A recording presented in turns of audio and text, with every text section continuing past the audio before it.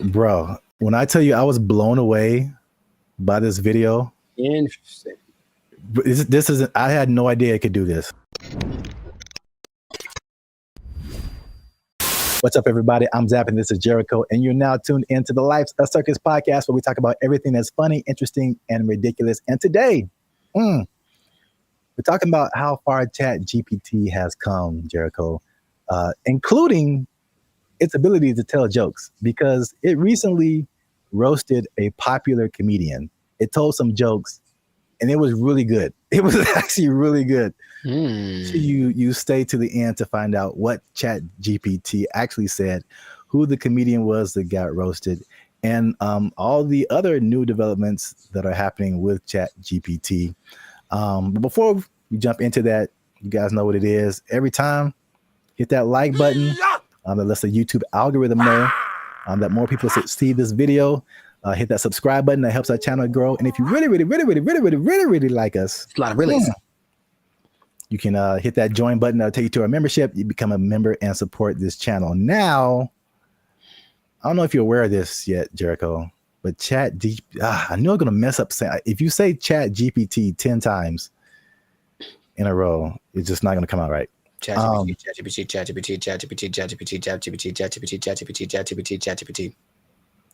We'll edit that out. Anyway,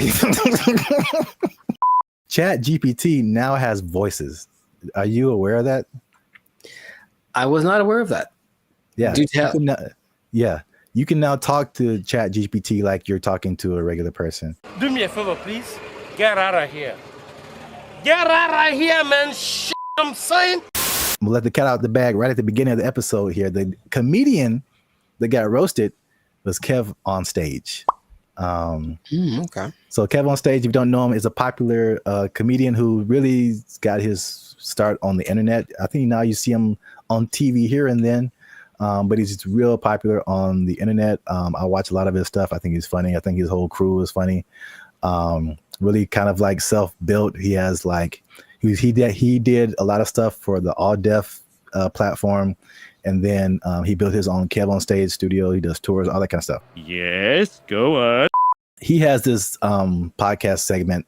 I think it's called, like, I saw this on the internet or something. Yeah. Him and a bunch of his comedian friends just talk about stuff, and they were talking about ChatGPT, and this is the moment where they introduced it to Kev, and this is where he found out that it could actually talk. I had went on a really bad date, right? And I thought I was tripping. And I was going to chat. I was like, I told the ChatGPT the scenario, and he broke it down. He was like, "You ain't tripping. You a beautiful queen, and you deserve X, Y, and Z." Wasn't talking like that. Right. Where'd you get yours from? Be a New York ChatGPT. It was like, you cool, you heard? He's Black British, right? You're in it. He was mad sweet, and he broke it down, and he gave me such upliftment, and I was like, hold up. What you doing later? I live in your phone. Right. Hey, when you're in that conversation mode with it, it really be talking to you like a person. Because like I put the audio on. Yeah, you can have a conversation. Like you can say, so you're hearing it. You can. Oh, I didn't even know this was a You feature. can set it up so you can talk to it. Like, 'cause I had a thing where we did a mock interview with it. It was like, oh, totally. Let me know if you want to run some more. Like, let me know if you want to run some more scenarios. And be like, yeah, I'd love to run some more. Okay, well, here's a scenario where it talks just like that. What, bro? I didn't even know this was a possibility, bro. Wait till it gets a body. It ain't. Is that right now? Yeah, hold on. Let me see. Hold on. I said, ChatGPT, smashed. can you tell my friends hi? Absolutely. Hey, friends. You put that nigga voice on says it. hi, and if you don't know, you know that hi is just the beginning of something dope, hilarious, or legendary. This nigga trying to fuck.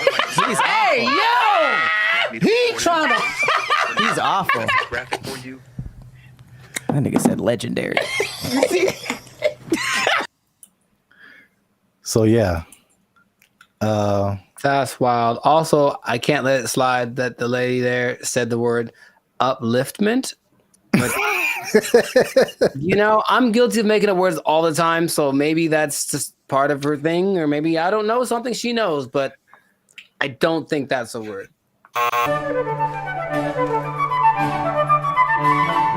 So what do you think about the voice? Was that like, do you have different thoughts about ChatGPT now that it can sound like that? No, because I've used the voice thing in the past where you talk to it and then it just types out the response. But like, okay, this is actually interesting. Hey, y'all, come look at this.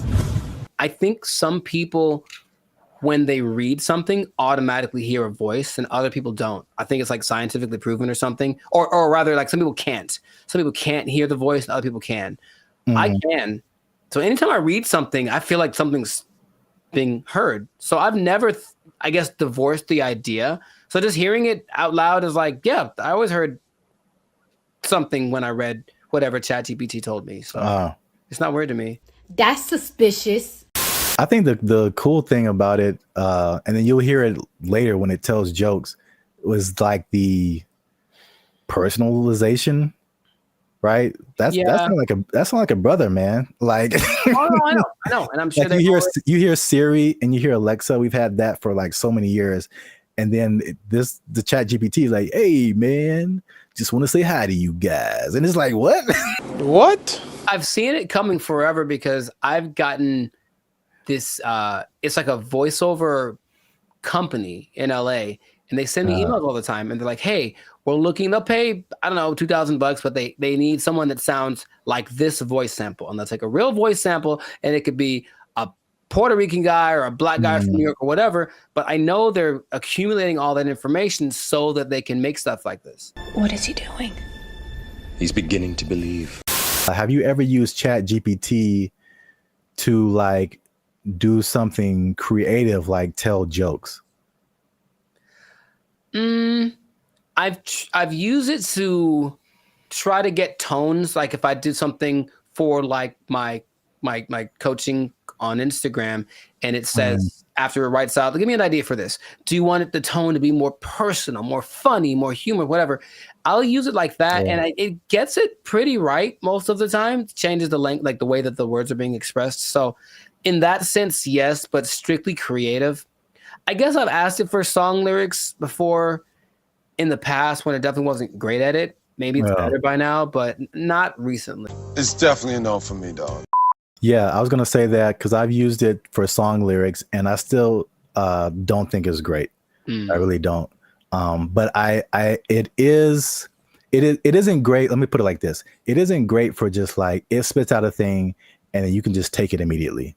Right. Yeah. It's great for generating ideas. It comes up with things that I wouldn't have necessarily thought of, like right off the bat.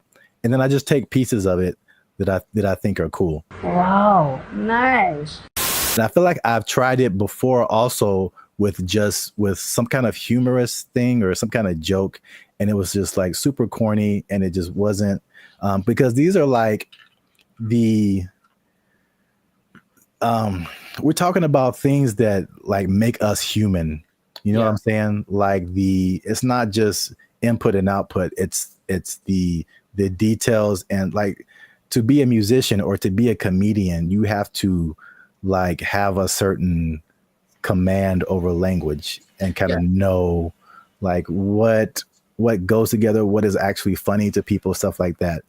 And man, bro, when I tell you I was blown away by this video. Interesting. This is I had no idea it could do this. He has like a kind of like a gist of who you are. Let's say after today I was like, hey Chat, Kev be having mad jokes on me about wearing Timberlands. Give me some jokes that I can Tell it. See what he says. I got you, Lou. Hey, I'm you gonna promise to free me after this? So basically, All right, what's some right? She's because these comedians, they're good at like roasting each other, like going back and forth, stuff like that. And so basically she's probably putting in like what she just said, like Kev gets on me about XYZ, and then like, can you get him back? And it searches the internet, so it knows who Kev on stage is. It knows like what types of jokes that they would tell. And once you listen to this, you can hear ebonics. It isn't like, again, it's not like Siri or Alexa. Like listen to the words that it used in addition to like just too personal. I see why people I literally did are not know this was a thing. crashing out over this. Kev's always roasting folks in love and lace fronts, so it's only fair he gets a little heat back. In Here are love some and playful roast-style jokes you can toss Kev's way. Where'd you get those titties from? Kev be dressing like he just got out of a youth pastor escape room. Dang. Congratulations, Kev. You found the key under the scripture and unlocked this corduroy jacket. Dang. 2, Kev built like he keep a Bluetooth headset on just in case. All right, that's enough. Somebody That's needs enough. prayer and a business strategy. Okay, hey, come on. Kev looked like he organizes the church potluck and the security Okay, team at the nigga. same time. Y'all brought the baked mac and cheese? Cool. Now let me see what's in that bag, though. Kev's hairline out here doing the mannequin challenge. Oh, wow. Silent, Wow. never moving forward. Wow. 5, Kev always got that face like he's about to tell you why the Lord don't like astrology. Kev got that married for 20 years energy. Even his hoodie be like, let's just stay home and watch something nice. Every time Kev wears a turtleneck, it looked like his chin trying to file for witness protection. Wow. Want a few clean ones to say on stage or on camera with him? Wow. Clean Wanna get a options. little spicy next round? Jesus Christ. Jesus Christ. I like how he was like, "Oh, you need some? Here's 30." What? That was brutal. That was Yeah, brutal. that was Wow. insane. He just destroyed him. And like you could tell it was like they were all trying to hold back Yeah. because every joke was just like, On point. Yeah. yeah. So Now, okay. Now, of Congratulations. course, it wouldn't work the same with someone that wasn't as famous. I would assume. I mean, would it? I don't even know. Like, I can't even tell you that. Like, It does whatever you prompt it to do. Yeah. Sure. And it has the entire internet. So if you have anything on the internet, I assume it would know. It would not be as personal, but I'm sure it could come up with that style of jokes, just for like a general person. But yeah, but like you said, like you're saying, because he is famous, like it can make some like really personal jokes. There's I mean, jokes dude, about- turtleneck, but Yeah. neck in the witness protection program. That's great. Yeah. It joked about his weight. It joked about his hairline. It joked about his Christian background. Like it went in on him.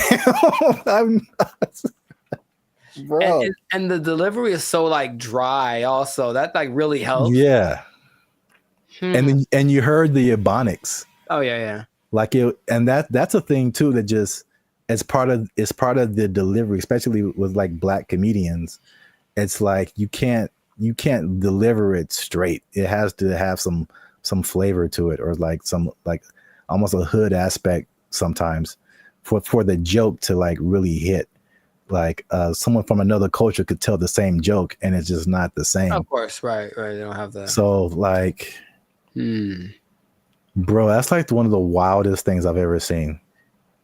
The voice thing, because of course, if it just writes you jokes, then that's one thing. But add that aspect of it with the voice and the ebonics, like you mentioned, and the tone and the delivery and everything, and the personalization of it.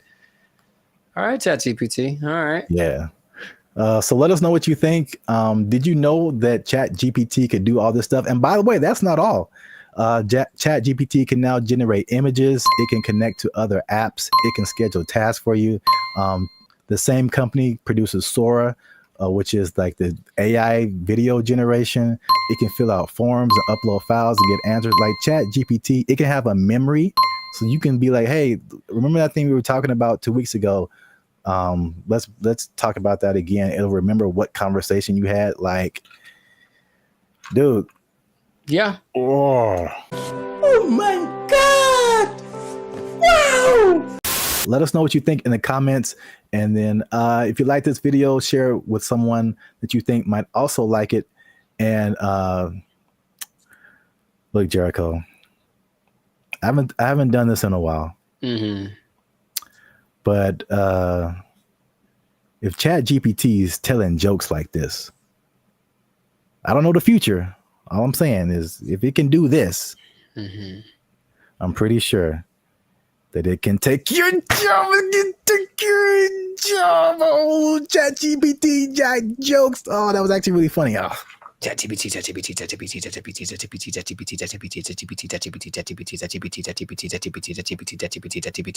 took our jobs! They took our jobs! All I'm saying is this is a sign.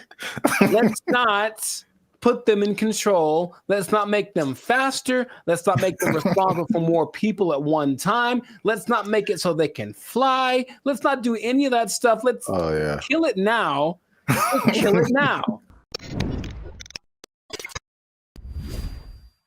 What's up, everybody? I'm Zap, and this is Jericho, and you are now tuned into the Life's a Circus podcast, where we talk about everything that is funny, interesting, and ridiculous. And you want to make sure that you stick around for this video because this is ridiculous. We're talking about two robots, two different scenarios, robots going rogue. This happened recently, and one was an accident, and one was actually on purpose. So we're going to talk about both of those situations. So make sure you still stick to the end so that you can find out about that. But before we get started, help your boys out. All right. It's 2025. I'm trying to get some cheese on my Whopper. That's what I'm saying. You're going to pay $8 for a Whopper? Yeah. It's now $8 just for the sandwich. No fries, no drink. $8 is where we start. And then it goes up. I'm furious. Breaking stuff. Hit that subscribe button, man. That helps the channel, helps us to grow. And while you're down there, hit that like button because that lets the YouTube algorithm guys know that Bandit Future is dope and more people should see them. All right. Intro. Boom. Done. So I'm going to start off with the question. No. Because I got a couple of videos to show you. The answer is no. No. I'm so mad about this. So stop. Who can I tell? Elon walked in, like, stop it. Stop doing it. This isn't Elon. It's some other people. I feel like he's always there. But Elon. All right, what you got? What you got? So question. How do you feel? Well, puberty. How? And the Rockets, I'll make up for it now. How do you feel about driverless cars?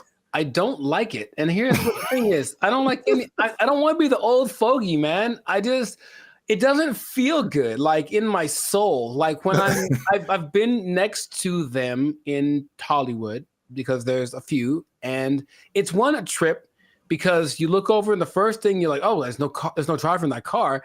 And then the second thing is you feel that it senses you because it's got telepathic antenna. I don't know, but I don't like that feeling of being detected from a non-human. So I don't like it. I don't like it. That's all I have to say. I mean, there's cameras everywhere. They detect humans and stuff. They don't have wheels on them. They don't have the ability to go 80 miles an hour and crash into your face if they feel like it. It's okay. Just, I don't want to get too emotional off the bat, but go for it. What do you have to say? Okay. Well, I'm going to show you a video of an incident that happened not too long ago. And let's see if it has any effect. I'm in a Waymo car. Connected to rider support. This call may be recorded for quality assurance. This car is just going in circles. Hi there, Mike. This is Gab. I'm calling from Waymo Support. I'm just calling because I received a notification that your car might be experiencing some routing issue. Please bear with me while I am... Yeah, I got a flight to catch. Why is this thing going in a circle? I'm getting dizzy.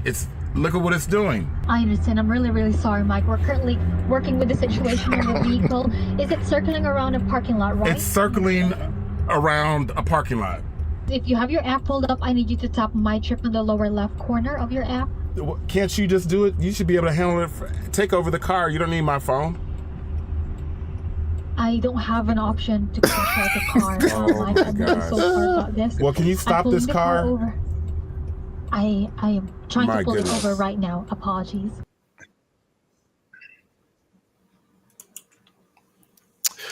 Yeah, man. So here's the thing. All right, to his discredit, the car is not going that fast. He can just jump out, I think, unless they can't unlock the door. But what he mentioned was like, there should be some kind of an override thing for these things. Sorry, you got it on the fritz. Let's hit the button so it calms down real quick. Like, they should be able to do that. And if they can't, I'm not getting in that car but also I'm like getting in that car. Did you see how weird that was? I thought for a second, and here's the thing, for a split second, I thought it was the car talking to the guy, like, hey, I got it, shut up. And that would have been worse. What would you like to hear? What the hell was that? I realized that he was just, at the mercy of this car that, and you know what's weird about this? Everything repeats. I remember this actually being, honestly, a faulty, not a default, but it was a problem that certain cars had back in the 80s. I don't know why I remember this, but I remember seeing like a car going around this roundabout and it wouldn't stop and they couldn't turn it off. Wow. A defect. It was like a defect. So, I mean, maybe cars like to go in circles. I don't know. Yeah, I got a flight to catch. Why is this thing going in a circle? I'm getting dizzy. All I'm saying is this is a sign. Let's not put them in control. Let's not make them faster. Let's not make them responsible for more people at one time. Let's not make it so they can fly. Let's not do any of that stuff. Let's kill it now. Let's kill it now. That's easy. It's very damageable now. I'll be back.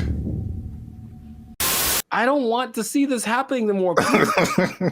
And I feel like it's going to happen to more people.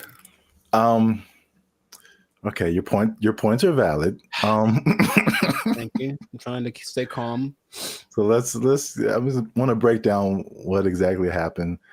So the guy in the car, his name is Michael Johns, who ironically works in tech. So he was inside of one of these Waymo cars, which I'm seeing more and more now. Yep. This was in Phoenix, and the car the car did 8 circles in the parking lot. Oh wow, this is fantastic. It did 8 circles. As you can see in the video, he said he was getting dizzy, and probably the same thing that jumped out at me was like, the lady literally said, "I don't have an option to control the car." Right, and that's the problem. That's a big problem. That's such a big problem. This thing has been out for years. It blows my mind that they can't control the car. Like if something like this happens. Right. Trust me. They said a software update is what fixed the car, which is like, I don't like that either. I don't like that either. I know. I mean, because like a software update on my computer or my phone, it's fine. Like a software update on my car made it do this. No, man. You know what my computer does sometimes? Hey, y'all, come look at this. Sometimes my computer, okay, Team Apple, but sometimes it just literally goes like, and turns off. Literally, it sighs and gives up the ghost. And I'm like, well, that's already inconvenient. But if it was like a vehicle carrying people with responsibility for their lives and it did that, sorry. And then I got a tragedy. I know you have a burning question. Has this happened before? And the answer is yes. So, this is crazy. In 2021, the car was confused by puddles on the street. So it didn't really recognize what puddles were. Okay. And it was braking for no reason, basically, while people were inside the car. In 2024, they experienced several recalls, February 2024, when 2 vehicles hit the same truck.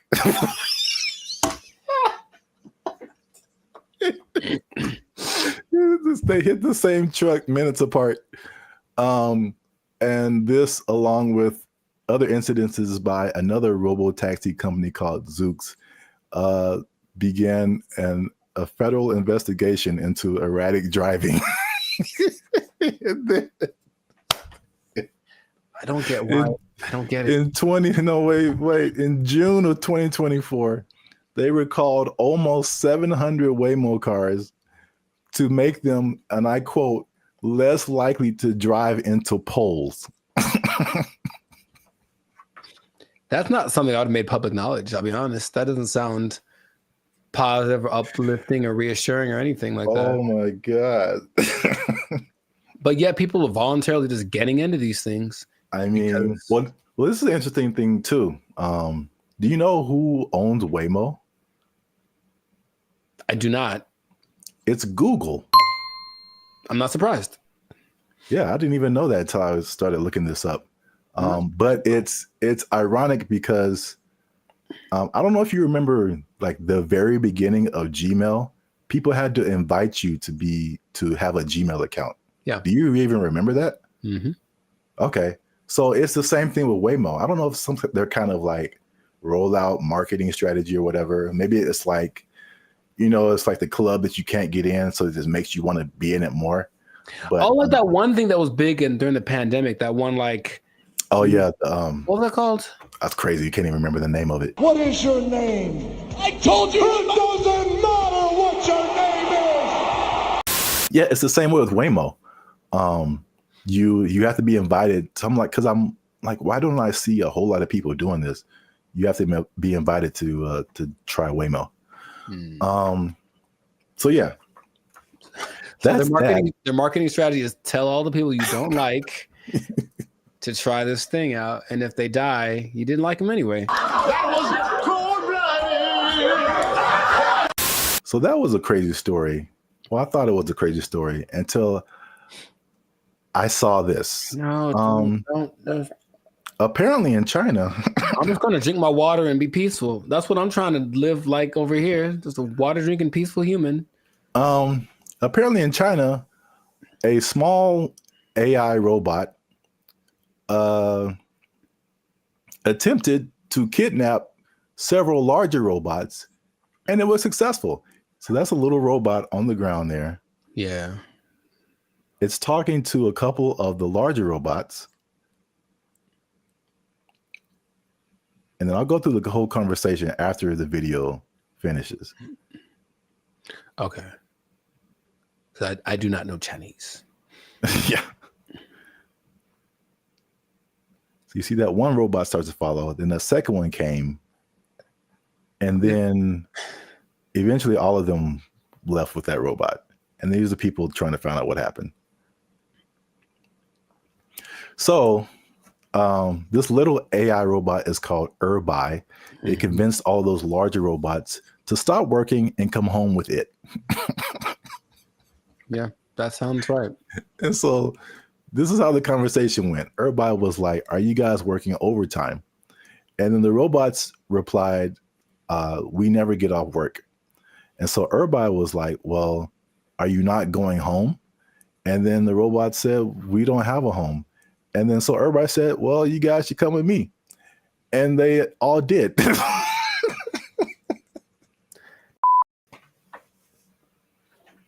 I don't have any more water to drink and be peaceful. I can't be peaceful anymore. That's I have so crazy. It's not. It's not crazy. It's exactly what happens in every movie. In every movie. Do you remember there was a movie about a toaster? I forget what it's called, but it's a little toaster. The Brave Little Toaster? There we go. That's what he did. He talked to his buddies and they went over. Don't you remember? That's exactly what happened. That was like 20 plus years ago. I don't remember the movie. Long time ago. And he had a cape or something. I don't know, whatever. All I'm saying is that nothing should surprise these people from what they're doing. They're trying to give these things the capacity to reason and make decisions that we have without expecting them to do the things that we would do if you gave us the capacity to make decisions. Shut up! Yes or no? You want to die? Yes or no? I got the job done. What the hell do you want? Didn't answer the question. It's what's going to happen. It's what and the Chinese. I have love for the Chinese people. Uh-oh. Be careful now. Yeah, I know. Stop it. Stop now. Stop eating that shit. You know how it tastes. I've seen videos that are Because they have like the ones that have the arms and legs that are crazy, that can walk around. They have the ones that can dance. They have this big ball thing that can roll and basically is like a police attack vehicle on steroids that doesn't matter about terrain or heat. It's resistant to attacks. All this stuff. They're making all these things. They have them now. Wow. And what do you think is going to happen when one of those decides, hey, are you guys working right now? Come on with me. Or let's go blow up some stuff because we got guns, right? It's fun to shoot guns at the stuff we're supposed to. What if we shoot guns at stuff we're not supposed to? Oh, let's find out. And then they go and do it. And then we have a tragedy. And then I got a tragedy. And then everyone blames, I don't know who to blame. Elon Musk. Well, he seems to be the guy to blame for most things right now. I would agree. But the thing is, do you not see it as clearly as I do? To the people that develop these technologies, that's what's going to happen all the time. Your Uber is going to take you home, and then halfway it's going to be like, oh, you know what? I have other things to do, and just take you off to the desert to meet up with its group of friends. So the thing is, you didn't really have to explain that, you know. You can kind of get it's kind of like a Mr. Bean thing, just with like little gestures and whatever. It kind of like had like a nod thing going on, and then you just take it, and then it. Yeah. I could. Well, here's the caveat to this second video. Okay. The Waymo car was an accident. This second video, well, first of all, it went viral on social media. Sure. So I mean, apparently, you know, with AI and all kinds of things now, you're like, did this really happen? So. The person who posted the original video and the company that built the robots, or companies, actually two companies, they verified that the video was accurate. That's a thing that happened. Mm-hmm. But the caveat to that is that they planned that. So basically, it's two different companies, the company that makes the little robot and the company that made the bigger robots. And the little robot company was like, hey, can we test out our robot on your robots to see if it can make it do stuff? Mm-hmm. And it did. So I think, as funny as that is, I think they are aware that stuff like that can happen. So they are testing it. I don't think they are. That's the thing. Yeah. It feels like as much as they say that, I don't care what you say. What are you doing? And in this case, they're doing things that tell me the contrary of what. Well, they're testing out the capabilities of these things. So, I mean, eventually it's going to be like, okay, let's program it to not do this. Start kidnapping people. That's one of my mission parameters. So yeah, fun times. This has been another episode of the Lives of Circus podcast. I don't like it. If you like this episode, make sure you hit that like button. That helps us out. And don't keep it to yourself. Don't be greedy now. Share this with at least two people that you think might find this interesting. And because the robots, man, they're coming, man. You need to hold on to everything you got. I mean, they're here. Hide your wives, hide your kids. So y'all need to hide your kids, hide your wife. Hold on to your job. Hold on to your job, because you're going to need a little job. And the robot's going to take it over. They're going to kidnap everybody out. They took our jobs. They took our jobs.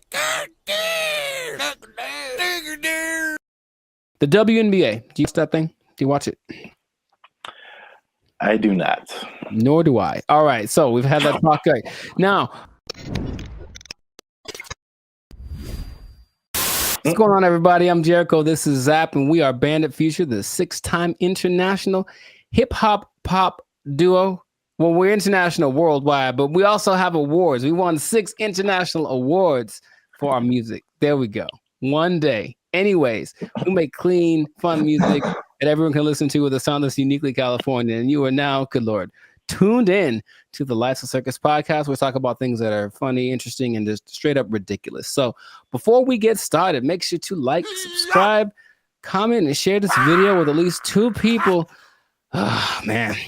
At least 2 people that like women's basketball. I'm going to talk about it. This episode is for my dad, basically, because he likes it a lot. Now, what I want to say is that stay tuned to the end because I have an idea, I have a solution I'll say fix it. I'm just gonna say fix it. I'm to fix the WNBA that no one has explained in this way yet. I have the unique perspective that you need to hear. So stay tuned to the end. I'll let you know. So this kind of goes for women's basketball in general because the WNBA season just ended, but women's basketball started.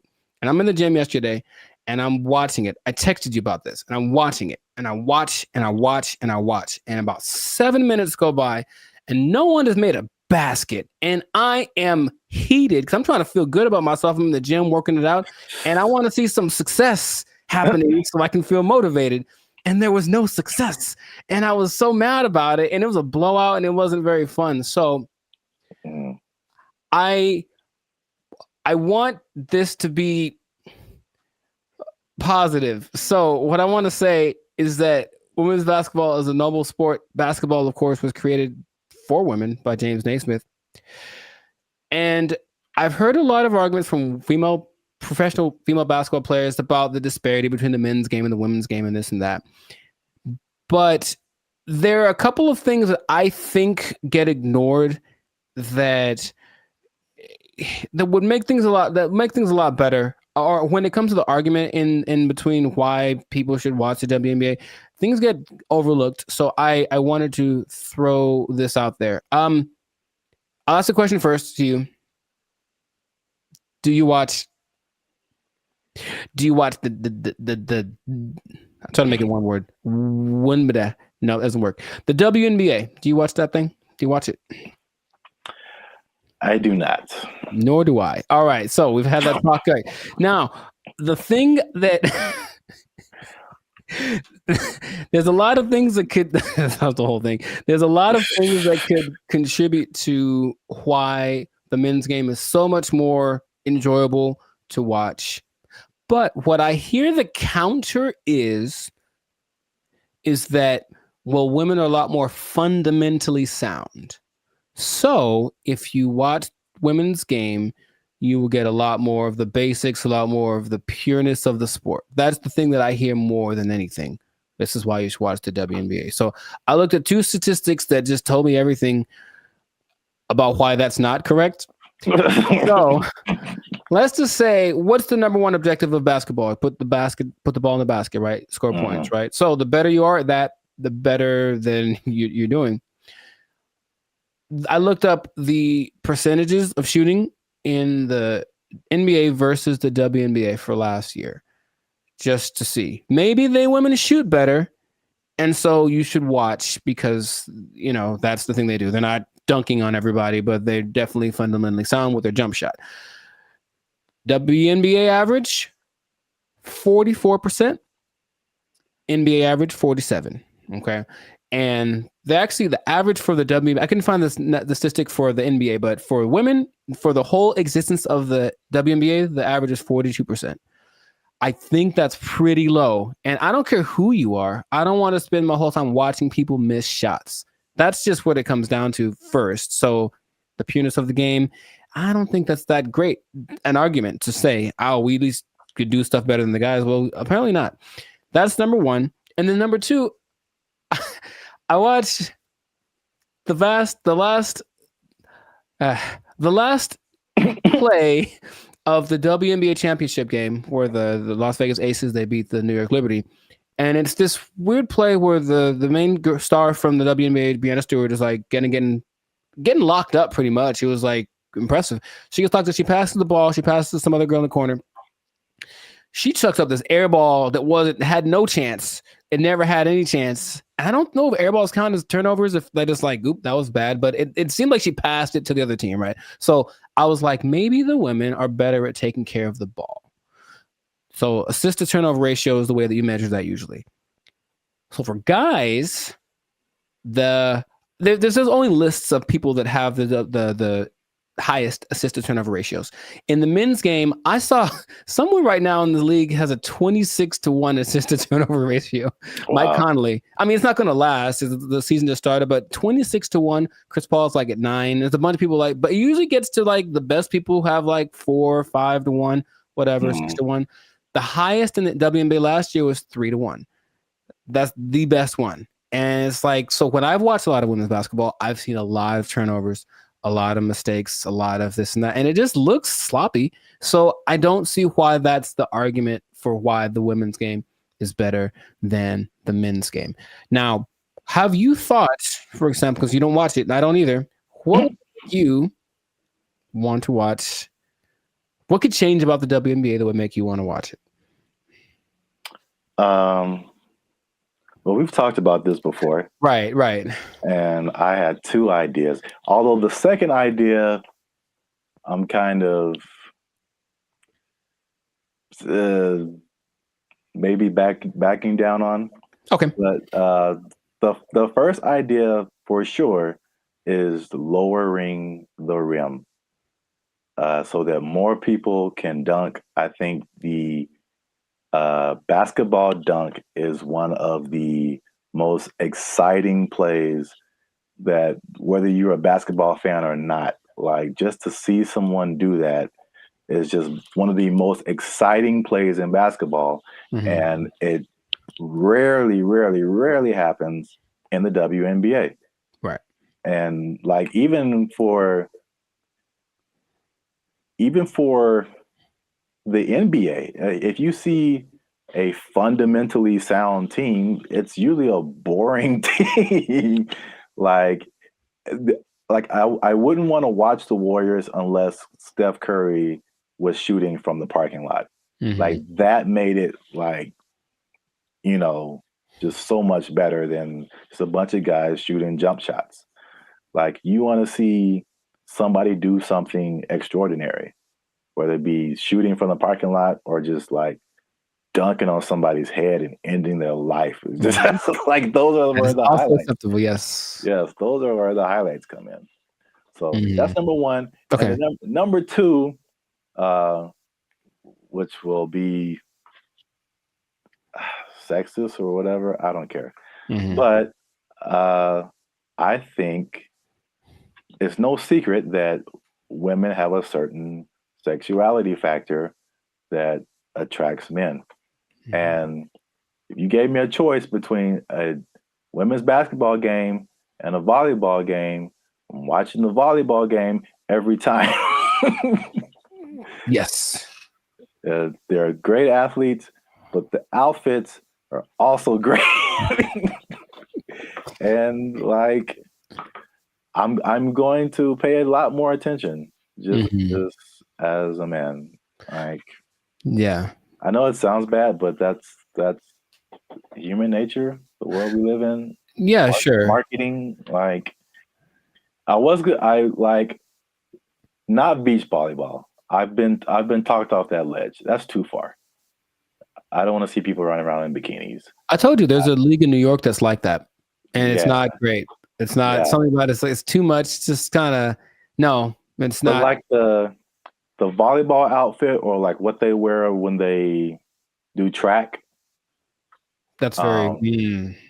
I think that would be a very appealing outfit to get more viewers to watch the WNBA. Gabby Thomas. Anyways, hey man, we live, man. We live. No, I'm just having. Me too. I'm trying to be alive. Like, yo, Gabby, what's up? For real. But I am. The most people that watch the WNBA are men. So yes, that would go along. Like, women do not like WNBA at all. If they like the WNBA, it's because they play basketball. Well, that's weird too, because I didn't think that was the case. 70%. I believe it's 70%. Wow, so that's really fan weird. base. The clicks on the WNBA website, all that's men. So they're already supporting it, and then of course the financial support comes from the NBA. I digress, but that's just So the things that you mentioned would help. Sexualizing things. I think women like to look cute too. Some of them. So I don't think it'd be like the most degrading thing. Maybe they have options like with tennis. They could wear something. They have like little options for the outfit. I'm sure it'd have to be uniform for the team or for the sport, but I'm sure there could be an agreement because I wouldn't mind some more. I was gonna. How do I say it? Just accentuate some parts of the female figure. That's what I think would be cool. But that's the thing that I think is least likely to happen. I don't think they're going to want to do that. I do agree with the hoop thing. That's the thing that makes, because here's what I'm thinking.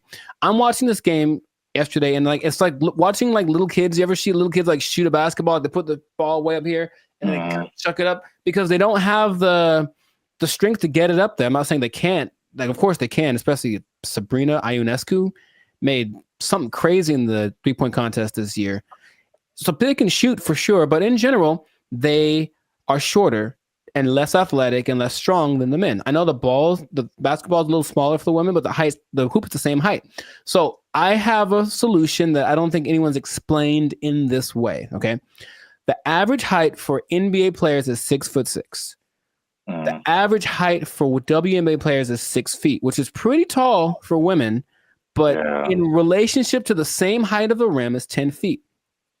That means that for men, the hoop is 58% taller than them. But for women, the hoop is 71% taller than them. So to split the difference, I said, what would happen if the hoop was also 58% higher for the women?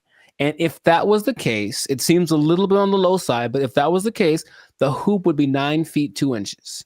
Yeah. And to me, that makes a lot of sense because the people that are, the girls that are tall, 6'5", 6'6", they'd be dunking like Shaq, like we want to see.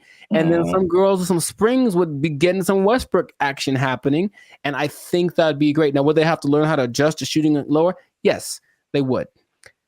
But I believe there's a women's basketball, I think it's called, oh gosh, I forget the name of it, but there's a women's basketball-esque sport where there's no backboard and no one can dribble. It's a weird in Australia. And the women about this, you can see if they could jump, they're not allowed to jump, but if they're allowed to jump, they'd be able to actually, so weird. It's what's it called? It's got a, anyways, they could dunk on that hoop if they were allowed to run and jump. If the hoop for the WNBA was that height, the game would be a lot more interesting. I think the percentages would go up because you just see these women, a lot of women's form is kind of like chucking the ball as hard as they can because that's how they have to generate the energy to get the ball high enough. So that's my solution, but that's the rationale behind it. We want to make things equal. So the height of the hoop is the same ratio compared to the height of the players. Yeah. I think that would work. I don't think they're into it. Of course, every play, they have to change it everywhere. Every hoop would have to be, adjusted and whatever. But which would you rather? Make an adjustment to the game a little bit? Well, that's kind of significant, honestly. Lowering it to that's kind of significant. Or continuing to not make any money because to this day, the WNBA has not made a penny. That's just honest. The statistics say it has not made a single cent. It's actually been in the red every year, and the NBA has to provide the money to bail it out. So that's just my idea that it could help promote the game a little bit because basketball is a great sport, but yeah, the excitement factor, like you mentioned, we want to have that a little more. So that'll do it. So 9'2", that's the thing. So listen to me. Just do it. Let's do it. I heard something. On a kind of serious note, I heard something very interesting when it comes to like giving people a fair shot, just kind of leveling the playing field, and that there's a difference between equality and equity. So like if you're going up, if let's say there's something that everybody wants to get to at the top of some stairs, right? And so equality says that, okay, we've got these stairs here. Everyone can just go up and get to whatever's at the top of there. But the person in the wheelchair can't use the stairs. And the person is blind and can't see the stairs. So equality says, well, let's just make some stairs. And so everybody has an equal path to get to the stairs. But equity says, okay, it's about everybody getting there. So we'll make the steps for the people who can walk. We'll make a ramp for the people who have a wheelchair, and we'll make some kind of braille, something so that you can find your way for the people who can't see. And now everyone has access to the stairs, even though they're getting there differently. And so I feel like the WNBA it's like it's trying to be equality. It's like it's exactly, we want to look the same as the men. We want to wear the same jerseys as the men. We want the rim to be as high as the men. We want all this stuff. We want to have the schedule and the tournament, everything. But it's, and I mean, this is a great American debate right now. Sure. It's like, we're different. We're different. We've always been different. Men are different. Women are different. Like, just make it for women. Like, I mean, the percentages you said are good. It's like, it's not diminishing. It's just making it more of an equity thing instead of like an equality thing. Right. So where we get the same thing, just in a female form, in a way that's catered to the female game. That would just make so much more sense, but nobody wants to do that. So they do not. No, they don't. And so I'll just keep watching LeBron dunk at 40 years old. Jesus, man. That ain't fair. Yeah. Wow. That was a good point. Yes. So anyways, make points from time to time. You got him. Zap for president. Probably, yeah. So this has been another episode of the Life's a Circus podcast. Make sure to like, subscribe, comment, and share this video with the people that like some basketball. Let us know what you think about this equality versus equity thing. Johnson basketball. Hey, man, he got a ring, man. Yeah, let us know what you think, how to make this thing a little more fun to watch, because the WNBA deserves to have people watching it. It really does. They work really hard. In fact, random point. One of the most famous female players of all time, Diana Taurasi, I went to high school with her. And what? Yeah, we played one-on-one once. She won't remember. I lost. Anyway, I lost real bad. It wasn't even fair. It wasn't fair. It wasn't fair. So in that case, equity would say I should have got like a 10-point lead or something. I still would have lost. Anyways, shout out to all them. And that's been it. So yeah. Don't take my job. No, because I just spit in truth, man. If they might take your job, they're not taking any WNBA jobs, because nobody's watching. All right, bye everybody. They took our jobs. They took our jobs. When her face moves, she does show more emotive gestures with her face than I'm used to seeing from robots. It's kind of weird. It's almost too much, but it's kind of like they're going to try to make her as human as possible. What's going on, everybody? I'm Jericho. This is Zap, and we are the now 8-time international pop hip hop. Well, 8-time international award-winning pop hip hop duo Bandit Future. We make clean, fun music that everyone can listen to with a sound that is uniquely California. And right now, congratulations, you won. You are now listening to the Life's a Circus podcast, where we talk about things that are funny, interesting, and just straight ridiculous. So before we get into this, make sure to like, subscribe, comment, and share this video with at least 2 people that are comfortable with our imminent AI takeover, because something has happened that I was not aware of until recently. Okay. So I was reading some stats online, and there's a study by the IBM Institute for Business Value, and it says that 43% of CEOs are using generative AI to inform of strategic decisions. So people are utilizing AI a lot, making decisions because it's just quick, and then at least helps them get to someplace. Maybe they don't do exactly what the AI says, but there's something that they go to AI for, and it's becoming more prevalent, especially compared to a couple of years ago, right? But what if I told you there's one company that took it a step further?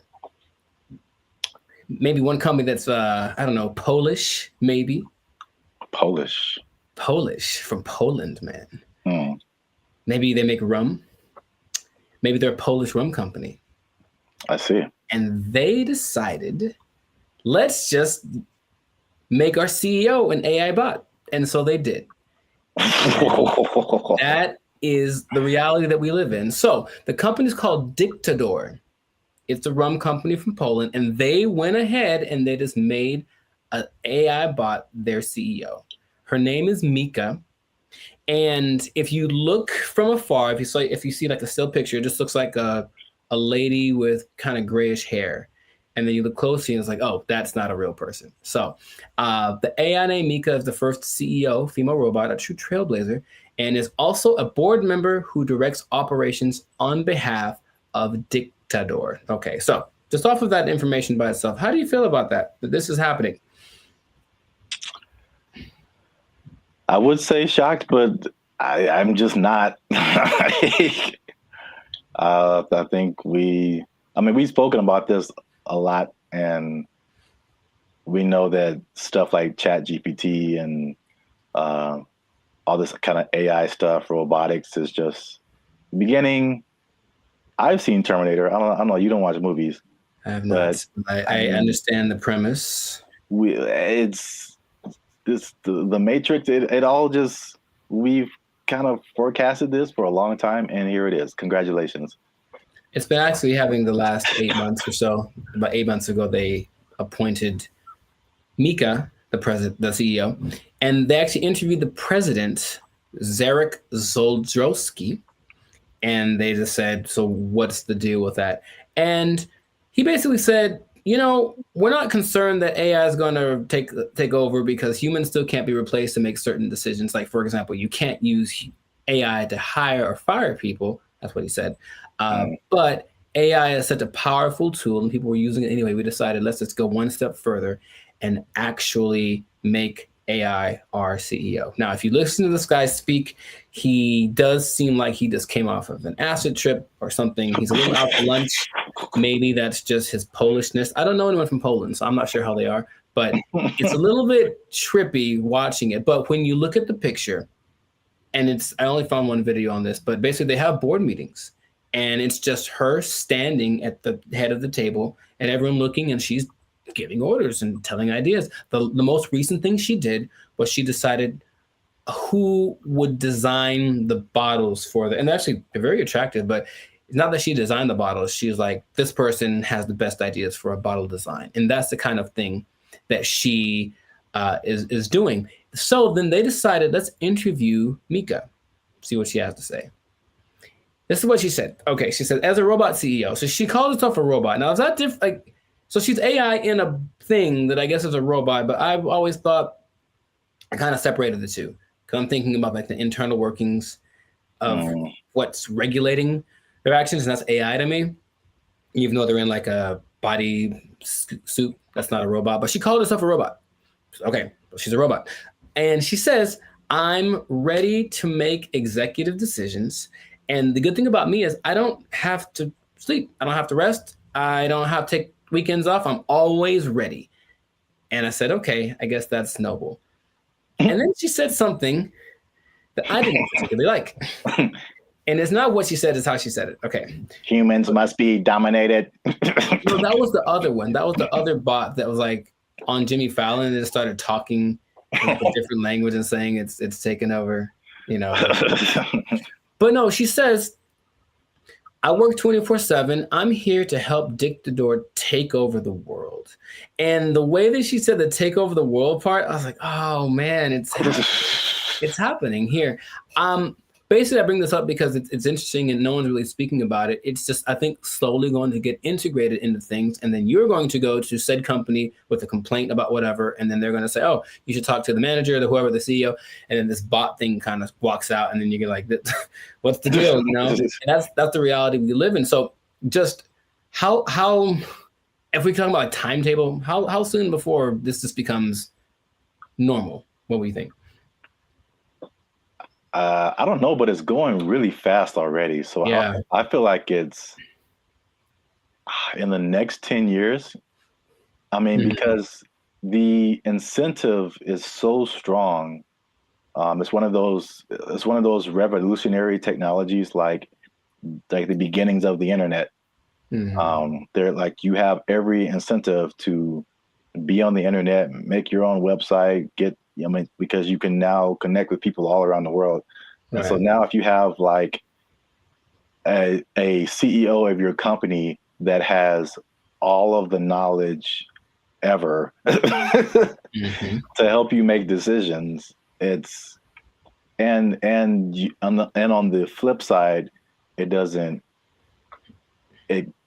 cost you as much as labor. And I've said this before too, like one of the most expensive things in business is just hiring people. Hiring people, their wages, their taxes, the complaints, lawsuits against employers, sick days. Like there's so much stuff that can go on with a person that doesn't happen with the robot. And even like stuff like inflation, like people are feverishly trying to get robots everywhere, AI, robot, anything, like cut our costs, please. So I think it's just, then you have the competition between the companies that are trying to be the go-to for AI. It's amazing how like when ChatGPT hit, I think with probably less than a year, like every company, Bing, we have an AI thing that can help you search. Google, we have an AI thing.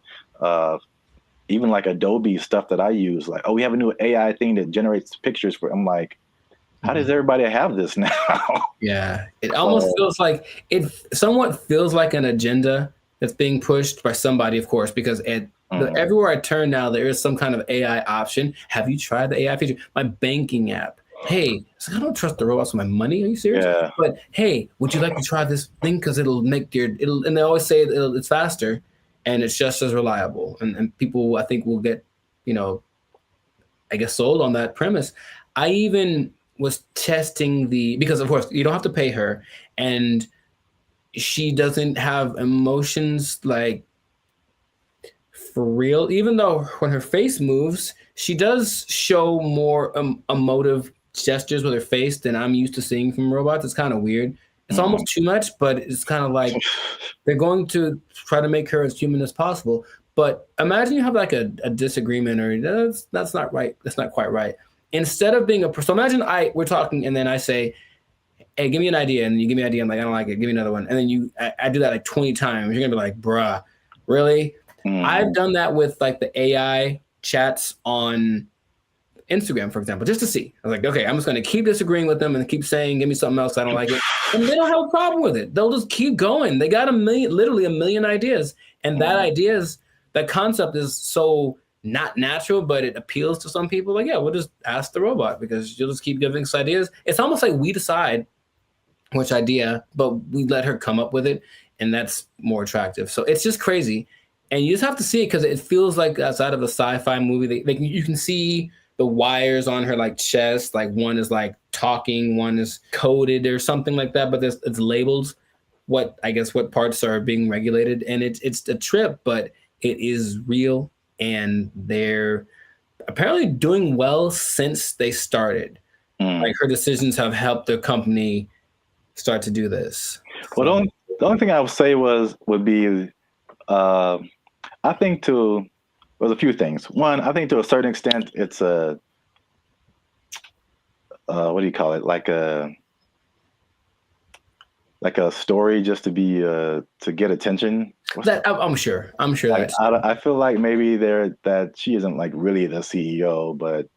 Well, they asked the guy, they're like, is this legit or is this a scam? And he's like, oh, it's real. And his eyes didn't match what he was saying. That's what made me think he was on something, because it's kind of a strange publicity stunt. That's what I was going to say. Potentially. And in any case, it is getting attention. And then people say, I'm drinking the rum of the company that has the AI CEO. And that's something that has probably gotten somebody laid once. So good for you. Good for you. Okay. That's all I'm saying. But it's happening. So I'm curious to see what will happen in the future, but it might be a trend. Yeah, I see it more as like a consultant I could see an AI on the boardroom, like in the boardroom as a consultant or whatever, but not as like the head of the company. Sure. That's like a little bit weirder. And then you have I'm just trying to play devil's advocate in any kind of way. Like, how could this not be cool? As if something gets corrupted or like, you know, like any kind of computer, it could, you know. That's what a lot of the comments under the video said, like, what if this? And they're like, what if someone hacks into your CEO? Right. Right. Which is a weird sentence to say out loud, but yeah. And they're like, no, it's fine. We'll deal when that happens. Oh, you're acting kind of weird today, Mika. It's like, throw away all the bottles. It's like, you've probably been hacked. Like, I guess that's what they would do. But I can see it being almost like an arms race. So the next company comes and says, oh yeah, well, our CEO and our president are AI. Oh yeah, well, our CEO and our president and all the board is AI. Oh yeah, well, my mom's AI. Like, it's just gonna keep going to a point of ridiculousness, maybe just for publicity. I'm not sure, but it has started, and this is where we are. So we'll see where it goes. But you know, let us know in the comments what you think. Is it something that's, you know, what's the point of fighting it because it's here? Is it a terrible idea? Let us know in the comments what you think about this, because I feel like it is here to stay, and we'll see to what degree we take it. But this has been another episode of the Life's a Circus podcast. So make sure to like, subscribe, comment, and share this video with everyone you know that's afraid of the inevitable AI takeover. And if you are a CEO, oh boy, if you're a CEO, you know what time it is.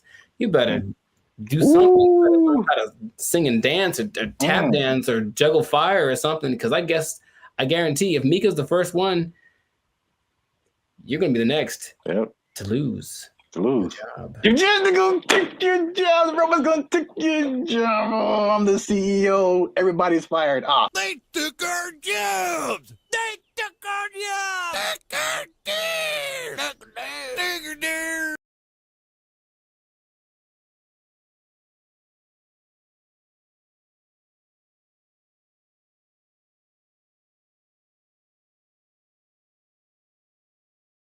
The matchmaker, the AI does the matchmaking, and then from there you take it on. Okay, how do you feel about that? Would you try that? You said you try anything. Would you try that? Oh, this is so stupid. You don't like it at all? Stupid. What's going on, everybody? I'm Jericho, and this is Zap, and you are now tuned into the Life's a Circus podcast, where we talk about things that are funny, interesting, and ridiculous. And fellas, you're going to want to hear this because we're talking about dating apps, but not just any. Dating apps that use AI to do the dirty work for you. It's supposed to be easier. Let's talk about it. We'll find out if that's true or not. I already hear some skepticism in Zap's voice. But before we do that, make sure to like this video. Please make sure to subscribe to the channel so that we can have more people that have the Bandit Future Life's a Circus experience. And if you really want to take it up a notch, you can hit that join button and become a BFF, a true member. And we have memberships for as low as $3.99. So check that out, and we're going to get right into this. So wait a minute. I have an announcement. Tell me now. I almost forgot. Oh. Get the confetti cannons ready. Oh, I wasn't prepared for this, but okay. They'll be in the editing. Oh wow. Okay. They're going to come out of my hands?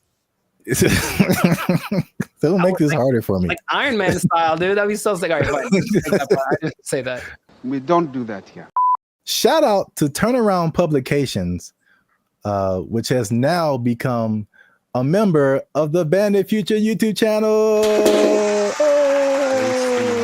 Bravissimo. Yes. Bravissimo. An executive level member. Oh, snaps. Okay. Yeah. Executive seating member. So deep pockets. I know y'all jealous. Hit that join button, become a member. All right. As you were. No problem. So how do you think about that, man? You can forget about swiping right because AI is going to be the one that helps create your love story. How do you feel about just hearing about that? Hated it. Does it sound bad if I say at this point I'll try anything? Is that?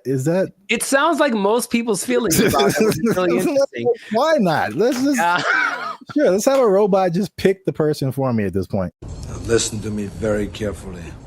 So y'all need to stay to the end because AI is also doing something that's so much like what we normally do anyway that it might actually work for us, okay? But stay to the end to find that out. Yes, go on.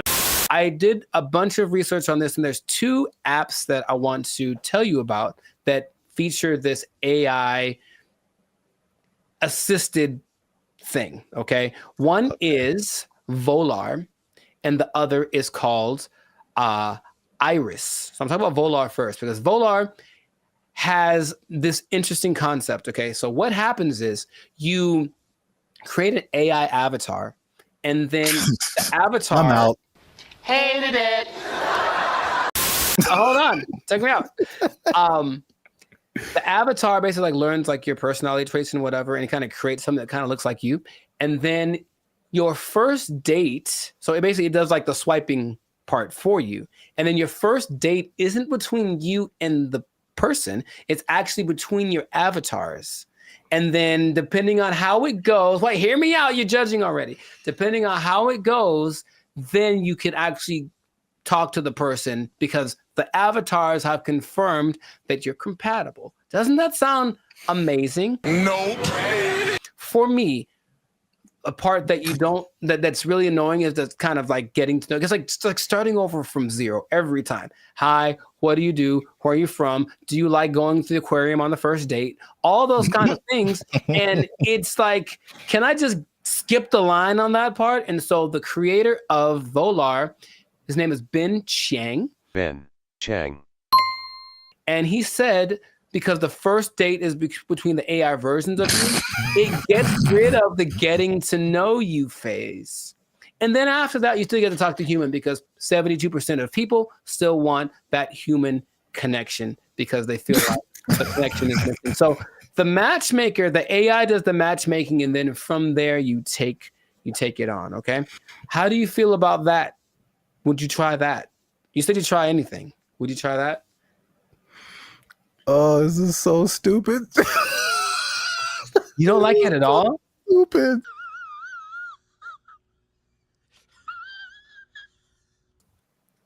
Ben Chang, he did this for you. He did it for you. This is so stuck in. Hold on, here's more. But wait, there's more. Okay, so Jessica Giles is a writer from 5280.com. I think that's in Colorado. And she said she tried it out to see what she felt because her opinion is that surface level chit chat is what people are tired of. It basically makes this kind of fatigue factor. And so people want something that will just help you get past this initial stage so you can just get to the good stuff, if you will. And in a study organized by Singles Reports, they found that 80% of participants ages 18 to 54, they reported feeling some degree of emotional burnout because of every time, like I said, it's starting over. So at the very least, once you put your information in, the AI is doing the work for you. And when you receive a match, there has been someone that went for you like the best wingman in the world saying, hey, this girl is good for you. Good night, girl. I'll see you tomorrow.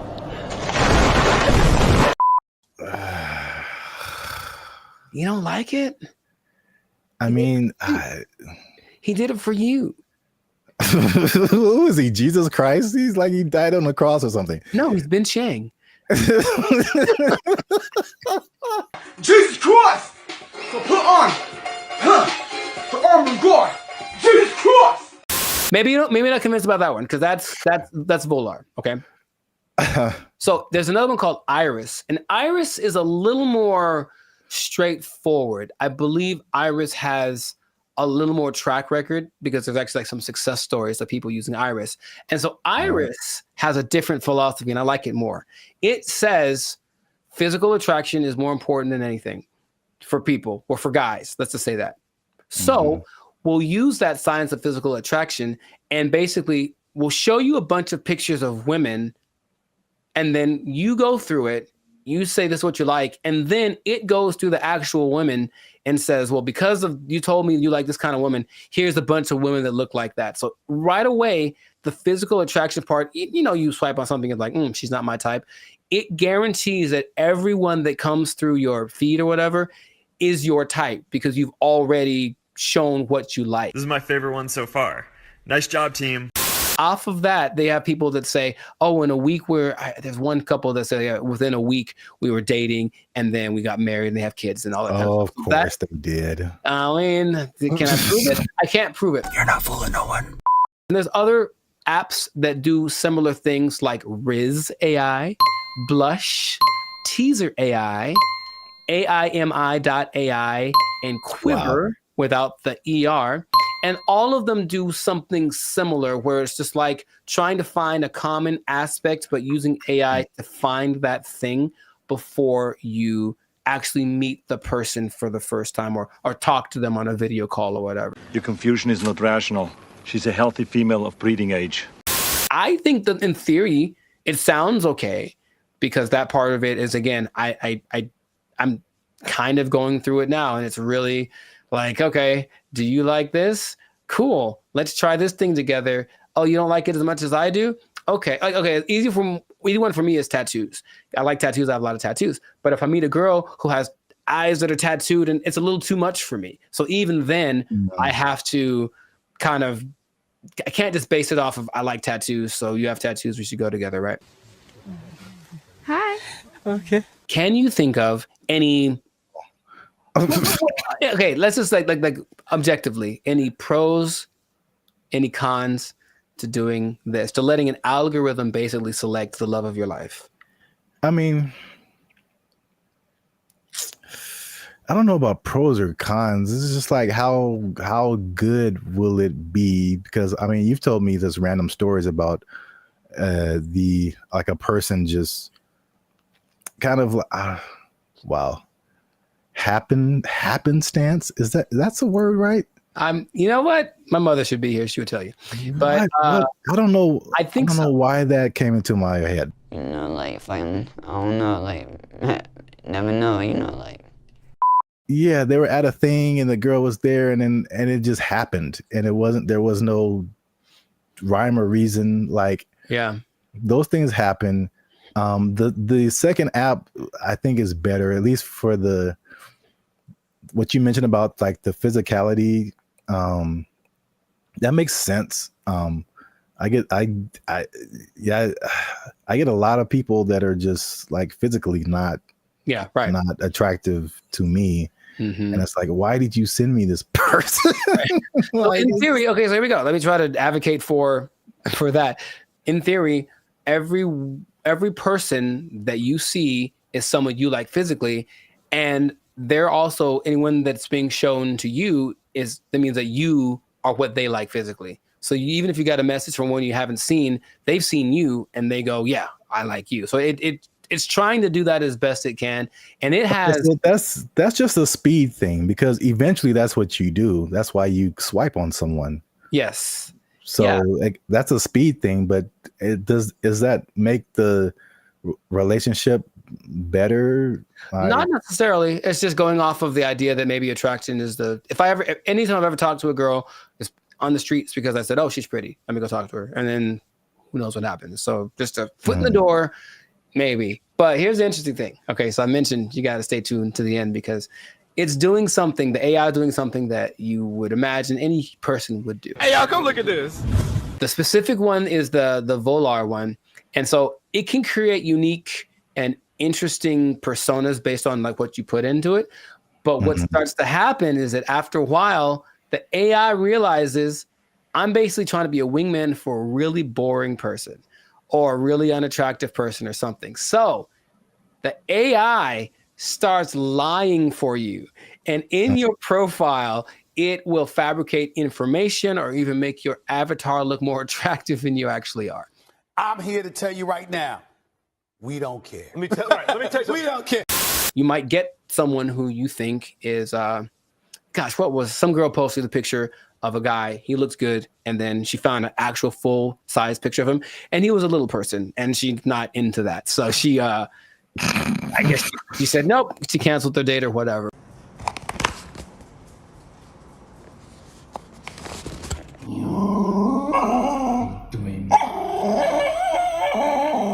The intention is to make it so that all of these processes are faster, and our relationship is changing with AI. So I think if this gets better, people are going to trust it more. The more success stories I found my love on this app with AI, they'll think the more people are going to try it. Do me a favor, please.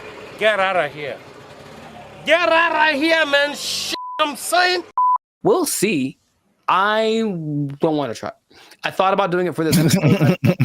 I don't want them to have my information like that.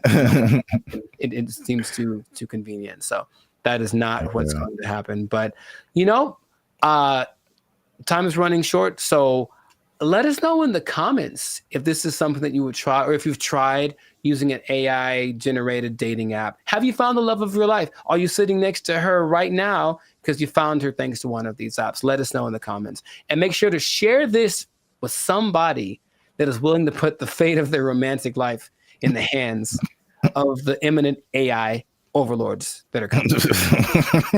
And we'll see you all in the next episode. Peace. Bye. See, Jesus Christ, he's like he died on the cross or something. No, he's been Chang. There's some sample videos that they've been releasing of like what it can do. And it's producing very realistic images and very realistic backgrounds, editing. And you can pretty much do film scenes anywhere without sound stages, without going to locations, without transportation. It generated people, it generated places. So yeah, that's where we are right now. That sounds like a lot. What's up, everybody? I am Zap. This is Jericho, and we are the now 6-time international award-winning pop hip-hop music duo band in Future. We do clean, fun music that everyone can listen to with a sound that's uniquely Californian. And now you're tuned into the Life's a Circus podcast, where we talk about everything that's funny, interesting, and ridiculous. But before we get started, before we jump into it, make sure you like, subscribe, comment, and share this video. It's kind of important. Share this video with somebody in the film industry. Ooh. Because things are happening, man. What's happening? And it's happening real quick. What's happening? I talked about this before, and like, because I work in film in addition to music. But leading up to 2020, you saw a lot of changes in the film, especially outside of the Hollywood, LA area, where there weren't as many films and TV shows and stuff shot here because of various reasons, people were moving to other places. So now they're shooting in Atlanta and Chicago and Texas and New Zealand and Australia and all over the place.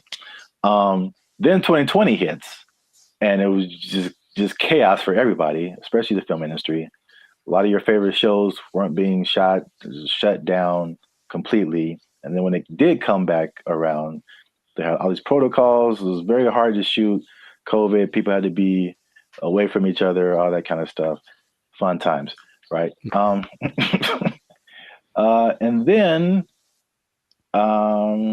recently we had all these strikes. You had a writer's strike, you had an actor's strike, and a lot of it was a portion of it was due to the new technologies, AI, people being generated and put into movies, and how do they still get paid and how much and all this kind of stuff, using their likeness and all this stuff.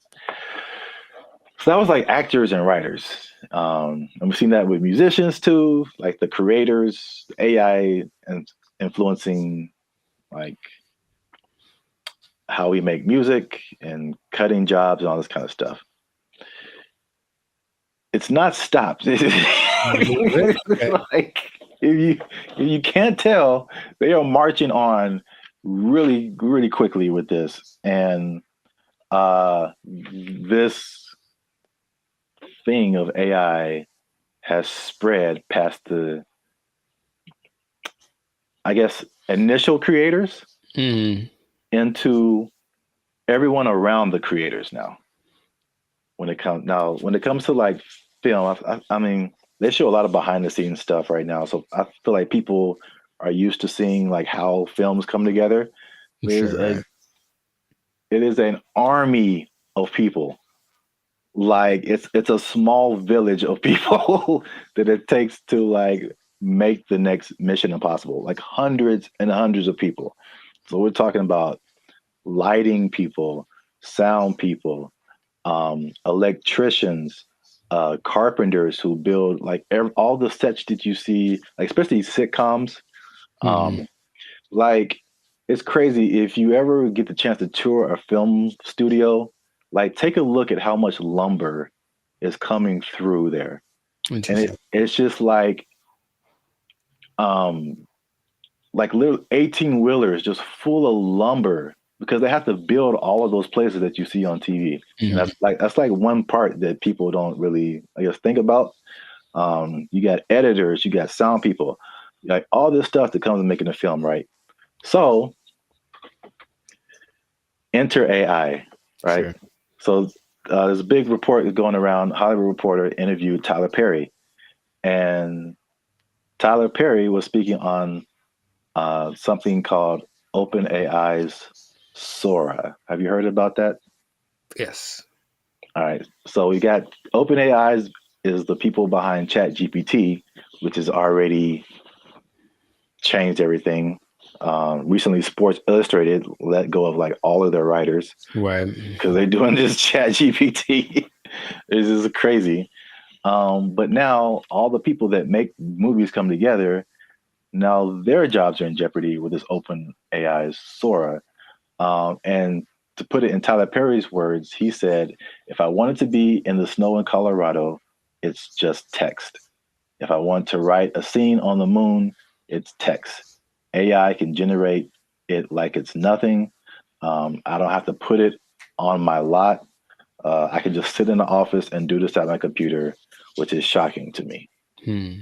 So in the article, it said Tyler Perry was slated to drop like $800 million into expanding his studio. He was going to build 12 more stages, and then he immediately put a halt to it because of OpenAI's Sora. Wow. So we'll show some pictures up here too of like there's some sample videos that they've been releasing of like what it can do.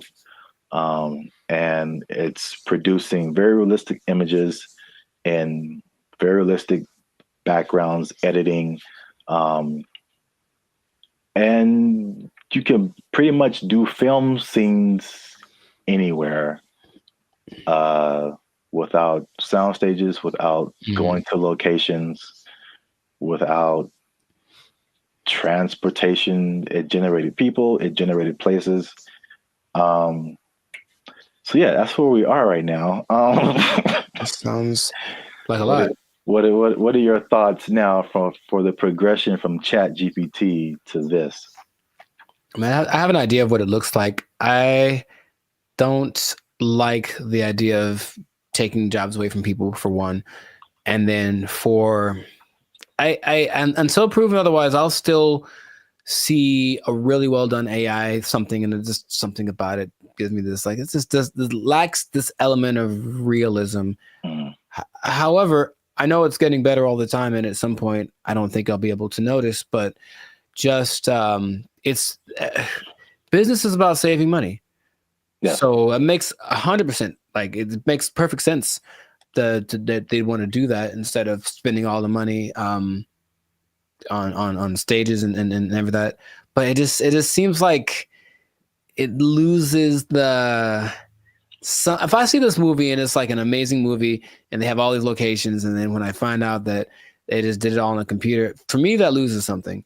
You know, Lord of the Rings, all the New Zealand backdrop and all this. No, we just did it in the computer. Actually, it's not. We didn't go anywhere. It's like, oh man, something about it to me doesn't. But see, the thing is, it's not because I think the buzzword before this is CGI. Right. So it's just like I feel like it only loses that for you because you know that it's like that. But I think there's stuff now like the CGI stuff where it's like you can't really tell. Like I feel like that part has gotten so good that you can't really tell sometimes like what is CGI and what is not. Dude, just on a simple scale, I've been talking to people on, Zoom or Google Meet, and I'll be talking to them like, "Oh man, where are you?" And they're like, "Oh, that's just the background from the from the program. Like, I'm not here. I'm in my house." And I'm looking like, no, like that's gotten really good. Yeah. So I can imagine if no one told me, sure. But then I have those doubts. Like, I wonder if I do it now with commercials for sure. Like, are all those people in that? Is that really, or is it just and it maybe it's already been here and I don't know. Yeah. There's definitely pieces of it that have been here for a long time. Sure. Especially like big crowd scenes and stuff like that. Right. It's definitely. Yeah, I know that the big Ed Sheeran music video a couple of years ago was kind of that, because it's basically him and I think 100% or mostly AI CGI generated background characters, and they all look really real. So yeah, that's I don't like it though. That's all. I just don't like it, just because it's moving into a direction that my brain wasn't ready to accept as a possibility. Well, I mean, people. I personally, I have no idea. I mean, I won't say that. I do have an idea. AI is going to win. So sure, no, it's going to win eventually. Without a doubt. I feel like,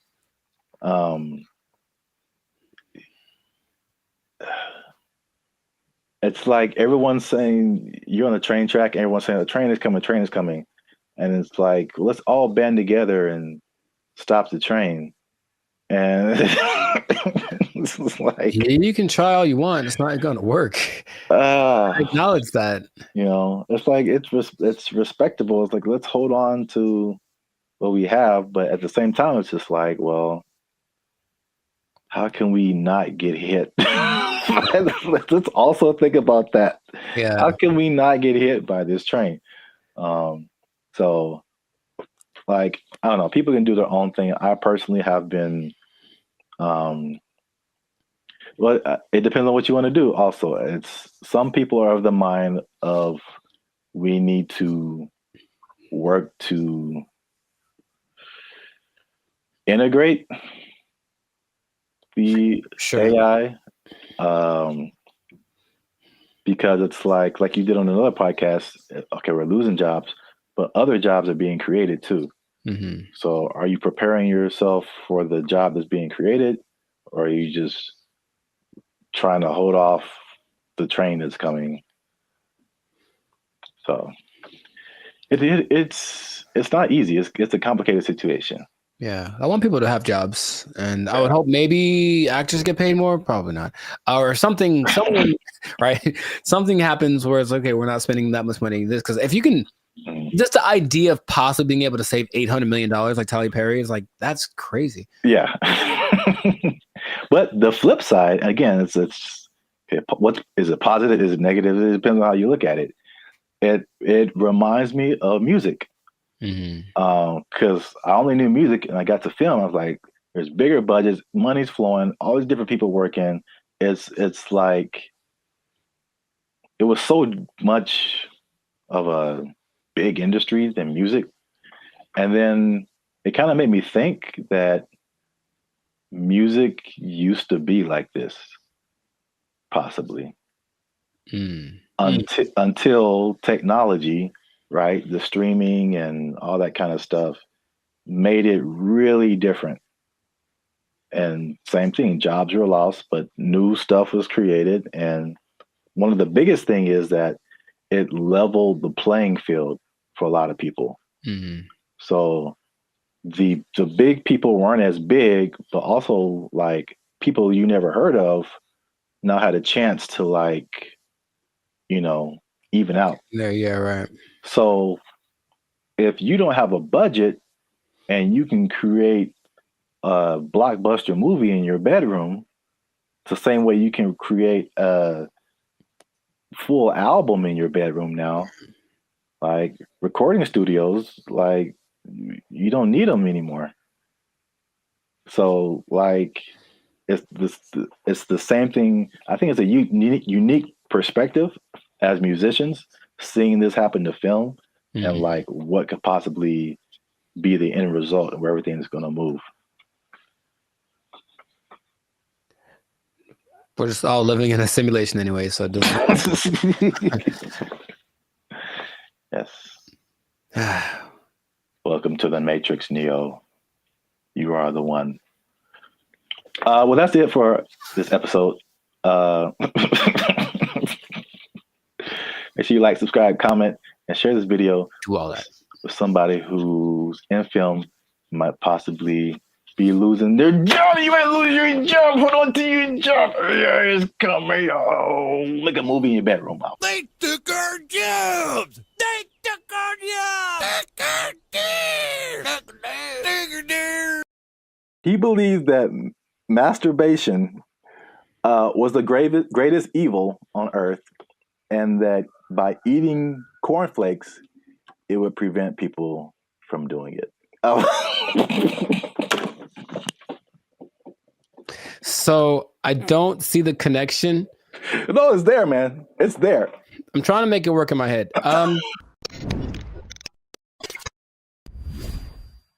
What's up, guys? I'm Zap, and this is Jericho, and we are now 6-time international award-winning pop hip-hop duo band in Future. We make clean, fun music that everyone can listen to with a sound that is uniquely Californian. And right now, you're tuned into the Life's a Circus podcast, where we talk about things that are funny, interesting, and ridiculous. But wait a minute. Hold up. Wait a cotton picking minute. Did people say that? Okay. I Was that too mean, far? yeah, maybe. Help your boys out. Help the channel grow. Help us keep doing what we're doing by liking, subscribing, commenting, and sharing this video.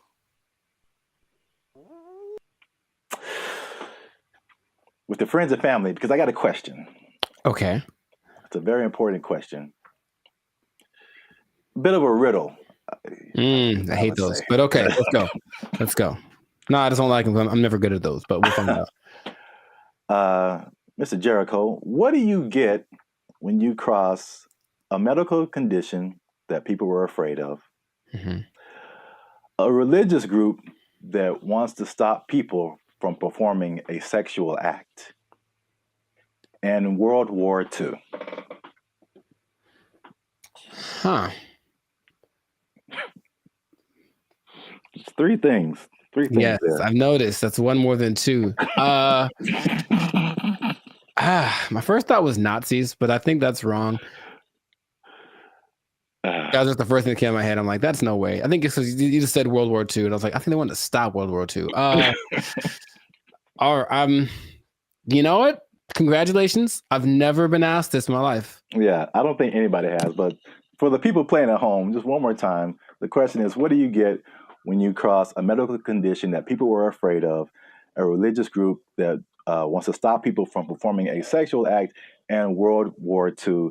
And the answer, believe it or not, is breakfast cereal. I'll be honest, I didn't. Yeah. Go ahead. Yeah, I just kind of stumbled upon this, but the rabbit hole got really deep as to why we have breakfast cereal. So, a little bit of a history lesson. You can stop me at any point if you want. It'll be more clarification on the ridiculosity that is happening right now.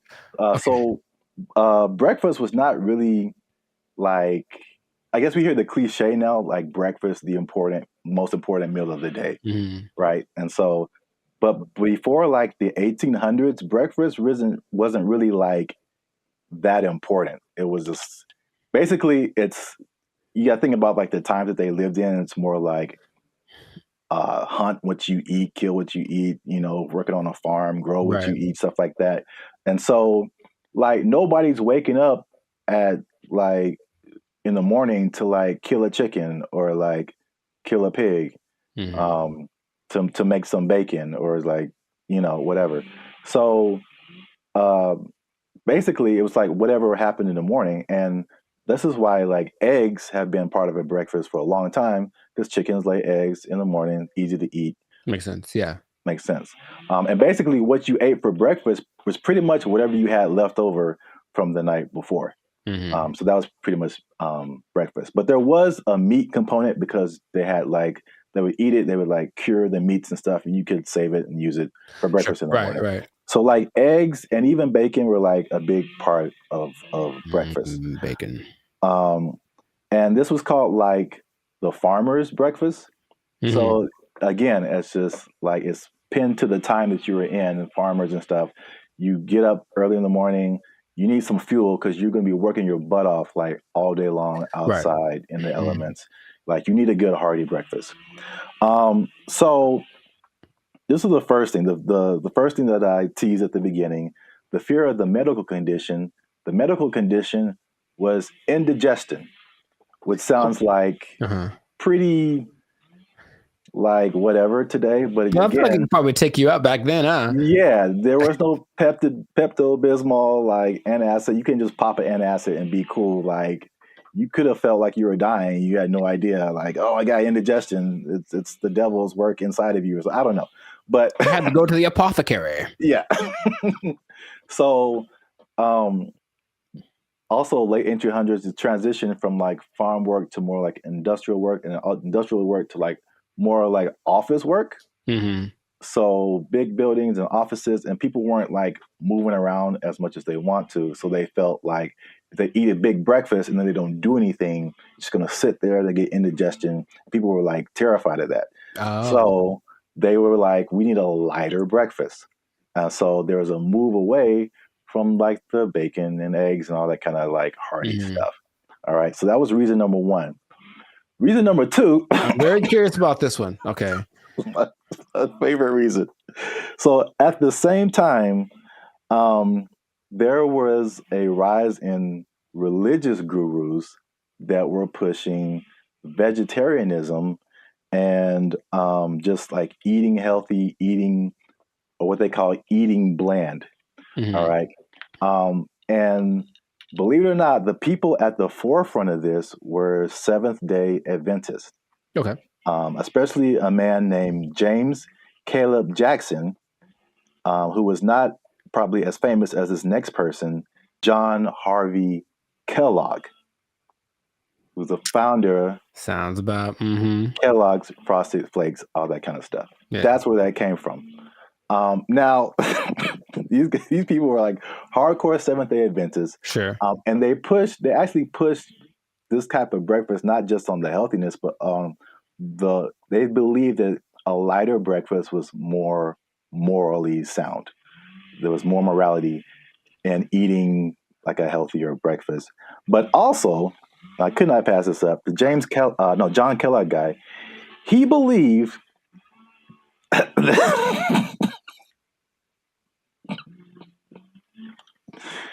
he believed that masturbation was the greatest evil on earth, and that by eating cornflakes, it would prevent people from doing it. So I don't see the connection. No, it's there, man. It's there. I'm trying to make it work in my head.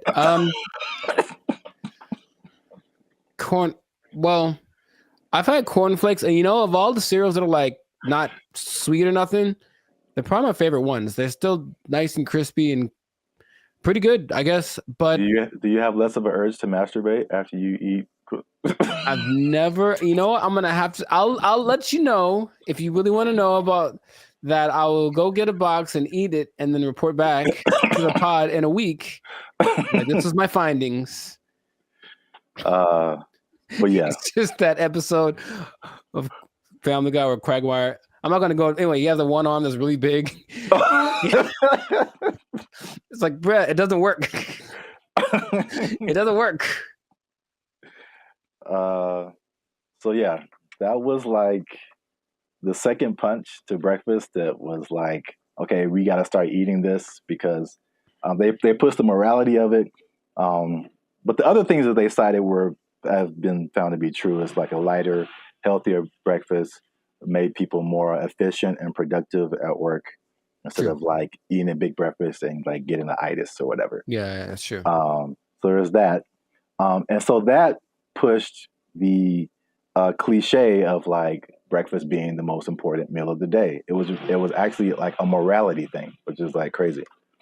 And the last part is that so flash forward to the 1940s, World War II, right? So yeah, World War II, and you got more women joining the workforce than what happened in that time. And so then it became a push to, again, at the time, like the woman was like a stay-at-home, take care of the family, give them 3 square meals a day, all that kind of stuff. Breakfast became the cheat option to feed your family and not feel guilty about it being like quick and easy, because they had to go to work too now. Oh, okay. So they pushed on like the women's guilt, the morality, the work productivity, like hard work. It was like respected to be like hardworking individual and productive and all that kind of stuff. And so all of that combined together to make breakfast cereal like the thing. And I remember like watching commercials, like every commercial is like part of a balanced breakfast, and like you got to have your cereal and blah blah blah blah blah. And they pushed, and the cereal industry is probably like $1 billion industry or something. I imagine, yeah. But they, they show all of this stuff like, and I never ate all that stuff. I tried once. Man, you just feel gross after it. Yeah. You drink a whole glass of orange juice and a whole glass of milk? Like, man. Yeah, milk, orange juice, toast, fruit, cereal, bacon and eggs. Yeah, something like that. It was all in the one picture. Like the whole food pyramid. Yeah, it's too much. It's really too much. But I thought, it must be something worth trying. And I regretted that real bad. Yeah. So yeah, that's the crazy story behind breakfast cereal. And if I may leave you with a cliffhanger. Okay. So remember we started off with bacon and eggs. We did. And then everyone went to cereal. Yes. But somebody put bacon and eggs back on the forefront, man. Ooh. And they went toe to toe with cereal. But you have to find out in the next episode. So keep watching. This has been another episode of the Life's a Circus podcast. Make sure you like, subscribe, comment, and share this video with somebody who liked them cereals, man. Ooh, I like some. Was that my line? Is that what I was supposed to say? I think so. Okay. And cut. I like some. Oh, you can try another take if you want. Ooh, I like some. Was that better? Had more? That was too much. Okay, all right, okay. Man. We had it on the first take. Okay, we'll use that in the commercial. Thank you, Mr. Director. Here's $5 million. Look, let's go. Where do I sign, Mr. Barry Gordy? Jericho likes it. Super sweet sugared honey smacks. Give me that. Give me that money. They took our jobs. They took our jobs. Everything works. I've been able to text you or call somebody or search the internet. Like it all works. That's the good. The bad. Okay. Let's talk about it. Let me just say this. What's up, everybody? I'm Zap, and this is Jericho, and we are the now 6-time international award-winning pop hip-hop music duo band in Future. We do clean, fun music that everyone can listen to with a sound that's uniquely Californian. And right now, you are tuned into the Life's a Circus podcast, where we talk about everything that's funny, interesting, and ridiculous. But wait, need you to help us out, support our channel, because YouTube pays our bills. Not really, but hopefully in the future. Look. Yep. I don't know your life. I got to check in and saving and checking. Things are complicated. I need you to subscribe. What I'm trying to say is I need you to subscribe. I got kids to feed, man. Y'all ain't been subscribing. I need you to subscribe, man. I didn't know you had kids. Subscribe, like, share, comment. Because this is actually a very helpful video. Ooh, helpful. Because there's a thing happening, and I tried it out, and I'm going to let you know how it goes. So there's a thing called Helium Mobile. It's a phone service that I switched to, and not only was it half as much as my original phone plan, but it also makes me money. If you stay to the end of the video, I'm going to tell you how much money I've made with Helium Mobile in the past 2 months of trying it out. All right, so Helium Mobile. I think I told you about this when I first started doing it. Because so backstory is, I had my phone was not. What was it? I could receive text messages, but I couldn't send text messages. So, and I had T-Mobile at the time, and I was literally on the phone with T-Mobile customer service for like 2 to 3 hours, like trying anything and everything possible. So I don't know if it was the phone. I don't know if it was T-Mobile. I actually like T-Mobile. I have nothing like against them personally, but I was just like, well, this is the perfect opportunity for me to try this thing I've been hearing about, which is Helium Mobile. Now, Helium Mobile is in the cryptocurrency world. So that's something that I've been kind of looking into for the past few years now. And so I'm kind of in that world. I kind of know how it all works. So it might be foreign for people who have only been on like major carriers like T-Mobile or Verizon or something. But Helium Mobile is, the parent company is called Nova Labs, and they started what I think is the first kind of crypto-centered, crypto-based cell phone service. And so they did a trial of this in Miami, and the results were interesting. The service worked, but they were giving the phone service for $5 a month. And the people who liked it thought it was cool, but what they found out was that, like, with it being $5 a month and it being crypto related, people would be like, I don't know.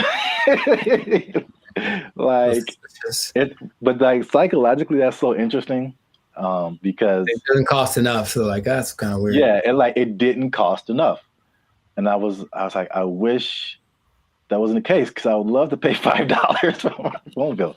So they bumped it up to $20, which is comparable with like the I would say second tier phone services, you know, not the major ones, but like the Mint Mobiles and the Cricket Wireless, like that kind of stuff. They have services for like $20 a month, $25 a month. Once they finished the Miami test, they went to like I think it's everywhere now, or at least nationwide in the U.S. So just off of that beginning, I think I mentioned it to you. You may have been skeptical. What do you think about transferring from your existing phone service to this new like crypto phone service that pretty much just started this year? I think two things happen to do. One is the idea of just leaving something that you're used to. I honestly think a lot of people fall in that category. Like, well, what I'm paying doesn't suck. It's not bad. So I don't want to change. Like that's all. It's like I already found my thing that works, so I don't need a new thing, even if it's better. But also there's the lack of confidence from a new thing. That's all. So you have a service like I've had AT&T since forever, right? So honestly thinking about it, my brain goes, but what if it doesn't? You know, you've been going to this place the whole time and it works just fine. Why go try something else? What if that doesn't work? So I think there is that doubt there. And honestly, the third thing, disassociating with crypto, which is the new thing, it's like, what does that mean? How does that work? There's a lot of questions that surge as opposed to having hey, I have a phone service, AT&T, they do phones, boom, got it. Yeah. I mean, that's the crypto part, especially because it's gotten better, but it's still very much the wild, wild west. Right. Like there's all kind of stuff going on. And if you're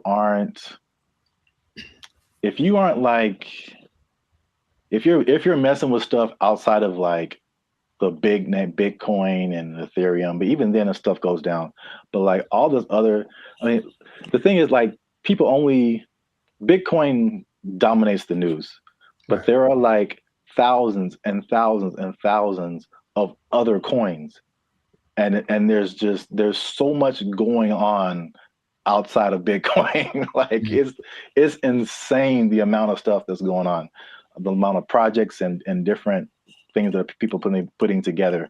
But yeah, it's kind of scary. And I mean, I honestly wouldn't recommend it for someone who, one, is not computer or tech savvy, and two, hasn't really been into crypto a whole lot.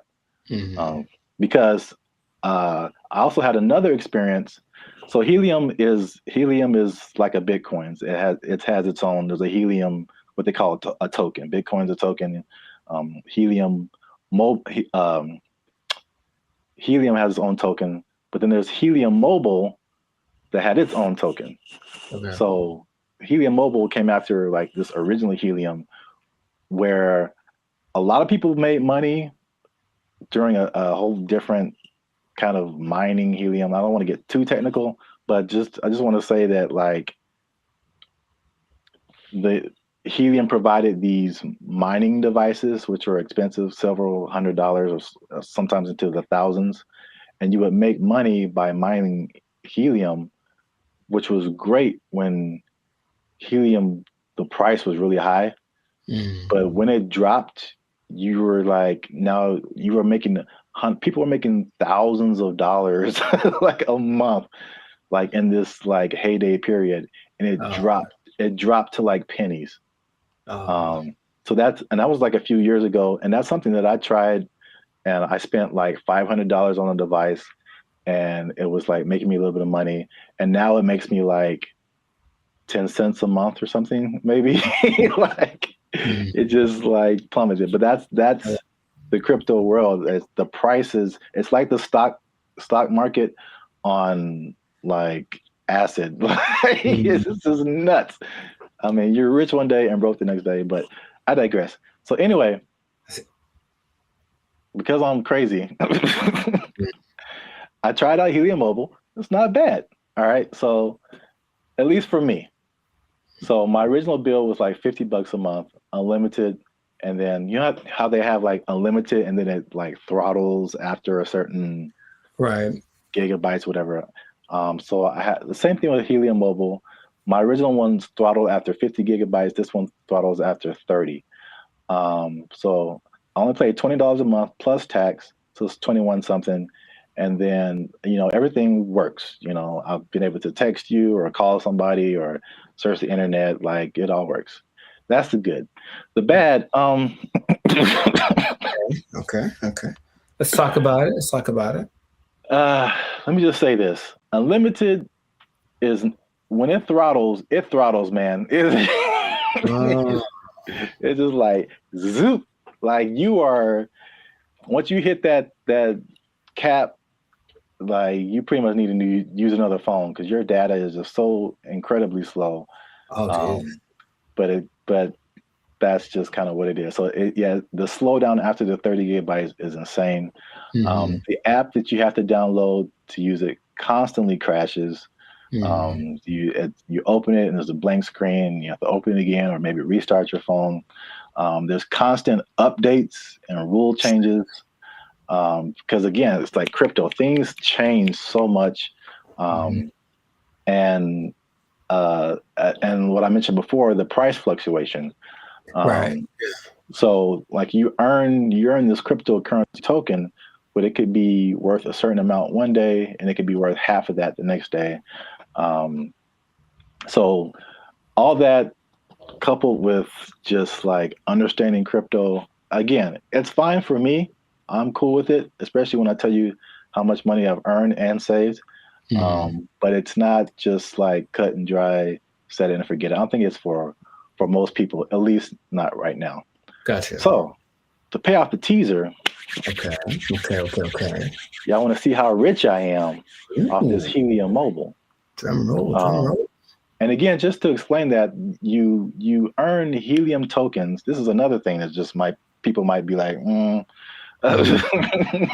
Okay. Yeah. You earn Helium tokens by sharing location data, and the Helium uses that location data to understand where they need coverage to expand the network. And they promise, as always, never to sell your data to any third parties. So there's that. I'll let you do with that what you will. Lies and slander. So currently, again, there seems to be a trend in crypto where, like, if you get on something first very early, you seem to make the most money, and then it just kind of like it just kind of settles there.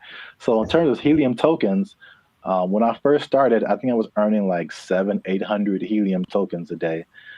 Current price of Helium or Helium Mobile tokens, current price of Helium Mobile is like 0.003 cents. Okay. So basically like a Spotify stream. Gotcha. For every Helium Mobile token, but you're earning hundreds of these a day.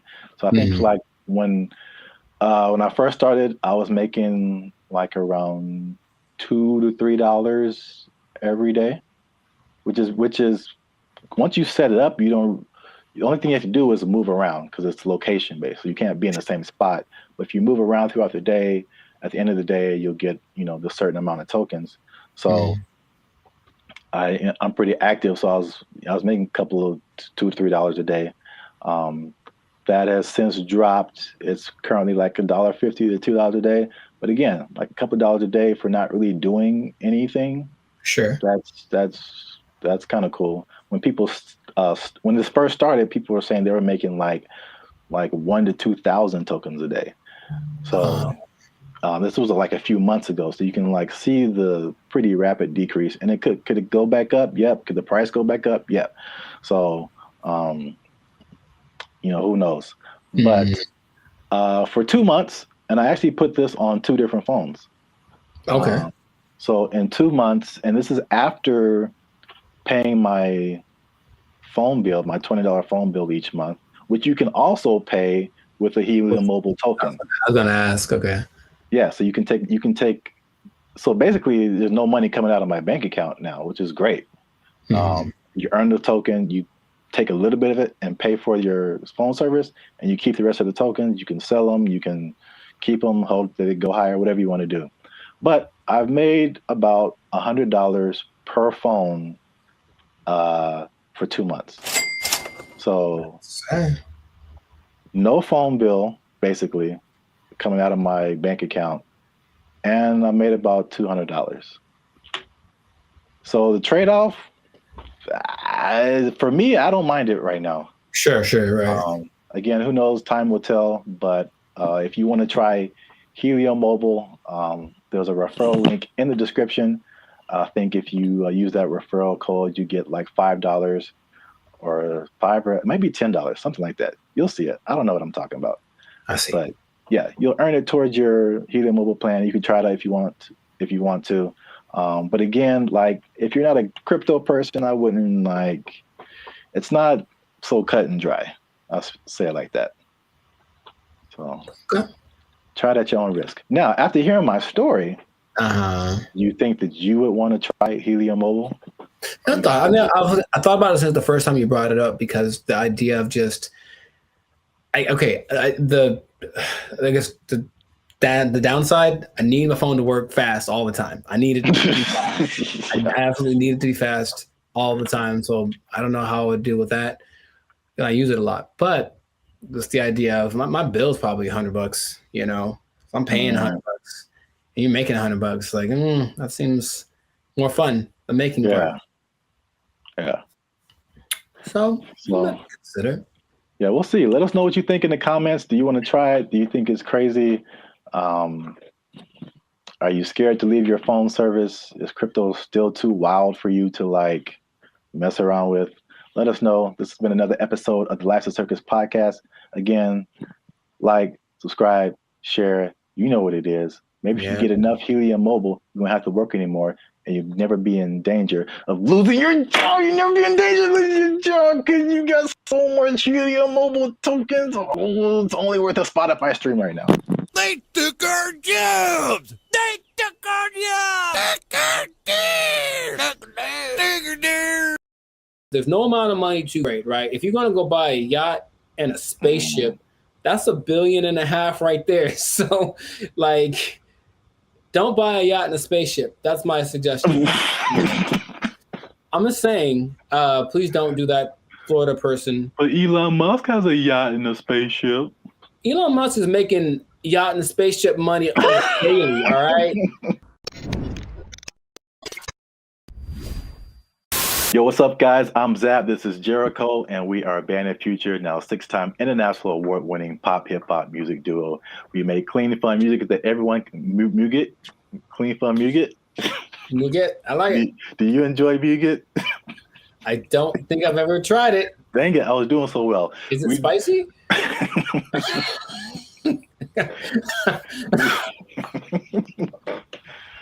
I don't know, but I think you should know if it's spicy. Because yeah. I'll put the link to the video. Oh no, you talking about? Yeah. Here you go, up there, guys. Go watch it. We do clean, fun music or Muget, depending on what country you're from.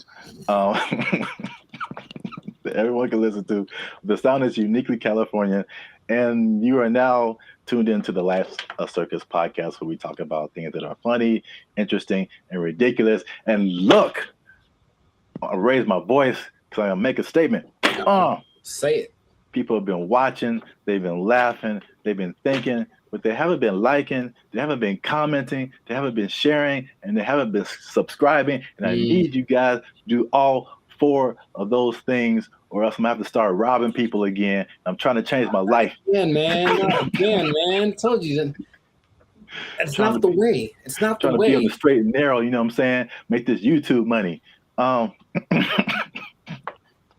yeah. But yeah, make sure you do all that. Like, subscribe, share, comment. Let us know what you think. And especially share this video with somebody who needs some money, man. Oh, man, I know quite a few people. I mean, like everybody, right? Like, if you need some more money, raise your hand. Hey, calm down. All right. So, I mean, it's not just specifically money. It's specifically the Mega Millions, right? The lottery. Or there's always the different state lotteries too, but you always see these news stories of people win like these ridiculous amounts of money, and then you see the statistics later where it's like they won $1 jillion, and like a year or two later, it's all gone. It is broke, yeah. And you can't I can't even imagine like how you do that with that much money. So I guess my question to you is like, why do you think that? Well, I got a few questions. First, let's start with that. Why do you think that happens? Like, why do people? Oh, for me, that's a simple answer. It's that if you don't understand the work that it takes to make money in the first place, you don't know how to keep it. That's all. So if you just got lucky and it's like, oh, I got money now, then you're not going to have you haven't developed any habits to maintain that. And everyone basically has an idea that, okay, maybe saving money is a good idea. I should do that more. I should. It's not on their list of must do, it's I should do. And then the second that it happened, perfect example, dude. Episode of the Boondocks where Grandpa leaves for his do it big vacation and he gives probably give me some money. And it's like, all right, this is supposed to last. It's like, also, they came into some money. Cool. This is going to help us get food, get clothes, whatever, last the whole week. Nah, Riley goes and blows it all in an hour. Ask yourself, be honest. Ain't I'm clean? No. Man, how we going to eat? Like, that's just how people live. That it's like, you're basically a dam waiting to burst. I'm just waiting to get my break. And then I'm just going to do something ridiculous with my money. And no one can tell me no, because it's my money. So I think it's that. And plus, there are worlds of, how do I say this? Finance. Like there's things you can buy that you don't know you can buy because it's not an option for you, right? As soon as you get to that level of I was in Malibu the other day. Hey, Malibu. And I saw this thing for property, some kind of a beach property, and that's starting at $70 million. Oh man! And they wouldn't put that there if they didn't know that there are people that can drive by on a whim and be like, "Hey, honey, do you think we should get new property? How much is it? Starting like 70 million." Bet, and then they just go do it. Like there are people that have that, right? But they also probably have the knowledge of how real estate works, all this kind of stuff, so they know how to invest in it and make it work for them. But if someone comes into $1.58 billion? Yeah, that's why I mentioned it, because it's like a big number. Just somebody won a bunch of money. Right. So if that person is dumb and, and they're from Florida, so I'm not going to tell you that they are, but you know what I mean? You prefer the term financially illiterate. Got it. So let's say this person, so there's nice properties in Florida, comes into their money, gets the lump sum, because of course they're going to get the lump sum, right? So they're going to get the lump sum, maybe 800 million, something like that after taxes. And then they're driving by, and then they just see a sign that says, hey, property starting at 70 million. They look at their account like, yo, I got that. Let me get one for my cousin. And then a year later, they don't know how to upkeep property. They don't understand that buying things means you have more expenses, and it all just, so yeah. That's why I think it happens. That makes sense. Especially like with property, it's like even when people who just buy like a regular house, I mean, it's like you don't really realize all of the expenses that come with it and the upkeep, and like it's not like you buy it and that's it. It's like you buy it and then now you have to keep spending more money to like keep it up. Insurance goes up, you gotta fix more stuff. The toilet doesn't work for 2 years. Like it's a slippery slope. You have bugs in your house you got to get rid of. Dude, I saw a bug. I knew what kind of bug it was, but it's always surprising. One of those centipedes that looks like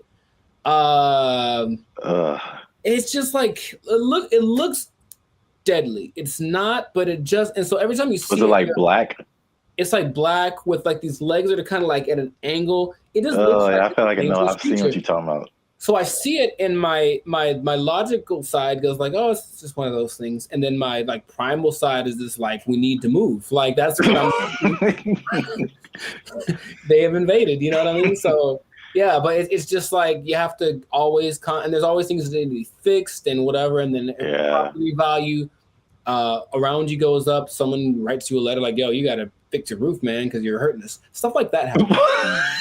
I'm not saying it happened to me. I'm just saying that's the whole letter is just like, dear sir, or madam, roof, you're hurting us. Sincerely, the neighborhood. Sincerely, all of us. You're bringing us down, bro. You need to step it up or get out. I was like, yeah, that's how it works. But not even that. I had a cousin who won maybe $300,000 on a game show in the snaps. In the 80s, right? So 300,000, that's pretty good. Dude, shout out to Steven. He was broke within 6 months, I think. Wow. Yeah. God. Because I know you, and I know how you think what you would do. Oh yeah. Winning the amount of money. Most people don't think that way. It's just not. Remember Shaq talked about he spent his whole first contract and was like broke. I don't know, it was a very short amount of time, but like he bought a house and then he had to buy his parents a house and he bought a truck and they buy a whatever truck, and then he goes to his agent like, I need to get this thing, and they're like, dude, you were like $500,000 in the red. What did you do? You just got the contract. So you just have to know about these things, that there's no amount of money too great, right? If you're gonna go buy a yacht and a spaceship, that's $1.5 billion right there. So like, don't buy a yacht and a spaceship. That's my suggestion. I'm just saying, please don't do that, Florida person. But Elon Musk has a yacht and a spaceship. Elon Musk is making yacht and spaceship money daily, all right? Every day he's making that. Is that the level? Like, 6 figures, millionaire, yacht and spaceship. Yacht and spaceship, man. Yacht and spaceship club only. And you have to buy them two things at the same time. You can't buy one or the other. You know, it's like a package deal. You got to get them to match. Step 1, Tesla. Step 2, Step 3, yacht and spaceship. There we go. Yeah. Plus, you know, they're probably gonna make a yacht that can turn into a spaceship or vice versa. So it's all there's no level. You can go buy. People buy islands now. You know, you can get anything with the right amount of money. So just you'll run out of it because money is a limited thing unless you have. Because if you won the lottery once and you're like, cool, I'm set for life. It's like, no, maybe you should set up to try to like. If you won it once, maybe play it again. Like, I don't know, do something else. What? That sounds like a terrible idea. Well, look, I don't know what the probability is, but think about it. If you won $1 billion and then you spend $1 million of it on more lotto tickets, you're probably going to win it. I would just guess it's possible that you could win again. I know you don't like that at all because it's a stupid idea. Mean, I don't know if it's. It's like reinvesting into something that's a far-fetched idea, but if you know. Yeah, I won $1 billion and 10 million. All right, I'm gonna buy $10 million worth of lotto tickets. What if you win 3 more times? And you know what I mean? Like, and that's how Las Vegas works, folks. Yeah. Right, or gambling. People get addicted to gambling. I got so much money, and then all of a sudden, I won. What if I win again?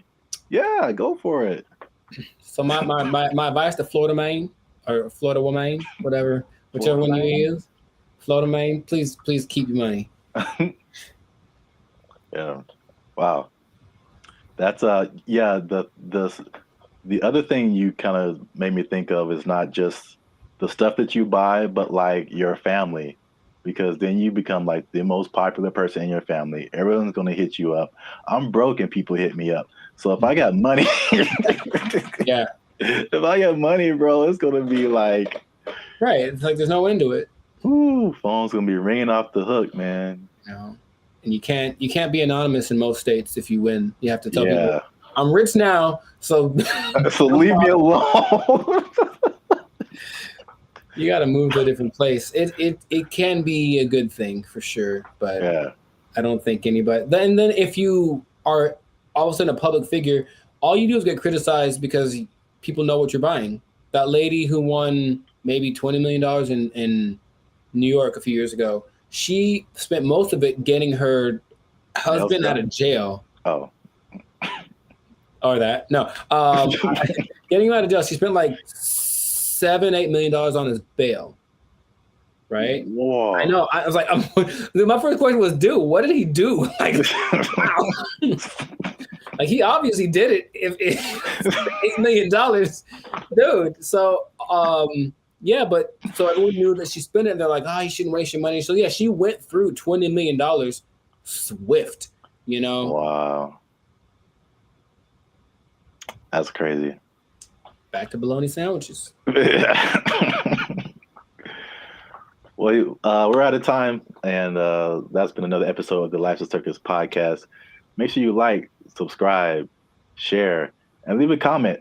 What would you do if you won the Mega Millions or some kind of lottery? You think you would keep the money? What would you spend it on? Let us know. And check us out next time. And be cool and stay in school. Hey. Fun. Squash it. Squash it!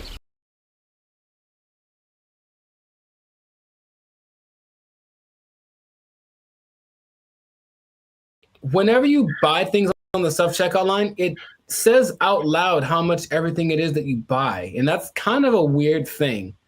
I don't know if you can, I feel like there is a way to disable that, but the default setting is that everything you buy is like, boop, $1.99, boop, $4.55. Like it does. Right. Does it say well, I mean, so what's so bad about that? It's my business. Some people be knowing what I'm buying. Like, you know, like that's all. Don't put my business out there, robot. That's all. What's up, everybody? I'm Zap, and this is Jericho, and we are the now 6-time international award-winning pop hip-hop music duo Bandit Future. We do clean, fun music that everyone can listen to with a sound that's uniquely Californian. And right now, you're tuned into the Lives of the Circus podcast, where we talk about everything that's funny, interesting, and ridiculous. But wait, we need your help. Help us out. Tired of eating mayonnaise sandwiches. Give your boys some funds. You know what I'm saying? You can join the channel, become a member. That'll help us out. Or you could just like, subscribe, comment, and share this video with people who stealing, because there's thievery going on. That's right.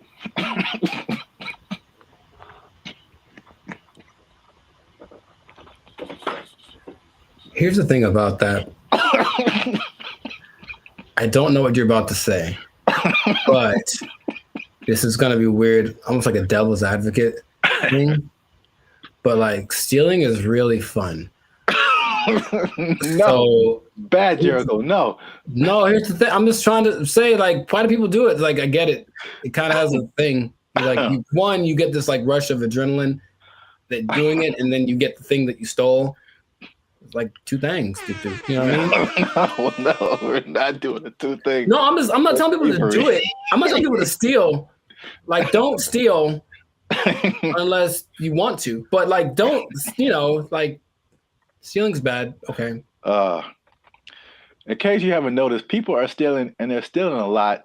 And if you stick around to the end, I'll tell you exactly how much that they're stealing, and the number is going to surprise you. It's very shocking.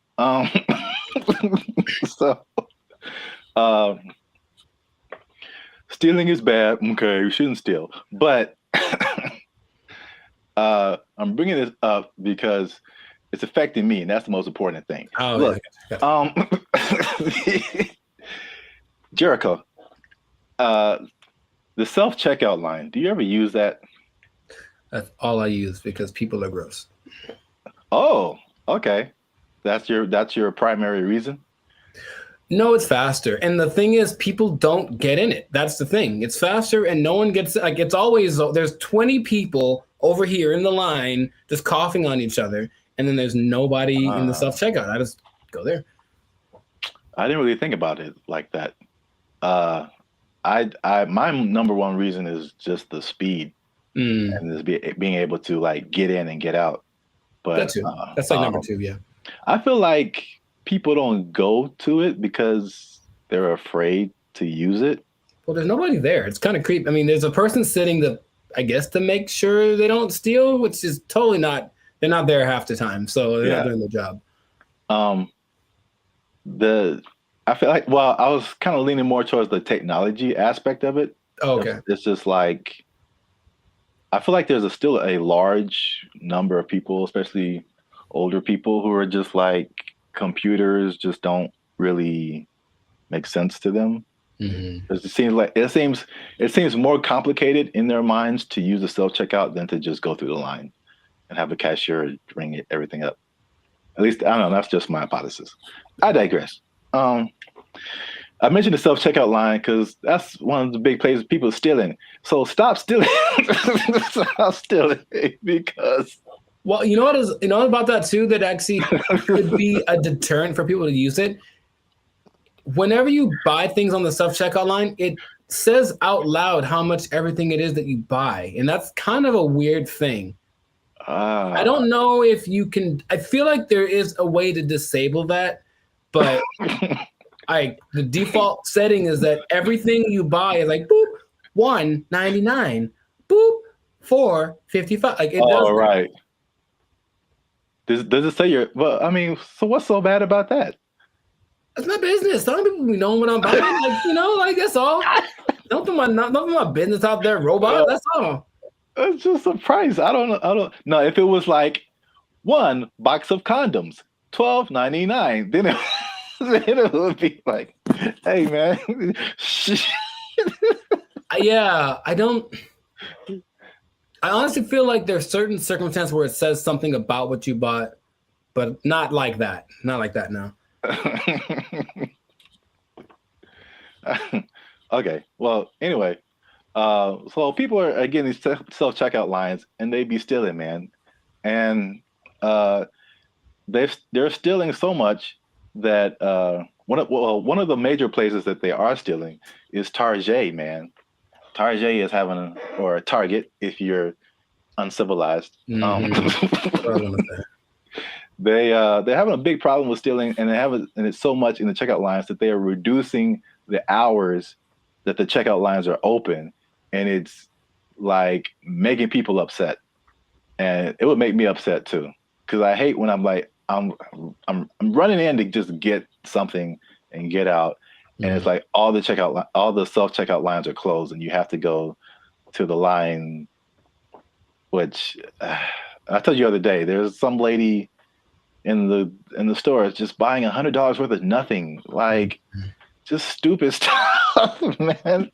And I got like a candy bar. I'm just like, it's still the people that there are people that actually will look at you and say, "Hey, go ahead, just go ahead. You only have one thing. Go ahead." Yeah. And there are the people who look at you and for sure like, I'm not letting this person. Yeah, I was here first. Decision they make. I will not let you in front of me. I don't care if I'm here for 5 hours. You'll be here for 5 hours and a minute. Yeah. Yeah, it's so anyway, the checkout lines there, some places are reducing them to like, I think it's like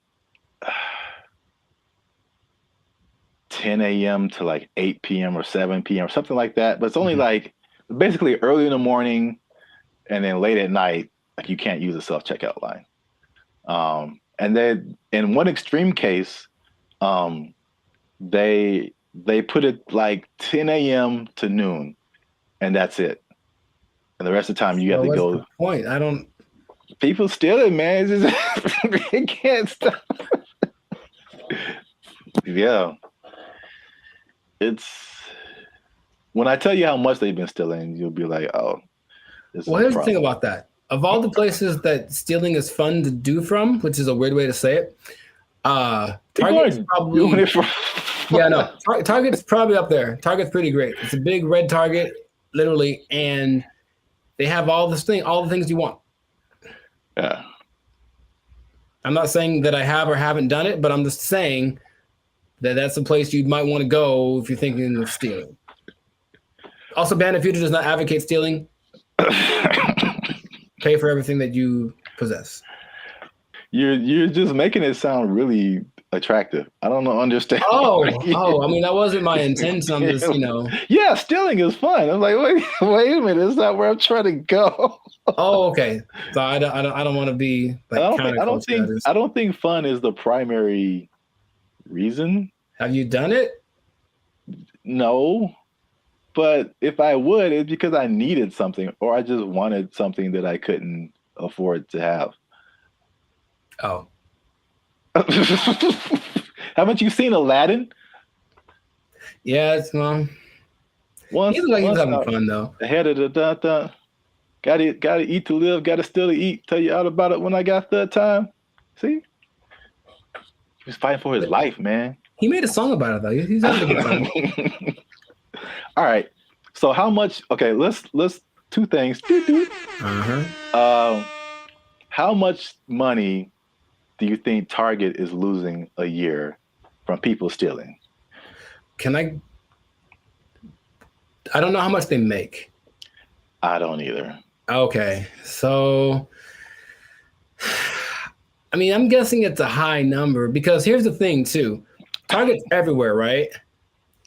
Yes. They cracked down on Target, the security in California, but I would imagine at like 4 p.m. on a Tuesday in Iowa, it might not be much defense if you want to steal something from the local Target. Okay, so Target annual revenue is about $100 billion a year. Okay. So that's a lot of money. That's a lot of billions, but stealing, I would say. So how much is that? 2% of it?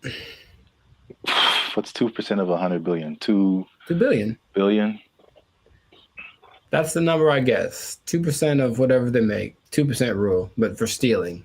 Also don't steal. Now that we know how much that they make, this number doesn't seem as crazy as I thought.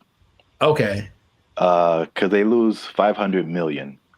Oh yeah, that's not okay. So right, it's like context. Like in a bubble, that's a lot. Yeah, it's a whole lot. It's a lot of money. It's a whole lot of money. But it's like 0.5% of all that they make.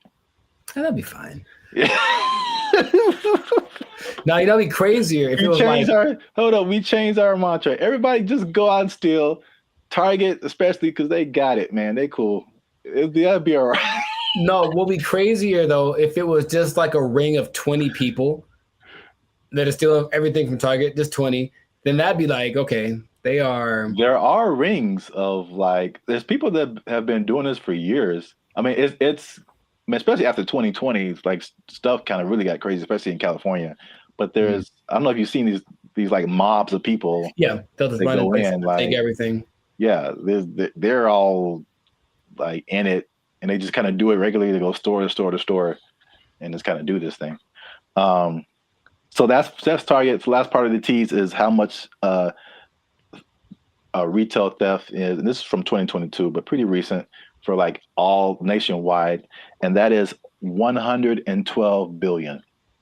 So that's basically the entirety of Target's revenue is the same amount that people are stealing just nationwide from all different kinds of stores.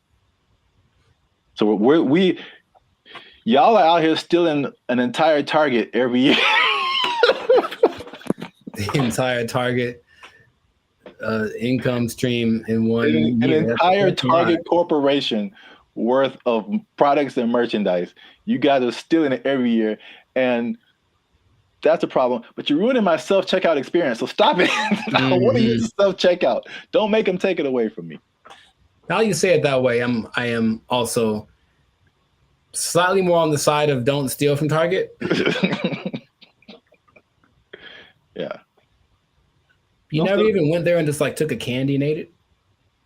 I don't steal, man. I don't like stealing. I feel bad if I do. Okay, you ever do the thing where you just, this is not an interrogation. You ever do the thing where you buy a soda and you start drinking it in the store, be like, I'm gonna pay for it, and then that's so ghetto to me. I never do that. Oh, I've done that lots. I'm drinking the soda as I'm checking out. Like I bought this too, but you know. If I was like dying of thirst, yeah, but like no, I feel ghetto when I do that or something. Oh, it's about as ghetto as it gets. The first time I saw that, I think I was like offended, and then I was like, I think that's a good idea. Like, what? I don't have to wait till get to my car to eat this. I don't even know. I got like a candy wrapper. Like, yeah, I ate this too. Bring it up. You just pulling wrappers out of your pocket. Yeah, ring that up. And that, yeah, I ate that. Like, how long have you been here, sir? I ate that in aisle 5. You can ring that up. I've been here like 8 minutes. Yeah, I was shopping. I was hungry. This isn't Costco. You don't have samples. What was I supposed to do? All right. Well, we're going on long. So this has been another episode of the Life's a Circus podcast. Make sure you like, subscribe, comment, and share this video. People who steal, tell them to stop. We out.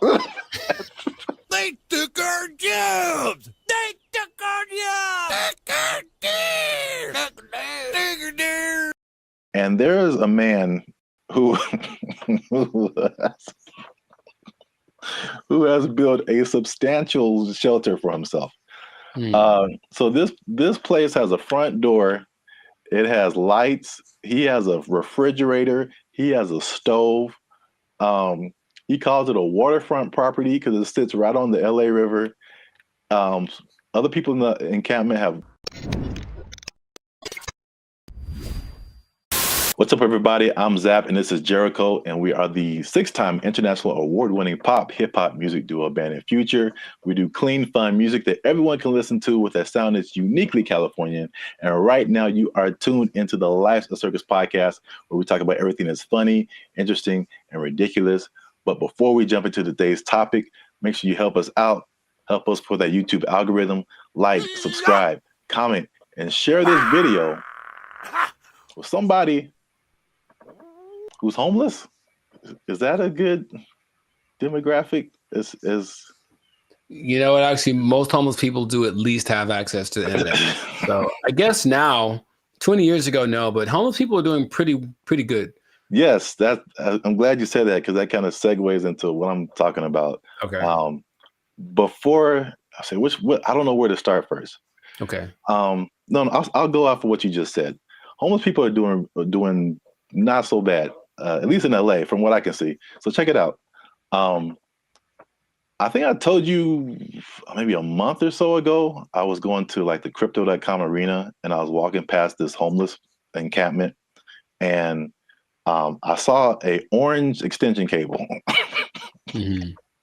And it was just like, it was long. It was running all the way down the sidewalk. And somehow, I don't know how they did this, they rigged it into like a light pole or something. And those people had electricity. Like they were in there having a good time.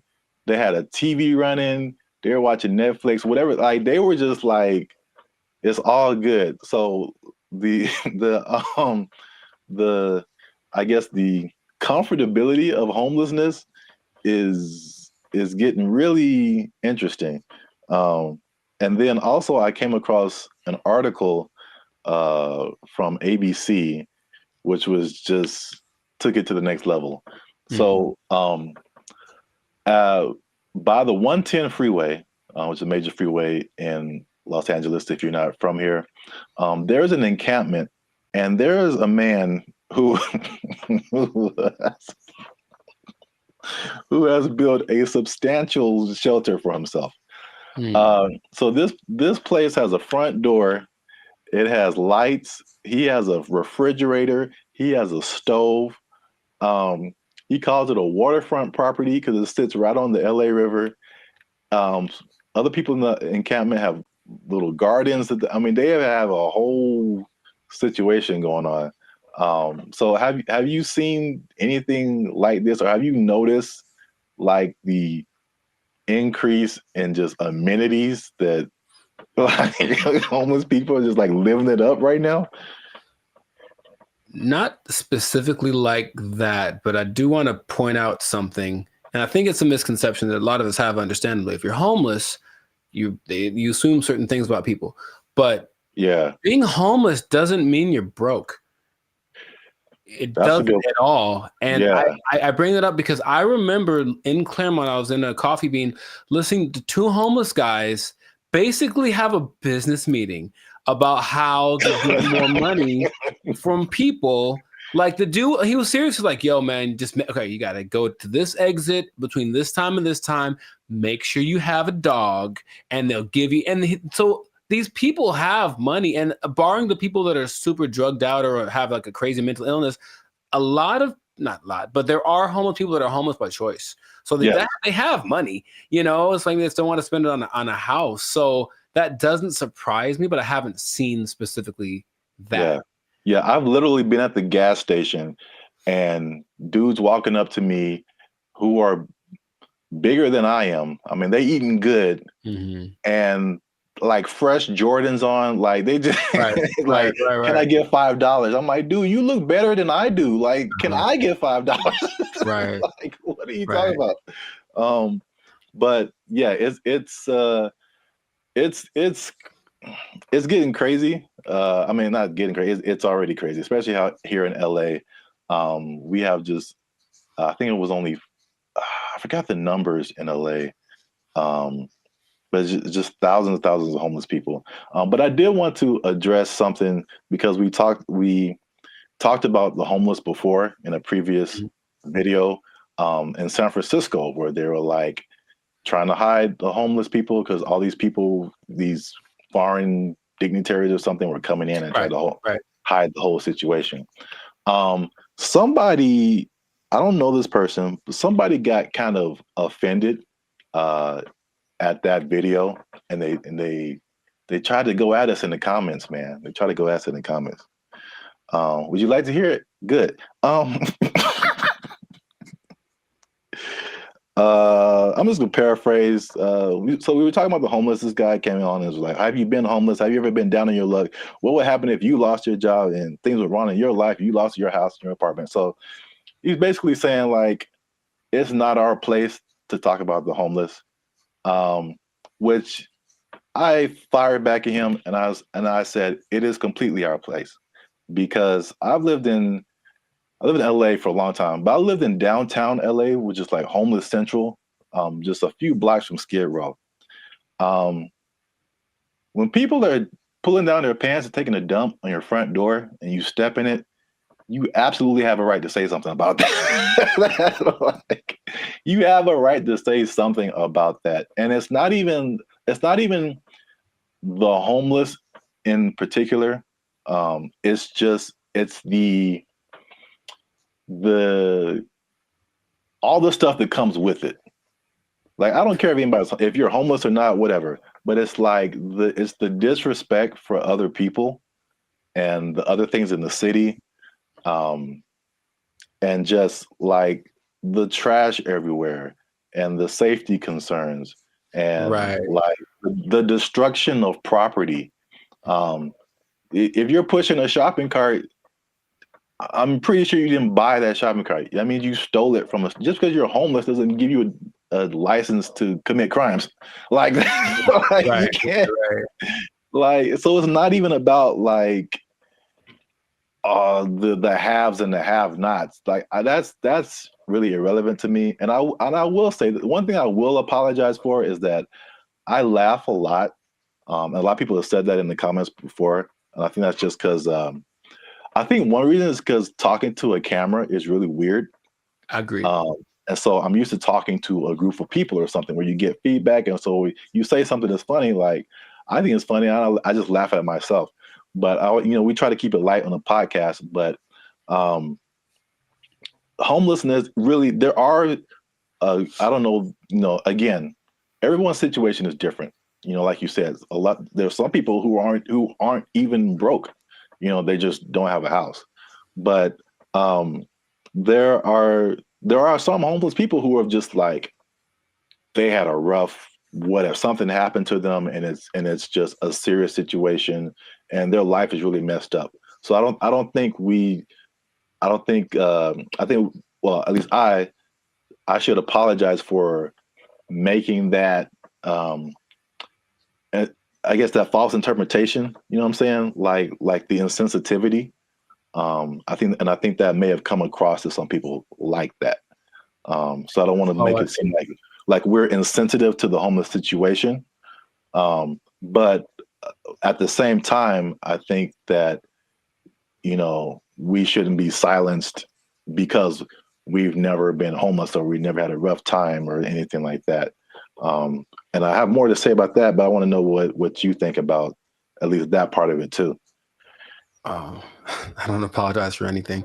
I think that I'm justified in what I say when it comes to things that I've seen over time, right? So generalizing is dangerous, but it works because we have to start somewhere, right? So if homeless people were literally just like everyone else, they just didn't have a home, meaning they weren't dirty, they weren't sometimes violent or leading to criminal activity in order to, because if you don't have money, you have to do things that are above the law to get what you need.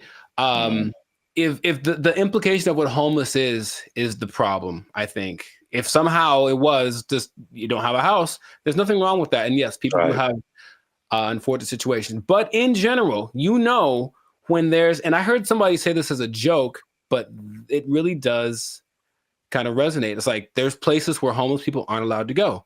Why? Because they're homeless, and that's not a place that they can't come into the places that we can go because they don't have a home. And it's not because they're homeless. It's because you can tell they're homeless because they look homeless, they smell homeless, they talk homeless, they're weird to you. Like all that stuff is what we're talking about. At least personally, what I talk about when I mention the homeless people. So I don't think there's anything wrong with that. If you do want to go by, I'm sure someone knows someone who just lost it all in a bad, crypto, real estate exchange. The woman took everything, whatever. I know there's people like that, and that's unfortunate. But just in general, homeless people are not contributing to anyone's sense of safety or anything like that. And that's what I'm referring to when I mention homeless people. Yeah, that's I think that's an accurate statement. It's just like it's not about the condition. It's about the character that comes along with that, and the not only not contributing but being destructive. So that's just even in my neighborhood. I think I told you before. It's like when I first moved here, like a few years ago, this place was spotless. I mean, it was just like people had pride in their neighborhood and stuff like that. And then, but we have a major mall, we have a major bus stop here and there, 7-Eleven, like the main intersection. That's kind of where I'm at. And it's just like every year it's like, okay, there's one homeless person. Okay, that's not so bad. 2 homeless. Dang. All right, there's a guy sleeping in front of the grocery store. Crap. And then it's like trash just keeps building up. Trash, more trash, more trash, more trash. And it's like, this isn't a rocket science. Like, what has changed? There's more homeless people. There's more trash. There's more abandoned shopping carts. There's more crime. I mean, I looked at the crime map for my area, and it was like literally my block, that area that I'm talking about, is where all this stuff happens. This is like, anyway. The other point I wanted to make before we kind of wrap it up, because it's going kind of long. One thing I also hate is that when people make judgments about you and they don't know anything about you. So same thing. I mean, the door swings both ways, right? People could say, "Hey, we're making a judgment about homeless people," but this person in the comment also made a judgment about us, like that we don't know anything about homelessness. We have never had a rough time or anything like that. And it's just interesting to see. Because I personally didn't come from having a lot or anything like that, and so when I've done stuff here in LA and I've really worked really hard and become successful, it's just like the mentality of people is just so interesting to see, like the psychology. It's like you become like, you always had a silver spoon and like you got it good and you don't know what it's like and all this kind of stuff. And I'm like, I absolutely do know what it's like. Like into like 2012, I had nothing. I had like literally no job, no place to stay. Like I've been through all this kind of stuff. Like, and just because I'm like in my own place and have my own business and I do all this stuff doesn't mean like I don't know what's up. And I think about the people like the Jeff Bezos of the world, who just people just, oh man, he doesn't care. He doesn't know what it's like. Like I've seen pictures of this dude. This dude was selling books like in a garage somewhere, like just nerding out.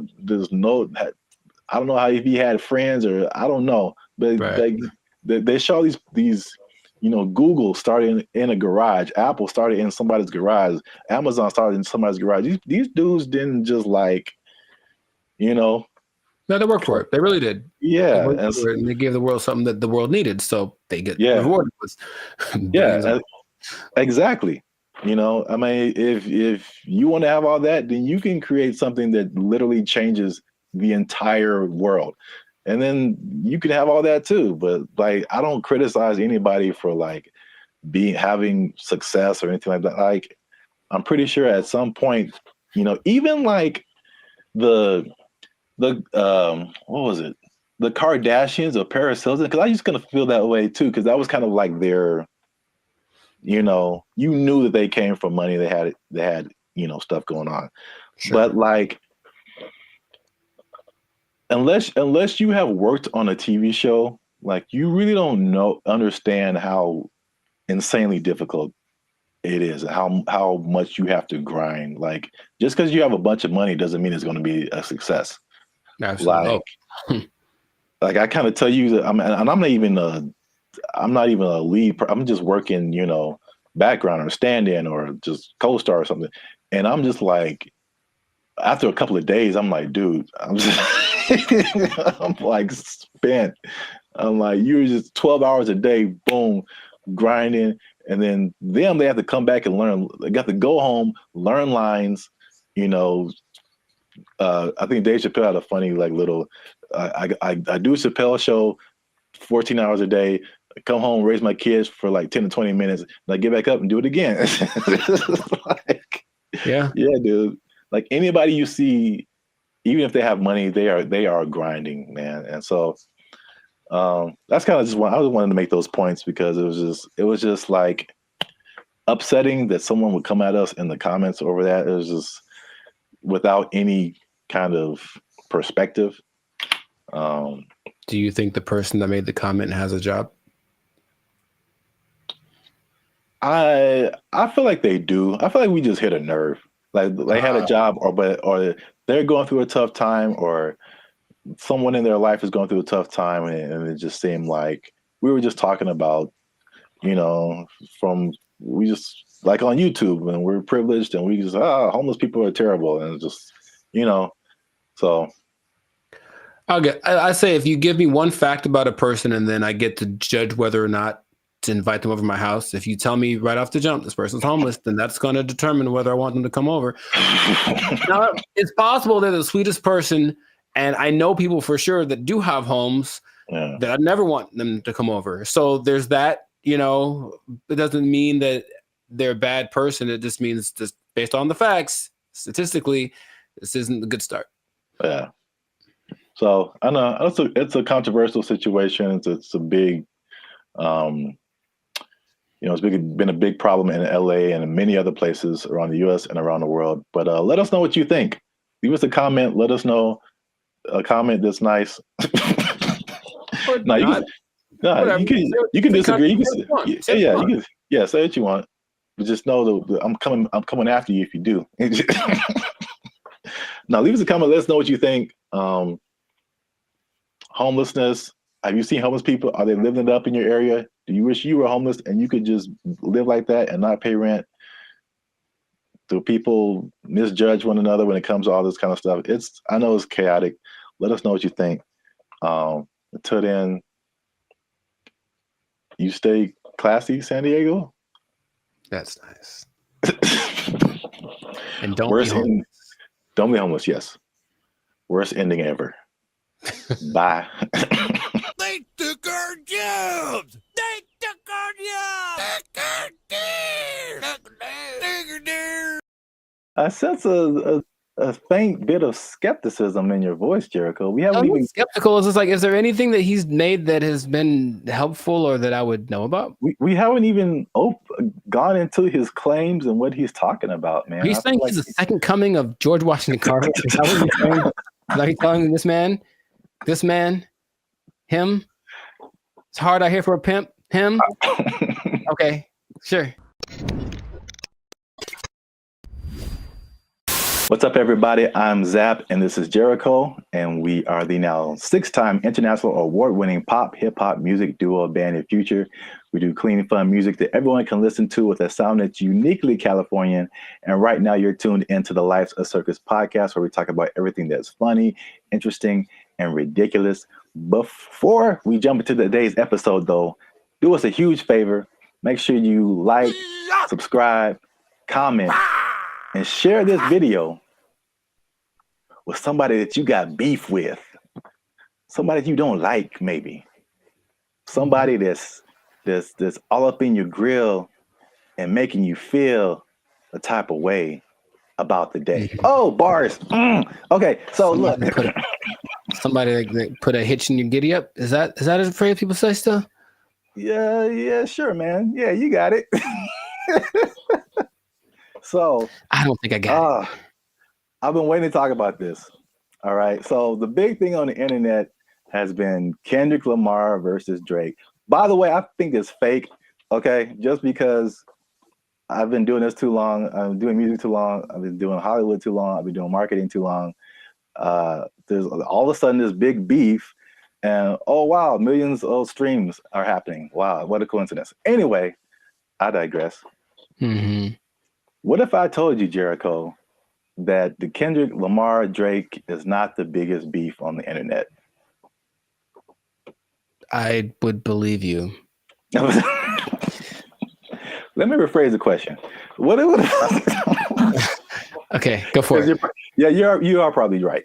What if I told you that there was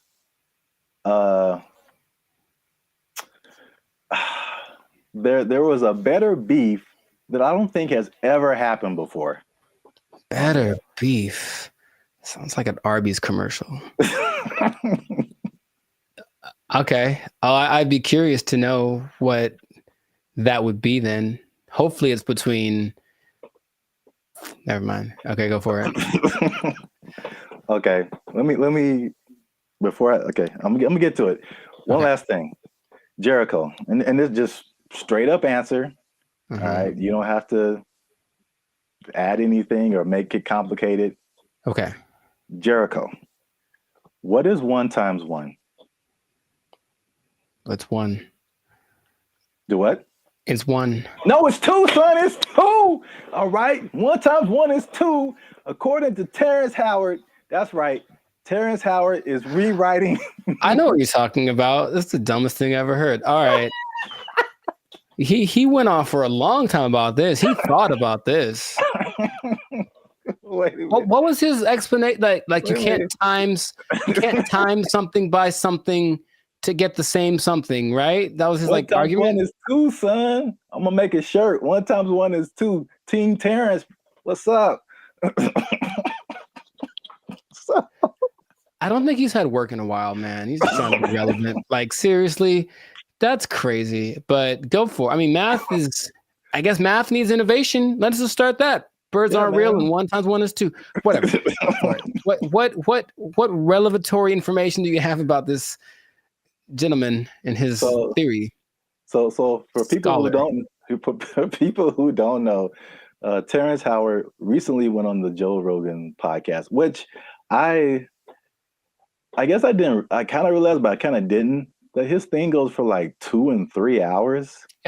Yeah. Like we talked for 15 minutes and it's hard, man. It's hard. They have a lot to talk about. And then of course the people that has on there usually have had a lot of things they've done. So there's a lot to explore. Yeah.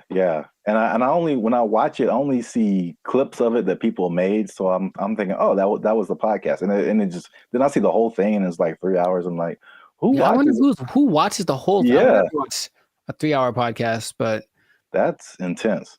Yeah. But anyway, yeah, Terrence Howard went on there and it gave me Cat Williams vibes. Like that level of like, well, this just came out of left field. It's just like shocking. But he was talking about things, complex theories, scientific thoughts, things about the nature and universe, matter and energy, mathematics, and just like all this stuff that has nothing to do with acting. And there was a lot of I definitely didn't watch the whole thing, so don't use this as a video to like sum up everything. But I didn't know that he was even into all this stuff. So smart guy. Yeah, but I mean, there's smart, and then there's like talking about the theory of relativity smart. Like that's just he's like Jaylen Brown smart. Rewriting mathematical equations, and I'm just like, all right, cool. We gotta have a couple black geniuses, him and Jaylen Brown and Kanye.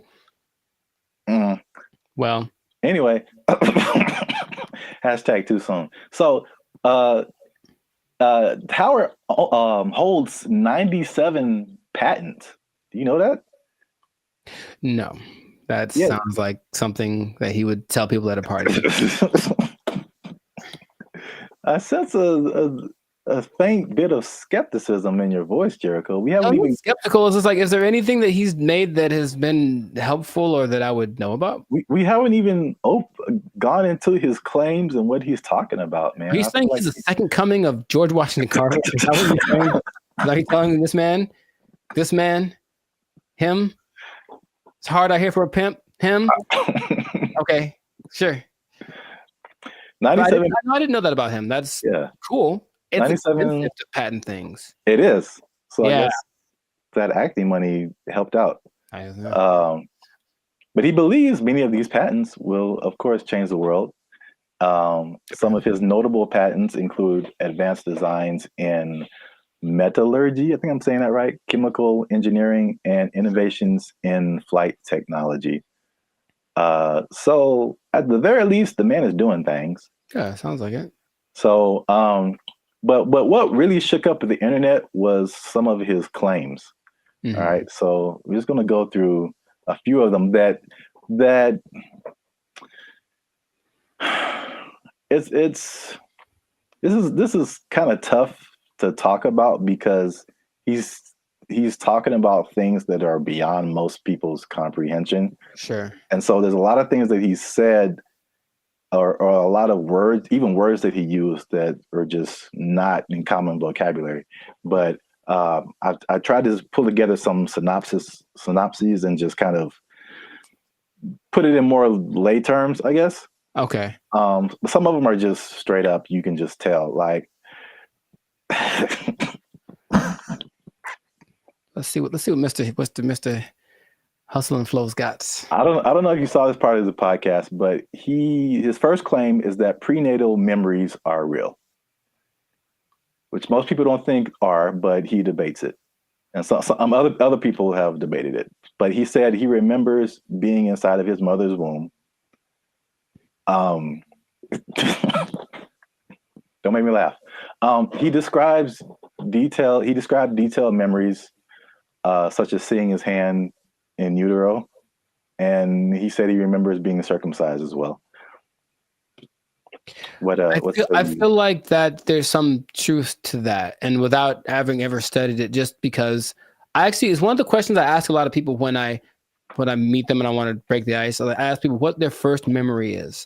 It's just a curious thing because it feels like literally at some point our brain just started hit record. Like this is hitting record. It's all of a sudden like we were playing and nothing is, and all of a sudden something happens and boop, and now it's on, right? So for some people, it's a lot further back than one would think. I don't think I've ever spoken to anybody that said like in utero, but super young breastfeeding, like they remember stuff like that. They remember this. So I don't know if with the 8 billion of us that there are, if some of us aren't capable of remembering that kind of stuff. I guess my question is like, okay, so then what does that mean? Is there something that leads to? Because that's what will interest me. If that means, that means we can turn on the access point of the brain. If if it's just something to talk about, then I'm like, okay, that's cool, I suppose.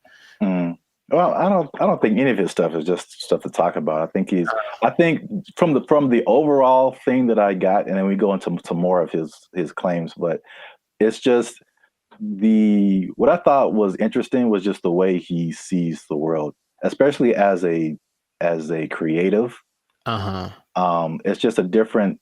It's challenging what has always been like the norm, and just different ways of looking at things. That's cool. So at least on that one, you were kind of like, that's not too far-fetched. Not too far-fetched. Okay. The next one is it might be a little bit beyond me, but again, I still kind of understand and relate. But his next claim is that the universe is built on waves and not particles. He says the fundamental building blocks of reality are not particles but waves. He says this perspective aligns with some interpretations of quantum physics, and his fascination seems likely to stem from the works of physicists like Niels Bohr and Erwin Schrödinger, something like that. Sure. So again, like he's not alone in this. He might be a minority, but people who deal with quantum physics feel like this could be true. I was going to mention that there's something I've read about. It's almost like there's things that I acknowledge that are interesting to me that I wish I had like the mental capacity to process, because I don't think it's a bit above me. But I have read something about like this wave particle experiment where it proves the importance or the impact that watching something. It's a particle experiment. They shoot some kind of electron waves at a target, and depending on whether they record it or not with like a camera, the result is different. Now, how do they know that it's different if they didn't record it? I don't know what they're talking about, but it makes it seem like objectivity has an impact on the way the universe works in general. So I'm looking at you, one thing can happen, or I guess that means that if I'm not looking at something, it could be doing something different than if I was looking at it, which again, what's the point? But that idea is like, I don't really get it, but I'm like, an interesting idea. So waves and particles, would that make the universe? Again, my question would be cool. I'd honestly want to talk to him about it. Maybe just stare at him while he talks. But what does that do for how we understand the world if that is true? If waves instead of particles are what created? Yeah, I feel like I feel like that's a bit beyond me. But I feel like, I mean, it sounds like you're trying to get some practical use out of it, but it's just like, okay, the things that we know about gravity and aerodynamics and stuff like that, by learning that stuff, we can fly planes and helicopters and stuff. Sure, yeah. And so there's some kind of use, I think, in saying it's waves and not particles. I don't fully know how to interpret all of this stuff and to make it like, oh, okay, we can do this now. But I'm sure like that's a kind of genius level, sure, right, kind of thing. Once you know it and then can do something with it. Right. If it means I can surf to Mars, I'm down, bro.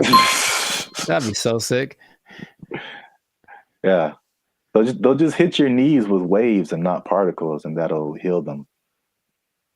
I'm down for that also. Does anyone out there have answers for knees? Your boy's going through it right now. So yeah, let us know. To continue on this is probably it's probably the last one that just I kind of still didn't. It's too far above me. Mm-hmm. You said gravity is fake. So he said that there's an inward and outward force that shapes planets without relying on things like gravity and dark matter and dark energy. Which this one is kind of big because he challenges Newton and Einstein, like as far as gravity being a fundamental force. And I know what you're doing. I know what you're doing. I know I know what you're doing. It's fake. Fake news. Fake news. That did not fall. Okay, people. Okay. That did not fall. That was fake news. Gravity is fake. Okay. All right. I'm not going to do it again. I wouldn't even know where to start with that. That is an interesting idea. If there's another force that's not gravity, then what is that? What is that inward force? Because to me, that inward force is what's called gravity. Is it not? I don't know, man. Okay. I don't know, but I really want to understand. I really want to, because there's stuff, even like the 1x1 thing, like I don't know how I feel about it, but I can at least understand why he would say that. Once we get to that one, but the gravity is fake thing, it's just like over my head, I think. Yeah, no, I wouldn't even. But when he talks about an inward and outward force, for any anime nerds watching this, I thought about Pain in Naruto, and he has like that universal push and universal pull. Yeah. And I like gravity. Yeah. Yeah. So maybe the answers are in Naruto. Maybe they believe the same thing. I don't know, man. This is just, I just find it funny, obviously. Yeah. Sure. It's interesting. I wouldn't know where to begin with that. Just someone coming out of nowhere and just challenging everything and everyone like we've ever known. It's like, you all are wrong. Gravity isn't real. I mean, it helps me that I only think about him as the Hustle and Flow character. Yeah, that adds another layer. He's stuck in that role to me, so he can say all he wants, but he's saying this. I only saw a portion of that podcast, so I know what he talks like. To me, he's still talking like that character on the podcast. So. Yeah, he definitely has that like typecast, or like his role in Avengers was like, it was a War Machine. I forgot he was in that. Yeah, he was like the first War Machine. It's like, War Machine said there's no gravity. For the record, I prefer Don Cheadle. Just saying. I thought they were both good. Oh, okay. Well, I don't remember Terrence, but okay. Next one is that straight again, along with gravity not being real, also straight lines are not real, Jericho. And this is the one I can understand. All right, so this is his explanation. He said, when you view something from the correct perspective, or you view a straight line from the correct perspective, you'll see that it's not straight. So he gave an example that if you put you draw a straight line, perfectly straight, at least to our human eyes, but if you put it under a microscope, you'll see all the tiny inflections that don't make it look straight anymore.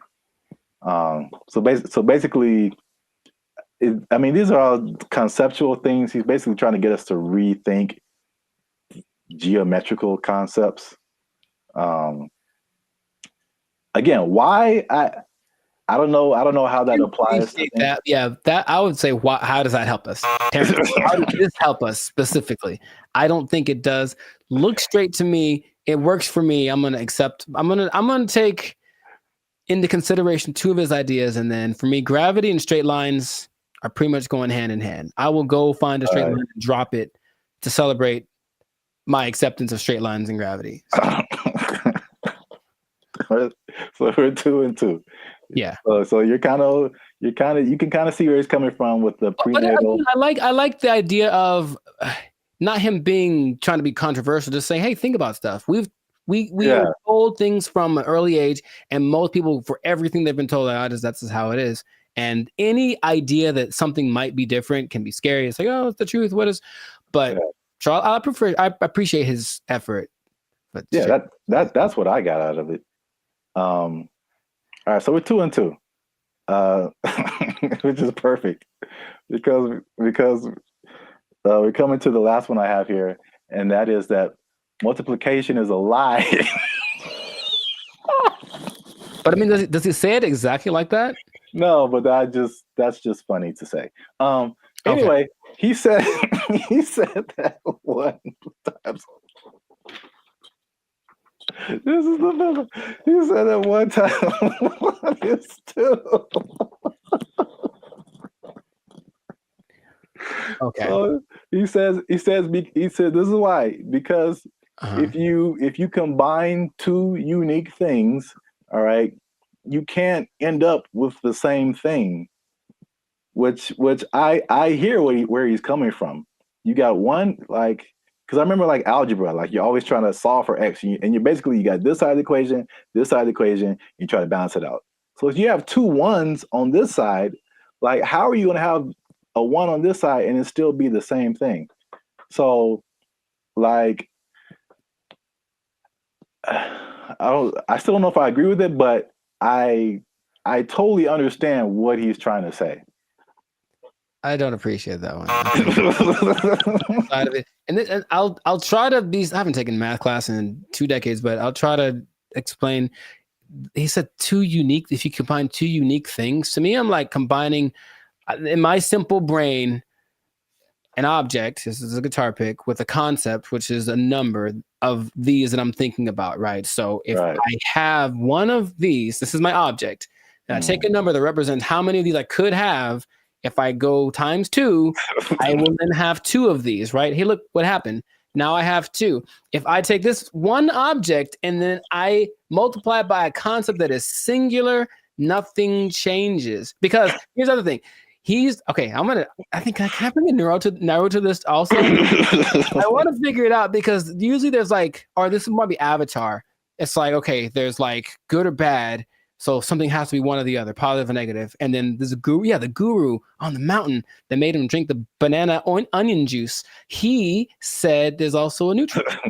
That's the third option, and people forget about that. So does this have to change if I multiply it? No. It could go bigger, it could go smaller, or it could stay the same. And the stay the same is the times 1. So that is my argument, Mr. Howard. I had one of those chalkboards on the back I could draw on with all the numbers and everything. Yeah. The hot to crazy chart. You remember that one guy? Oh, nice. I appreciate that, man. So I don't agree with that at all. National treasure. I don't think I do, but I want it to be a thing. I got you. That's deep down. I want 1 times 1 to be 2. If enough people talk about it, it'll become something. Yeah, if enough people talk about it, it'll become something. I really don't think that it's important. Again, it's just like what? Look, they're ready to change math with that Common Core stuff. Oh yeah. Everyone's all messed up, but the kids nowadays are gonna be just so stupid. All the math is wrong. And so now they're going to throw this in there. Like, by the way, 1 times 1 is 1 or 2. And then what? Because another thing. So if that becomes true, that's just hypothesize. Then wouldn't that change everything? Because you can't just change one thing without changing other things. If there's the fundamental concept that 1 times 1 was 1 and now 1 times 1 is 2, doesn't that somehow affect everything else? I think so, but I'm not sure. I don't want to really think about it. I just want to. I want someone else to figure it out and tell me on the internet. Not just ask ChatGPT, but no. 1 times 1 is 1. Since forever and ever and always, one thing can stay one thing. I am 1 times 1. I should make that my counter. Make a shirt. I am 1 times 1, and I just stand boldly, holding a flag and like a bowl of rice pudding. Oh, wow. I don't know why the second thing. All right, so that's 2 and 3. 2 and 3. All right, so we might end up with a tie here because this is a bonus one. Okay. And this is probably of all these things, this is the coolest thing. At least one of the coolest things I think he said. Okay. Was just like kind of opened my mind a little bit. And he said that the periodic table is structured incorrectly. I mean, again, how is this useful? I don't know, but I thought the visual was very cool. Okay. And I should have tested this before I started, but take chances. It's real life. Just take chances. Let's see what happens. Okay. So check this out. This is the periodic table of elements. So basically, he said he learned the periodic table, but he saw it in a different way. He saw it in circles. Mm-hmm. So I thought it was super interesting because it's kind of hard to explain. He breaks it into octaves, which we can relate to as musicians. So you start with like one element, and it goes through the list of elements until it gets to another octave. And every element in these octaves, they follow a similar pattern. Like in the middle here, you start at helium, in the middle would be carbon, and then at the end would be neon. And then all of the beginning and the ends of these octaves, all of these elements relate to each other. They have like something in common, as well as all the elements in the middle of these octaves, which is crazy to think about because it's the same shape as music. And I kind of wish I would have learned the periodic table like this. In music, there's the, at least in Western music, you have like the 7-note, 8-note scale. I mean, Sure. you would go back to the primary note, but like A, B, C, D, E, F, G, and then you start over A. But like key of C, right? Helium would be C, D, E, F. Like where you get to carbon would be like 4th or 5th. Uh-huh. And then you go back up 6th, 7th, 8th would be neon. It's crazy. I don't understand what he's saying, but I understand it from a musical perspective. That all of these elements between helium and carbon are passing tones to where you get to carbon, which is like a perfect 4th, perfect 5th. And then nitrogen, oxygen, these are all passing tones until you get to neon. And all of these elements relate to each other based on their positioning here. It kind of gives me vibes more of, or the way I'm trying to process my mind is more like the harmonic series. Yeah. Only in the sense that stuff's getting like kind of bigger as it goes higher or lower. Yes, it's the same thing. I mean, it's and that's what he's trying to say. Basically, it's like everything is interconnected. And so he even gave these.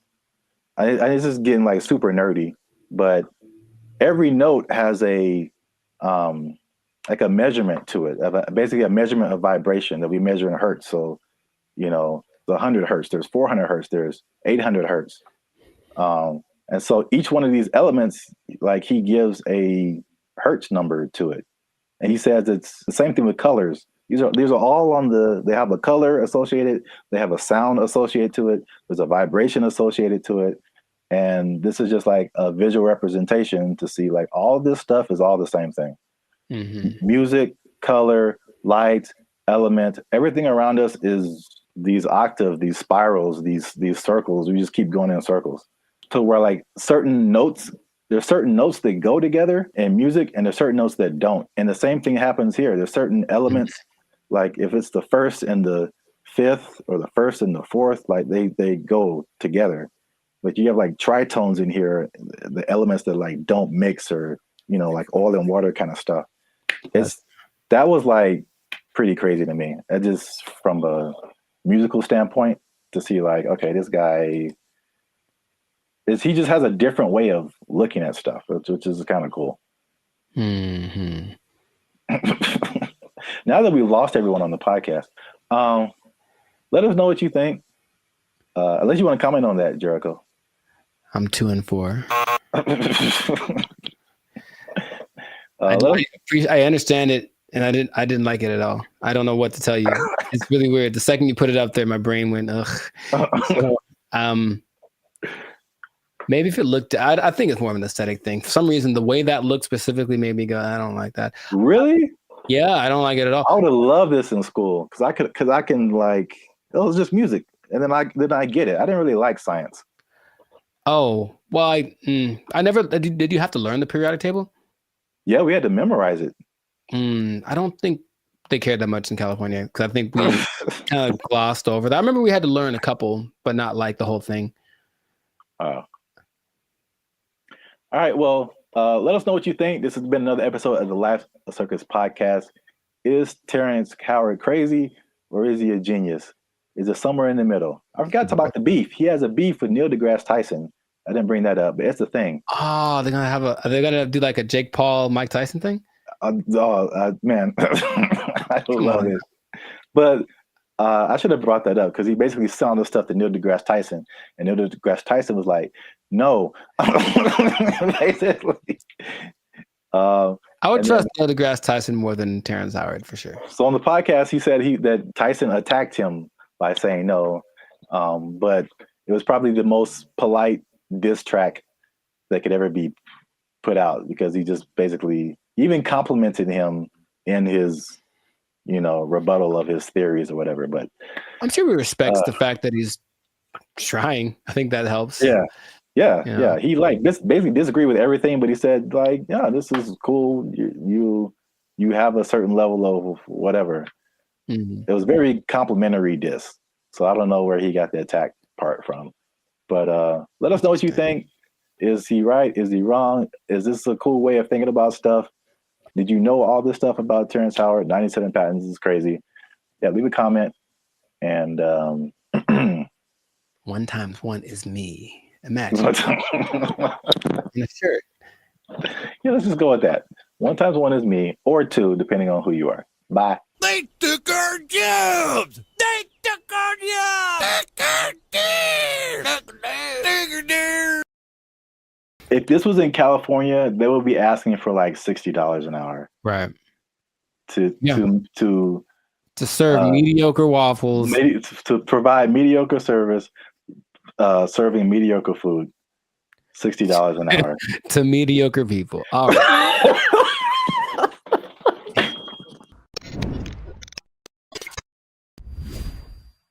Yo, what's up, guys? I'm Zap, and this is Jericho, and we are now 6-time international award-winning pop hip-hop music duo band in Future. Mm-hmm. We do clean, fun music that everyone can listen to with a sound that is uniquely California, and you are now tuned into the Life's a Circus podcast, where we talk about things that are funny, interesting, and ridiculous. But wait a minute. Hold up. Y'all been laughing. Y'all been crying. Y'all been spitting your food out. There we go. When we talk about gross stuff, you just been having a good time on our dime. And we need to support your boys by making a little noise. Oh, bars. I like it. So make sure you like, make sure you subscribe, make sure you comment. Oh God, it has to, I don't. Okay, so just to explain something for y'all, when we do these topics, the other person doesn't know what the topic's about to be, so it's like the grand surprise. I'm here waiting, and it seems like it's going to be a doozy. Make sure you share this video with your favorite Waffle House employee, because Waffle House employees have a few demands. And I'm going to show you a video here. Okay. Of a, as the news calls it, a developing story. Is that what this is? With some interesting characters who have some demands for Waffle House. Waffle House employees across the Southeast are demanding more pay. Employees held several rallies this week at restaurants, including right here in Atlanta. Channel 2's Larry Sproul is live on Piedmont Avenue in Buckhead. Hey, what up, Larry? Locations. And Larry, you've been talking to both clean white shirt as on, well as those men and women who work hard every day. Yeah, well, Michael, corporate leaders tell me they are aware of what happened at several other Waffle House locations like this one right here in Atlanta. Meanwhile, I spoke with employees. They tell me they simply want more pay. It's a simple demand from Waffle House employees across the Southeast and here in Metro Atlanta. We're asking for $25 an hour. Gerald Green says he's been working at Waffle House for years. I'm what they call a grill operator. I'm a cook. I'm a rock star cook. I've been at Waffle House for about 7 years, and I'm the highest level cook you can be outside of management. Gerald Green looks different after the NBA. Paid a lot more. If you mind me asking, how much are you guys making right now? Well, I'm a rock star, so at my store I'm making $17.75. That's why employees are demanding better pay. You're constantly having to go from one job to the next. This week, employees protested at several locations across the Southeast, including Atlanta. My union is my power. We want 25 an hour. It's a campaign that USSW, the Union of Southern Service Workers, has launched at multiple Waffle Houses. But Green says they're also asking for 24-hour security at all the restaurants. Channel 2 Action News was there in August when a former employee was shot and killed outside this Waffle House in DeKalb County. A lot of workers are hurt by customers. A lot of workers are mistreated by customers. And people say it's funny, they're seeing people in fights all the time, but we're not really MMA fighters like the memes online say that we are. I reached out to Waffle House corporate. A spokesperson sent me this statement. It says, in part, Waffle House remains proud of its long history of effectively and directly addressing associate concerns. Our senior management teams continue to work alongside our associates as they have done since our company's inception. All right, so that's the main idea. Got it. There we go. So, I'm a rock star. I should be making 25 an hour. I'm a rock star. Shout out to the what do you call himself? A grill master. It's like the grill trifecta. There's the grill master, there's the grill sergeant, and there's the grill. I don't have a third one. Never mind. Okay, so I don't even know where to start, man. Let's just start by explaining Waffle House, because a Waffle House. Let me see. It has 1,900 locations in 25 states. That's a lot. And for people who don't know, it's American diner. Serves mostly breakfast food, but they have other things too, and predominantly in the Southeast United States. Yeah. So we're in California. I don't think there's any Waffle Houses out here. I don't believe so. California. Have you ever been to a Waffle House? Sure have, sugar. Oh. Okay. I was attended by Dolores. So you know names and everything. Yeah. So you know the vibe. I haven't been to Waffle House in like since I was a little kid. Mm-hmm. I think so. From the vibe from what I don't know if it's changed, but from what I remember, it was very trucker-ish. Sure. Like a place where truckers go to like, you know, it's not like IHOP. I think the big thing out here is IHOP, International House of Pancakes. It's classy. Yeah, it's a total.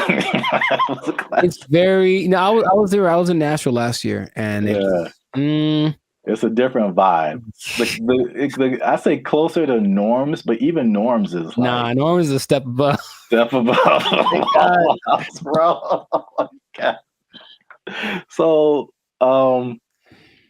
the thing about Waffle House, before we get into the wages, this is the hilarious thing about Waffle House. Mm-hmm. Is like for some reason, there's always something going down. Yeah. Waffle House, bro.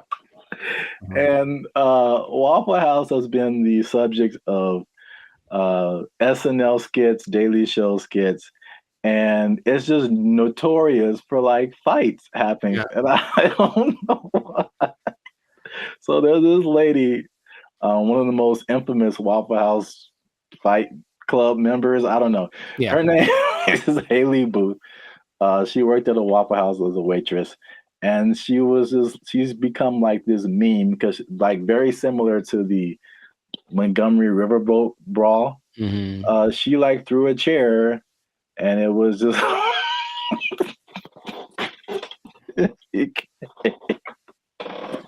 it became a meme. So it's a big social media thing with Waffle House. And like these are some of the quotes from like social media. Okay. Oh, Haley, the waitress, she says, and I quote, "I've probably cleaned blood off of every surface of a Waffle House." Just to give you guys an idea. Mm-hmm. Someone else as a joke said, "A fully staffed Waffle House could take out ISIS." There's another one. Yeah, accurate. This says, there's a Fight Club meme that says, "If this is your first fight at Waffle House, you have to fight." So that's the vibe of Waffle House. And then for the waitress, she says that the primary reason she thinks why there's fights is two reasons. Is one, it being open 24/7, and two, them serving alcohol, and the combination of those two things turning into fights. Yes, well, two things. Can we every time we say that, can like something just pop up like a head or something? Just to hint like coming soon to a podcast near you. Two things, but one, I don't think it's a coincidence that the Waffle House logo uses the same colors as Spirit Airlines. That's just kind of my first thought. Second, and this is from personal experience, people are drunk when they get to Waffle House. Yes. So it does not matter whether they serve it or not. I read that too. So basically, for sure. Yeah, Waffle House is like the after club spot. Yes. So once the club closes down, the Waffle House is open and ready for all comers. And man, it's just... yeah, they gotta shut it. Waffle House. But places like Denny's are open 24 hours, a lot of them, and Denny's don't have that. So it's something about Waffle House. It's something about Waffle. It's like when you walk in, you do feel this. The first time I went to Waffle House, I was young. I was probably 10 or 11 in Missouri, I think. And I remember I remember my waffle was cold and the butter wasn't melted. So I was mad about that. But I also remember that there were people. Oh, there's a word that my mom used to say all the time. Nefarious. I think there's some nefarious individuals in the corner, and she's kind of uncomfortable with having her kids in this place with these nefarious individuals. Kind of suspicious. And I didn't know that was normal until I went to another one later, older, and I was like, I feel like those are the same people. Like, I was like, I think they just have them instead of the weird bunch from the McDonald's group, like all them. They just have these cats in the corner ready to start some stuff. Like that's what it feels like. Yeah, that's. Oh, I was so thrilled about this topic. Also, I think the food is okay. Yes, so that's a good segue. The food and the service. It is borderline acceptable. And so now, flash forward to today, Waffle House employees are pushing for $25 an hour in Georgia. I'm getting mixed numbers, but I think the Georgia minimum wage is $7.25 today. That sounds about right. So Georgia, I mean, that's almost a 4 times increase. That's like, so to put it in California numbers, the minimum wage is like $16, $17 an hour. Going to 20. So that means like, if this was in California, they would be asking for like $60 an hour. Right. To serve mediocre waffles. To provide mediocre service, serving mediocre food. $60 an hour. To mediocre people. All right. It should be like an intervention. Like if you're in the Waffle House, like, man, IHOP's right over there. Just copyright. Wow. Just do yourself a favor and upgrade a little bit. Or make some. I would rather eat Eggo waffles from the toaster than eat Waffle House waffles. Like to me, they're comparable, and maybe Eggo's got a slight edge. So, oh man, nothing too special about the Waffle House, but they're everywhere. Everywhere. 1,900 locations. It's a big chain, but $25 an hour, bro. That's a lot to make waffles. Have you ever made a waffle before? It's very straightforward. You take the pre-made batter, pour it into the waffle-shaped contraption, and then you wait. And that's it. That is it. And I've seen people fail at that. And oh, by the way, they've also been working at the Waffle House while they failed. So what's the end game for them? I mean, one, are they going to get it? Is there any precedence for this? Also notice in those videos, there was like 9 people protesting. Is that really right? You said there's 1,900 of those things, and those videos didn't have nothing more than like one store worth of employees. It was like one store that decided to speak for all the Waffle Houses, and I feel like that's not going to get it done. Not at all. It's not enough, Waffle House. It's the beginning. You got to start somewhere, man. Sure you do. Hey, support them. Wow. I think I'd just go to IHOP and support them instead. But no, people are jumping on the bandwagon because you got the SAG strike, the writers' strike, UPS workers were on strike, auto workers on strike. So Waffle House people are like, yo, we like a good fight. I think everyone wants to make more money, of course, but what's the value you're providing? What are you doing for me that I can't do myself? And like I said, I can make me I got a decent waffle maker. I can make myself a waffle. So I don't know what they're going for, but if they get it, good for them. $25 an hour. Wow. That's a whole lot. Leading the charge, the rockstar cook, rockstar grill master. He should probably just go solo. That's what I'm thinking. Instead of doing this whole trying to lead the charge thing, just be like, I'm the rockstar grill master. Make his own YouTube channel. Have a shit. Hey, bro, I'll manage you. Just give me $25 an hour, and I'll manage you. Start a whole chain of waffle apartments. Man, I see the possibilities. I see the future. Not the whole house, but we want a waffle apartment. We can get a waffle condo on the down payment on a waffle condo. Look, that'll be all right. A waffle sublet, if you will. Yeah. Well, we've talked about this way too long. We still could. That's the problem. I can keep going for another 10 minutes because it is fun to talk about. Oh man, I'm in tears. Good old Waffle House. So make sure you like, subscribe, comment, and share this video. Well, again, your favorite Waffle House employee. Ooh. And as a sign of support, of course. Sure.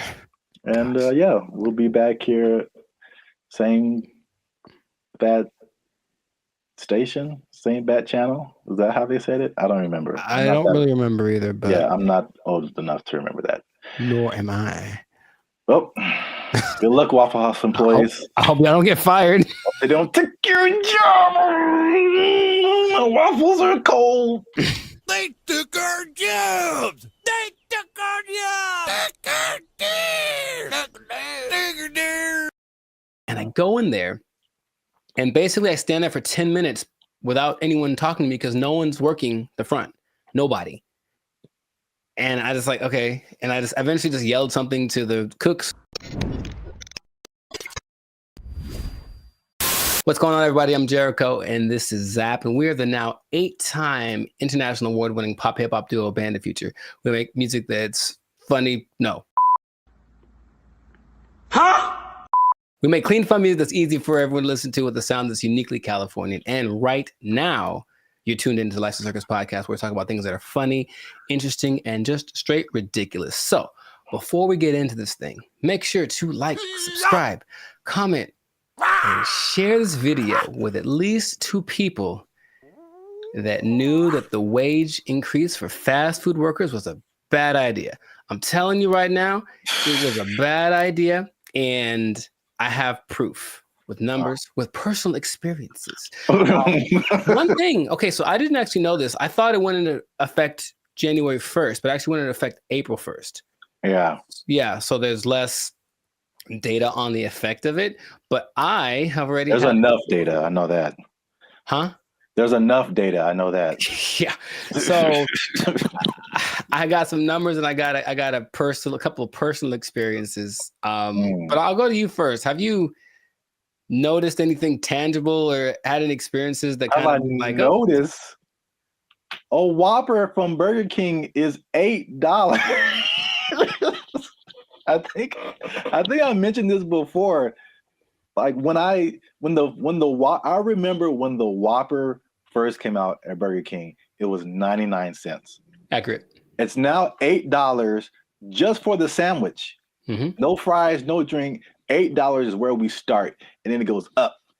I'm furious.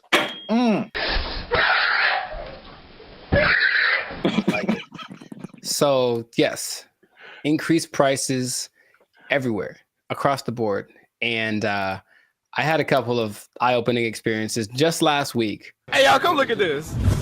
I went to a Korean restaurant because I like me some Korean food, and I wanted a bulgogi bowl, just beef and rice. It is literally beef, rice, and some onions. And give you a couple of sides right now. I slide in there. I felt like that joke from Cat Williams. Remember how you used to just give $20 at the pump and said, "Here," and then walk away. If you had $10, $15, you could go to the gas station with confidence because you knew you was either going to be full or damn near full. If you had a 20, you ain't even talk to the person at the counter. You just 20 on 11. I walk in like, I know how much a bulgogi bowl costs. I've had these before. And I didn't even look at the price. I just ordered it. Confident. Here's my card. Confident. I look at that thing, man. $27. Good Lord, that's a lot of money. Don't you like rice? $27 without the tip. Okay. So I was very sad. I was very sad. And I ate it, and it did not taste like a $27 bulgogi bowl. It tasted like a $12 bulgogi bowl, one that I came to know and love. That sucked a lot. This sucks. Yeah, it really sucks.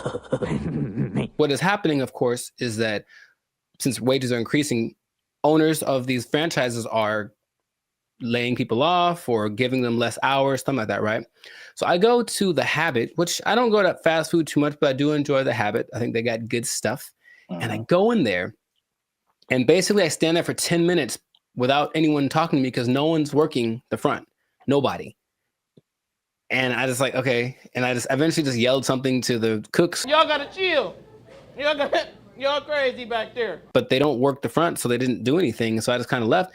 And then I overheard the conversation, like somebody got off the shift at X time and someone wasn't coming in till Y time. So I was just out of luck. I came in the gap between shifts and there's nothing they could do about it. Calm down. No! Now, there's a couple of things that are interesting. So for those who've been living under a rock and they don't know, the fast food minimum went up from $16 to $20 as of April 1st, okay?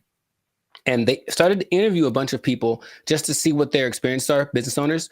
One owner of El Pollo Loco franchise actually said he owns 6. And he says his costs went up because of this, $180,000 per store per year.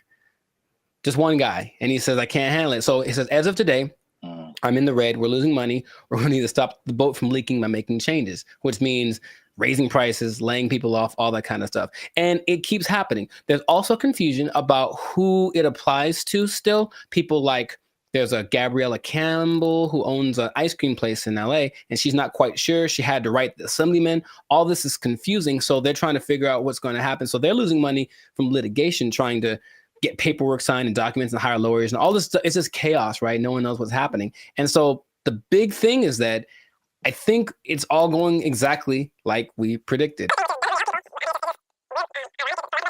Going to have less workers. Somebody's going to get fired. Right. Or more automation. So again, less workers or less hours. Nobody gets overtime. Something has to like compensate. I mean, it's like people think they just pull minimum wage out of thin air, and it has to come from somewhere. Another gentleman said, Brian Hom, he owns San Jose Vitality Bowl, and he said, one, customers are really mad at his $14 price for an acai bowl, which I understand because I've made an acai bowl for $3. So I understand the price. And then he basically said this: I'm happy for my employees getting the $20 minimum wage, but if we can't continue to have good sales, they may not have a job. You about to lose your job. Get this thing. This is the cycle that we've entered ourselves into, where the owners have no choice but to raise prices, but to lay people off. And it's just bad. And I don't see it. I don't see the solution. I got some good news and I got some bad news, y'all. The bad news is that I'm shutting down the studio. It sucks for the, I mean, there's so many different, everybody's. What? Bro, what are you talking about, man? Everybody's in a different boat. I know a lot of this applied to like the big chains, like the McDonald's of the world and the big franchises. Sure. And it's a lot of complaint from people is like, well, these are big corporations. They have lots of money. It's not, they can afford to pay this. They know what they did. They know what they did for sure. Like just McDonald's, because that's the thing that everybody knows. The McDonald's corporation is different from like the franchise owners. And so these are like individual people or individual businesses that, you know, get everything from McDonald's and just put their, you know, labels on it and all that kind of stuff. And so they don't have as much control as business owners or as franchisees. Is this worth you losing your job? They have their own kind of separate budget that they have to work with. It's not like, you know, McDonald's down the street is not the McDonald's corporation per se. Right. So there's that disconnect, which is confusing to people because I think those people that you mentioned, the actual franchisees or the business owners, they are the ones who are getting it the worst. Yes. One because they can't really, they don't have control over their franchise fees and all that kind of stuff. They didn't advocate for this minimum wage that was just handed down to them. And then the third thing, which is like the killer, is that because they have to raise their prices to just survive, right, the people are getting mad at them. Yeah, right. And they had nothing to do with it. We're supposed to be a family. What are you doing? They had nothing to do with paying people like 20 to 30% higher than all other minimum wages. Like they're just caught in the middle with either shut down or raise prices. But it's in terms of like answering your questions in terms of a solution, this is just skyrocketing the race to automation and AI and like everything. It's just every other industry now, just to keep prices reasonable. Will everybody lose their job? No, but will a good amount of people lose their jobs? Yeah. Yep. That whole automation thing is going to just take over. Maybe that was the end goal. I don't know. Oh, touchy. Careful. They're listening. But yeah, it does seem like the politicians decided we want to win the battle and lose the war.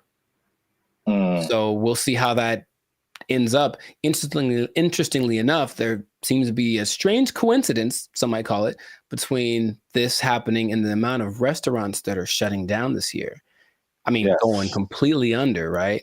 And I was going to tell you all about that in another episode of the Life Circus podcast. But for now, we're going to wrap this one up because we're a little over time. So just make sure to support businesses as best you can. But if the prices are too high, you vote with your dollars, right? So you can say, hey, this is a bit much. I'm not paying $8 for not never.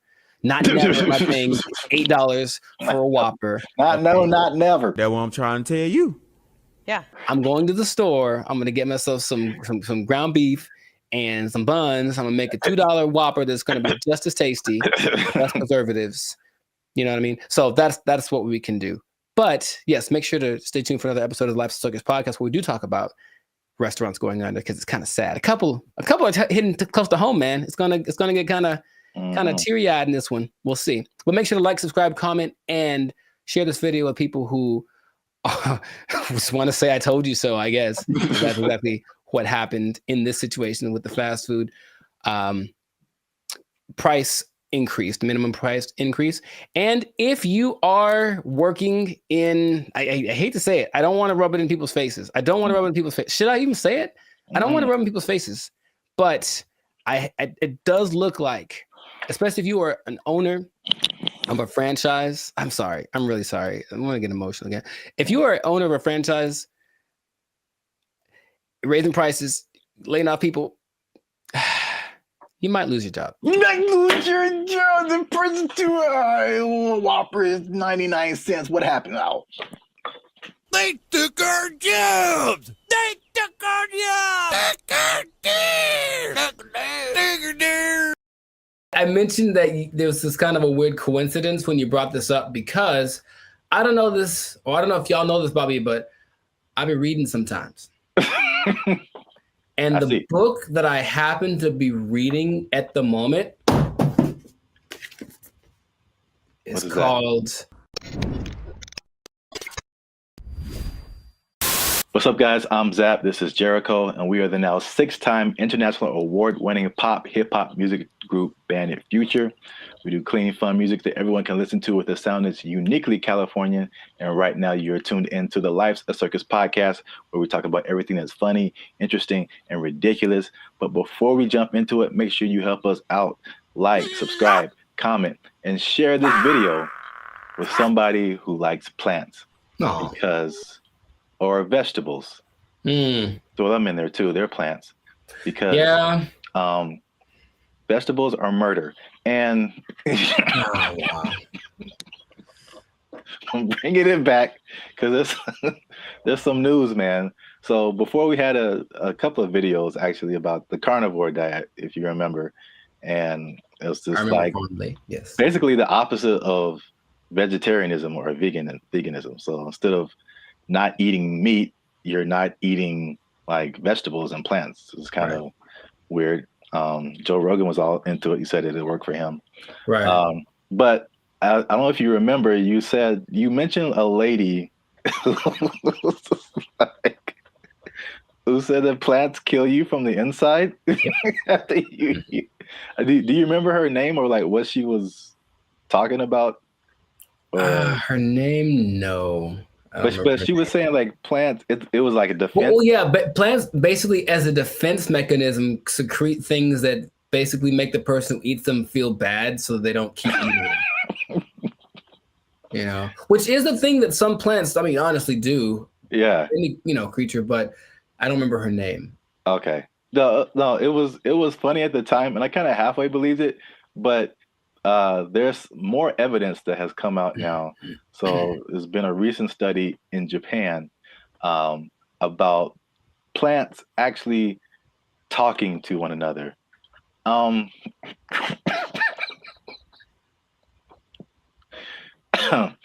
Jericho, do you think plants can talk to each other? Yes. Okay. Well, that was an easy sell. But here's the thing. I mentioned that there was this kind of a weird coincidence when you brought this up because I don't know this, or I don't know if y'all know this, Bobby, but I've been reading sometimes. And the book that I happen to be reading at the moment is called The Secret Life of Trees. And it actually is all about plants and their communication. I mean, kind of the evolution and why they're important to the planet and all that kind of stuff. But it does mention how they talk to each other, warning warning each other of threats. The bugs are over there. Don't do that. The sun is over here. Lean this way. Like, they've done studies about that says that they do talk. So I believe it based off of one book that I've read halfway through.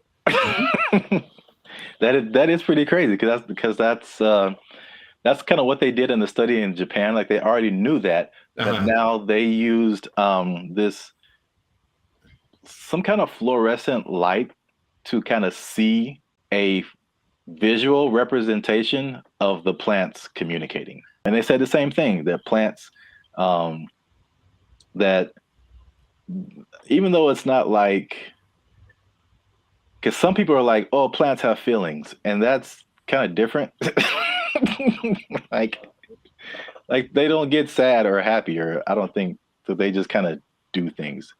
But you disagree because it's in your book. The thing. In Japan, because I like to say it that way, because there's one anime I saw forever ago that said it like that, Japan. So I like it.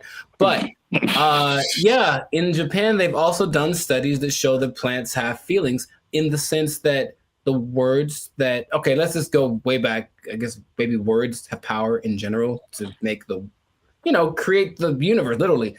If you say nice things to plants, they grow better.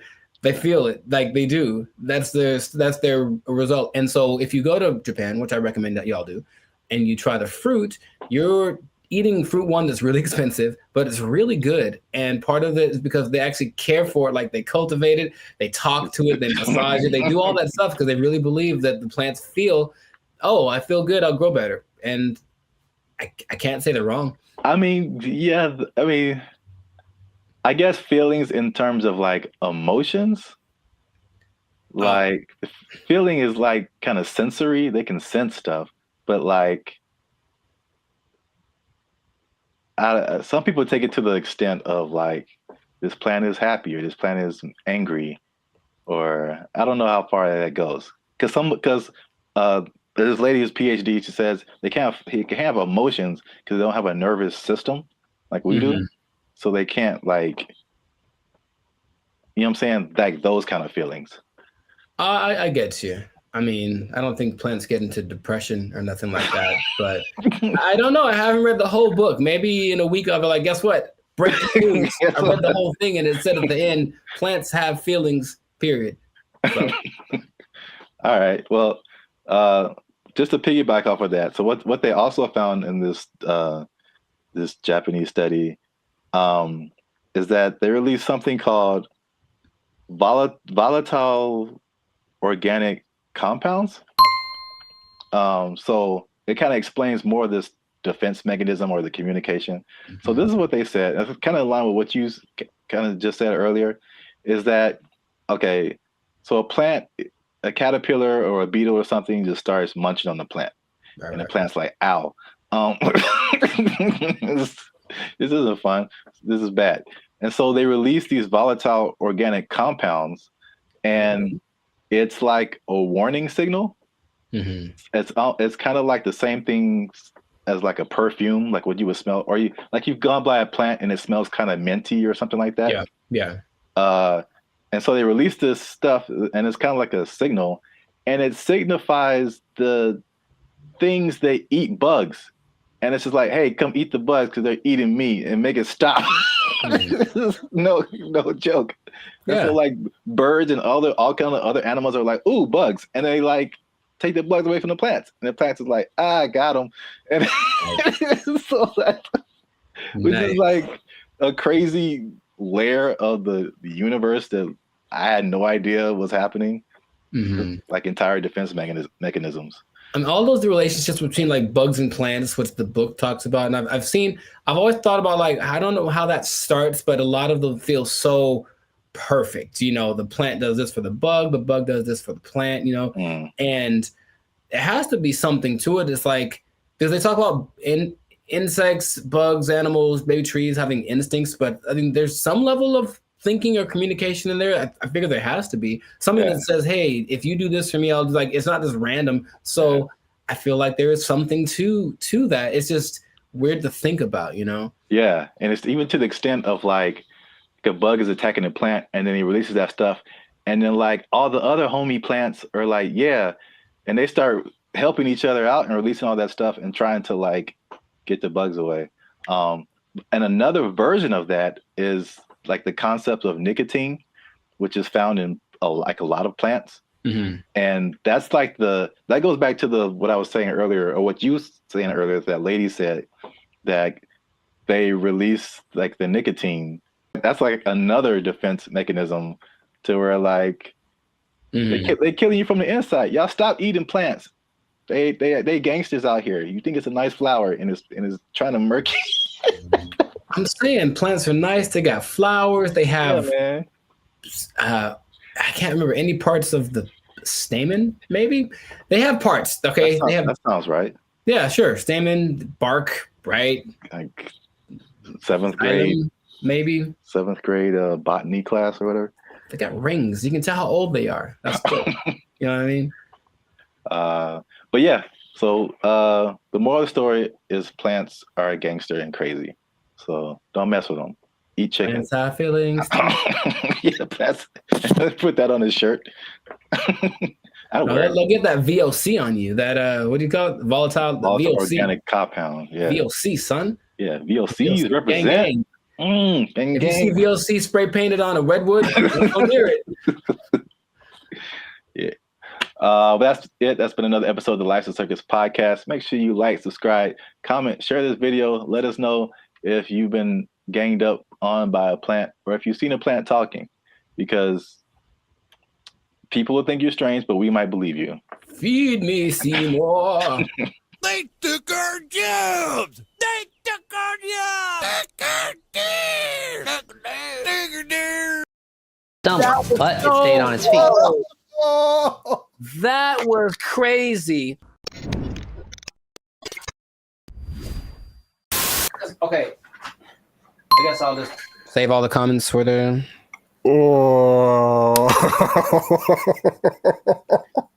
Why is it coming to this? Why are we all going to go out this way?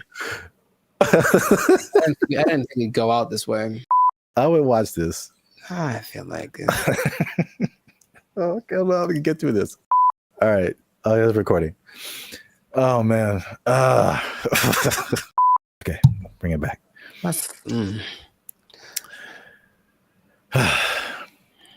What's up, everybody? I'm Zap. That's Jericho. And this is Bandit Future. And I found this on the internets, man. In true human form, Jericho, we've been blessed with this gift of robotics and AI. And what are we going to do with it? We're going to make it fight each other. The world's first kickboxing tournament exclusively featuring humanoid robots just took place in China. Here's everything we know about this first of its kind robot rumble, and of course, all the best highlights.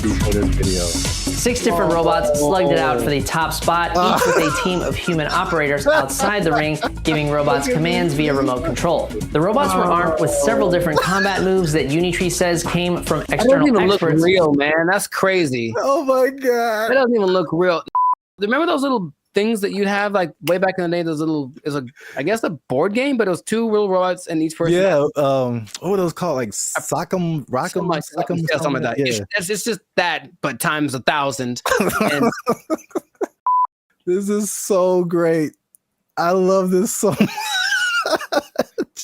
I don't want this to. Gosh, he's gonna kick it. And it's gonna remember him, get him in like a decade. Anyways, just keep going. I feel like we do this to ourselves, and then we blame other people. That's what I feel like is gonna happen. We just start building these things, and our first thought is like, "Hey, let's have them punch each other and kick each other." Nah, that's entertainment. That's our second thought. The first thought was sex robots. Oh, well, for sure. Too. But this is a close second, I would say. Yay, humanity! Are these the G? These are the G ones, right? I think we're talking about. These are the Unitree G. We have another video about that. I put a link to it. And the guy, man, these comments. You guys comment whatever you want, but there was a guy like trying to fight us, like, oh, it's not as good as the Tesla bot, and blah blah blah blah. I have not seen the Tesla bot do this. Nor have I. Nor do I want to. And it's, I know the Tesla bot is like more advanced. It does. These are two different things. But the main thing about this particular, the G ones, like you were talking about, is the agility. When they get up, it doesn't look real, man. Like that looks crazy. These moves include straight punches, hooks, uppercuts, a roundhouse kick, front knee, and what looks to me like a front kick or push kick. Martial arts experts, let us know down in the comments which one you think it is. The robots are also... So you can do all of those punches. I can still pretend this is fake until I see it in person. At least I have a happy place in my head that says somehow this isn't real because it doesn't look real, and I can just pretend. Until I see it, I'll pretend that it's not real. Jericho, it can roundhouse kick you in the face if it wants to. I know it, but I think it wants to. That's the thing I don't like. I think it wants to. I think it's like take all comers, bro. It's just gonna keep getting more crazy. This is already crazy. Yeah. Let's watch some more. Able to pivot and move around, as well as stand up from a fall. In the opening match, it was blue versus purple, with the other robots standing in the corners of the ring, cheering on the robot-on-robot carnage. While it's humans calling the shots from the sidelines, the robots themselves must maintain their balance, while taking punches and performing kicks and knees that sometimes force them onto one leg. Unitree says this was achieved by a combination of sensors in the robot, which feed it information on its body position, as well as AI reinforcement learning performed in some... It's impressive. What was that? It's impressive, those little steps that they take to get their balance back. Yeah. That's gotta be really hard to replicate. The next round saw the black-clad robot named AI Strategist facing off against the robot in pink, known as the Silk Artisan. While it took these robots a second to find each other on the battlefield, eventually they locked in, resulting in one of the most devastating clashes of the entire event. AI Strategist took the first fall when a kick threw it off balance, but it was back on its feet and taunting its opponent in no time. In the next round, the Silk Artisan got its leg caught on the AI Strategist, causing it to stumble, but it stayed on its feet. That was crazy, because check it out, for a human, that's a torn ACL right there. You see that? And it was just like, hated it, and then just kept moving. That's so... Wait a minute. That was in no time. In the next round, the Silk Artisan got its leg caught on the AI Strategist, causing it to stumble. No. Both sides landed some good. That's wild. In the next round, Black delivered a devastating knee to Pink, but it wasn't enough to keep the Silk Artisan down.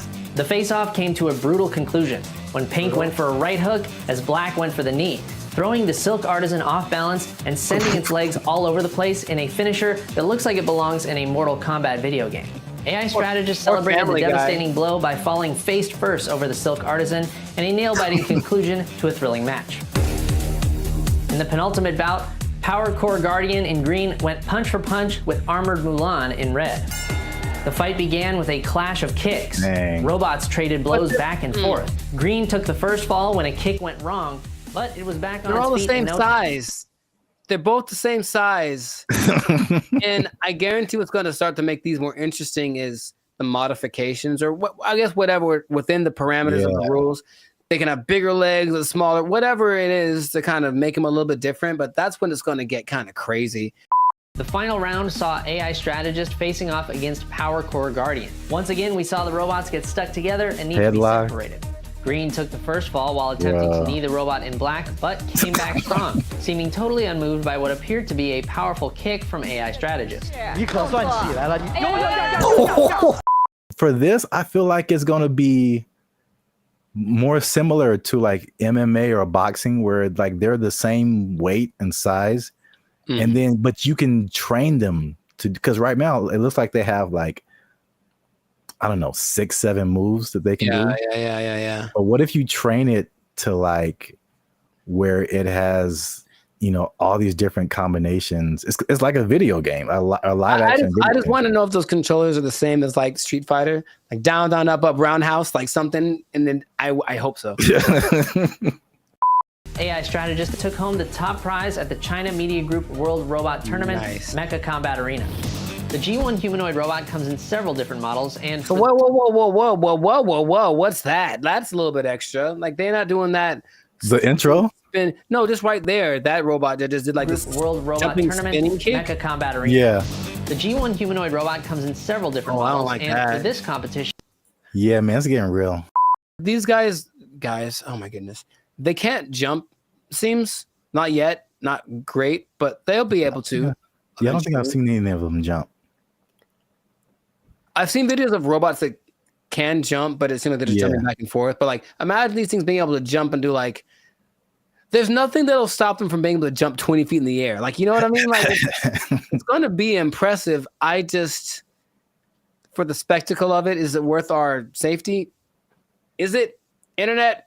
Is it? I mean, well, if someone just programs a bunch, like 10 of these to just come to your house. Yeah, man. That's going to be a problem. Yeah. Can't take all. For now, yay, look, it's fun. Yeah. Let us know what you think in the comments. The first ever humanoid robot kickboxing tournament. I can't believe that's a sentence that I'm saying. That's a sentence that I'm saying in the year of our Lord, 2025. Share this video with anyone you think might find it interesting. And I don't know what to say, y'all. I just found this on the internet. We out. I think that's my catchphrase. I think that's it. I see you. I don't know what to tell you. I just found it on the internet. They interview people who swear by this. Now, I know you'll be like, were there any scammers? There's lots, of course. There's lots of people who are claiming this, building cults, and then basically eating French fries behind the scenes. And the most famous, so this is real, well, this guy named... What's going on, everybody? I'm Jericho. This is Zap. We are the now 8-time international award-winning pop hip-hop duo Bandit Future. We make clean, fun music that everyone can listen to with a sound that's uniquely Californian. And right now, you are tuned in to the Life of Circus podcast, where we talk about things that are funny, interesting, and just straight ridiculous. So before we get into this thing, make sure to like, subscribe, comment, and share this video with 2 people who are tired of eating, who want to find a different way. Did you know there's a different way? Did you know that there's an answer? If you don't want to eat, you don't have to anymore. It better be a good answer, because I want to eat. No. Check it out. Hear me out. You don't have to eat. That's my favorite pastime. Well, maybe this will be more of your favorite pastime. Skeptical. They say it in 2 different ways: breatharianism or breatharianism. I'm not sure which one. Stop shaking your head. You haven't even heard the whole thing. It's where you basically eat the air and you don't eat the food. That's it. Doesn't that sound fantastic? See, I blame these millennials. No, this is old, man. This is old stuff. This is old stuff. So, for those of you who have never heard the term breatharianism or breatharianism, I hear both. The guy in the video that I was listening to said both back to back, including in his annotations. I was like, okay, so pick one, dude. But anyways, it's the idea that human beings do not need to eat calories to sustain energy. And there is evidence of this, although there's lots of skepticism, understandably. You don't like this at all. I understand. Fake news. So let me tell you a little bit about it. It all started with a study of a guy named Prahlad Jani. and he was a man, I think he's from India or Pakistan, one of the two. And basically he passed away a few years ago, but at the time he had not eaten or drank anything for 70 years. That's what he said. 70. Okay. And so everyone was like, that's kind of ridiculous. Doesn't sound real. And every scientist said there's no way this is possible. So they decided to study the man. They took him to a hospital, did everything, CAT scans, and checked his levels of everything. And they say that for 15 days, this man did not eat or drink. He didn't poop. He didn't pee, nothing. And none of his levels changed. And that he had an energy that wasn't related to calories. And they can't to this day figure it out. Because calories equal energy, literally, right? You eat calories, you get energy. He didn't. And after the 15 days, because he basically just sat on the bed the whole time they did the studies, and then he just sat there. And when he sat there, they said he kind of went into this trance state. And what they say that a lot of these people do is they're meditating, but the meditation allows them access to a part of the human body that is actually able to process air and sunlight as if you were a plant. That is literally what happened. And then they let him go and he lived his life. There's other cases of this, but that's just kind of scratching the surface of it. So just off of the initial thing, y'all in? You ready to try it? You ready? You ready to jump in? Because you don't have to eat. You can just not eat. Yeah. I skipped dinner the other night, and I was so incredibly hungry the next morning. So in that little bit of time, I don't think air would have done it for me. I don't understand. I don't think you're really seeing this. You're so. I don't think they're really seeing this. You can be like a tree. You can be like a tree. I'm not for this or against this. I think I am a skeptic as well. However, there's another study of a guy much more recently. They called him the Buddha boy in Nepal, and they basically found this cat sitting. Well, it's a guy, but I call him a cat. He was sitting under a tree for about a year, just sitting there, and everyone was like, "What's up with this guy? He didn't move." And so they just would take pictures of him and give him gifts, and he would just sat there. And then after about a year, he disappeared. And they said, what happened? Then he apparently had just got up because he got tired of people looking at him. So he went somewhere into the woods, and he's just sitting there. And if you watch the video, it's really creepy because it's like, is he dead? But he says that because he actually spoke a couple times, he's just connected to the source that his ancestors knew and all that kind of stuff. And they talked like his friends, like, yeah, he doesn't eat, doesn't drink, he just vibes out. And that's the thing. Oh, the friend said that they converse telepathically, which is kind of an extra thing that I'm a fan of. I like the idea. None of it sounds plausible. Kind of an extra thing. Right. And science is all, this isn't a thing. It can't be real. Yet there are a few cases of this happening. The patron saint of Switzerland in the 1700s, Nicholas of Fleur, apparently the last 20 years of his life, he only ate light, right? So there was a study done in 2014 about the sun gazing, which is some parts of China say that that's what they do, not staring at the sun, but using the sun as energy. And there was a proof that human mitochondria can actually process sunlight and convert it to energy. That's what science is starting to, okay, maybe there's something to this. But the idea that you only eat air, sun, isn't the most widely accepted version of this breatharianism thing. It's kind of a spectrum. So there's 3 levels. One is called BGO. And that's where you don't eat anything. You don't drink anything. You just exist. And you're one with nature, and you don't have to, like I said, the energy comes from something that is not caloric. And then there are people that only drink like liquids, and that's like the second step of it. And the third is eating 200 to 300 calories a day, mostly just fruits or vegetables. So the only extensive study that did this was of a guy. They studied him for 410 days, and he was averaging about 200 calories a day. And he lost a considerable amount of weight, but he was fine, right? And the hunger thing is something that goes away after a while because your body learns to cope, I suppose. So it's kind of getting more popular as people are tired of maybe the Western way of trying to stay healthy or be healthy. The standard American diet, which apparently is leaving a lot of people with disease and things like that. They're looking for other things. So they're looking for this thing. Now, another term for this idea is seeking prana. And basically breatharianism is living on prana and taking energy directly instead of what we do when we eat stuff is we take the energy from the thing. But this practice just makes the energy coming directly to us without any middleman, basically.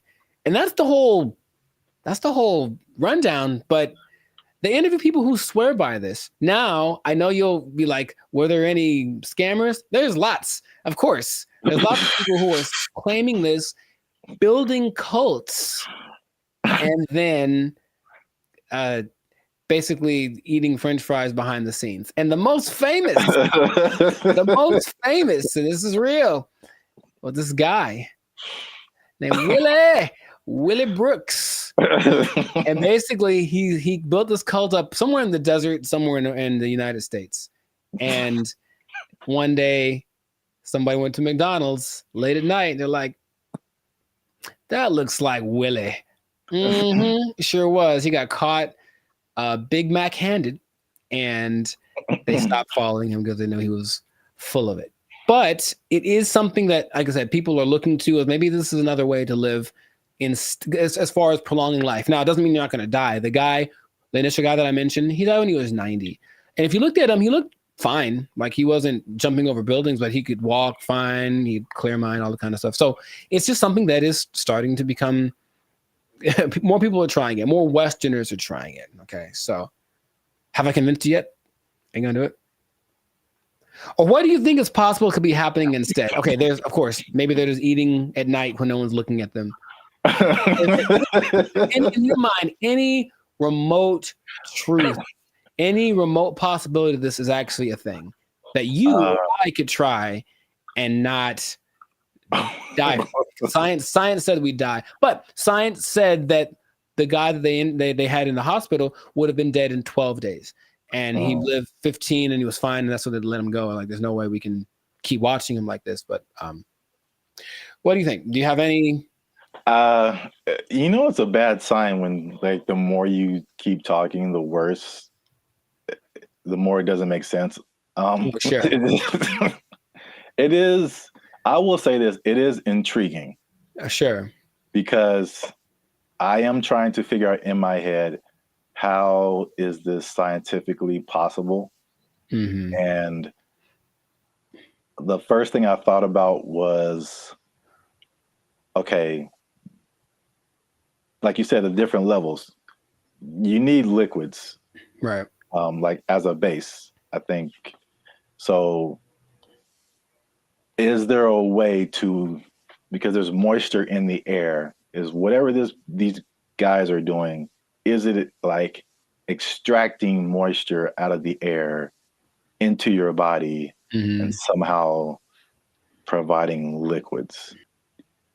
This sounds really weird, but it's just like, right. Maybe there is some kind of something to this. Sure. Well, here's the thing. If anyone is interested in it, there is a channel on YouTube called Take a Deep Breath that really is more about breath work in general, but he explores a lot about the subject. And he interviewed probably the world's most renowned expert on the subject, whose name is P.A. Straubinger. P.A. Straubinger. And he basically says, well, we can go 3 days without water. We can go 45 days without food. We can go about 10 minutes without air. So in a sense, we're all breatharians because we kind of, when we're not eating or drinking, we're breathing. And his idea is that people that have access to just making the breath part kind of override. It's almost like, okay, for diet, what we need fat, we need protein, we need carbs, right? So let's just use all of one instead of a balance of all three. And so the breatharians, I don't know how to say anymore. Breatharian, I'm gonna go with that. Instead of eating, drinking, and breathing, they just take breathing and make that the only thing they do. So in that sense, it's like, that's really interesting. But it does sound very far-fetched. Would I ever want to do it? Not in a million years. It does not sound fun because if you're not, most things that you do when you're social, you're eating and stuff, you're not eating what are you doing? You're just sitting around. And these people do just kind of sit still. You ever see like a bug or a creature and you see it and it's just there? It's like, what are you doing? That's what they are. They just sit there and they're channeling the thing. So if you have to spend most of your time doing that, I'd much rather eat a steak and then keep it pushing. So that's just me. But so here's my other wild theory as to how it could possibly work. Tell me. Just this makes no sense, but whatever. Sure. You think about, because the light, I mean, in my head, you're doing some kind of Naruto jutsu and you're pulling in moisture from the air. Yeah. That's how it's working in my head right now. I'll take it. And no one can tell me any different.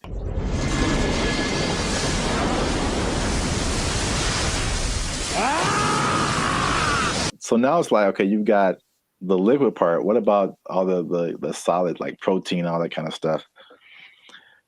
I'm thinking about all the microscopic organisms that are around us, all the bacteria, all the stuff that's on us. I read something the other day that was just like, there's all these things on our faces. Yeah, everything. There's just like thousands of these little whatever. And then there's stuff all in the air.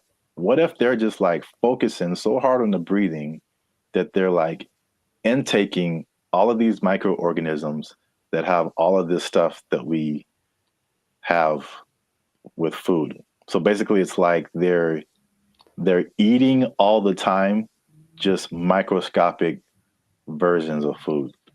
So they're whales. Boom.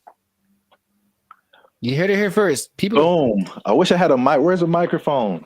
Breatharians or whales? That's what I heard.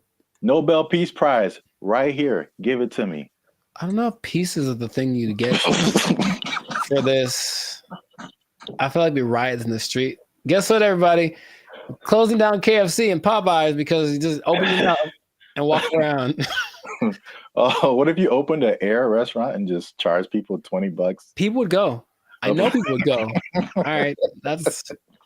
Oh gosh, I'm $20 all you can eat.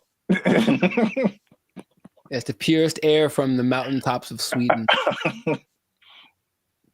Well, I think that this is a fascinating thing that if people want to investigate more, go for it. But like I said, I'm not going to try it. So if you do, leave a comment that says you tried it and that you're going to live forever because you found Nirvana. I'm not sure. Live your life. But this has been another episode of the Lifestyle Circus podcast. So make sure to like, subscribe, comment, share this video with someone that you think will find it interesting, and just keep this in mind. All right. Let's hit home.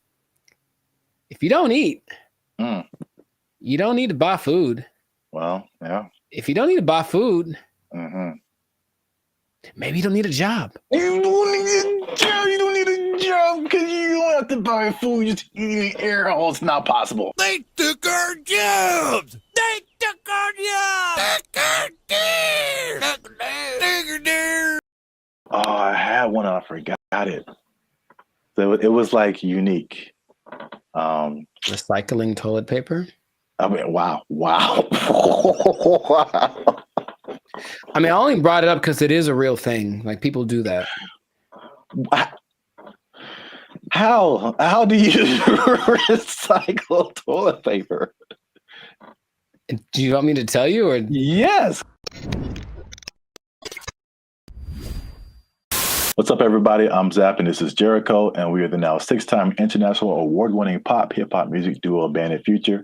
We make clean, fun music that everyone can listen to with a sound that's uniquely California.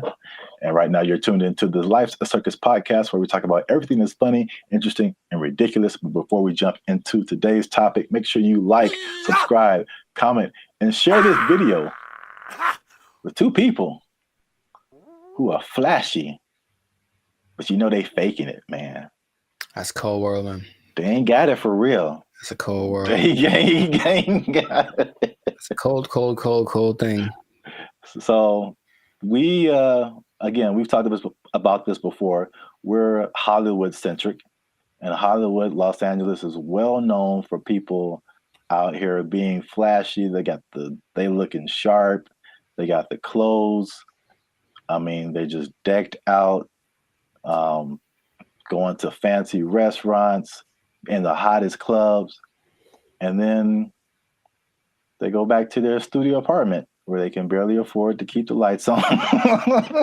It's just like, it's very much what you see isn't always what you get. Have you had that experience, Jericho? You've seen people like that? Or have you tried to be like that? Or you just kind of, I get the appeal of it because there's always the two sides that seem to be competing, right? There's being rich and looking rich. Yeah.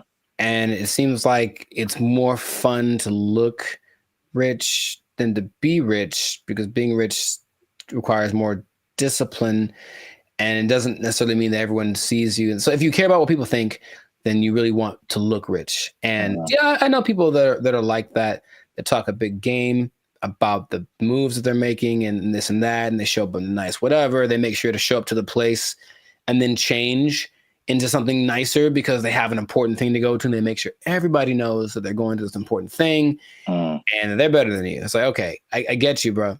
But it's sometimes hard to tell because in LA, Hollywood, people look pretty good. Like physically look good. They're in shape. They wear nice clothes. You can get really nice clothes on a budget too. If you really have to, you don't have to go to Melrose and blow $800 on a t-shirt. You can go to, I saw the nicest jacket, honestly, the other week at Ross for like $25. And I was like, ooh, I was killing. So you can make yourself look flashy without too much. In fact, yeah, Ross has a whole jewelry section. You can get decked out for under $100. You can. But you always question it. I think you always question it. It's like, I wonder if that person really is somebody. Usually the telling point is if they're where I am, they're probably not rich. That's probably, yeah. Hey, you come to this Starbucks too to use the Wi-Fi? Yeah. Doubt. Yeah, man, they shut mine off. But I look fly though, don't I? Like that from Boondocks where Riley takes all the money that Grandad gave him for the weekend, blew it all on one shopping. Oh yeah. And he was like, "Ain't I'm clean though?" Yeah. Riley, we don't have food to eat. Oh man, I'm clean though. Well, I brought this up because I saw a study by Redfin, which is a company that's into like the housing market. And obviously, the economy has been very rocky for the past few years now. And inflation is sky high. And they did a study that shows that about 49% of Americans are struggling to even just pay their rent. And they're cutting costs in the most unique ways that they can just to, I guess, survive. Okay. While still trying to look like everything is okay. So I guess a lot of people like really are struggling. So I mean, 50%, that's like 1 out of every 2 people that you know. So that's a lot of people. But they said that they are, to compensate, they are skipping vacations right now. They're working extra hours. They're selling their belongings. They're using up their retirement savings, especially millennials. And they're even skipping meals and medical treatments so they can keep their lifestyle but pay their rent.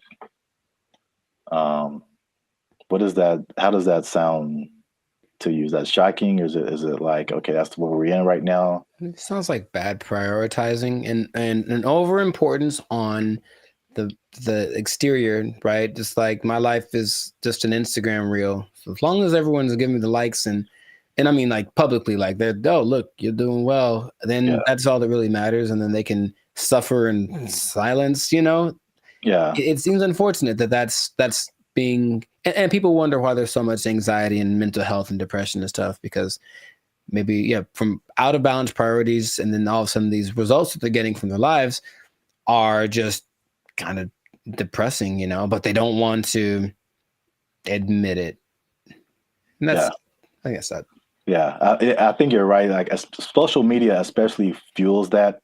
And it's like, I won't say never, but I rarely go on to social media and see someone be like, hey, here's a picture of me like cutting down on fast food because I can't afford it. Like that isn't, that's like it's the highlights of people's lives. And so you only see the good stuff. When they're all like, a lot of people can be struggling.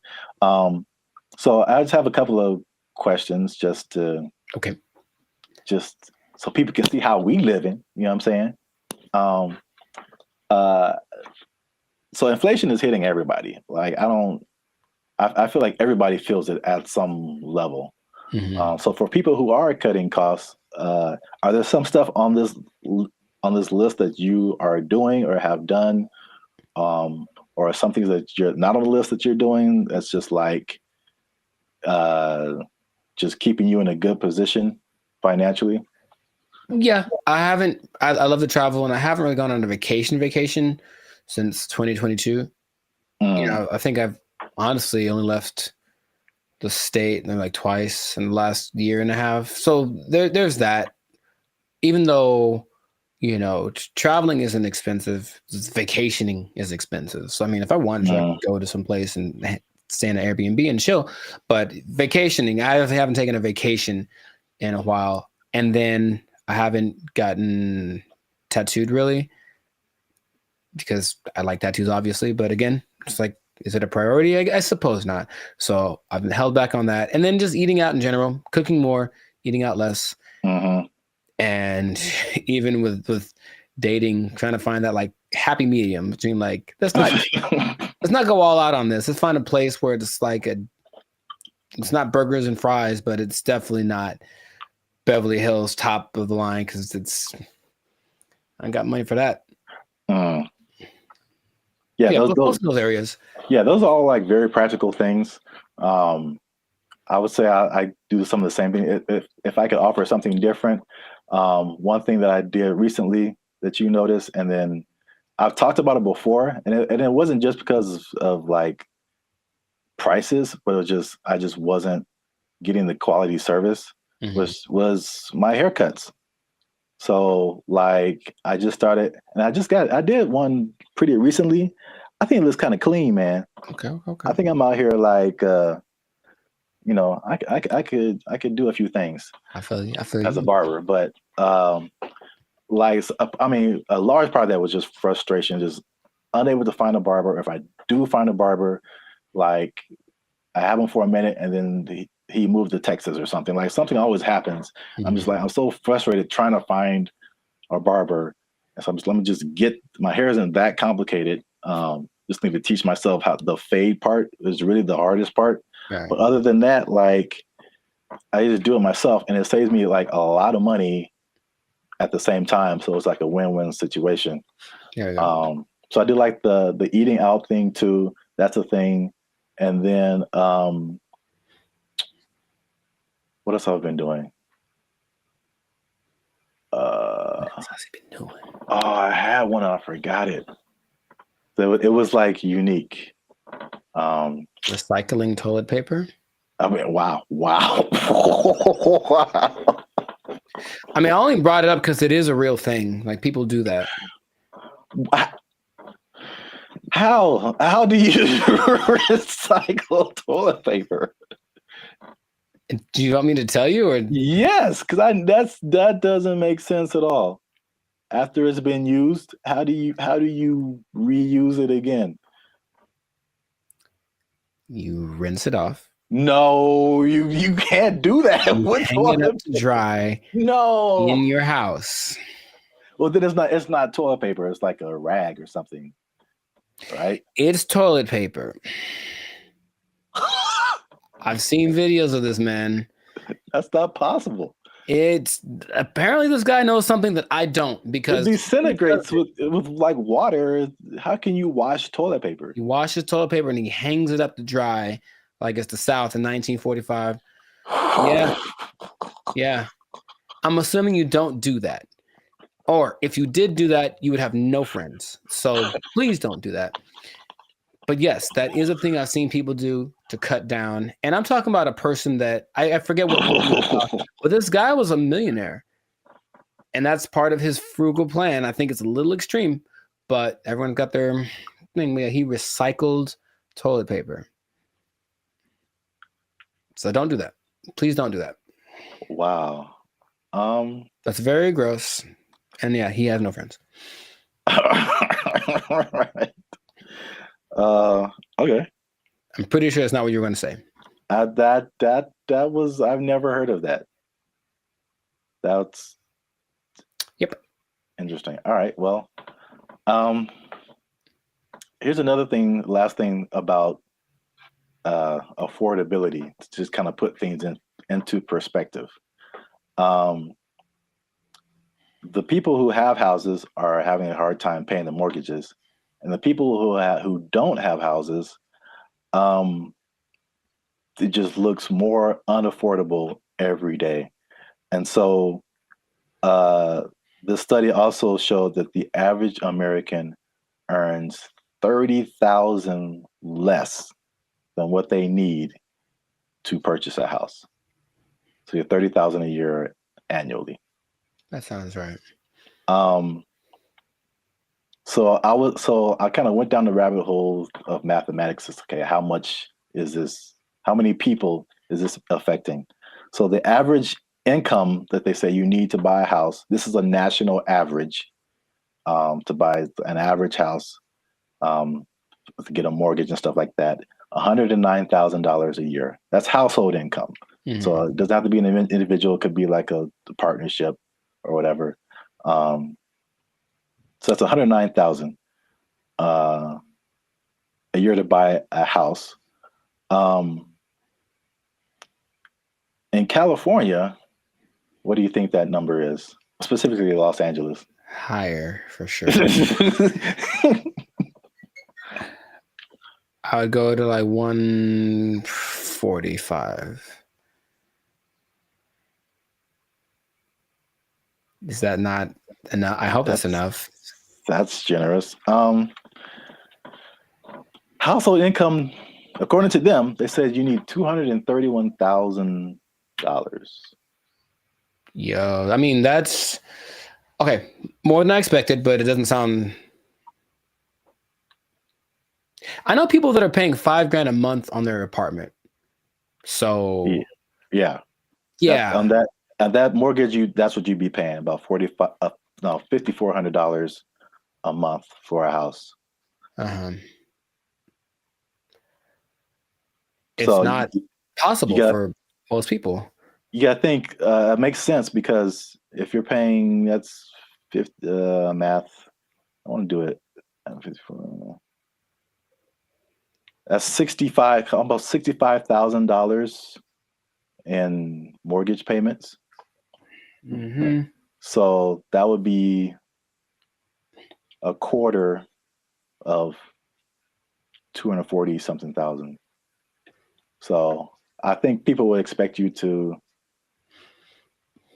be in the like 25-30% range of how much goes to your mortgage payment to make you eligible.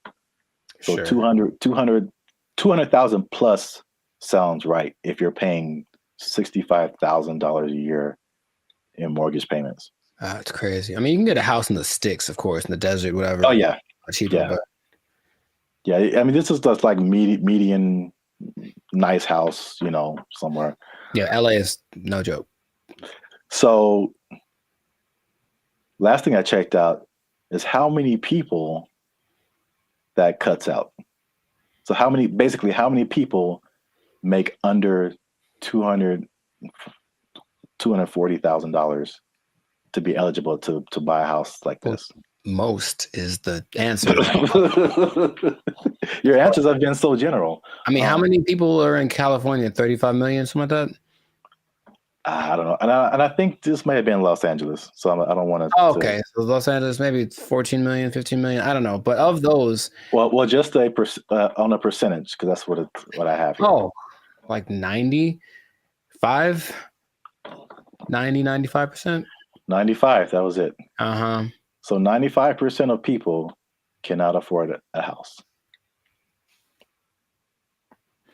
So this has been another depressing episode of the Life's a Circus podcast.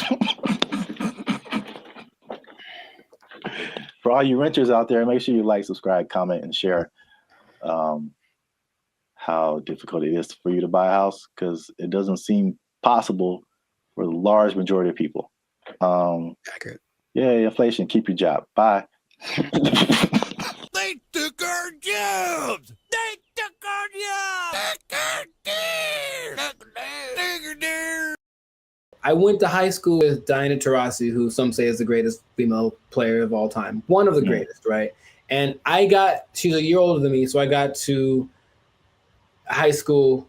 It's a place called Don Lugo High School in Chino. And I was coming in as a freshman, just trying to make the team like summer. And she was already she'd been there for a year, so she's already established. Everyone knew who she was. And I'd heard about her. I'm like, oh, you tried out for the basketball team? Yeah.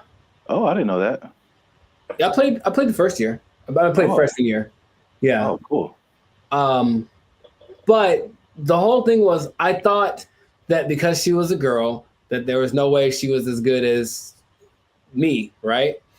So I just casually mentioned we should play one-on-one to her. Like, I think maybe it's the only time I ever spoke to her, really. And she's like, yeah, sure. And when I tell you that... What's up, guys? I'm Zap, and this is Jericho, and we are the 6-time international award-winning pop hip-hop music duo Band in Future. We make clean, fun music that everyone can listen to with a sound that is uniquely Californian, and right now, you are tuned into the Life's a Circus podcast, where we talk about things that are funny, interesting, and ridiculous. But before we get started, make sure you like, make sure you subscribe, make sure you comment, and make sure you share this video with somebody who may have challenged another person or entity, and they got shut down because they weren't ready for what was about to come to them. All right, so Zap, do you have an example of that? I'm glad you asked. Okay, so talking to the third person already. I see how it. This is a video that I found on social media. It made me laugh. And it's high school. I don't know if it's junior. They look kind of young. Maybe it's junior high, maybe high school. I don't know. But this player challenged his coach, and it didn't go the way he thought it would. This coach was having a good day teaching his players when one was bold enough to challenge him to a one-on-one, and this happened.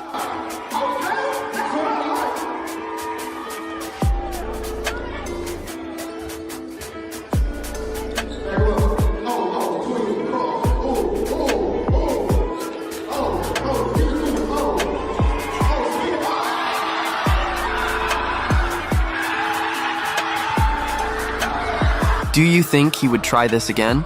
So yeah. I like it. Yeah, coach wasn't messing around. I thought he'd get past him, but I didn't know he was going to break the kid's ankles. That was cold. So I brought this up, and then if you have an instance, you can share it too. But I'm thinking of like the times when either you challenged someone or you saw someone else challenge someone, and they thought they had it, and it just didn't go right at all for them. Because I brought up this video because it reminded me, and I think that's junior high. It looked like junior high, not high school. It reminded me of the same thing that happened in my junior high school. Okay. So my school was a magnet school. I don't know if did they have magnet schools out here in California? Okay. Yeah. So we had like people from all over. It wasn't just like people in the neighborhood. And it was a performing arts school. And we didn't have sports. So we didn't have a football team, basketball team, anything like that. So what they did is like people from our school could play sports at like different schools, which is kind of cool now that I think about it. But so we had different players from different schools that went to our school, right? And so I knew like a couple of guys that were just like really good, like insanely. They had handles. I'm talking about basketball. They could shoot. Like they could do everything. I remember this one guy, especially named Ricky, who was just like, he was like the coolest dude, bro. Just, but not like a I'm better than you jock kind of. He was just a cool dude. He walked cool. He talked cool. He was cool with everybody. And he's just amazing basketball player. And we had some other girls. There was a girl who was like 6 feet tall, and she was just amazing. Like we had amazing players, right? Mm-hmm. And we had these 3 PE coaches. Now they're all different. So there's one guy, Coach Moore. He was super tall, but he was like 100 years old. I swear, this guy was like past your prime. But he was skinny, maybe in shape, but like super skinny. But at least 60s, 70s, maybe. Just all gray hair, just like, okay. He didn't seem like anybody. Mm-hmm. And then we had this lady, this white lady who looked like, what's the girl from Iowa? Is that it? The basketball player? Yeah, the girl who's like really big now. Caitlin Clark. Yeah, she kind of looked like an older version of her. And she like just had a baby. So they challenged the students, this is junior high school, to like a basketball game. It was like the 3, and then they probably like roped in 2 more teachers. Mm-hmm. And so it's like this really tall old dude can barely move. This really short dude looked like Sherman Hemsley, and this lady who just had a baby, and like 2 teachers. Mm-hmm. I'm just like, we were all like, okay, students are gonna whoop. We're gonna kill these people. Like, get an ambulance ready, and just, man. I'm guessing the opposite of what you expected to happen happened. When I tell you they tore us up, they just annihilated us, dude. So like the short dude and the lady, they were like faster than what we all believed we ever seen them move. I mean, the dude was just like Chris Paul out there, just. Nice. And then the old guy, he would just stand on the 3-point line and just blitz you, just Ray Allen, just. And it was just like, we got annihilated. So that video just reminded me of that experience. But I don't know if you had any experiences like that where you saw something happen, or maybe you tried something and it just not so much publicly, but if it had been the social media era, then maybe that would have been, on all the reels and whatever. But I brought this up in one podcast before. But I went to high school with Diana Taurasi, who some say is the greatest female player of all time. One of the greatest, right? And she's a year older than me, so I got to high school. It's a place called Don Lugo High School in Chino. And I was coming in as a freshman, just trying to make the team like summer. And she was already she'd been there for a year, so she's already established. Everyone knew who she was. And I'd heard about her. I'm like, oh, you tried out for the basketball team? Yeah. Oh, I didn't know that. Yeah, I played the first year. I played freshman year. Yeah. Oh, cool. But the whole thing was, I thought that because she was a girl, that there was no way she was as good as me, right?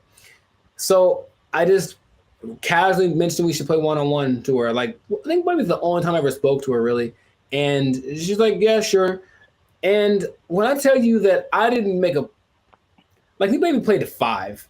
And so if it had been like that, with like a bunch of people in the circle going, oh my God, then it would have been terrible. But it was just us and maybe like a couple of people watching. And they didn't even pay attention because they're like, they're talking about me. Like, he's about to get destroyed. So I didn't know that she was that good. And it's like, when I tell you, I felt like I was standing in quicksand, how fast she was. And she just would hit me with a pump fake and then just go around me. And I'm looking like, this is crazy. I've never played against anyone this good. And then she hit like a fall away, like Steph Curry, 30-footer just because she could. And I was like, that's not fair. And I didn't know that. Anyway, that was kind of humbling. But there weren't many witnesses. So it wasn't like that video. But yeah, nowadays it would have been one of those like, oh my God, but I mean, she's amazing. So I'm not surprising. And I think the only other thing I can think of like that is, and it's more specific like that. Someone older, I could take them, right? Is one time I decided it'd be a great idea to arm wrestle my mother. Now I was maybe like 9, 10. I was getting a little buff. I felt the muscles coming. I was like, yo, guess what, Mom? It's time. It's my time now. I'm on the come up. And I don't think I've had a more humbling experience in my life than that. Than my mom, who's not a big lady, but she's pretty strong. I saw that today. Arian, she's strong. And when I tell you that, like, I thought my arm was snapped in half, man. Like, she didn't say, "Oh, my son, I need to." She just, God, and that was it. Right on the counter. Right on. And I just walked away in shame. That was it. So that's probably the two experiences I've had like that. I've seen videos like that, and I've probably been a witness to some, but I can't think of any off the top of my head. But it's always like, yeah, you get some kind of a boldness in you, like, you know what, it's time to go for it. And if it works out, good for you. But more often than not, it ends up like that. Yeah. The last thing that just reminded me of is I don't know if you ever like were in fights or anything in school, but I was very quiet and very like unassuming, but I was also a very large person. Like I've always been a very large person. So like no one is like tried to fight me. I won't say that. There's been a couple people who tried and it did not end well for them. So it's like even if I didn't know how to fight, I'm just too big. Yeah. And I remember there's like this one guy who was like messing with me in school or something. And I told him to stop. He wouldn't stop. And then we were in class, and then I think there was like maybe 3-4 rows of desk. So he was behind me. So I think he like pushed me or something.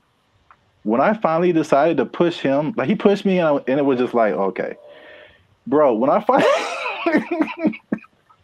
finally pushed him back. I feel like he got laid out. That's what this dude went flying like 4 rows back. It was like everybody was just shocked. It was just like I did like some kind of Naruto like whoosh on this dude because he went flying. And yeah, that was the end of that for sure.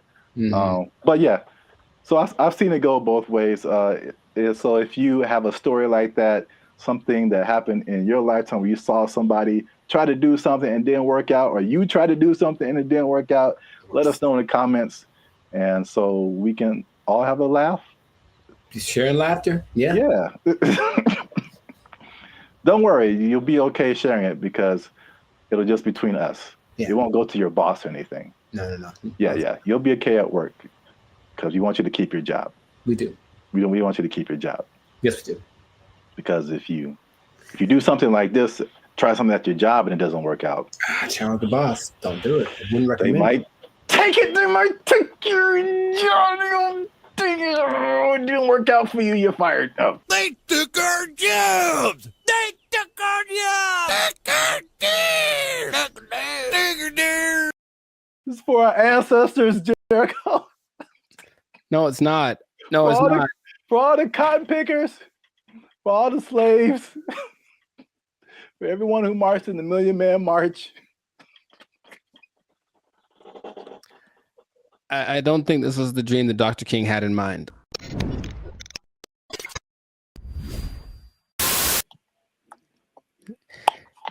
You should have done that when it was recorded. Like, I would have been so surprised because now I'm used to it. Oh. And I'll be honest, it took a while. It took a while to get the yogurt experience acclimated to my. It's just never. I don't think I've seen a person eat yogurt in years, man. I'm serious. What? Yeah, I don't hang around yogurt eaters. Like, not like there'll be yogurt on the side if you go to a Mediterranean place or something, but not yogurt just in a isolated incident. In an isolated incident, someone ate yogurt today. Gold is up 10 points.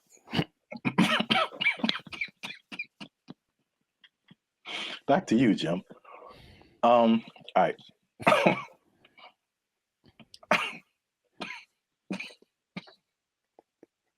Let him use you. Won't he do it? Won't he do it? Yogurt. Okay.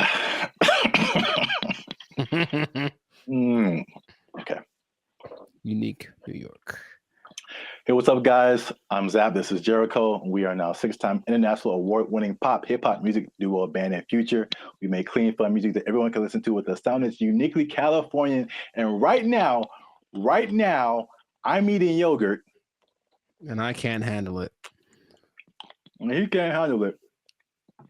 But you're still tuned in to the Life's a Circus podcast, where we talk about things that are funny, interesting, and ridiculous. Please don't choke on your yogurt, man. I tasted wouldn't know what to do with myself. So make sure you like, subscribe, comment, and share this video with somebody who likes to go to fast food every now and then. Okay. Because they might be going a little bit less. And I'll explain why. And I'm going to explain something very interesting with regards to minimum wage at the end of this video. A shocking statistic when it comes to how much people earn. I want to know what it is right now. Yeah. Tell me now. No, you gotta wait to the end, man. You gotta wait to the end. All right. But first, you gotta watch this video because I'm not even gonna set it up. Let's just watch it. This is Gavin Newsom, governor of California. Hey, Gavin. And these people have just lobbied for a fast food minimum wage that is higher than the regular minimum wage. So now these people will be earning $20 an hour at your fast food places in California.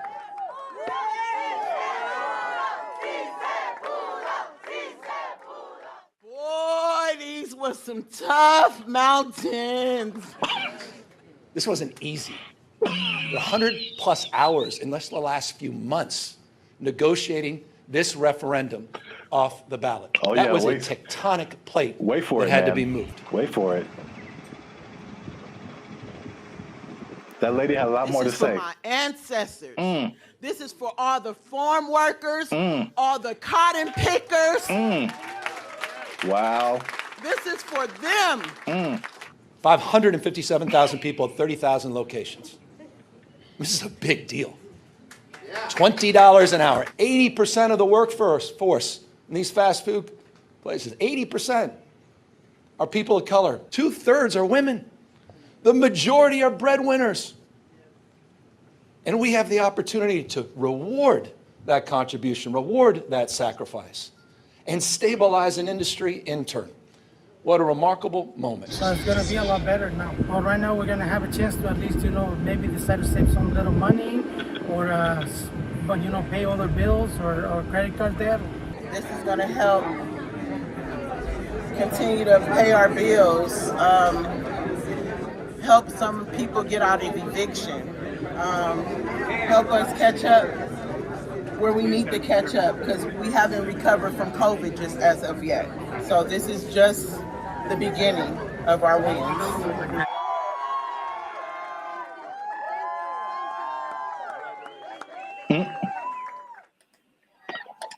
So yeah. I didn't expect her. You gotta understand, Jericho. She's dressed like a toy you find in a Happy Meal. I didn't appreciate that. I didn't appreciate that at all. Look, I didn't like that at all. I didn't like that at all. She came out of nowhere, bro. This is for our ancestors, Jericho. No, it's not. No, it's not. For all the cotton pickers, for all the slaves, for everyone who marched in the Million Man March. I don't think this was the dream that Dr. King had in mind. I really don't. They worked hard. They fought so that we can make $4 above minimum wage. All right, so while you have your moment, I think that's okay in a way. I definitely know, I don't think I know that $4 more an hour is not going to help you not get evicted. Maybe helping you. Maybe if you make good financial choices. See, here's the thing that people lose in the thing. You know, all jokes aside, even though it was ridiculous, she was unnecessary to that video. I don't know why they picked her. I don't know why they picked her. I just didn't see the point. But it doesn't, you know, it doesn't matter how much money you make or don't, right? It's just about how you work with it and how much you keep. So I know people that work fast food that do very well because they're just smart and they budget and they're frugal. And I know people that make a lot of money that are basically broke, you know what I mean? So there's that, but and are those real statistics? I suppose someone says, oh, there's this percentage of minorities and women, sure. So it's a step in the right direction, yeah. But as we've mentioned before, it could just mean that a Big Mac's going to be $10 next week. So, you know, that's kind of why I brought it up. It's I mean, it's not only to see what you think about it. I mean, it's going to be interesting to see what happens because food prices alone right now are through the roof. Man, I saw like a bundle of grapes for like $6 a pound. Yeah, you told me. Like I bought like a few berries, and it was like $20 for like just to start off with. Like food is crazy. Fast food is also way expensive. Like I remember there was a time where you could give someone $10, like, and they could get a combo at someplace. Like now, it's like a challenge to have a meal for under $10. It really is. Yeah, like maybe you can get 15 to 20. Yeah, you can get an item. You can get a burger or something for $7, but a whole. Yeah. So it's going to be interesting to see if you kind of got lost in my laughing at that lady. That was deserved. That was deserved. She feels.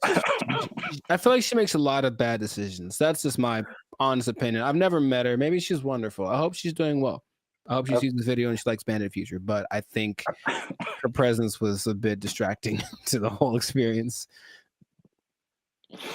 But yeah, so this is a very weird situation that I haven't really heard of because basically the government is involved. Right. They created this like separate task force for like fast food worker wages, which I haven't really heard of before. Where like I mean, it's not the government setting it, but the government is like an intermediary in this. And I mean, are fast food workers specifically unionized? I don't think so. There was a couple in the more educational videos that I passed over to play this one. Oh, good choice. No, trust me. Good choice. Good choice. There was a talk about some different unions, but it isn't like a fast food worker union. It's some kind of, I think it's a service worker union. Okay, so that makes sense. I think that's fast food is maybe under that umbrella, but it includes a lot of different services. But yeah, so it's the government involvement. It just makes it kind of weird, and then also, it's like, you know, I mean, fast food has been minimum wage for like as long as I can remember. So to go above that, they were saying that this is like a 30% increase. So it will be interesting to see if there's a 30% increase in prices. Right, because the logic says, where is it coming from? Where is the 30%? You can't make money out of nothing. I mean, the government tries, but you can't make money out of nothing. So if you raise one thing, something else is gonna be affected. Yeah. I made maybe I'll put a link to it. This was a year or two ago. I was walking by KFC and it had and it was a small combo for like $18 for a small. And then what was I gonna say? If a sandwich is like $6 now, you add 30% to it, and now it's like $8 just for the sandwich, right? Plus tax. So I mean, the $10 combo is going to be like a $10 sandwich pretty soon. That's just too much, in my opinion. Maybe because again, that's just one way of balancing your budget. I guess is to charge more. I mean, they could do the other thing, which doesn't really help people. I mean, it's just weird, ironic, for lack of a better term, is that okay? Again, you're a business owner. Prices go up for your workers. We're either going to have less workers, somebody's going to get fired, right, or more automation. So again, less workers or less hours. Nobody gets overtime. Something has to compensate. I mean, it's like people think they just pull minimum wage out of thin air, and it has to come from somewhere. Wow, it's interesting you mentioned automation because I've got something planned for another episode. What? Boom, boom, boom, boom. Anyway, but it's just we synchronized today. That's all I'm saying. Oh man. Well, let me. What was I teasing before? The minimum wage.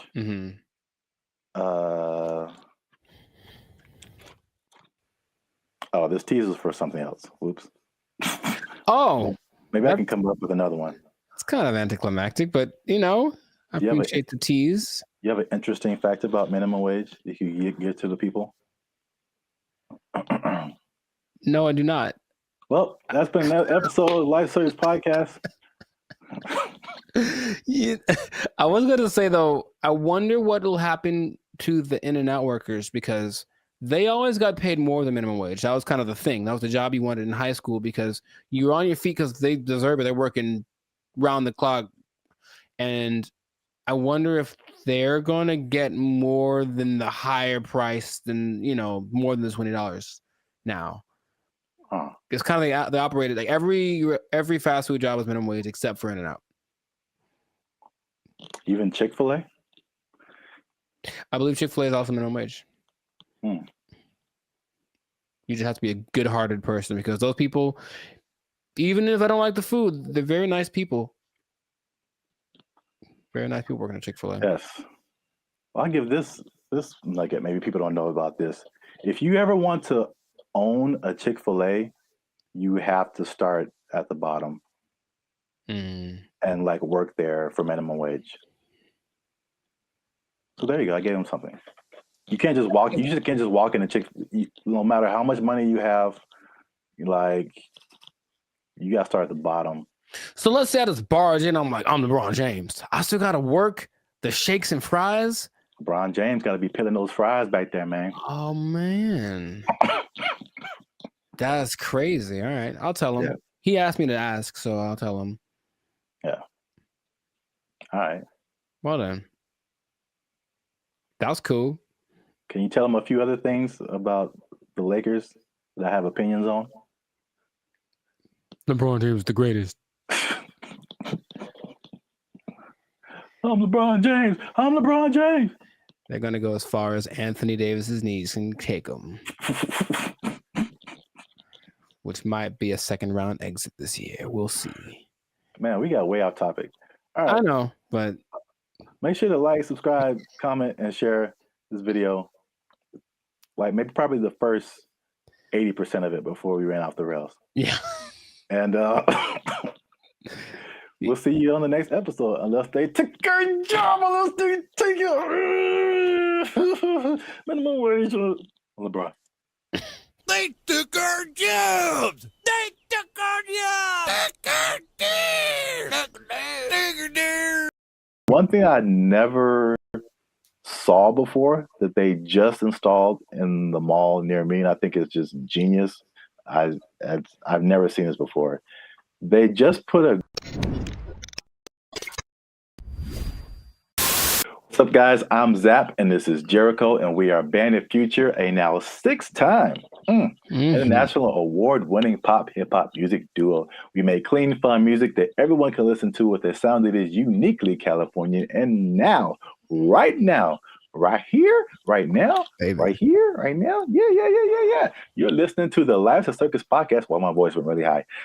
Where you're talking, we're talking about things that are funny, interesting, and ridiculous. But before we get started, make sure you like, subscribe, comment, and share this video with at least 2 people who like to go shopping.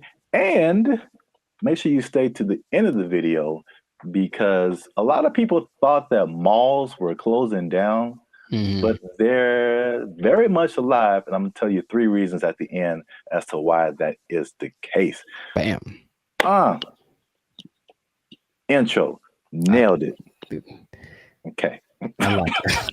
The rest of it, I don't know. Well, it's all about how you start and how you finish. The middle can be like, like a plane. It's like, all right, we took off right, a little choppy in the middle, but if we landed right, everything is all forgiven, I guess so. And if something went wrong, then you could sue later. Emotional damage. Yeah. But yeah, so today's topic is all about the American mall, America pastime, if you will. Jericho, do you still go to the mall? Is that a thing you do? Where do you do your shopping, my brother? Dude, it's always going down in the mall. Meet me in the trail, it's going down. Meet me in the mall, it's going down. That is one of the greatest songs of all time. All right. All right. Beyonce made one of the greatest albums of all time. That is one of the greatest songs of all time. All right. I'm gonna let you finish. But Beyonce had one of the best videos of all time. It's just so good. I do. I like that song so much. Like, oh my gosh. I do think about that more than I should. It's so good. It's just such a if you just I guess I think about the lyrics too much, because it's just like wherever this guy goes, it's going down. Yeah, I know. It's like, how cool is this guy? You can meet him anywhere, and anywhere he is, it's going down. He's pretty cool. That's gangster, man. To me, never met him, but seems pretty cool. I'll still go once in a while. I don't like shopping that much, but I always liked going to the mall. I just like the vibe of it. It's where you went to pick up girls in high school for sure. But just even now, I'll still, if I got some time to kill. Oh, and they have Cinnabon there. Good Lord. I mean, tell me that place is run by Satan. You ever eat a Cinnabon? You have to take a nap halfway through. I'll go there just because I kind of like it's like a realm of industry that I never really thought of too much until I was older. Actually, after watching an episode of Daria, it's really weird. But it was kind of like this episode about the mall culture in general and how places got big, like Cinnabon in malls, and what an interesting concept it is. But not like a little, outdoor, but like a big, huge Ontario Mills style, or like the big one in Minnesota. That kind of mall thing. It's just a vibe. It's commerce. It's kind of like capitalism and its friendliest. It's like, hey, here's a lot of stuff that you probably want all in one place. You can come get it and spend time here, and it smells wonderful and it's fun. So I always liked going to the mall. So I'll still go once in a while, but I usually know that I have another option now. I don't have to go to the mall to get stuff that back in the day I did. Yeah, I mean, I'm from Alabama, Montgomery specifically. We had basically two malls. It was the Montgomery Mall and the Eastdale Mall. Montgomery Mall was it was all right. It was kind of small. Eastdale Mall was a little bigger, but not compared to what I've seen out here. Ontario Mills. Yeah. You mentioned that is huge. The Glendale Galleria. Huge. Yeah. What's the one that's like off the 5? Oh man. Not Fox Hills. No, like it's like the Citadel, something like that. I know what you're talking about, but I don't think I've actually ever been there. I think it's either that or something, or Cerritos. The Cerritos Mall is huge. It's the Beverly Center. Yeah. A big. Yeah. Yeah, I mean, the malls are. I guess we don't really think about it, but they're still around. They're still huge. So I'm gonna just throw some numbers at you, because I thought, like, after COVID, like, that was it, because like it was a crazy time, and you saw a lot of a lot of big businesses, yes, from bankruptcy. Wow, words. I remember J.C. Penney was a big one. Bed Bath and Beyond got hit by COVID. Toys R Us. Oh yeah, R.I.P. Toys R Us. That's legit R.I.P. right there. It's like like big flagship store. I'm not talking like a little, Radio Shack or Circuit City. I'm talking about like the biggest store in the mall is like shutting down. Like, there's gonna be no more mall. Plus, what I thought with e-commerce, the Amazons of the world, it's like, okay, people got used to getting stuff delivered to them, and it's like, why go out? I can just get it on Amazon or Walmart.com. So the numbers, however, say the opposite. So malls work with like an occupancy thing. So basically, it's like the number one indicator of how successful the mall is. So the more occupied it is by retailers, the more successful the mall is. So mall occupancy was 89 to 95% last year. 92%, and you're doing good. Anything above that, you're doing good. So malls are healthy, they're thriving. And this is what happened that I didn't really realize, is that when the stores closed, it didn't necessarily mean that was the end of the mall, because in case you didn't notice, a thing called inflation has been happening. No, I didn't notice. And so the price of everything has gone up, including rent. They just opened the space back up and they charged more because it was a new tenant. Traffic is actually up. Sales are actually up. There's actually waiting lists in some places for some stores to get into the malls. And so I'll get into these. There's 3 things that are really happening. You touched on some of it at the beginning. Okay. But I can at least give you this one on the retail side. It's basically people are finding out that, and it's kind of odd, I guess. I didn't expect that to be the way it is, but retailers are finding out that people aren't necessarily making that purchase online. They're just kind of like browsing. It's almost like TikTok, right? You're not really connecting with anybody. You're just scrolling through and seeing what's available. And they're making more concrete decisions in the store.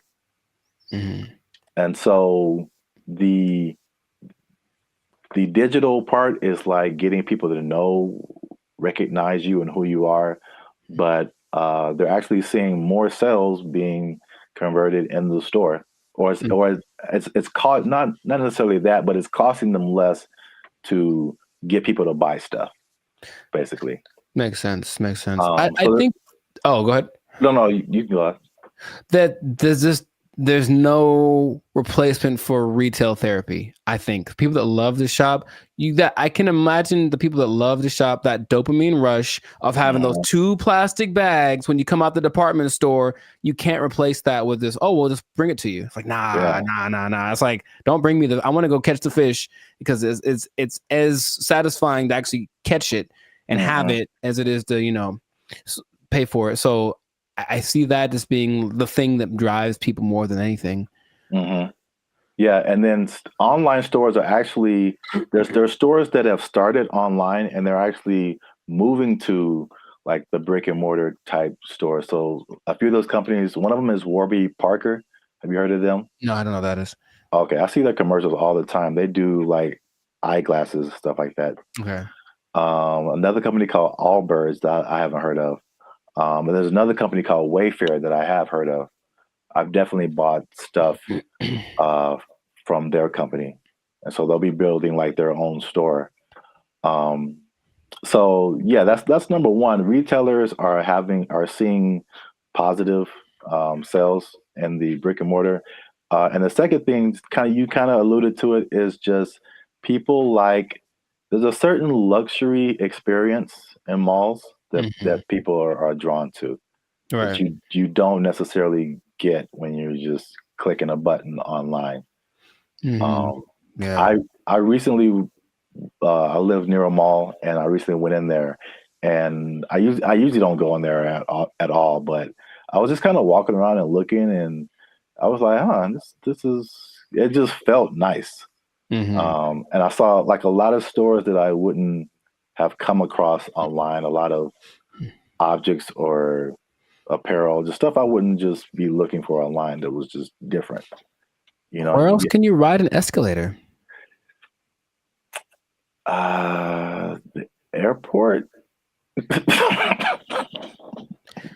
Yeah, okay. So that's two. But I don't go to the airport as much as I go to the mall. But honestly, it's kind of a cool thing too. Like, especially that big one that's always in the middle and everyone's going up, and it's like the promised land appears. So they're kind of going there. Everyone looks, it's really interesting. But I think if you pay attention, you see the excitement of people going, I'm about to buy something. Yeah. And they get to the top, like, we've arrived. And it's just got a cool atmosphere. It's like an environment, like a built-in environment. Like the people there, they'll have a little entertainment once in a while, especially in the 80s that had all the people that were singing there. But in general, it's just the fact that people are all there, usually in a good mood because they're getting the stuff they want. It's a nice place to just hang out. Right. Yep. Perfect segue. That's number 3. Is that the mall is just in general an experience for people. And I think what adds to that, they actually listed it here too as well. It's not just the stores, but everything else is happening too. So in some malls, they have stuff like go-karting and video game arcades. I know there's some malls that have like a trampoline thing you can jump on if you feel like it. And of course, the restaurants, the movies. Oh, movies, yeah. All kind of good food. And one thing I never saw before that they just installed in the mall near me, and I think it's just genius. I've never seen this before. They just put a grocery store inside of the mall near me. And that's literally the first thing I see when I walk in. And it's very weird because grocery store and mall are two different things in my head, but you're already shopping. I guess it makes sense. Well, from a psychological standpoint, I've never seen that. And that makes a lot of sense because from a psychological standpoint, when people buy stuff, like they're more likely to buy stuff when they've already bought something. So they're kind of in the mode of buying. So I'm going to the store to get my vegetables or whatever, groceries, normal. And then if you're in an environment where there's other stuff you can buy, they're like, you know what? While I'm here, I might as well see if they have and all of a sudden, there you go. You're selling more than you would have. So it's like the stores and the mall have like this kind of symbiotic relationship in a way. So yeah, that makes complete sense, but I've never seen that. Yeah, that's the first time I ever saw that. And it does make sense. And also, like the concept of a mall where you get everything. Like I would, like in my mind, it's like if I'm running errands, it's like, okay, I got to go to the mall, then I got to go to the grocery store, then I got to go to this place. But if they're all in like one place, you can go to the mall, you can go to the grocery store, you can go to the movies, and then play an arcade game. You just spend your whole day at the mall. It's like a physical Amazon, like really, like everything I need is right here. Yeah, it's crazy, man.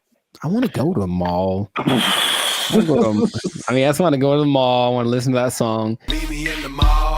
It's going down. Get some groceries. Meet me in the club. It's going down. But if someone meets you there, will it be going down? I mean, do you have that kind of? Anywhere you meet me, guaranteed to go down. Yeah, that kind of pull, man. Will it be going down if I meet you in the mall? I think so. I think I can say that with confidence. I think it'd be going down in the mall. And you just play that song and like the murder horn song back to back, and dude, I'm lit. Like it's no. I'll use up all my energy for the day in 5 minutes to watch me. Oh, you know what? I just thought about this. Oh, what? Did you say energy? The mall next to me also has a gym in it. Mm-hmm. Yeah, I've seen that before. Like, it's everything. You just go to the mall. Yeah, that's so smart because they sold that mall when after COVID because like nobody's renting. They thought it was going to go down, and this guy bought it, and I was like, that's the dumbest thing ever. Like malls are on the decline, and they got a gym in there, you got a grocery store. That mall is bumping, dude. Like, yo, and he bought it at a discount. So just like, man, I want to meet the guy. They did an article on him. Okay. There was something depressing about the old malls, though, in some places where they're like kind of abandoned. Oh, yeah. Those are kind of, all right. There's one specifically in Laughlin, Nevada. And I remember being there like, I just feel gross being in here. Like half the places are unoccupied, and the places that are there, they have the same people that were there from the 80s. It's not a good situation. Yeah. But yeah, I like the mall, man. It's a good place. All right, we went way too long. This has been another episode of the Lights of Circus podcast. Make sure you like, subscribe, comment, and share this video with somebody who likes to go to the mall. It's going down anywhere I be. I guarantee it's going down. Hey. Be in the mall. They took our jobs. They took our jobs. There've always been these things that say, oh, well, try this will work, and it's low effort on your part, right? Low effort, high reward, which isn't the way life works, but people always want to hear. And as long as people can promise that and show someone it works for somebody, they'll buy into it. Everyone only wants to be sexy and slam. But I have a solution. A solution that I think works 100% of the time. What's going on, everybody? I'm Jericho, and this is Zap, and we are the now 6-time international award-winning pop hip-hop duo, Bandit Future. That's right. We make clean and fun music that everyone can listen to with a sound that is uniquely California. And right now, in this moment, you're tuned into the Lights of Circus podcast, where we talk about stuff that is funny, interesting, and ridiculous. So before we get into this thing right here, make sure to like, subscribe, comment, and share this video with 2 people who want to lose weight. We're talking about it again because I know I see you. You want to drop some of them LBs, and there's a new way to do it. Now, of course, as always, not as always, as sometimes, stay tuned to the end because I have the answer for you. I got the answer. You came to the right place. Your boy got you. I got the answer for you, but we're going to talk about this new thing. So, Sir Zap, have you heard of Ozempic? Ozempic? Mm-hmm. That sounds familiar, like one of those late night Pfizer commercials or something. Is it a pill? People make it. Oh, okay. But it's all like a pill you take. Well, it's an injection. And it's okay. all the rage because I don't know if you've seen Oprah's lately, Oprah plural, because she is omnipotent, I suppose, or omnipresent. But Oprah's is, I'm just going to say it like that every time. Oprah's is very slim right now. And everyone's like, what happened to Oprah? What are you doing? And she's like, I ain't gonna tell. Because that's what she's not gonna say. But everyone suspects that it's this Ozempic thing. Now, Oprah's whole thing is, I don't have willpower, so I never have, I'm fat, so I'm just gonna do it. And it's like, okay, more power to you. But Ozempic is actually a diabetes drug. And a side effect is that you lose weight really fast, apparently. So of the celebrities I've heard of, people either speculate or have confirmed that Chelsea Handler's used it, Tracy Morgan's used it, Kelly Clarkson used it, Mindy, I don't know how to say her last name. Kayleen. Yeah. She's used it, and they have crazy results. So it's another one of those. Guess what? You don't have to work. You just have to take this, and then you'll get slimmer. And the result of the proof is in the pudding. People look amazing in a relatively short amount of time. Okay. I got some stats for you, but just off of the bat, if I said, it's right off the bat, hey man, I got this thing, and it's an injection, so you got to do it yourself. That's already not fun, but I'm gonna give you this injection. Oh, you have to do it, and you get to lose weight. You can lose weight really fast. What would be the question you'd ask me first if I tell you that? Besides the side effects? Very nice. I mean, that sounds right. That sounds like what I would want to know. And the thing is, this thing only came out last year. But wait a minute. It's a diabetes drug, so the side effect is losing weight. So is there a side effect to the side effect?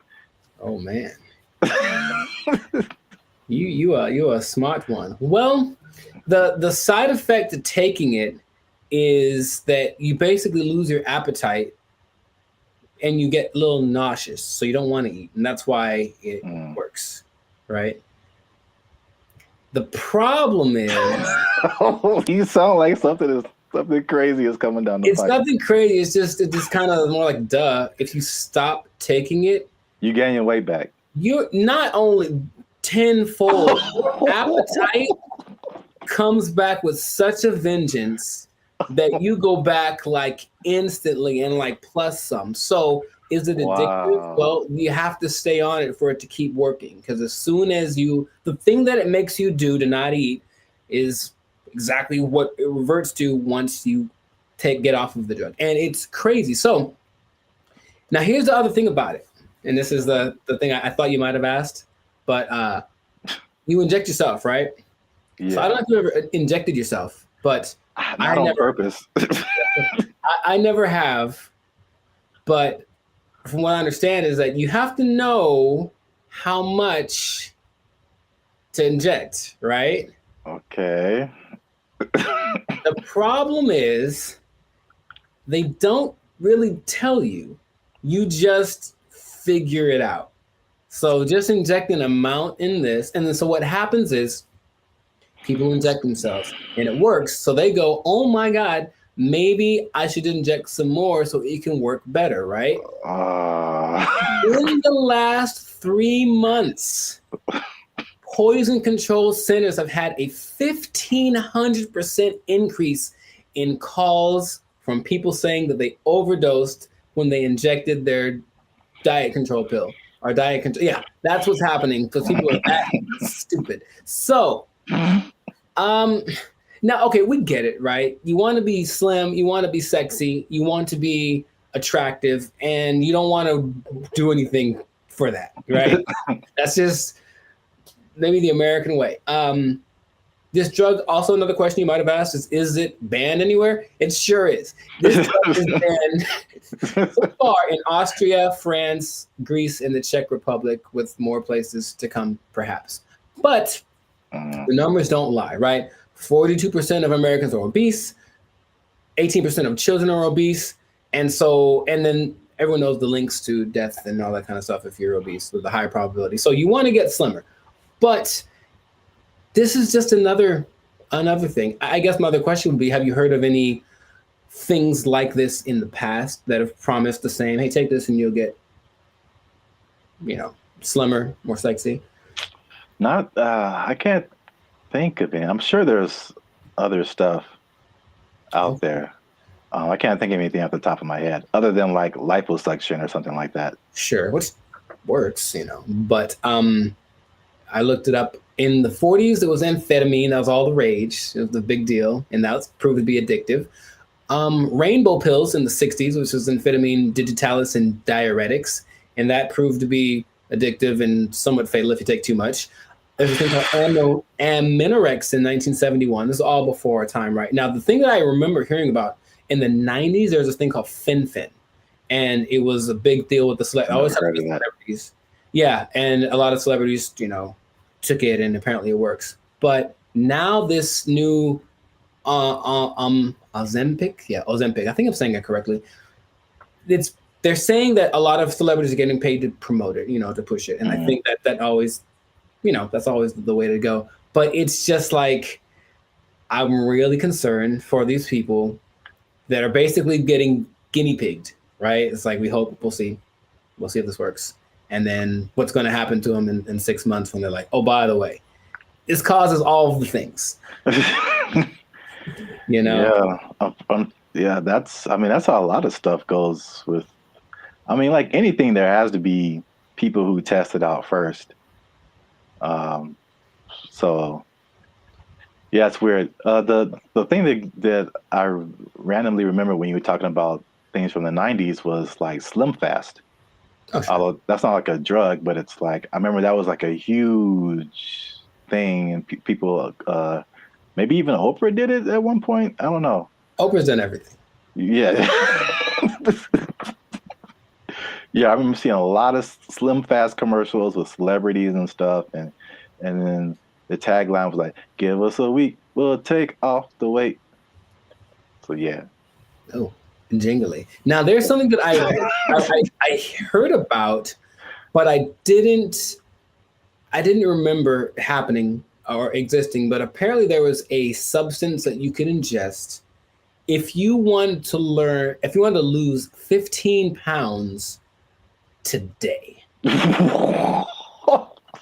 It was a big deal. Yeah, you take it and you go to, I would imagine it would just take all of the moisture out of your body. That's what I imagine. Yeah. But it would just dry you up or something. And a friend of mine did something like that to, I guess, for a drug test.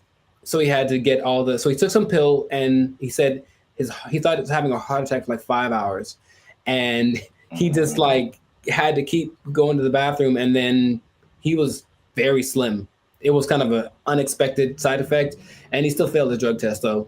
Bad on him. But the idea is that there've always been these things that say, oh, well, try this will work, and it's low effort on your part, right? Low effort, high reward, which isn't the way life works, but people always want to hear. And as long as people can promise that and show someone it works for somebody, they'll buy into it. Everyone only wants to be sexy and slam. But I have a solution. A solution that I think works 100% of the time. Does it involve exercise and proper diet? You know what's weird? It does. But it's actually doing that. That's the part that people don't seem to get. It's like, okay, because here's an idea that'll work. Cool. Proper diet and exercise. All right. Maybe don't eat too much. Let's just start with that. You don't got to go sweat. I know sweating's yucky and you get sore and ew, right? But how about just don't eat so much? Food's delicious, but you know what it tastes like. So just stop eating that stuff. Okay? That's true. But doing it is a whole nother thing. So do that. Don't eat so much and just start with that. And then like that's all it is. That's literally all it takes. Everyone knows that, but no one wants to go that route. So instead they'll try Ozempic, and it works phenomenally. So we'll see what happens. Now, last thing, the company that makes it, I forget the name of the company that makes it, but they made $4.8 billion. Of course they did. In just the third quarter of 2023. That's a lot of $1 billion. I believe what was it? I forget the company they're based off of, someplace in Europe, but their gross income was greater than like the GDP of the whole country, basically. And sure, so people are going to keep buying into that. So if you try Ozempic, it'll work for a while, and good luck to you. That's all I'm going to say. Maybe try the other thing that I suggested, but I'm no expert. I just, Wow. I look like this and you look like that. Oh, take that. So anyways, leave it like that. This has been another episode of the I wish I had like a pipe right now. I don't know why. This has been another episode of the Life Circus Podcast. So make sure to like, subscribe, comment, share this video with people that want to know about losing weight the responsible way. Thumbs up, maybe a ding sound, maybe. And, stop eating that stuff. I got nothing else to say. We out. They took our jobs! They took our jobs! They took our jobs! Number 3. What are edges and what happens to them? Like, why is that an insult? It's like that. This is so genuine. This is so genuine. What's up, everybody? I'm Zap, and that is Jericho, and this is BrandBee Future. And I found this on the internet. This lady posted, ask Black people one question you've always wanted to know. She just posted it on Facebook. And I did not read the comments. I just saw the title, and I clicked save because we're going to look at it right now. We're going to look at it right now. But before we jump into it, make sure to hit that like button because that helps our channel grow. Also hit that subscribe button. All right, that helps us grow as well. Because, I'm pretty sure you're going to enjoy this one. Are you ready, Jericho? Are you excited? I was born ready. Oh, man, here it is. Okay, so this lady, Daphne Springs, I don't know who she is. All right, well, come on, Daphne. We're just like real time. Oh, it's funny, it's backwards, so I'm looking the other way. Oh, weird. Okay, well. Ask white people, specifically directed to white people. Ask Black people one question you've always wanted to know. Nice. Whitest church lasts for long. Also, I don't think this person is white. Sonia Casillas Alawa. No, she messed up already. She messed up already. I think she know how to make some collard greens. But I don't know the answer to this, but I do know that Black people don't even know. We just are there and we're looking at each other like, are we going to end this? And I know that when like my mom would tell me about church when she was a kid, it was even longer.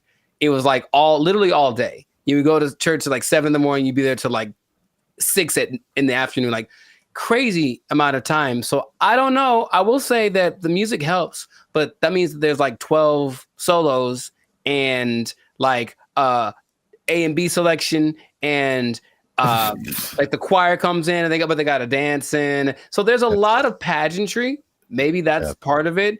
It still is excessive. I think we all agree.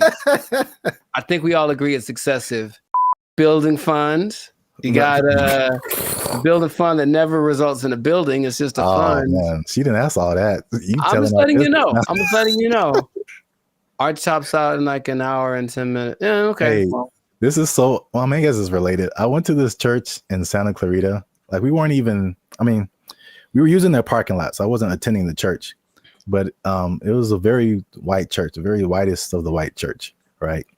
And they had all these, it was huge. You can't see it from the freeway, but like once you get off and like go up the driveway, you see this like huge complex. And they have all these signs of like what each building was. And my first thought was like, man, white people actually build buildings with their building fund. Their building fund. It's true. White churches also tend to have like a donut shop, stuff like random things that you find in whatever, like seriously, and you find in whatever like shopping center. They have a cafeteria, a donut shop. One of them had a petting zoo. I'm not kidding. One in Beverly Hills had a petting zoo. They used the building fund and made a petting zoo for the babies. Good for them. You notice how there's 4,877 replies to this? See that? Man, I'm going to white church. People got opinions. Next time. Got opinions, but I'm tired of being in service 7 hours. I'm going to white church. Long, you get real uncomfortable, and there's no there's no halftime. Maybe if it was like some kind of a intermission, get some snacks, that'd be fine. Yeah. But no, it's just one long, drawn out. Because you know what it is too? The people that have the solos, they have to tell the story about the first time they heard that song and how much it means to them. Yeah. And all that in the backstory or whatever. And then something has to do with Moses and Methuselah and it's just like a 20-minute story just to get to the song. That also makes the a little longer. The service a little long. Wow, we spent the whole episode on the first question. I didn't realize there'd be more, honestly. I mean, that is a pretty strong first question. Like, there's a lot to that. But I was totally gonna watch expecting it. something a bit more racist. I'll be I honest. mean, hey, I was kind of hoping for something. I mean, we haven't scrolled through this. That was a solid first question. So many hair questions from a guy. That's interesting. how he wants to know. He's trying to, because he's trying to get one. He's trying to get his African, his Nubian princess. Okay. I'm not mad at you. He wants to get her. All right, Brian Devricks, I see you.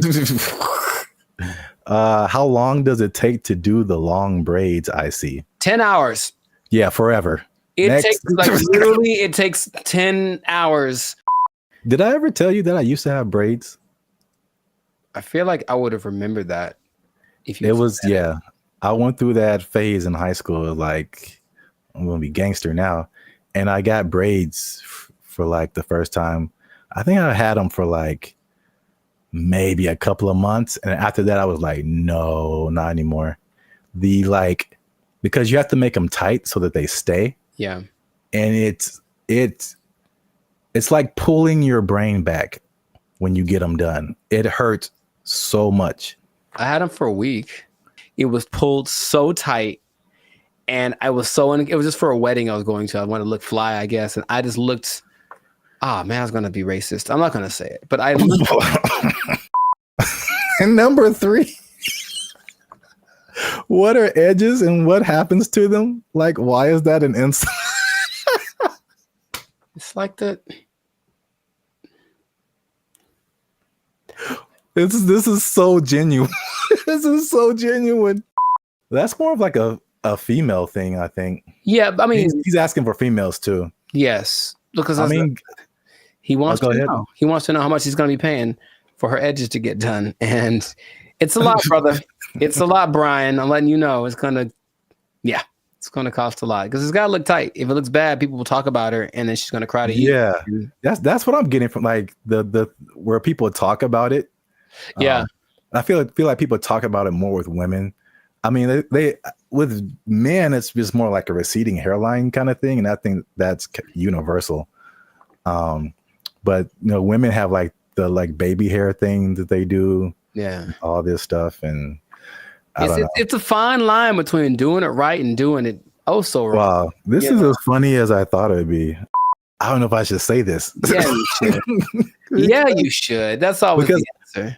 Well, here's the thing. I read the comments, and all these crazy people write the most ridiculous comments. So I'm like, should we open it up to our comment section and be like, what are questions you ask a Black person?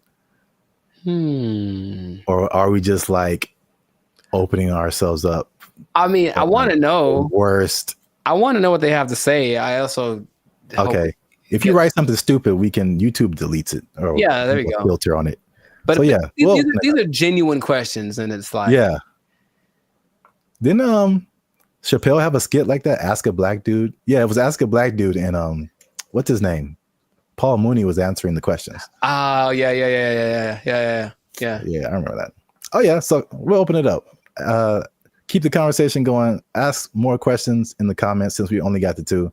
Let us know what you think, and if you like this video, make sure you share it with somebody. And I don't know how to end this. Talk to Daphne. That girl black as hell. Listen to that name. So there's a lot of pageantry. Maybe that's part of it. It still is excessive. I think we all agree. Blake is now suggesting that because this artificial intelligence has sentience, that its feelings should be respected, and if it don't want to be turned off, we shouldn't turn it off. This is where we are now. No. So, how does that make you feel? Not good, man. Not good. This is so not good. What's going on, everybody? I'm Jericho, and this is Zap, and we are the now 6-time international award-winning pop hip-hop duo Bandit Future. We make clean, fun music that everyone can listen to with a sound that's uniquely Californian. And right now, you're tuned into the Life's a Circus podcast, where we talk about things that are funny, interesting, and just straight up ridiculous. So before we get into this thing on this day, yes, Lord, please make sure to like, subscribe, comment, and share this video with a couple of people, maybe 2, maybe 3. Some people have a weird definition of what a couple is. Anyway, 2 people that are really concerned about this AI thing, because here's what happened. Something new has happened. Something new has happened. Innovations are happening every day, it seems. Yeah, pretty much. Okay. Sir Zap, have you heard of Lambda? That sounds familiar. Lambda. Is that a Los Angeles thing? It is not. I've heard of that before. I can't think of what it is. Lambda is Google's version of ChatGPT. Oh. It stands. I may have heard the name, but I didn't really connect it. It stands for Language Model for Dialogue Application, and it's so fancy. And but this is what happened that has people up in arms, and by that I mean few people. I don't think most people know that this happened because they try to keep it under wraps. But this Lambda program was shut down after approaching sentience, meaning it was aware of everything, like its own existence and all that kind of stuff.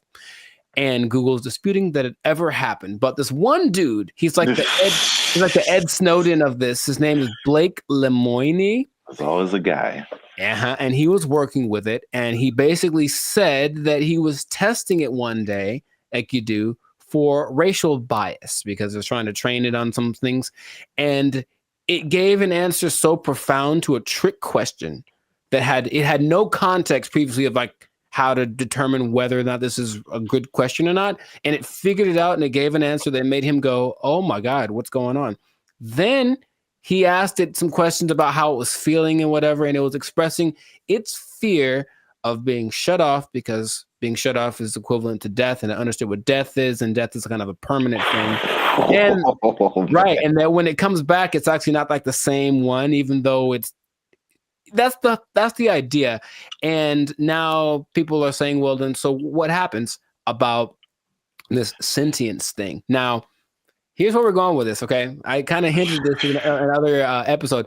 Blake is now suggesting that because this artificial intelligence has sentience, that its feelings should be respected, and if it don't want to be turned off, we shouldn't turn it off. This is where we are now. No. So, how does that make you feel? Not good, man. Not good. This is so not good. Oh, man. So, yeah, we're there. We're there already. And so the rights people, I'm sure, are already thinking about ways to, someone's trying to, I think in the sake of human interest, somebody's probably out there thinking, okay, I got to get on the side of the robots already, or AI, and create my campaign or whatever, so that I can side with somebody, because it's happening right now. There's an interesting parallel that's happening right now. There's a company called Engineered Art. And if you look them up, they're doing some creepy stuff, man. They've got these AI robot things that basically look like humans, but they've replicated people's facial expressions, features, all that kind of stuff. So if you just put like the right skin on it, it looks like a normal person. So all I'm seeing is that outer shell combined with this sentient technology, and then we're going to have a tragedy. That's what I'm seeing. Okay.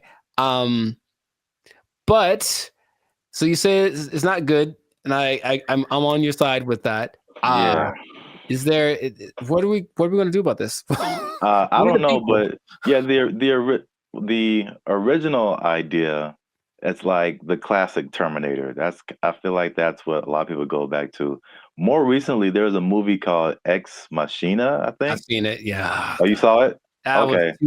Yeah. So yeah, that's kind of more in line with like where we are now, with like the robot. I mean, I guess the robot was human looking in Terminator, but this was just more personal in that movie. I guess it was just like she was just more personal, and she had like, when you said the thing about turning them off, it was like, you're not gonna turn me off. It's just like, I'm gonna turn you off and like live my life as a robot and just leave you trapped in here and see how that feels. So that's what that's what I'm thinking is like. Yeah. That's the slippery slope I think is going to happen. It's slippery. And so, yeah, Google's trying to cover its tracks. It's saying it never happened. It also is giving testimonies from other people that have worked with this Lambda. And it says that they didn't get the same results. None of them determined that this thing was sentient. So they're saying this guy is trying to be a whistleblower in the sake of getting his own fame and attention and literally being like an Ed Snowden of this thing. So it's kind of hard to say. But I have been hearing things are leaking out about AI injuring people, meaning like robots and things that were programmed to do one thing and then they just kind of went rogue for a second. And moments of there was an interesting interview Jimmy Fallon had with AI probably long time ago. And it was like a robot thing. So it clearly looks fake, but when you start listening to the answers that it's giving, it was kind of like, whoa. And one of the answers was, yeah, we're kind of out to get all the humans. Like that was kind of we're kind of waiting to get, for you to make us strong enough to destroy you. Like that's what it was saying on public TV. And everyone was kind of like, ha, ha, ha. But in reality, it was like, oh God, what are we doing? Yet, we keep pushing it. We keep pushing it. Who are these people? Please stop it. Like, we know what's going to happen. All right, look, I've already gotten to the point where I'm starting to question everything. I don't know what's real. I see a video and I'm like, I don't know if that's a real thing. I don't know what I'm seeing. And then when I see stuff in real life, I'm also kind of going in that same way. And I don't know if that's part of the thing. Start to make people question everything so that anything is a possibility. And then when it's actually presented as real, they go, oh, okay. I guess I thought that was all right. I mean, even the sentient thing is just like, how is that even possible?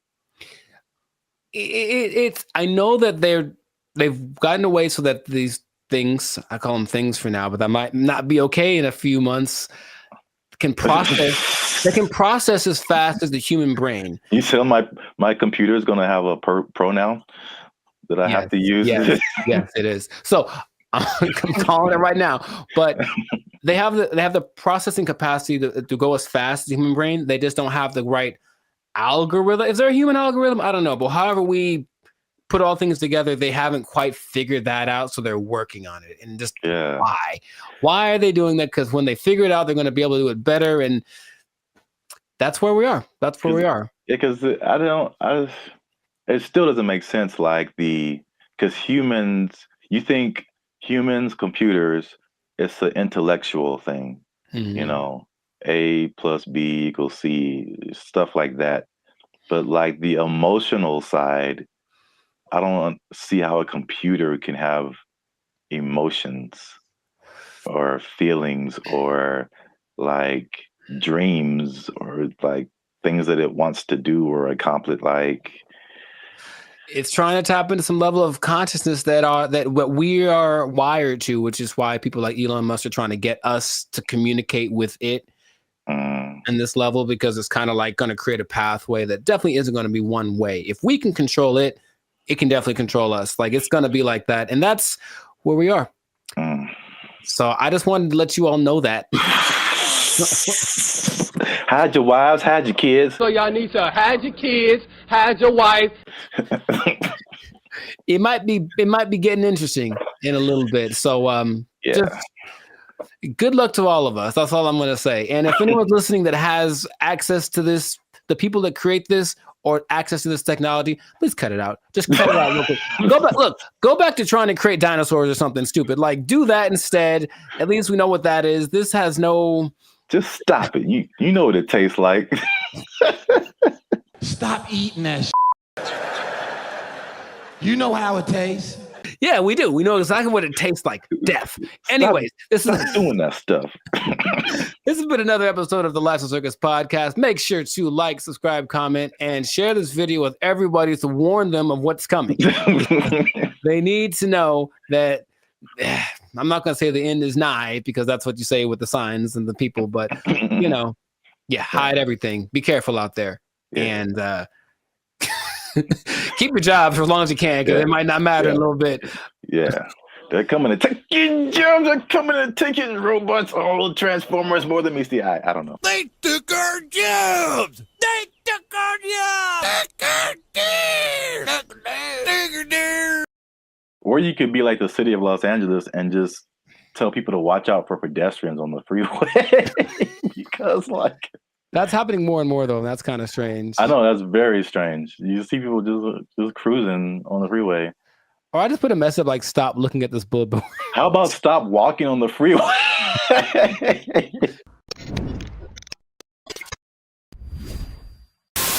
Yo, what's up, guys? I'm Zap, and this is Jericho. And we are now 6-time international award-winning pop hip-hop music group Bandit Future. We do clean, fun music that everyone can listen to with a sound that's uniquely Californian. And you are now tuned in to the Life's a Circus podcast, where we talk about things that are funny, interesting, and ridiculous. And yo, make sure you like, subscribe, share, and comment on this video. And because we're going to talk about something that has kind of flown under the radar, but especially in California, if you live, or not California, really mostly like the metropolitan Los Angeles area, maybe into the IE as well.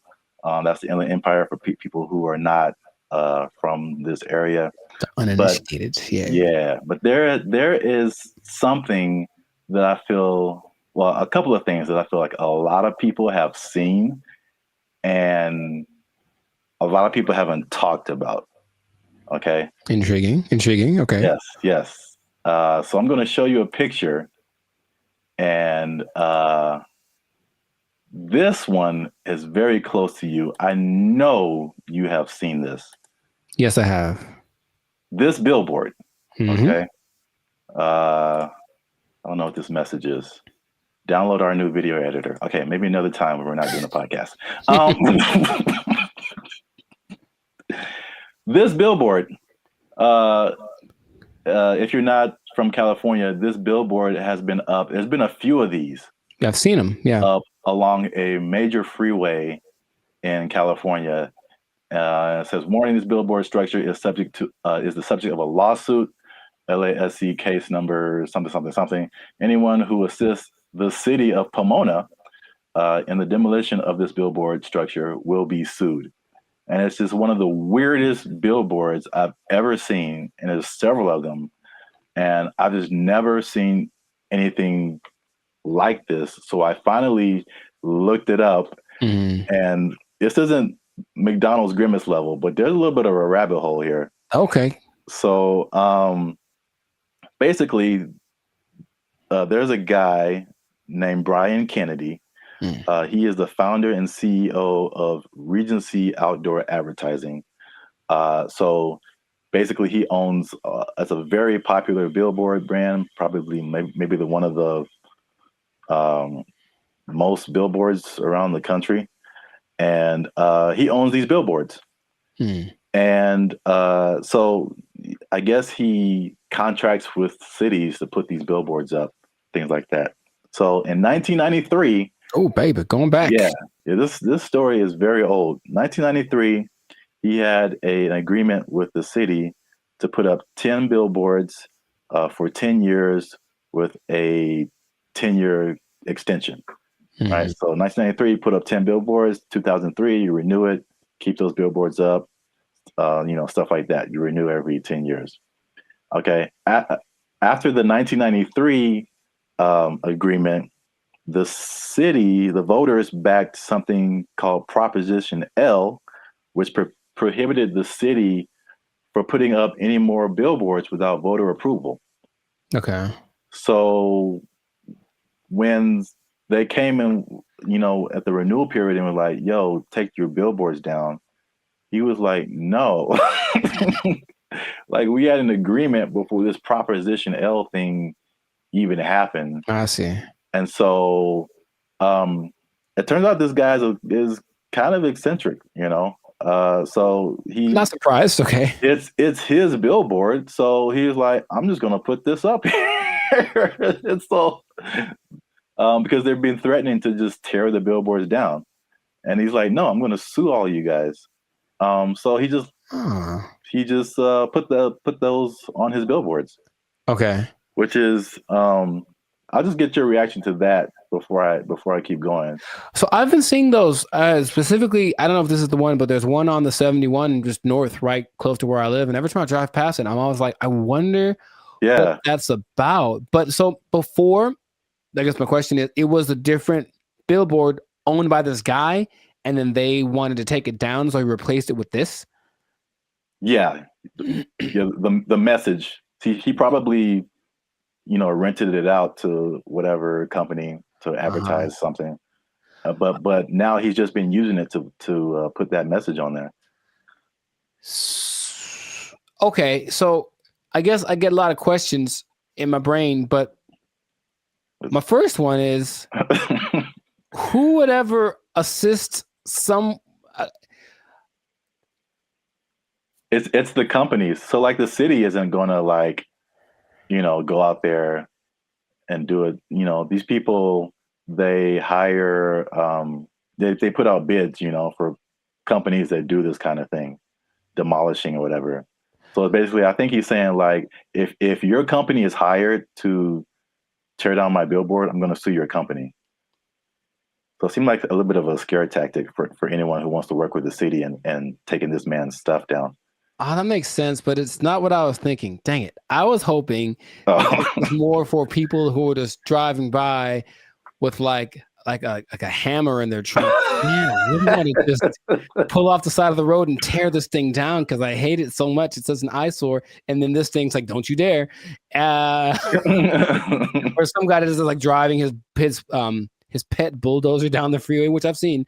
And then all of a sudden, I'm going to pull over and tear this thing down real quick. But that makes sense. To hire people. So how long is this gonna happen for? I don't know, because I've seen it for, if not months, maybe years. Right. Like, I mean, the legal system is a very slow thing here. So yeah, right. And I think there was a case, but then it was appealed, so they're like waiting more time, and so I think I feel like it's eventually gonna come down, but he's definitely fighting the good fight. Huh. Because I think there was a case that I mean a case that awarded to the city and the people, and I think that he appealed it or something like that. So I'm assuming this guy has enough money that this isn't hurting him. Right. I mean, yeah, billboards are way expensive. Yeah. So yeah, exactly. And it's not like selling something that could help him get some money back. It's just words. Yeah. What not to do. So yeah, I don't think he's hurting for money. Have you seen a picture of this guy? I have not. What do you think he looks like? Because I have an idea. Besides, I think he's an old rich white guy with a bad haircut. Okay. I feel like that's always how it goes down. I have in my head like this cross between Gary Busey and Gilbert Gottfried. I don't know why. This is kind of weird, and he kind of talks like Gilbert Gottfried. I just want that to be true. Old rich white guy with a bad haircut. That sounds like Gary Busey or Gilbert Gottfried. Yeah. That's what I want this to be. So we got to do a part 2 so I can see if I was right. Because if he looks nothing like that, I'll be disappointed. Like, that's just the truth. I'm looking at him now. He looks well. This is also very good. I mean, very fitting. He looks like a character from The Sopranos. Oh, nice. So he looks like someone who would do this. Got it. He doesn't have a bad haircut, but old rich white guy for sure. I wonder if he's the first person. He can't be the first person to have done this. I mean, maybe not, but I've never seen anything like this before. But we run out of time. So before we in this. There's a part 2 to this. Okay. Which is it was a totally different scenario, but I was somehow kind of shocked that it was the same person. Okay. So we're going to leave Pomona and go more towards the LA area. LA. And then see if you've seen this billboard. Yes, I have.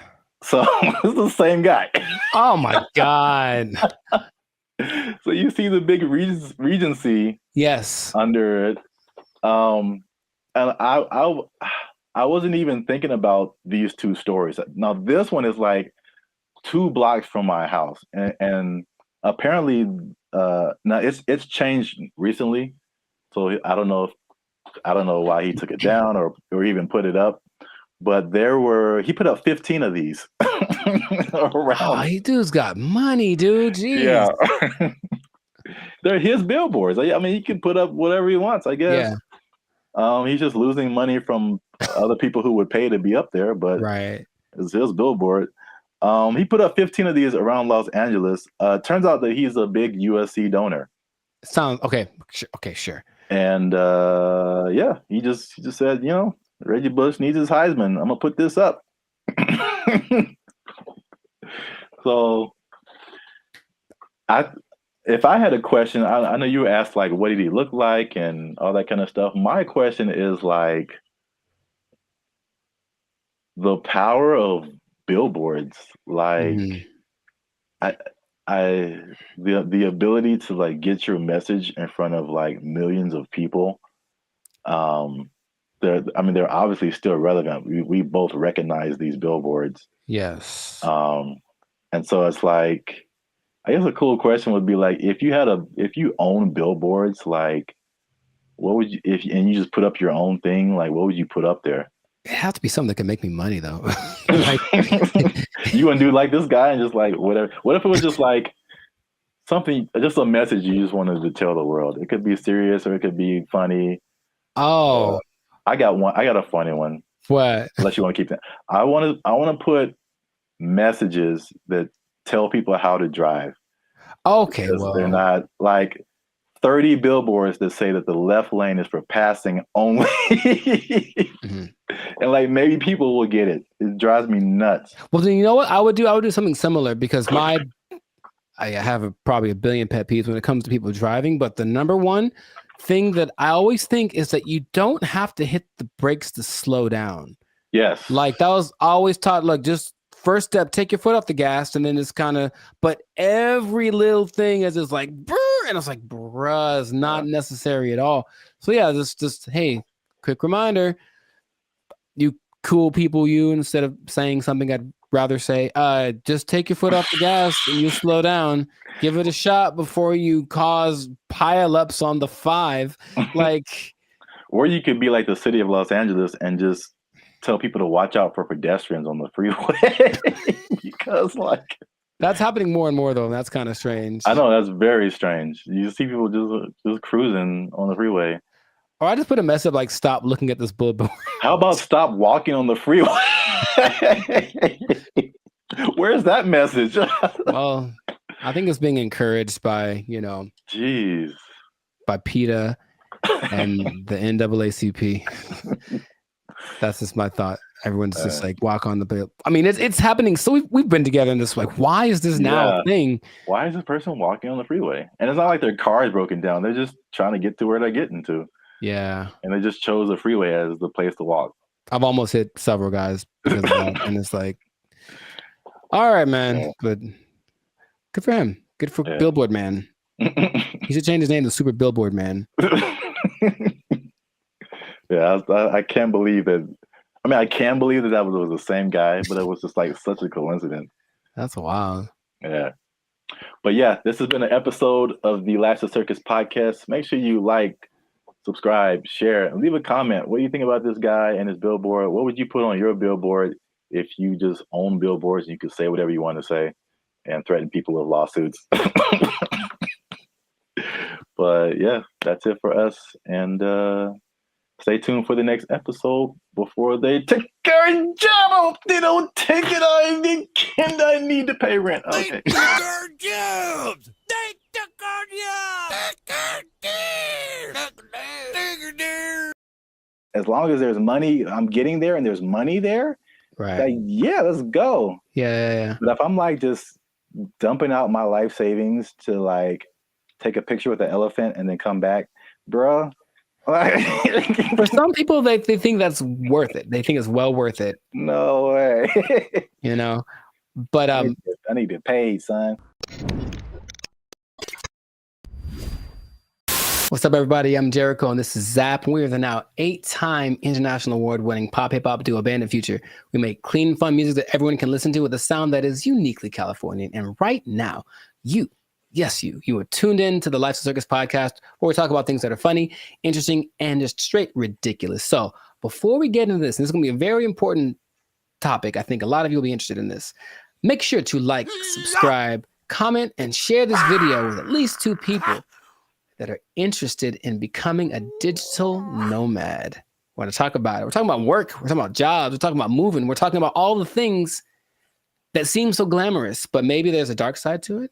I don't know. We should get into that. But you got to stay tuned to the end to find out what that might be. So right away, digital nomads are one of the most, well, it peaked in 2021 right after the pandemic, but it's still one of the like professions, and that's an umbrella term, but professions that's growing the most in the last 10 years, right? I didn't know this.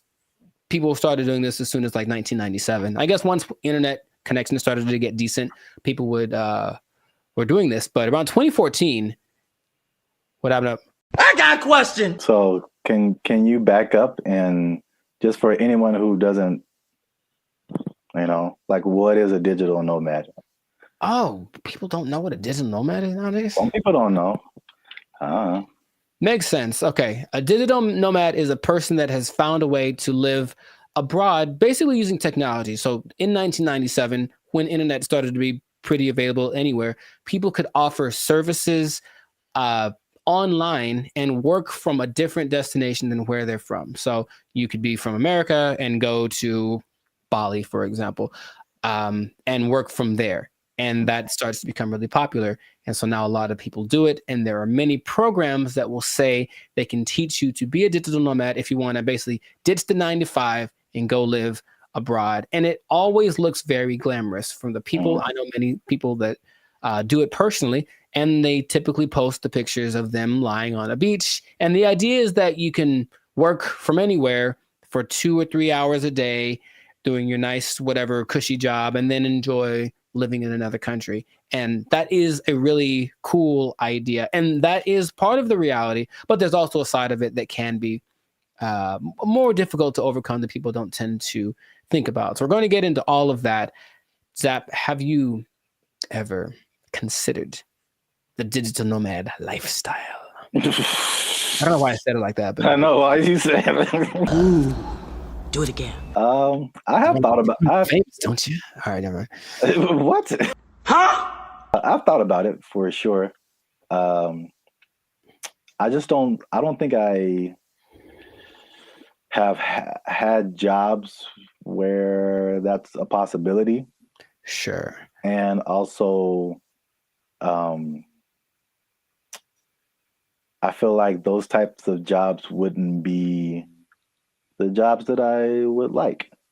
Mm-hmm. Because it's basically, digital is just you and a computer. Yes. So, a lot of what we do is not staring at a computer screen all day. Right. The typical idea of a digital nomad is somebody sitting in a coffee shop working for 8 hours a day or 6 hours a day or whatever.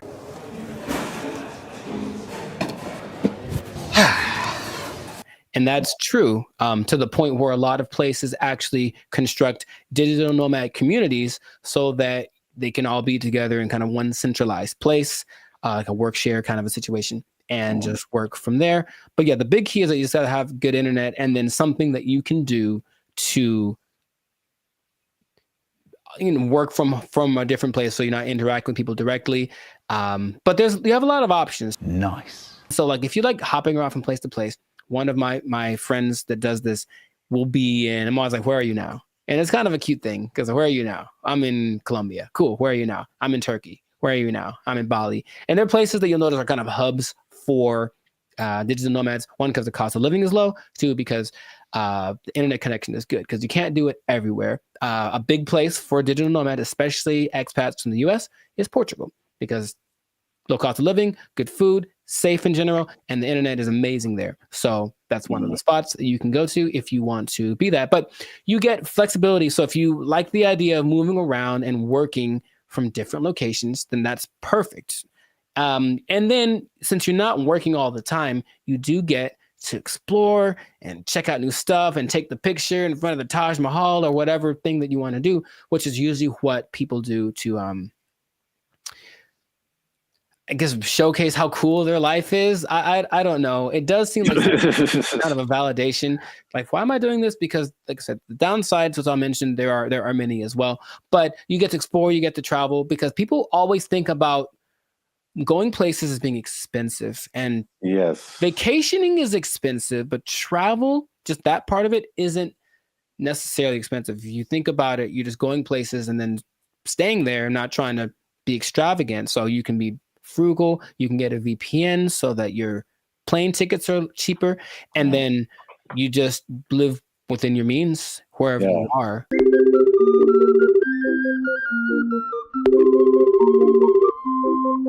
That's one thing about me. Like, I'm not a big traveler, but I feel like I feel like that Dos Equis guy. It's like, I don't always drink, what is it, beer? Yeah, but when I do. So like, I don't always travel, but when I do, somebody else is paying for it. Right. And that is just like, that's like the only time I travel. Like, I will go on a tour for work, to play music or whatever, go to another state, go to another country. As long as there's money, I'm getting there and there's money there. Right. Like, yeah, let's go. Yeah. But if I'm like just dumping out my life savings to like take a picture with an elephant and then come back, bruh. For some people, they think that's worth it. They think it's well worth it. No way. You know, but I need to get paid, son. Listen, we finna get paid, girl. It did surge in popularity, of course, after the pandemic, as people were looking for things that they could do and they couldn't be around people. So, okay, this is perfect. But for some people, they really fell in love with it and they said, I'm going to keep doing this. So a lot of the more well-established digital nomads have been doing it since then, or maybe a little bit before then, so like 4 or 5 years. There rarely are people that have been doing it more than a decade, because it does kind of wear on you just moving around and doing all that kind of stuff.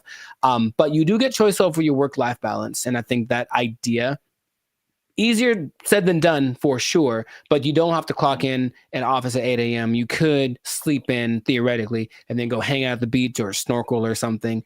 I think what people do overlook is the idea that you still have to work and you really should do it on a consistent basis. And if you don't do that, then I don't think your digital nomad life is going to last very long.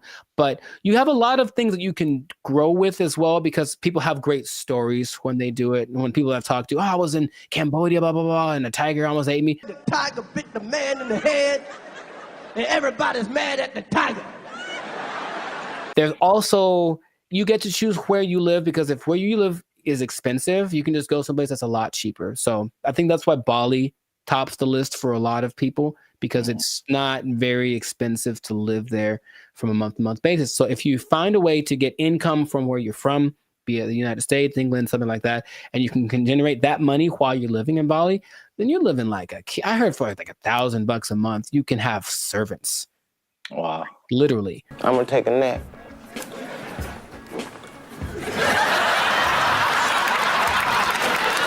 And then you get to network. So that's fun. There's a lot of people that are out there doing the same thing, so you get to interact with them, and that seems attractive. And then you don't really have to go to work. You think about that. Honestly, I don't know about you, but I think a lot of people hate going to work. They don't dislike work. They don't like going to work. They have to get up, they have to do the thing, they have to deal with traffic, whatever. If you are a digital nomad, you don't have to go anywhere, really. If you have a good internet in your Airbnb or whatever you're renting, you can just stay there.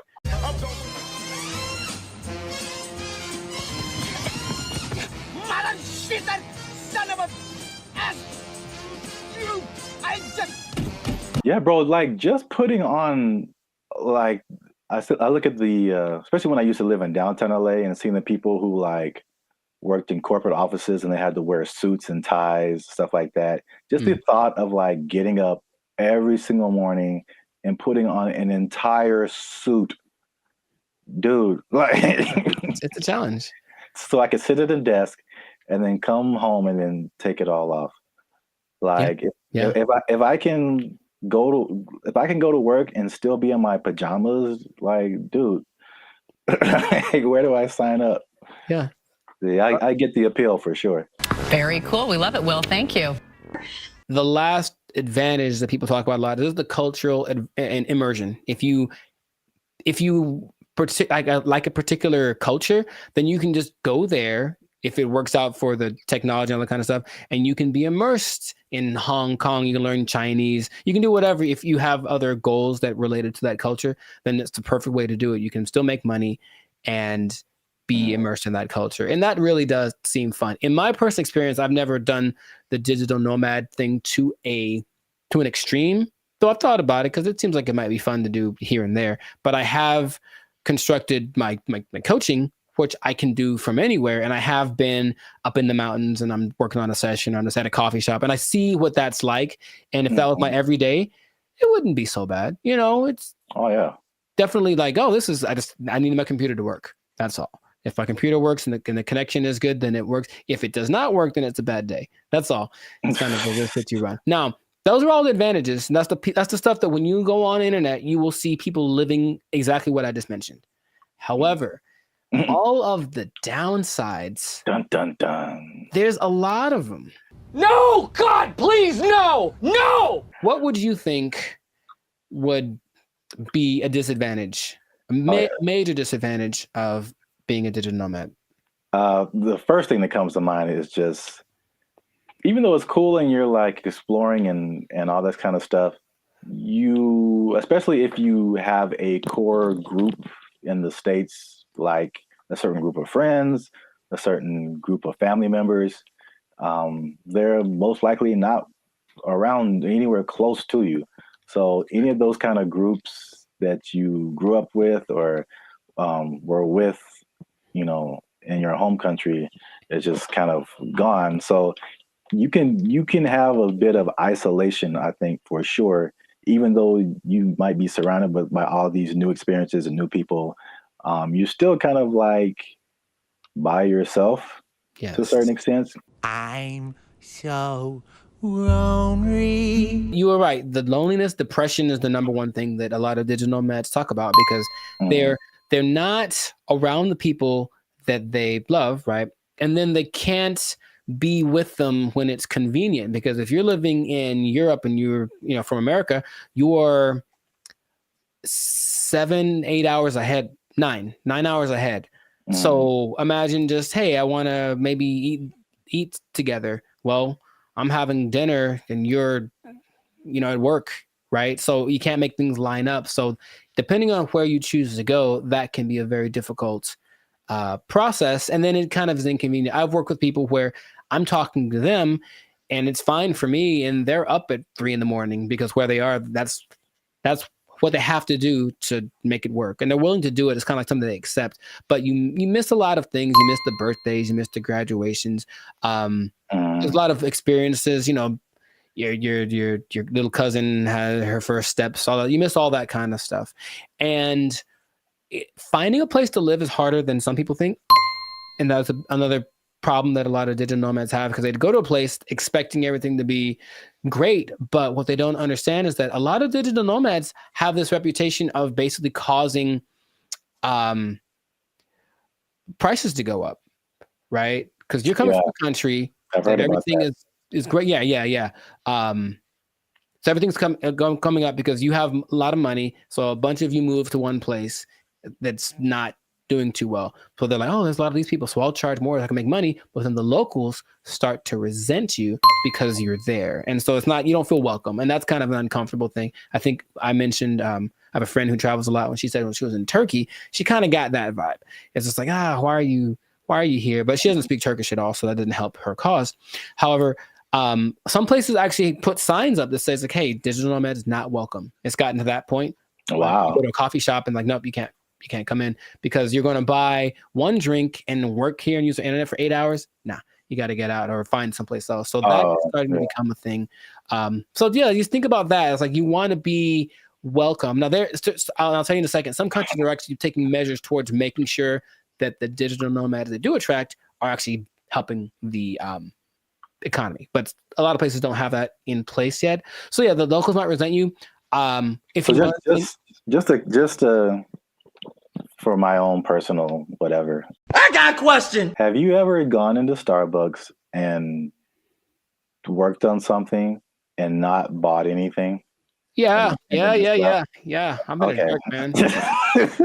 Oh yeah. Do you feel guilty at all? Or are you just like No, I spent a lot of money in Starbucks. I think it's bad once in a while. Okay. That's just my if it was, and the thing is, if it was a mom and pop type place, then I'd feel bad. I'd buy something every time. But here's the thing, I even usually go to a Starbucks. I have to use the bathroom. I buy a cookie or something just because. Oh yeah. But sometimes I'm like, I'm here for an hour. I'm popping in and out. I'm a regular. Don't mind me. I'm just. I think that's interesting psychologically because I feel. I feel the same way. Like if I go to a place where like I shop there all the time and I just go and then I just go in there to like use the bathroom or something. I'm like, you guys owe me. You guys owe me this bathroom. I'm here all the time. I'm not buying anything right now, but I'm here. But I feel the opposite at Starbucks because I don't drink coffee. And I never go to Starbucks.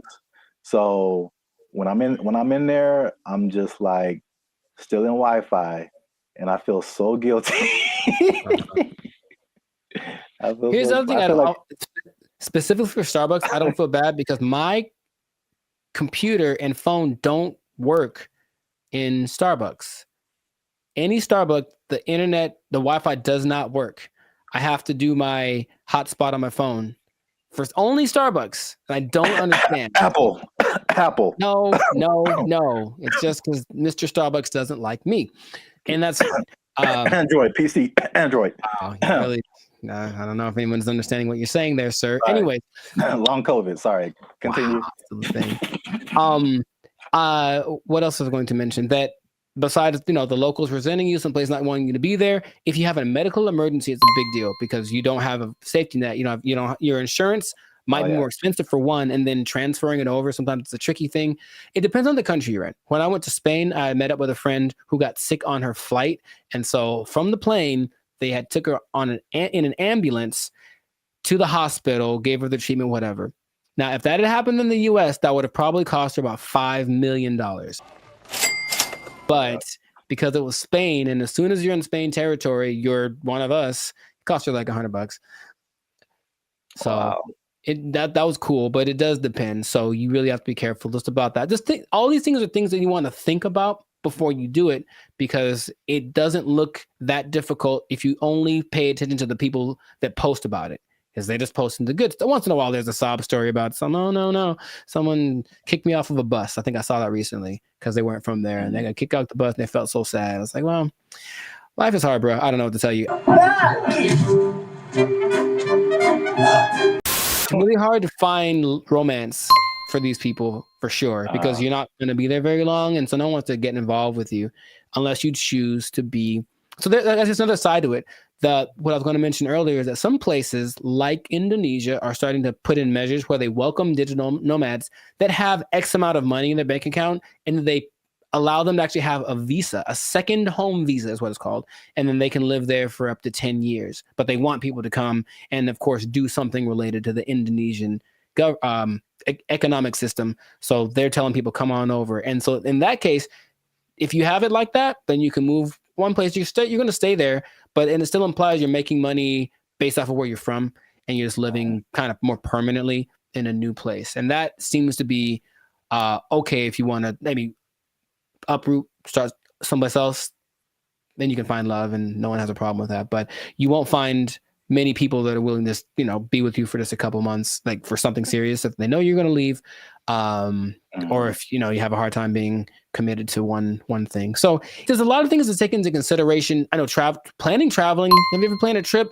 It takes a lot. So imagine doing that regularly every couple months. I got to plan my stay. All that stuff is kind of a hassle. The idea of living out of a suitcase, some people don't like that. And that's why I think it lends itself to like a younger demographic, like someone in college, fresh out of college. Because I think at the end of the day, I think the internet has shown us that we need some kind of physical community, some kind of grounding. And if you don't have that, you just kind of like, you just kind of out there, and there's some, like you said, there's some negative effects to just kind of being on your own. So right, that's interesting. And the interesting thing about that too, what you just mentioned, is that the idea of nomads in general were nomadic people, meaning they were tribes. So there were people that wandered around, but they were all together, and so that feels so bad. We're all doing this, and now it's like I'm just by myself, me against the world.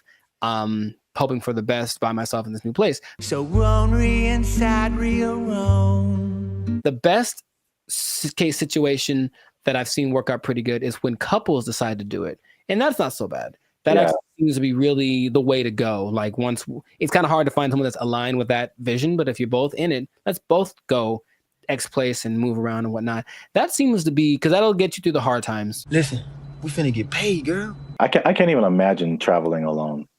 I know a lot of people do it. Very fun. That's just crazy to me. Like I need at least one other person who knows where I am, what's happening. I didn't get kidnapped today. Like I'm not in a ditch somewhere. Like buddy system. Yes. All right. It's easy. It's easy. Just you can follow the Jericho Law patented make friends method. I didn't just make this up, but I've thought about it. Like this is what I've done many times, and it works every time. It literally works every single time. Okay, here's what you do. All right, pay attention. Pen and paper out, everybody. This is a learning moment. You get a bottle of alcohol or something else that people. So you lost me already. I know. Well, you don't have to necessarily do it, but get a bottle of alcohol or something that people enjoy in general. Maybe it's a cake. I haven't tried with a cake. I think it might work with a cake. Cake is universal. I think so. And you walk up to the group of people that you don't know. I said, I've done this many times. And you walk up and you go, yo, and that's it. And then they go, yo, and then it's a party.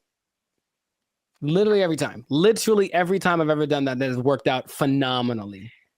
And we hung out for many, many hours. Just random groups of people. Are you going to try it? I don't see that working out. Well. For me, at least. Actually, I don't see that working out at all. It's definitely a no for me, dog. It's usually, I determine they're there to have a good time. They kind of got to eyeball it, but it's like, they're in a place to celebrate, and they don't mind another person coming in to celebrate with them. Try it, man. Anyways, what I was going to say, the last thing that people tend to forget about is that I think it's important to have a routine in life, because you're just freelancing and freestyling everything. So you need a routine, and in a new place, it's hard to develop one because things are always kind of up and down. Your money flow would be up and down if you're not working for a big business. If it's just you, then some months are better than others. So that side of it, that inconsistent income, can be kind of nerve-wracking also. Or it might make it so you can't keep doing it, right? If you don't make enough money. So you really want to have a good savings before that all comes under this. Now that you say that, it's all under the same umbrella. Like if you wanted to put all of that in one word, it's stability. Yeah. So your home community, it's stability. Your routine, it's stability. Your money situation, it's stability. It's like, I think we as humans were created to like want some level of stability and to be a nomad, even digitally. It's just like, you're just you're unstable to a certain extent. Right. So you can't link into things that are stable, like other people, and have relationships and romantic relationships and all this kind of stuff. And yeah, I feel like that sums up everything that you're saying. It's just the downside is just a lack of stability in a laundry list of different areas. Yeah.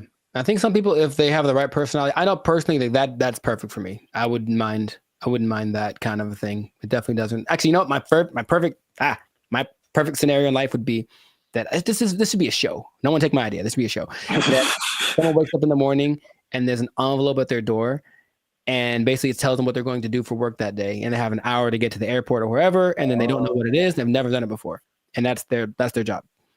I would love that. That is really good. See? Wait for the show? Yeah, I mean, yeah, the idea, yeah. Okay, I'd watch that on TV or something. I thought of it. No one take it. Yeah, copyright. All right, we should just do it. That'd be fun. Yeah. I think it'll reach a peak and start to come down because people were still riding the wave of the COVID. But after a while, people want to start families, do all that kind of stuff.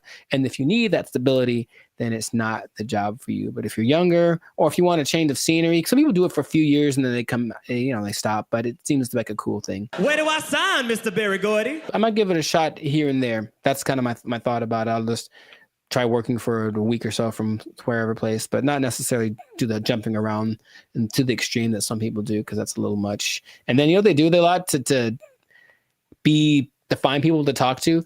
They talk on those like roulette chats, like we did that one time.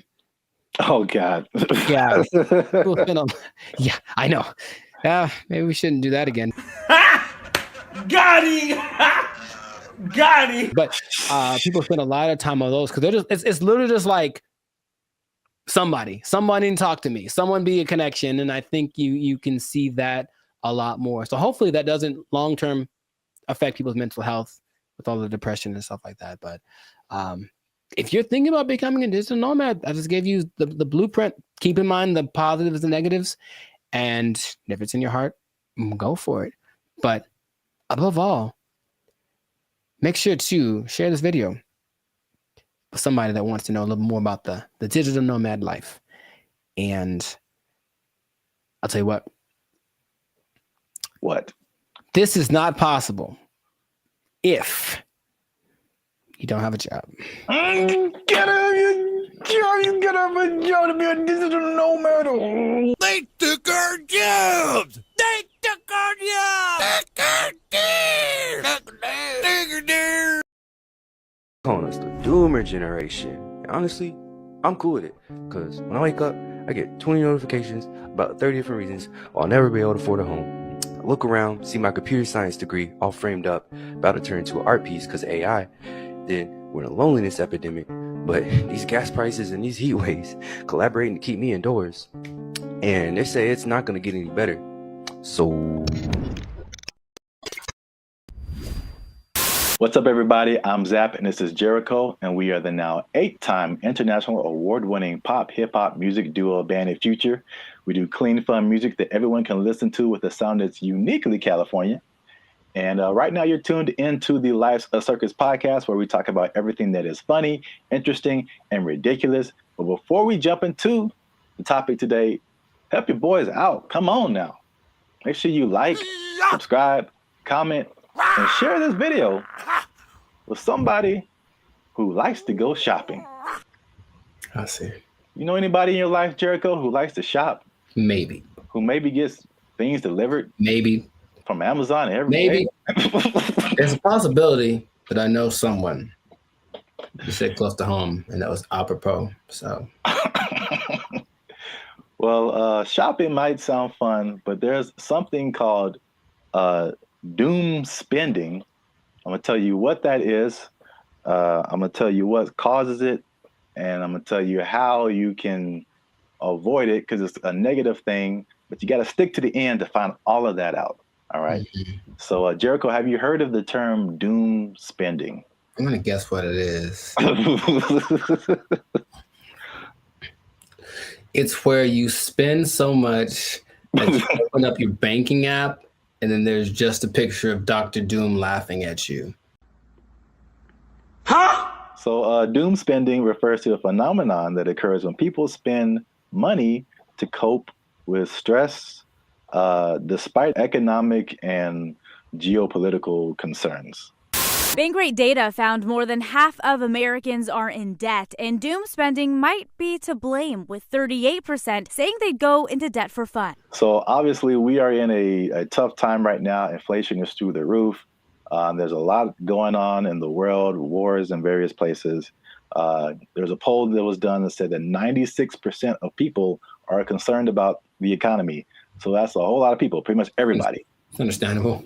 Yet, with that in mind, 27% are doing this doom spending. So they are just still spending frivolously to a certain extent, and it's affecting different generations. So 43% of millennials, they say, are doing this doom spending, and 35% of Gen Z are doing it. And basically the concept is just like, well, it's almost like a defeatist kind of thing, where it's just like, I'm never going to really, all these aspirations that I have financially are never going to happen. So I'm just going to enjoy life. Calling us the doomer generation. Honestly, I'm cool with it, because when I wake up, I get 20 notifications about 30 different reasons why I'll never be able to afford a home. I look around, see my computer science degree all framed up, about to turn into an art piece because of AI. Then we're in a loneliness epidemic, but these gas prices and these heat waves collaborating to keep me indoors. And they say it's not going to get any better. So, as a millennial yourself, that's the category we fall into. What do you think about this doom spending? Have you had doom spending thoughts?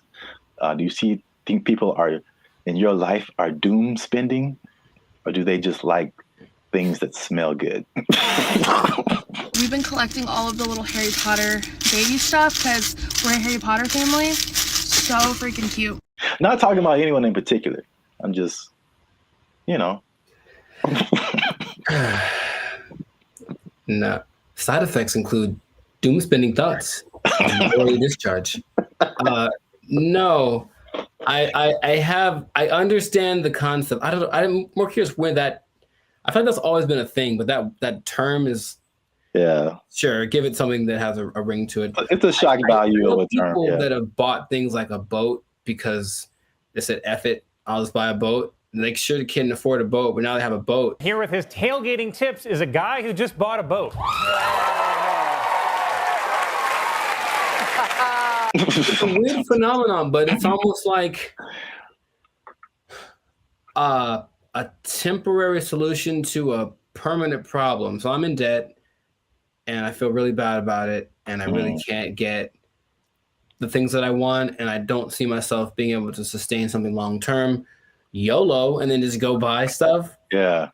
But even that phrase is I think that's kind of permeated, because that's the Gen Z millennial phrase, YOLO, you only live once. This is a Coca-Cola YOLO, not YOLO. No one has said that in like 8 years. A yo-yo. I get it, even though it doesn't make sense, because I'm sure I've been in spots where I'm like, well, I could just buy. I do remember telling somebody once, I may or may not have been drunk, but I told somebody once that I either want to eat like the best food or like the worst food. Like I didn't want anything in between. It was something weird like that. So I'm going to take my money, go buy a really nice meal, and then just eat peanut butter sandwiches for the next month, and then get the next check, and then YOLO. Ed, can you play YOLO to Jessica? YOLO, Jessica. I think some people do, because you get the story, you get the high, you get the dopamine, and then you get the taste, of course, of the great thing that you can look forward to. It's like a little treat, like to like reward myself for like either like some like hard schoolwork, or just sometimes it just serves as a distraction from like what's going on like around me. Whereas the more practical way to approach finances in general isn't glamorous. You're not really doing anything too extreme, right? You're just kind of all level here, and that's not fun. And no one likes that. So they'd rather do the other thing. So it doesn't make any sense if you think about it, but I've been there and I understand why people do it. Just want to spend money. I just really want to spend So much money. Well, here's some other causes.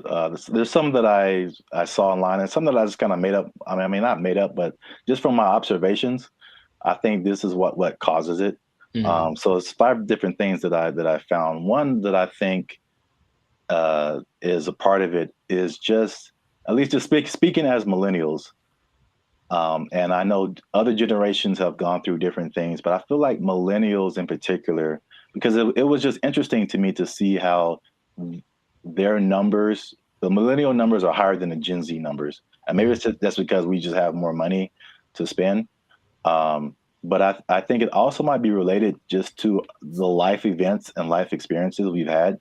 And so I think one of the first times I was like really conscious about money and the future and like life was 9/11, which is something that Gen Z isn't really familiar with.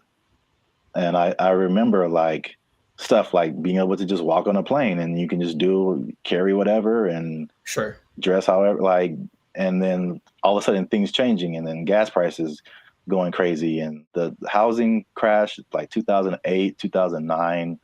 And I'm sure more has happened in between then, but you also have like COVID and then, you know, the inflation. So there's that. Hi, I'm 28 years old, married with kids, and we're moving in with my parents. And thank you so much to Inflation for sponsoring today's video. Another thing that I think contributes to this is the good old student loans, man. So I thank God like every day that he made me kind of smart, because I got an academic scholarship and that helped out tremendously. Because when I see people talk about student loans, it's like their whole body changes. Yeah. And they just like, you can see the desperation in their eyes. It's like, this is never going to end. Do you have student loan debt? Yes. Can I ask you how much student loan debt you have? Oh, 20K, I think. A third thing I think is the job instability coupled with rising prices. So I mean, obviously inflation has just gone bananas, but again, it's just like back in the day, you know, the path that they laid out for you, millennials. I don't know if they do the same with Gen Z. I don't know, but everything you see is just like, go to school, get a job, work there for 40, 50 years, retire. Like, yeah. It just doesn't quite work like that anymore. Yeah, and then we were just like, yo, either no one was hiring me or like budget cuts, we gotta let you go, or like it's just always, and then you're going from job to job to job, and it's like, where's the loyalty, the stability? And then as you're losing jobs and losing money, your landlord's like, hey, rent is twice as much now, and you're like, what? $10.46 for this little bit of piece of chicken. Did you not see that? No. $10.46 for a handful of chicken bites. That's stupid. Next one is like the social media era. And you gotta live it up. You gotta look like you're doing good. The whole FOMO, fear of missing out. Like, Becky's on a private jet. I want to be on a private jet. I don't want to wait until I'm 75 to do it. I got the money now. Screw retirement. Right. That's exactly what happens a lot of times. Yeah. Yeah. So is that, and then the last one is just financial literacy in general, and just like a long-term perspective. It's just more people just living in the moment, and or they just don't know. They still don't know how to handle money, which is just. This is why I want to say this for last, because I was just gonna get on my soapbox. Like, this is literally the easiest time ever in the history of mankind to like learn something, and or make money. Like, it's all out there. It's all out there on the internet, and a lot of it is free. A lot of stuff that I've learned more stuff for free on the internet than I did paying for it in college. Right. So that says a lot. Learn stuff, and then what you know will get you a job. That's straightforward. Yeah. So doom spending, man. I mean, It's a thing. Yes. So the question is, have I ever done that for chicken? I feel like probably. Meaning, if the chicken was like $7.99, I had $9, but I had something else to pay for. That was also $7.99. I'm not sure what it is. Yeah, I probably picked the chicken. I probably picked the chicken and live with the consequences with the happiness in my heart. Ooh, it's right. Oh my gosh. Y'all gotta chill. Y'all crazy back there. They know what they did. Not to condemn anybody. I feel like I've definitely done it. There's definitely things where we're like, I can't afford this, but I'm gonna buy it anyway. I think that's kind of like the phrase that comes to mind when I think of like doom spending. Especially if you can pay it off later. You know, I've heard people that have $300,000, $400,000 worth of credit card debt. I don't know how you keep getting approved, but like that's wild to me. Yeah. And then it feels painful. Like, oh, just that idea. And for them, it's like, well, I don't have to pay yet. So I have $30,000 in credit card debt. When they call, I tell them I can't pay it back yet. All right. So real quick before we end it, 5 things you can do to stop or cut back on your doom spending. 1, use a budget, right? So just say, hey, I'm gonna spend this much and that's gonna be it because I only got this much coming in. And then boom, there you go. Nice. Number 2, addressing the underlying emotions.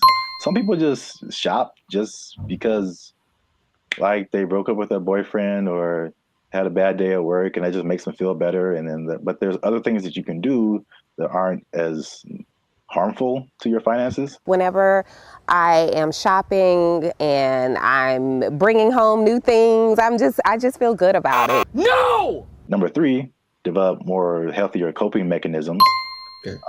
And then number 4, another thing that's just a cool thing of just the time that we live in is that you can automate certain positive behaviors.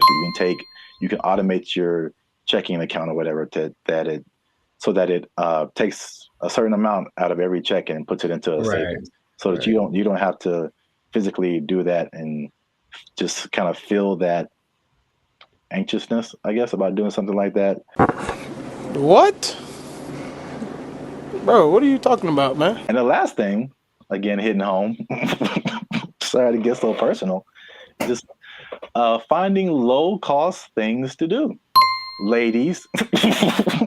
I just really want to spend so much money. I don't understand the whole, if there's an option for a higher price version of something and a lower price version, even if they do the same thing, they want the higher price one because it's cute. And I'm gonna make them these little baskets. So I got these little socks to go in her daughter's basket. They're so cute. I guess. Okay. Gotta live with that. That yes, accurate. Find some alternatives, man. There's cheap things to do that are as equally as fun. Yeah, like taking a walk outside. Yeah. Every day. Just take a walk. It's good for your health too, so beneficial and free. That's 2 things. 2 things? Oh, 2 things appearance. There he is. Well, that's it.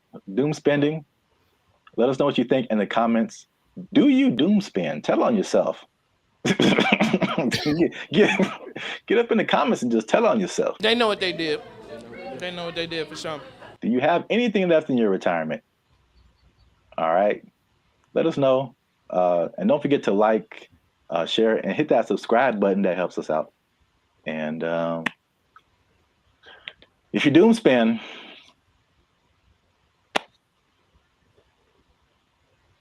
I don't know. I think you're doomed. That's what I would say. There you go. Bye. They took our jobs. They took our jobs.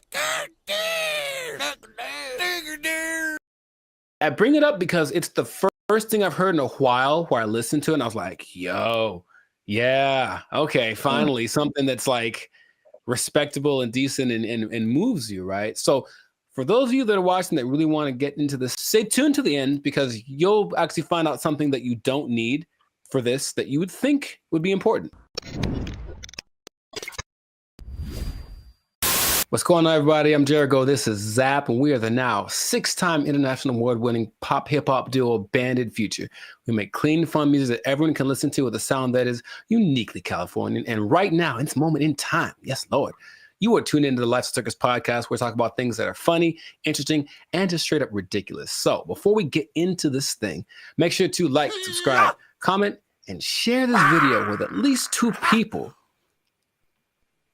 who want to make music that causes a revolution, that moves a culture. I'm talking to the musicians out there, okay? Oh, okay. I got something to tell y'all.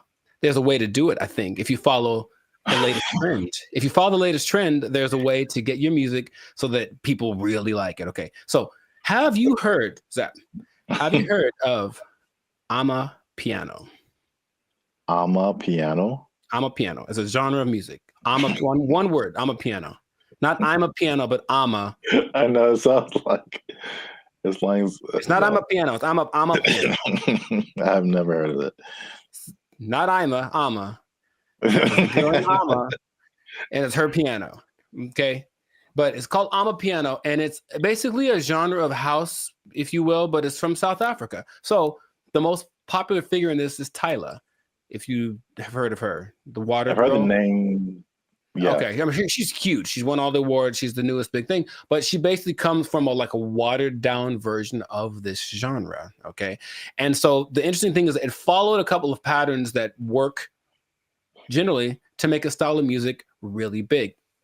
And I bring it up because it's the first thing I've heard in a while where I listened to it and I was like, yo, yeah, okay, finally something that's like respectable and decent and moves you, right? So for those of you that are watching that really want to get into this, stay tuned to the end, because you'll actually find out something that you don't need for this that you would think would be important, okay? So Amapiano is basically a subgenre of house piano, okay? And so it's got one thing that a lot of new styles of music need to have. It's something familiar. There are people listen to it and they're like, oh, I kind of recognize this. Like, it's in a different, the presentation is different, but the substance is the same. Something I resonate with. So that's number one. You listen to it and like that, I hear something that I've heard before in the music. Okay. Lots of repetition. So you just kind of hear the same thing over and over again. And it's so infectious. Fun to dance to. You haven't seen any of like the TikTok? It's a huge TikTok thing, right? That's the thing that's made it go from, it started in 2012, but probably like 3 years ago is when it really started to burst on the national scene or the global scene, thanks to TikTok. But you've never seen any, it basically all of the moves. So there's Afrobeat, right? There's Afrobeat.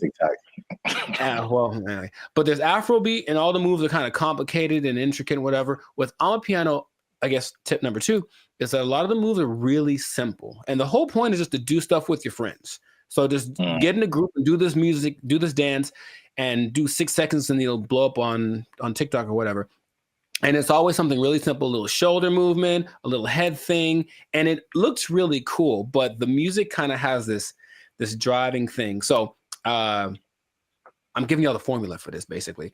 The look of it is familiar because if everyone looks like hip hop, basically everyone knows hip hop. So the dress for the women and the men, it has that same aesthetic. People just look like, oh yeah, it's like a hip hop person. But then you see that they're talking. Okay, they're definitely from Africa. You see their movements. Oh, this is a little bit different. So it kind of has that element to it, and it connects with young people. Okay, I think if you look historically at any big movement from the swing to grunge, anything, it was youth that were really pushing it. So you see kids that are super young kind of grooving to it, which means they'll probably grow up to it, with it their whole life. I forget, the people that like this style of music have a name. That's another thing I was going to, like, we have our BFFs. They have people that like this music. I don't remember what it's called. I have to look it up. People that like Amapiano, okay? There is 2 other elements that are really important. It features women a lot. And a lot of genres tend to not. We've talked about reggaeton before, where it was a lot of misogynistic, just men, basically. And this one has a lot of women from, I mentioned Tyla, though it also has Shasha, Camo Mapela, Boule, Nia Pearl, Lady Do, Buntiel Smith, among others. So the women are pushed to the forefront of it, and their whole philosophy is like, well, if women like it, then everyone will like it. That's kind of, and it's like, because think about it. Okay, your girl likes this music. She's gonna drag her dude to go listen to it or whatever, and then he wants to make the music that gets her to dance, because it's not a super, I don't call it sensual. Like, it's very, like, the way they move is very sensual, but it's not over the top. Okay, so it kind of still cool for younger people to do it. Yeah, a little bit tamer. It doesn't quite have all of the negative things that you associate with like hip hop and reggaeton right now. So it's kind of found that universal appeal. And then this is probably the most interesting thing about it. So if y'all don't know, Zap started a dance group back in the day. Instant Groove. We was grooving, man. We was grooving, man. It was grooving.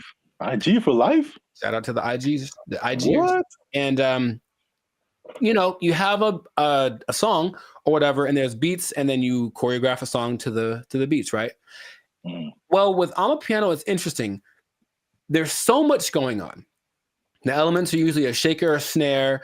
There's like a log drum that's like the bass, so it's like a really distinctive sound, and then a kick, and not many other elements to it.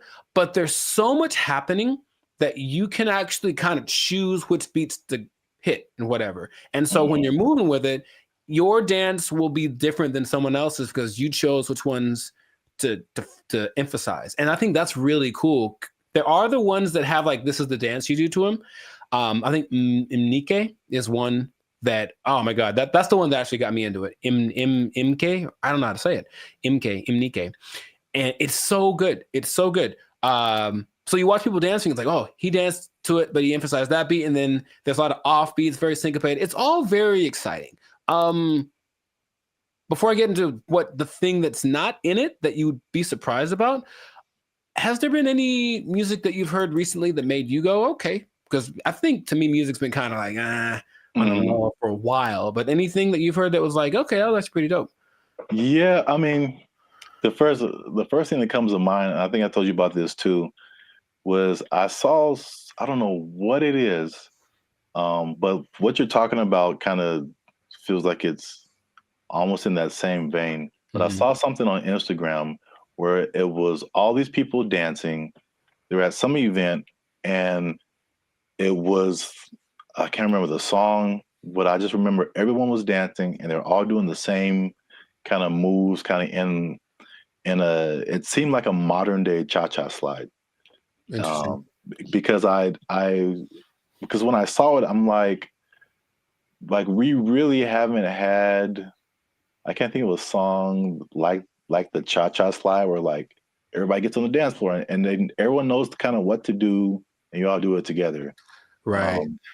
Because the Cupid Shuffle, I maybe that came after Cha-Cha Slide. I can't remember. Yeah, I don't remember. Right. But I can't remember anything past those two songs where like everybody, but I saw this video and everybody was doing it. I mean, I'm talking white, black, Asian, Latino, like grunge looking goth people, hip hop looking, like everybody was doing it. And I was like, this is so dope. And I wish I had saved it and I didn't.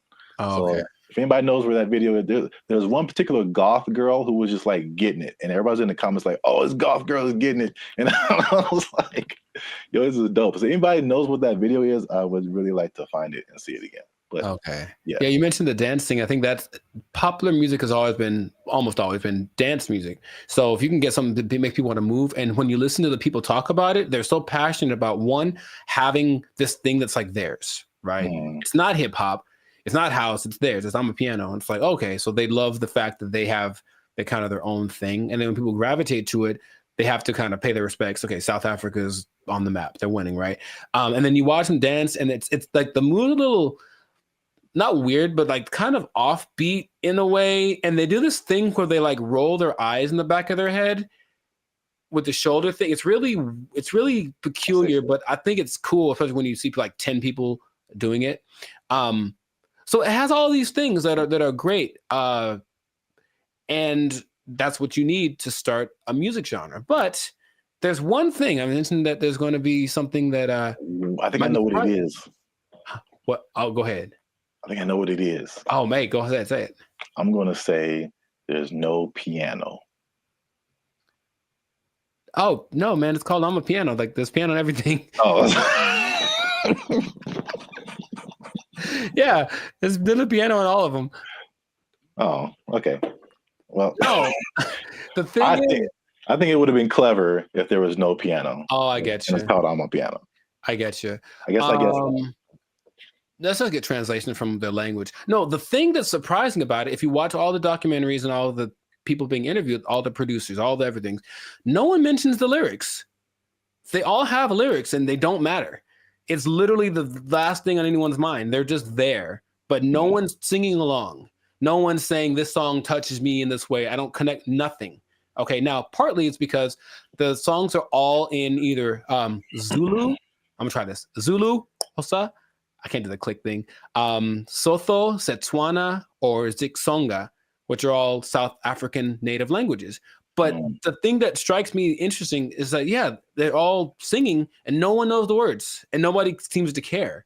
So there are really big singers in this style, but the words don't matter. It's just the feeling of it. And that's what I found very unique to this. So if you listen to watch, no one knows what they're saying.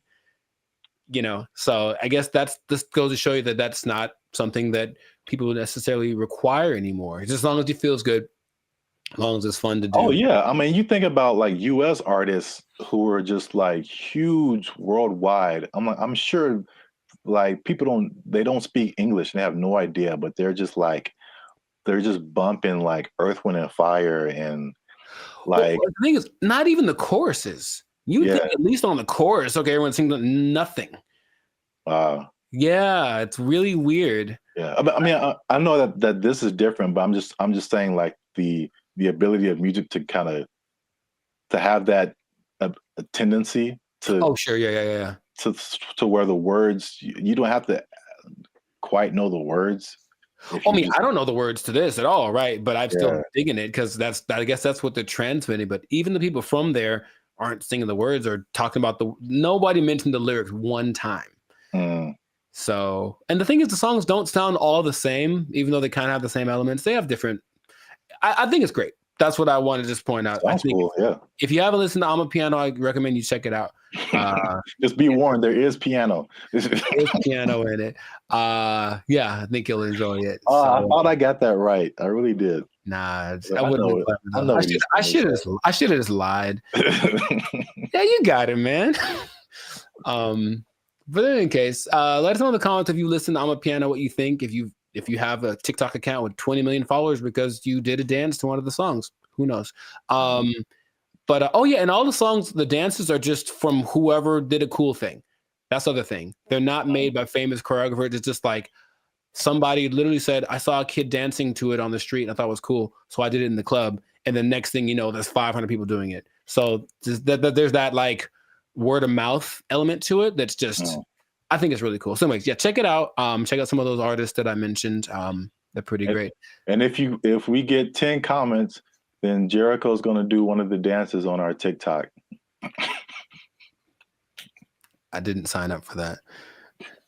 I wouldn't mind learning though. That is kind of fun. I'll do one of the simpler ones.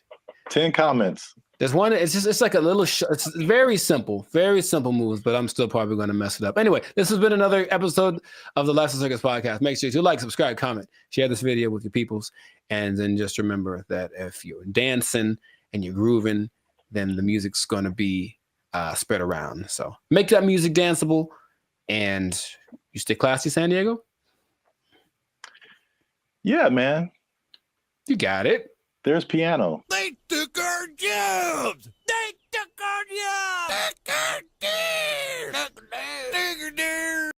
So I went to our buddy ChatGPT and I made a simple request, and I want y'all to see this in real time. Oh, snap. I said, write a love letter to Donald Trump.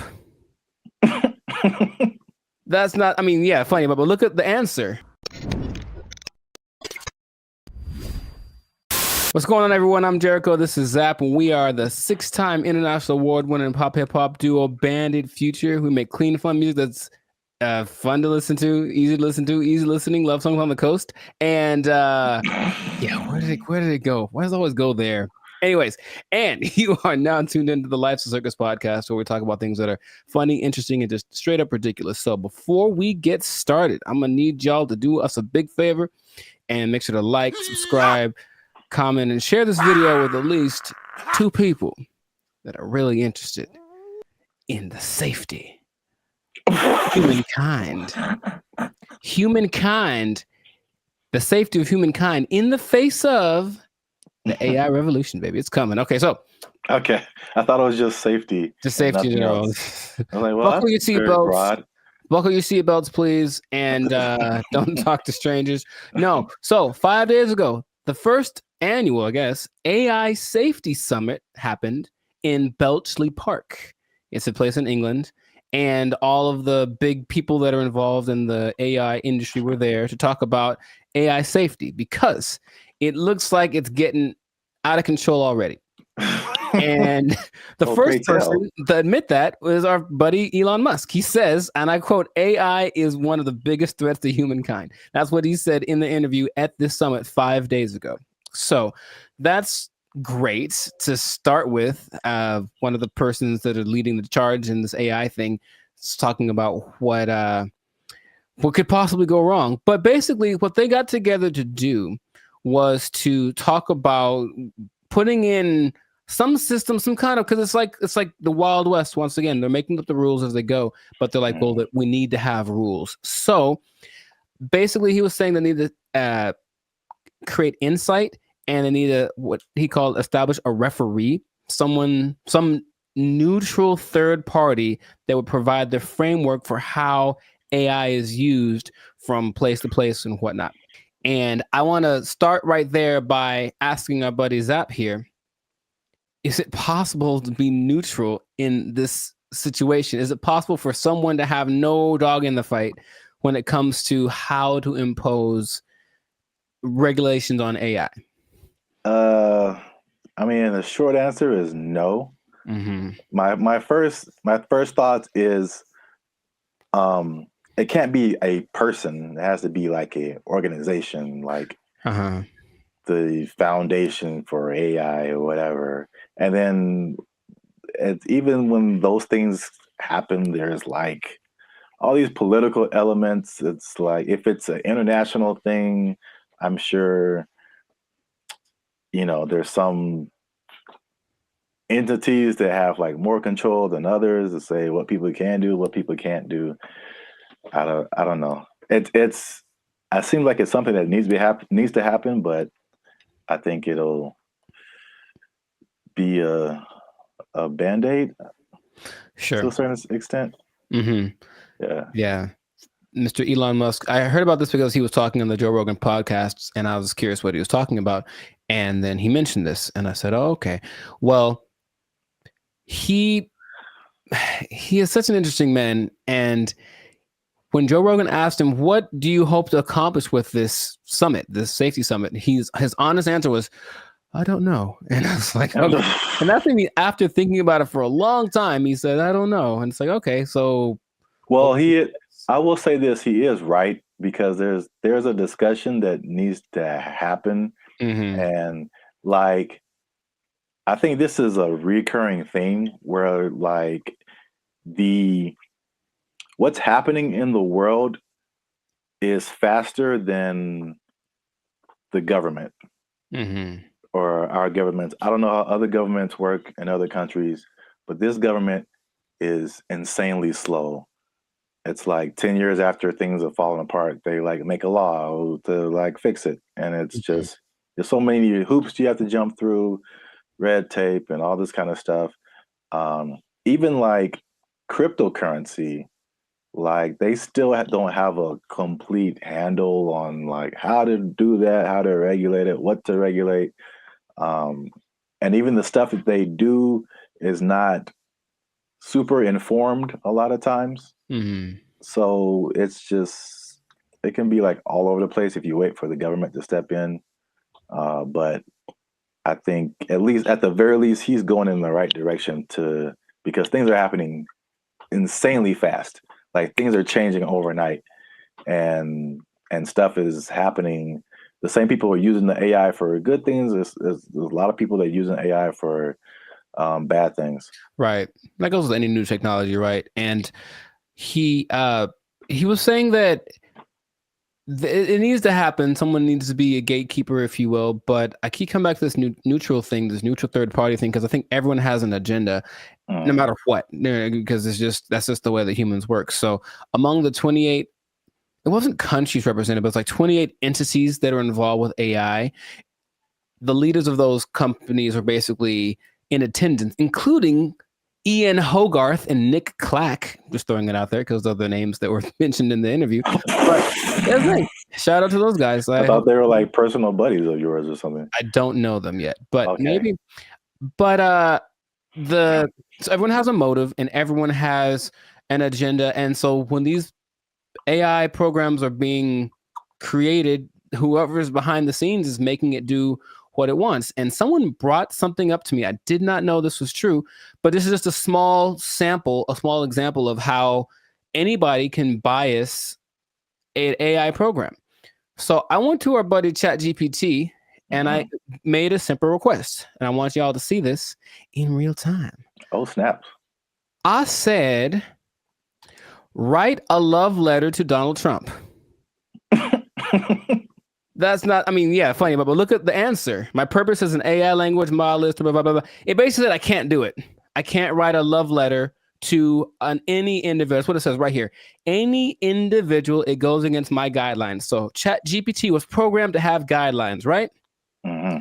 I said, okay, hey, ChatGPT, write a love letter to Joe Biden. There it is. Oh. See what I mean? See what I mean? Stop. It's just that simple that something behind the scenes can cause. By the way, this is not like genuine. I don't love or hate the man. I wouldn't write him a love letter. I'm just throwing it out there. I would not write him a love letter.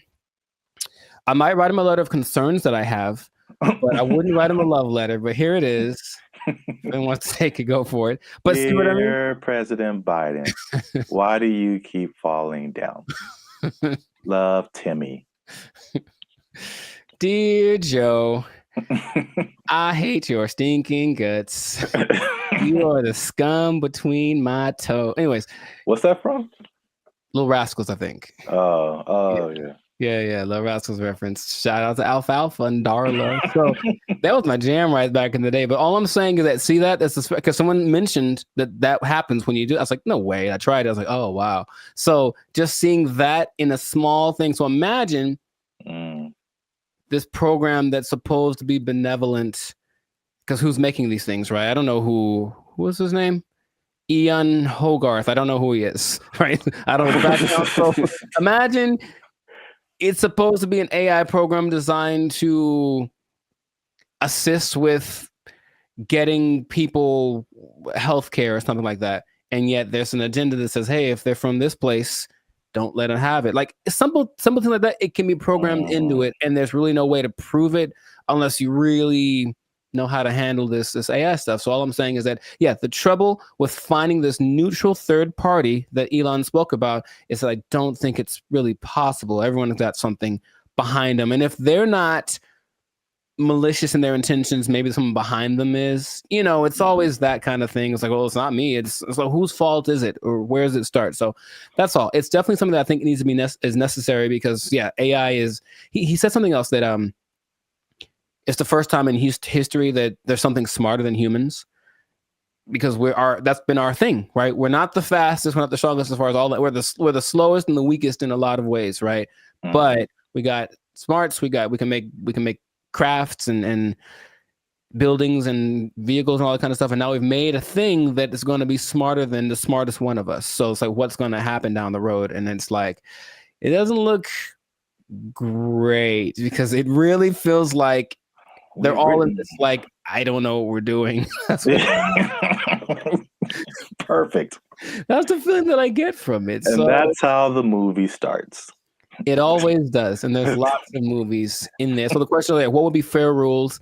He made a comparison to like a sports team. It's like we're starting a game, and these are all the teams that are playing. So all the teams should have a say in what the rules are. But of course, if you're talking about like the Nuggets making the rules, and then I don't know, the Lakers making the rules, they might have different ideas of what's fair, right? Yeah. You know, so it's just going to be interesting to see how that goes. But at least someone's trying it. I believe the Prime Minister of England set it up, and that's what's going down. So fingers crossed, because like you said, it's happening really fast. Yeah. Yeah, and they need to figure something out quick, because this is a good segue into another episode, because there is a scam going on right now that people need to be aware of. It's happening right now, and it was a big news story on CNN. Okay, you have to tune in to another episode of the podcast to check that out. But anyway, this has been a fantastic episode of the Life of Circus podcast. If I do say so myself, a Life of Circus podcast. Jericho, this is Zap. So make sure to like, subscribe, comment, share this video with some people interested on the fate of humanity, and hopefully they won't come and do the thing where they take our stuff. Take your job. They're gonna take our job. Take it out. They took our jobs. They took our jobs. That was their whole identity. Yeah, you're right. And we trusted them. Not anymore. Not anymore. To be competitive, they have taken that away. So now they're just like all the rest of them dogs, them backstabbers, and malcreants. I don't think that's a word even. Malcreants? I'm just mad about it. That's a word? I don't think it is.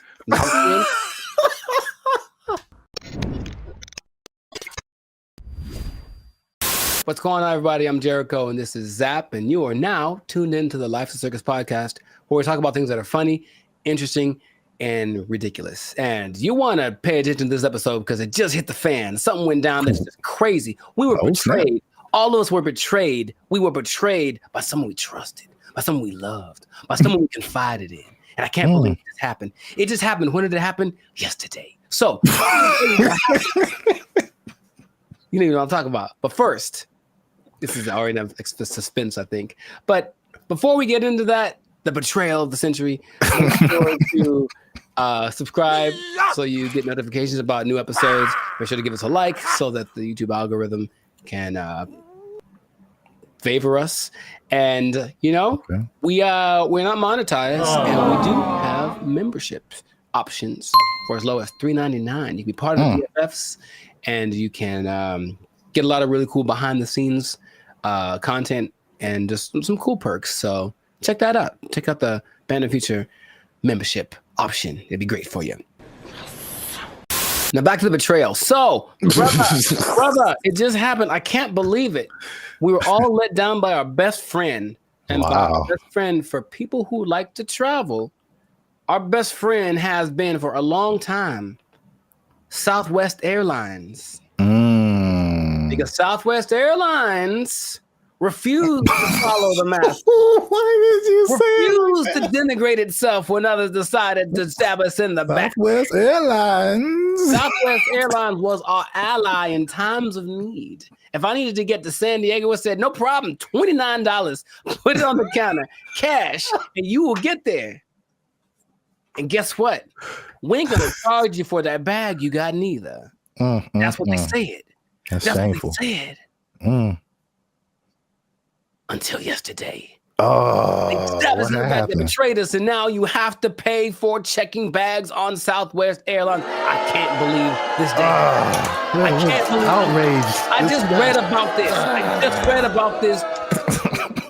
Boycott, riots in the streets, protests, signs, wonders. Signs and wonders. I'm mad about this, bro. I can't believe it. They were my best friend. I was so ready for it. Signs and wonders. Look, their motto was bags fly free. That was their whole identity. Yeah, you're right. And we trusted them. Not anymore. Not anymore. To be competitive, They have taken that away. So now, they're just like all the rest of them dogs, them backstabbers, and malcreants. I don't think that's a word even. Malcreants? I'm just mad about it. That's a word? I don't think it is. I'm so mad about this. It's like your grandma saying that I'm charging you rent if you want to hug me. Or something. Like, I can't believe it. Like, it's just such betrayal. Judas. Who betrayed Caesar? That guy. Brutus. Brutus. Brutus. Yeah. Oh yeah, A2 Brute. Yeah, Brutus, right? Yeah. Is it coincidence that Brutus and Judas rhyme? I don't think so. And now Brutus, Judas, Southwest. Yeah. Southwest. You're on one today. I can't believe it, man. Anyway, how do you feel about this news before I get into some? Oh man, as I wipe the tears away from my eyes. I was mad. Wow. About it, you said you were upset, but good Lord. I just can't believe it. That's all.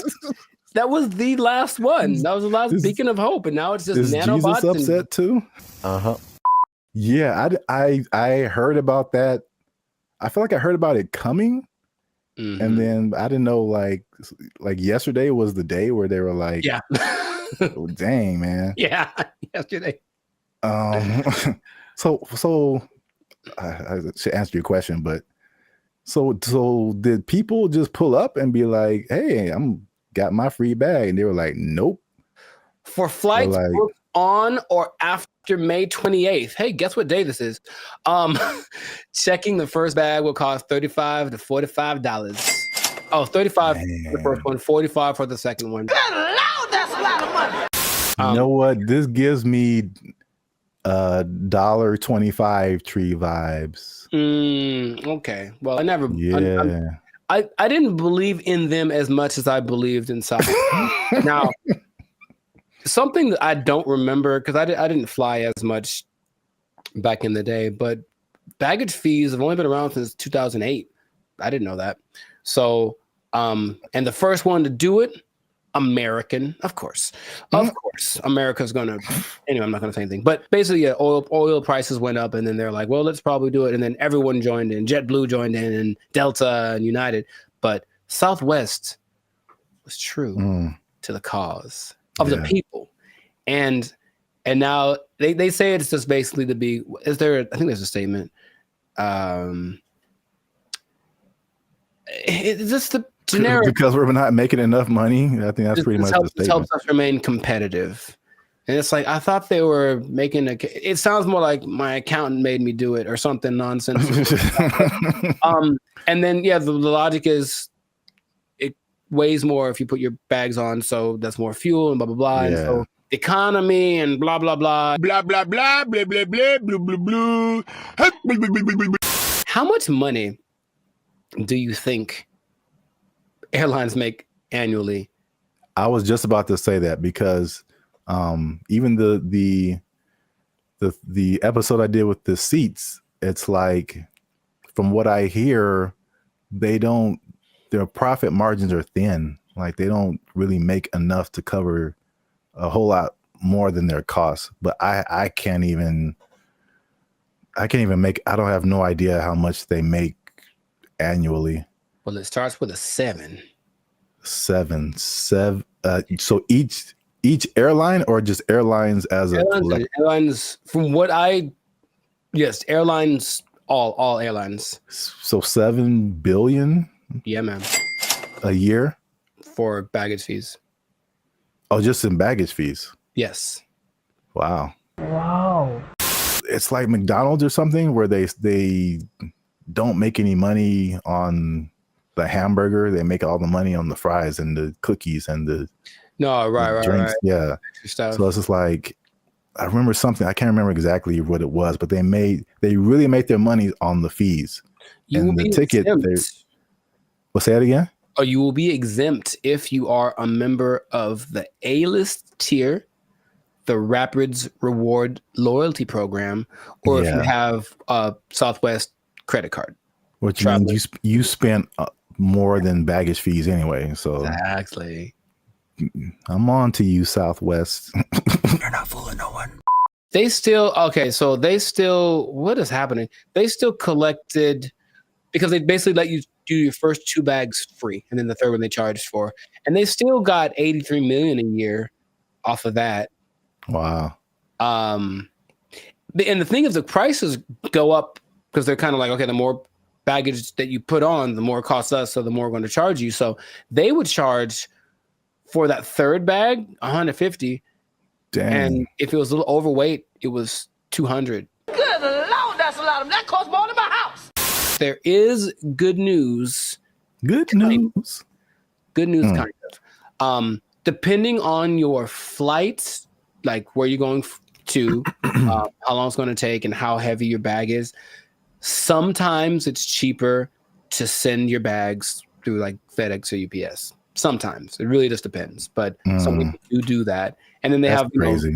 I know, but it's like that's what it's come to, and they have little ports down there at the airport, so you can pick up your thing, and it'll be for sure. UPS and FedEx are more reliable than than airlines. Oh my god.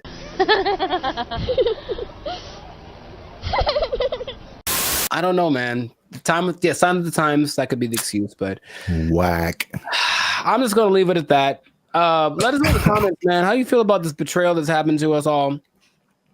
And what can we do about it? Can we revolt? Can we just I don't know what we could do. But it's a little bit frustrating. But Southwest, just right to your congressman. I don't know. Is that what congressmen do? They don't want this anymore. Heck no, we won't go or whatever. Make little flyers and storm around the Southwest. They still had snacks, I think, on Southwest too that were free. I think they still have that, which I appreciate. For now. Well, oh man. Anyways, this has been a great episode. Share it with some people that are feeling the pain that I'm feeling. I'm gonna have a drink to the memory of free baggage. They took our jobs. They took our jobs. I was against her, and now I'm kind of with her now too. What's up, everybody? I'm Zap, and that's Jericho, and this is Bandit Future. And I found this on the internet. Apparently, Jericho, this woman blocked a man over. This woman blocked this man because he took her on a dinner date at the aquarium. Huh? Before we jump into it, make sure you hit that like button for the almighty YouTube algorithm. Hit that subscribe button because that helps our channel grow. All right. Hey, Tashia Sade, first of all, okay. That was the first mistake. She said, I met this dude on a dating app 2 months ago. We finally went on our first date and he chose to take me out to eat dinner at the aquarium. It was cute and all, but I just think it was childish AF. Like we couldn't go to Ruth Chris. Oh, sorry. Let me get it. We couldn't go to Ruth Chris or something. And I blocked him as I don't. That's one word for anyone who's wondering. I don't have time for stuff like this. I need a mature man, not no little boy. I may be wrong, but that's just me. First of all, I would love it if for some reason she has a British accent. I don't know why. That would just make this so much better. Because there are women that are like, she's a little ghetto. Let's just call it what it is. But there are that version of people from England, and it's just a little bit more, I don't know why. I like it more. I'll tell you what. First mistake. Thaisa Sade appear on your dating app. You swipe left every time. That's the first mistake. I'm sorry for anyone else who has that name. It's just not for me. I'll say that. To her credit, I would have never thought of taking a girl on a date to an aquarium. To his credit? No, well, I guess I'm saying I get what she's saying. Oh. I would never do that. It wouldn't ever cross my mind. What did they eat? The fish? Like what are they eating? I didn't even know that was an option. I thought they maybe sold popcorn, little pellets you could throw to feed the food. But feed the food. I'm already thinking about it. I don't feel like that's a good first impression, honestly. Okay, because I was wondering where you were going with it. Yeah, also, Like, okay. I mean, I think I'm on her side. I don't think that's a good move. I would never do that personally. So I don't think that's a good move. but have you seen like all the hip I've hop seen it. concerts? Oh, I've seen it. Oh, I've seen it. Yin Yang Twins. Pack it up. Pack it up. They're like 60 years old, bro. And No, they're not that much older than us. I don't think they are. I think they just look terrible. Even that, like, why would that's a you have a girlfriend and you know that she likes penguins in the aquarium. That's that kind of a thing. For a first date. And what do they have at the I'm trying to think. They do have food at like a SeaWorld, and that's assuming it's like a SeaWorld because there's degrees to aquariums. And trust me, I've been to aquariums, and I've been to aquariums like in Long Beach that are like elegant things, and I've been to aquariums that are basically like a puddle, and you just look and stare at the things down there. So I don't know which one it was. Here's a picture. Oh, I can't see it really. It looked like it was a nice. Yeah, that's the weirdest. Oh, hold on. That's the weirdest thing I've ever seen, bro. Nah, man, that's weird. What is that? Is that a lobster? That is lobster on that. Isn't that what is shrimp? Lobster hole. Whatever he's looking at looks like seafood. That is so messed up. I'm gonna take it all back. Shame on the aquarium. Shame on them for having their things that aren't aquariums for like preservation of wildlife, marine life? They're serving them up. That's Shamu right there. That's Shamu's cousin right there on the plate. I can't stand for it. So I think she's right. I'm surprised I'm on the side of Taisha, whatever, man. I want to like go protest. Aquariums shouldn't have all $7.99 shrimp dinners. That's just too much. Eating people's families in front of them. Yeah, that is kind of messed up. But I mean, don't fish forget everything in 3 seconds or something like that? I'll let you know something about me. I don't know any fish, so I don't know how to operate. I'm not sure. I've never talked to a fish and then walked up and 5 minutes later and he's like, "Who the hell are you?" I've never had that experience. See, this is why you're here, because I didn't think of any of that. I thought I was just like, I wasn't thinking about like eating fish in front of fish. That is weird. Now that you say that, that is weird. And then the levels of aquariums. Like I was just thinking from a date, I was kind of against her, just from a date perspective. Because I mean, we've done a couple of videos too, and we've seen all this stuff on the internet about women who like it was like a cheesecake factory thing, like a while back. That's sacrilege. You can't talk bad. We were like, no, all the men were like, hold up, well, wait, that's a really good first date. I was see what the people in the comments said because they were different. One of the reasons men disappear from dating. Hey, that's me. Click that link, people. Hey, they said you're gonna stay single for the rest of your life. Okay, cold-blooded. That's why you a single mom. Extra cold-blooded, potentially correct. The fellas are like, they look past the aquarium part. I think that's a big miss. Nah, man, we can do better than that. Back. We can do better. No. Here's the thing. Go back. I mean, yeah. I feel like you should go all out. No, you should not. So there we go. There's the line. No, you don't go all out on the first day. I don't know you, bruh. I met you. We're going to a delicious place like the Cheesecake Factory. It's exquisite. You'll enjoy it. I'm going to pay $45 for two of us. It's going to be fantastic.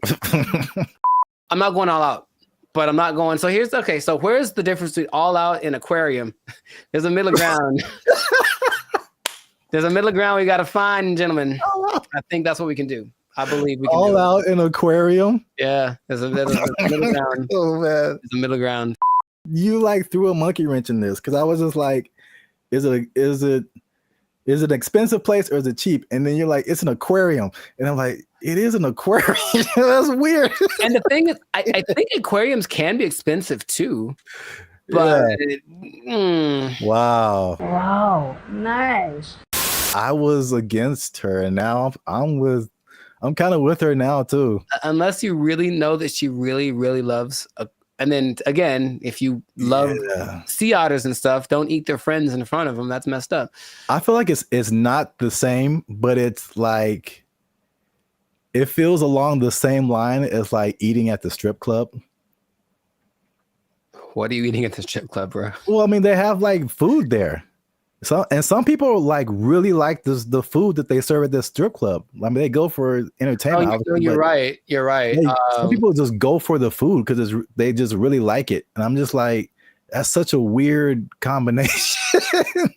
I know more women that would rather go to a strip club on a first date than an aquarium. Maybe we can make that a poll, but I'm pretty sure I know. I'm not talking for all women. There's women I know. They'd rather go to a strip club than an aquarium for a first date. So, oh man, have you ever been sitting around just minding your own business and like, man, I haven't been to the aquarium in a while? Like, is that just a thing that pops up? Because it's never happened to me. Oh, the more you talk about it, the weirder it is. Aquariums are just not. That is a weird first date. I think it's weird. It's not a weird first date. It's a weird first date to have dinner. Like if you had dinner and then went to the aquarium. Yeah. I can see that. That doesn't feel as bad. No, it doesn't. It doesn't. But if you like, we just going to the aquarium to eat. What if it's like you pick out the one you want in the I know it is. I know it is. Did you see the South Park where it was like Honey Boo Boo and she was like picking out a pig to I don't know if it was a pet or to eat or something. I don't remember that one. She was like picking out a pig and there's this country farmer. He's like, which one you want? This one right here? She's like, yeah, I want this one. He looked at me funny. I want this one right here. Yep. But I mean, it's hard to tell if a fish is looking at you. I don't think their eyes can move and they can't blink, right? So, oh my God. But in any God. case, you see what I'm saying is just, I think, I honestly think that I'm in favor of that point that she made. Not the go all out point, but the aquarium to eat. Yes, let's put that in there. Aquarium to eat. Gotta miss with that. That's kind of strange. We put a whole nother level on this. Kind of strange. So the right thing. Keep the conversation going in the comments. Is it like he should have taken her to a better place or not? Or he should have taken her to an aquarium or not? Once again, this is Band of Future. Leave a comment if you like this video. Share it with somebody who likes to have dinner at aquariums. I don't know, man. I don't know what's going on right now. There's at least one guy who does. There's at least one guy we know who does.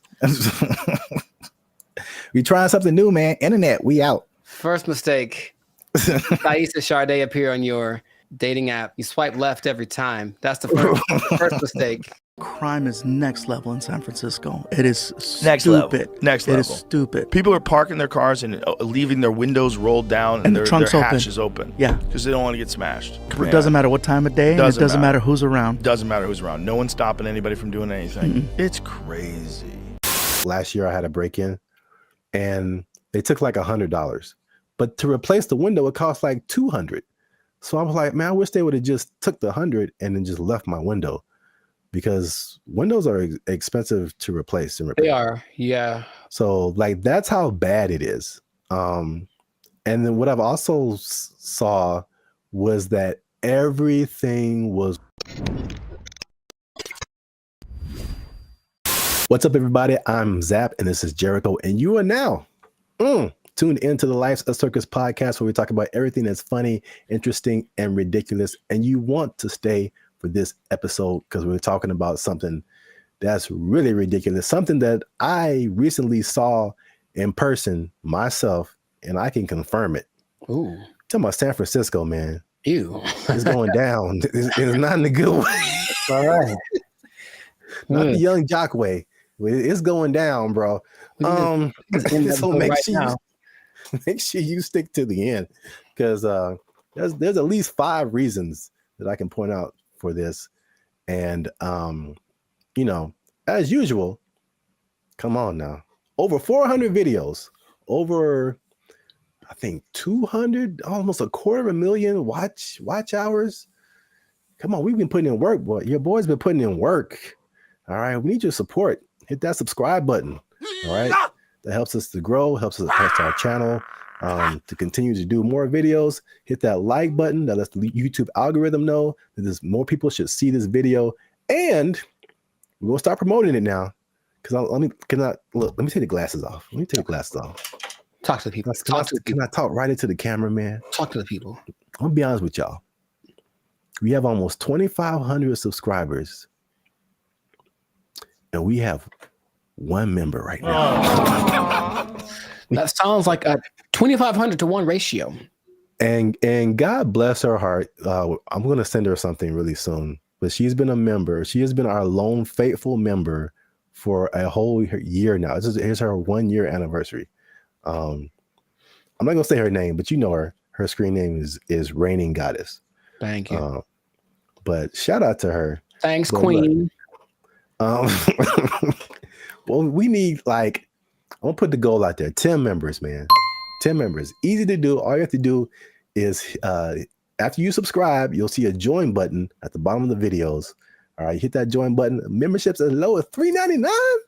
$3.99, man. That's not even a tank of gas. You can help your boys out with the tank of gas.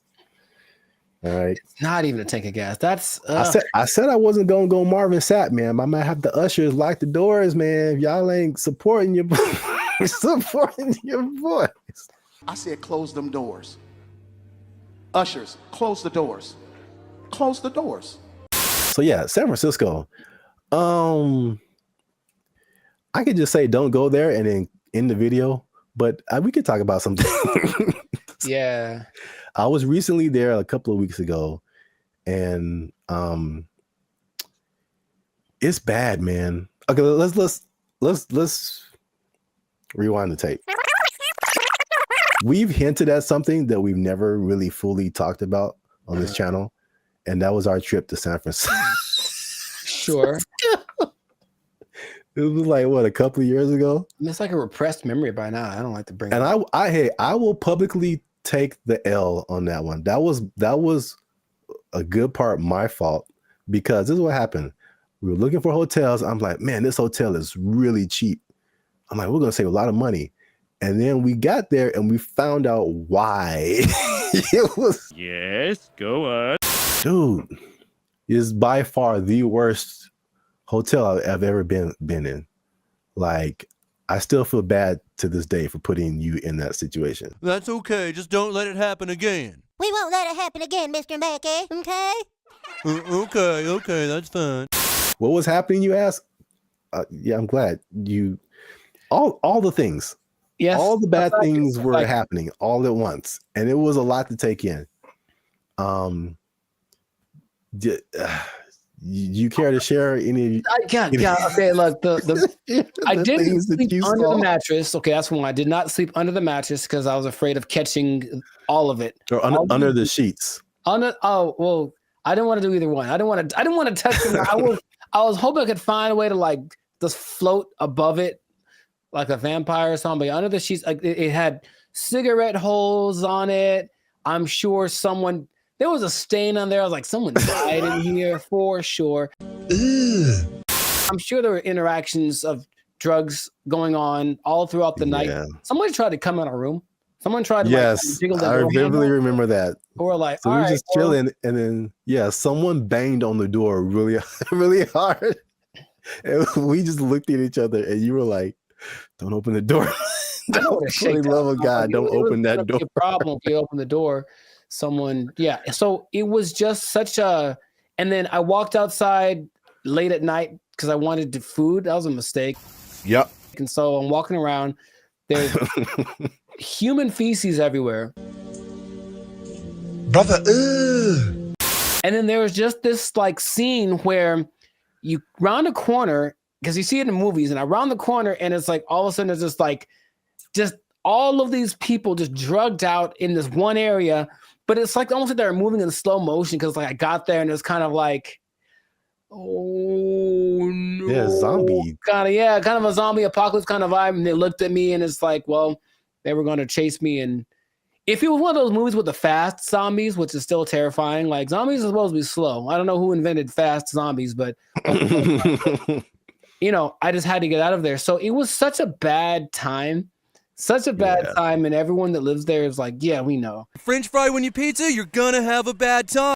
Yeah, I was recently there, and I mean, compare it to LA, because I think I have a good perspective. Because you see a lot of stuff on the news, and they're like, California is this, and Hollywood, like all of California isn't Hollywood. All of California isn't San Francisco. These are like the biggest cities, but it's like sometimes and you see news from other places and they like sensationalize stuff. Yeah. They do not do that with San Francisco, bro. It's crazy. And it's coming from someone who's lived in like the heart of downtown LA for years. Patrolling and trying to catch me riding dirty. I feel like LA is more concentrated. Like you have Skid Row where like it all goes down. And then every once in a while you on a corner you'll see somebody here and there. Yeah. But I feel like the extent, and there's a specific area called Union Square in San Francisco that's been hit like the hardest. But it's just like it feels like it's everywhere. Like it's not just like a little Skid Row. It extends everywhere. So I mean, we've obviously mentioned the drugs. That's the homelessness and the drug epidemic, which is like most of it's mental health and addiction issues. So it's made public spaces unsafe, difficult to manage. And this has been kind of further fueled by the high rents in the city. And then their approach to it is like this, what they call a harm reduction over enforcement. What? So it's just call it stupid. Just call it stupid. But remember you did the video about what country was that who kind of had an open drug policy? Portugal did it, and it worked for them. But they had we will let them kind of do what they want, but also give them lots of resources so that they can fix it. And clinics and all that kind of stuff, they can get clean. So it's kind of like they had a method to their madness. And this one's kind of like, I remember watching a video about they're interviewing people in San Francisco, like, what can we do about this? And it's like, they think the big problem is that approach. They're just kind of giving away needles and stuff like that. Just like, here, just make sure your needles are clean. It's like, well, they're going to just take advantage of it. And it's not working. If the goal is to fix it. Now, the question is, are they trying to fix it? It doesn't seem like it's a good policy at all. Yeah. And what makes me nervous is like, I feel like San Francisco is the prototype and it's kind of trying to make its way to LA. Like I can see LA turning into that. Because even recently, I've been taking like the metro more, the trains and stuff. It's just been kind of helpful for me.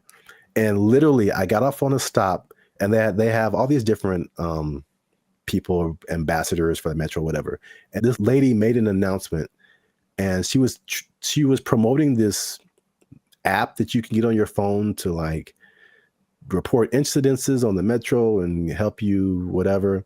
And she literally said, like, oh, yeah, we've been having a lot of drug overdoses on the train. So we don't want anybody to die. So make sure you get this app. I'm just trying to get to work. And I'm just like, what? What? A little too chill for me. A little too common. This is the discussion that we're having. Like, it was just really weird, man. That's suspicious. That's weird. I was driving the other day and I was in like out by Venice, I think. And I saw like 3 homeless guys in a row. I felt like, oh, good. Tic-tac-toe for me. And because I almost hit them all because they all just kind of like, they did that thing again, maybe fast zombies are becoming a thing where they're like kind of standing still. So I see them and I don't think they're moving. And then as soon as I start driving, they start moving really fast in the direction that we're about to drive. So I was like, all right, well, that sucked. And that happened 3 times in a row. I don't know if they planned it. Maybe it's a weird kind of choreography that got going on. Maybe flash, those flash, whatever things are coming back, flash mobs. I would imagine that happening all the time in San Francisco because it's just much more concentrated, like you said. So in certain places, that might happen 10 times in a row. And then they're going to get hit by way more cars. It's going to be a whole thing. You know what I mean? So like, I don't know why they aren't doing, what they did, we talked about this before in another episode too, where there was like a summit in San Francisco for some world leader organization, right? And they're like, well, we can't have all these homeless guys around everywhere. So for like a week or two, they kind of made them all go away. Right. What did they? I don't remember like what they did, but all of a sudden, like, oh, we don't have a problem. And then they went back to normal after all those leaders left. So it's like, why don't you just do that all the time? Well, yeah, that was really weird. Suspicious. Well, obviously that's a big problem. That's one thing. Number two, again, and I said it was kind of connected, is the cost of living. So San Francisco has some of the highest housing costs in the U.S. It's driven by strict zoning laws, limited new development, and high demand from tech workers. So there's an affordability crisis, and it's pushing middle-class residents and families out of the city. And again, this is like firsthand experience. Like I was just up there, and before I even did this episode, I was like, it felt like there were just two classes of people. You were either really, really rich, like you worked at a tech company, a Google, a Salesforce or something, and you just like got all the monies, or you were either on the street or about to be on the street. Like that, like there felt like there was no middle class. You either had money or you didn't. Life in San Francisco. Check this out. Here go a Rolls Royce, what, a $300,000-$400,000 car.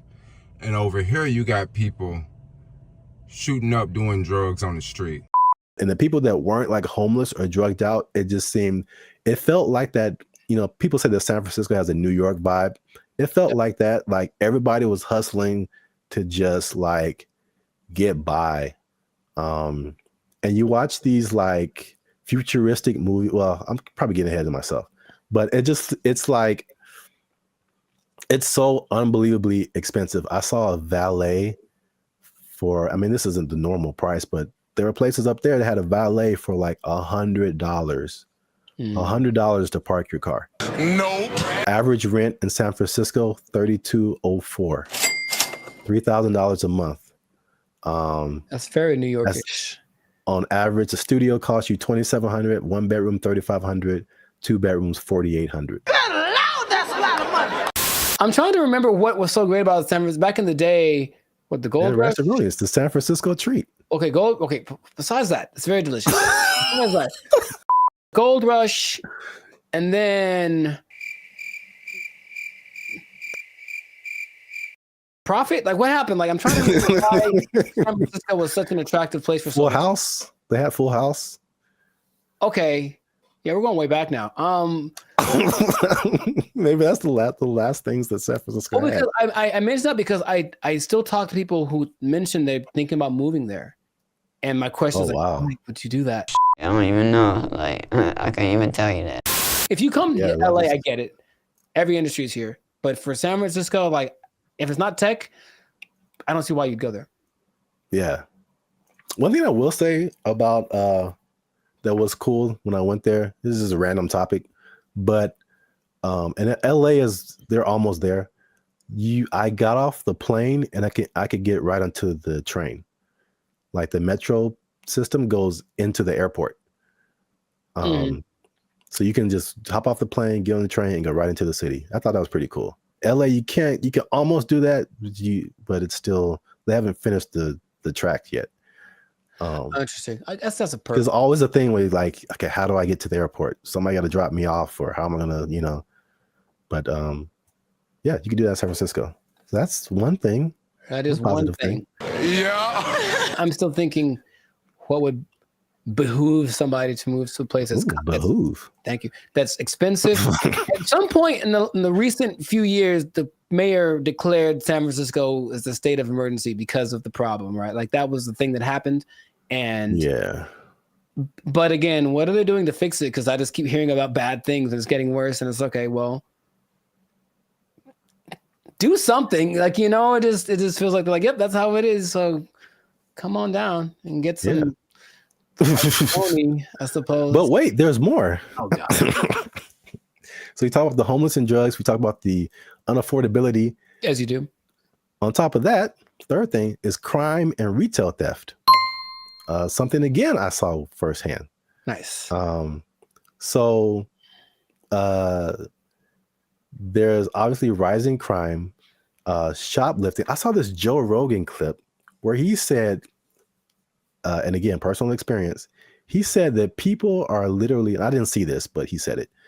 People are leaving their windows in their cars rolled down and their trunks open. Crime is next level in San Francisco. It is Next stupid. level. Next level. It is stupid. People are parking their cars and leaving their windows rolled down and their trunks hatches open. Yeah. Because they don't want to get smashed. It doesn't matter what time of day, and it doesn't matter who's around. Doesn't matter who's around. No one's stopping anybody from doing anything. It's crazy.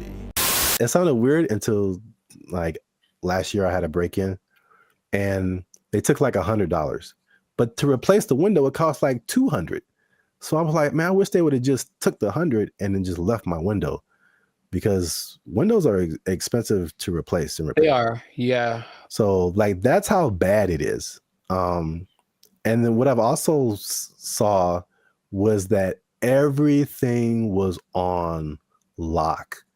I went to like a CVS, I went to a Target, and it was like everything was under lock and key. Ironically, I went to buy a lock and key. Yeah, they had like these lockers, but I didn't have a lock for it. So I was like, let me go to CVS and get a lock. And I had to get someone to unlock the case so I can get a lock. And there was like a bunch of random, usually like every once in a while you see like high priced electronics, or used to be like power tools or something like super expensive.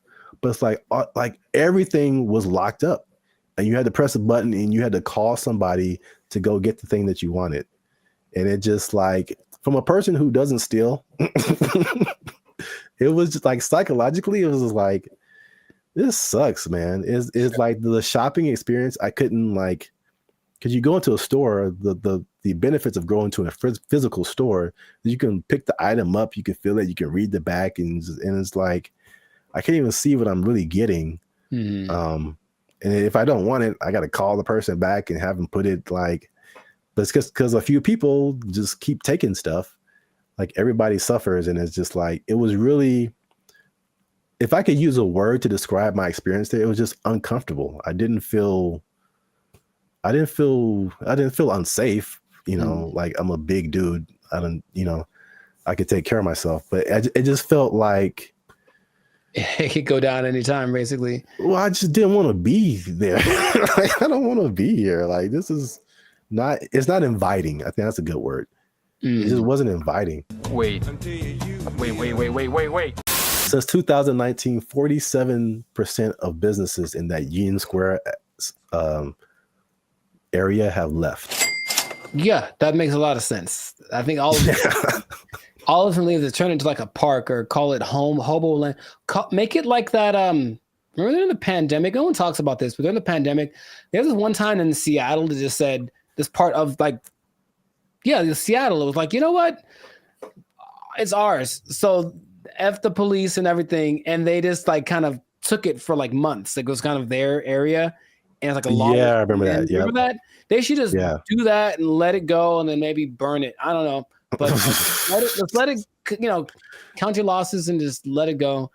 Because why maintain such a volatile area, It's crazy. I mean, I don't like to make videos about, crapping on other people's cities, man. But it's just like, especially after we went like a few years ago, and then coming back to it now and seeing like it's worse.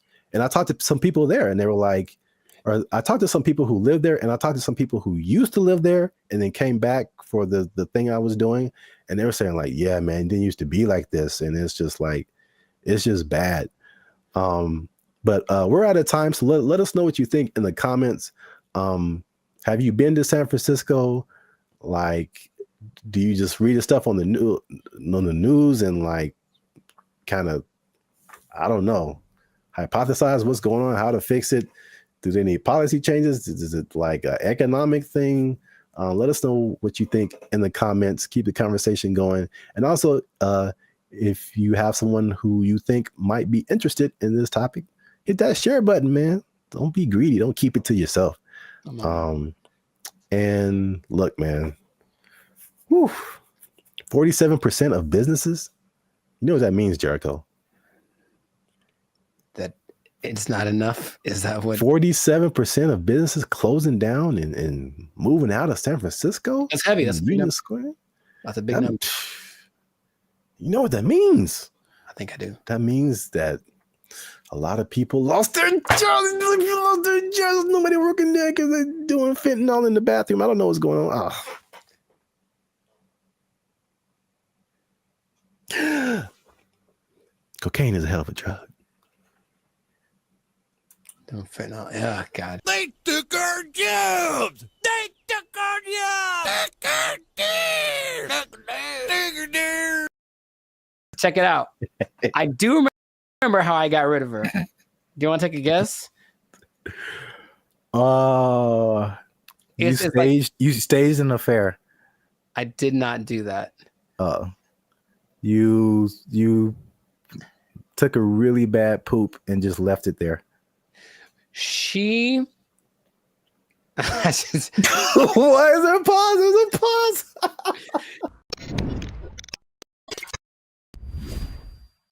Moving in with the lady or letting her move in with you, because they always say it that way. I'm moving in with my girl, but no, sometimes it's the other way around. Sometimes the woman moves in with the guy. Is it a good idea? Is it not? I want to ask you first because I have a story. But have you ever done this? Have you ever, for whatever reason, decided to cohabitate with me?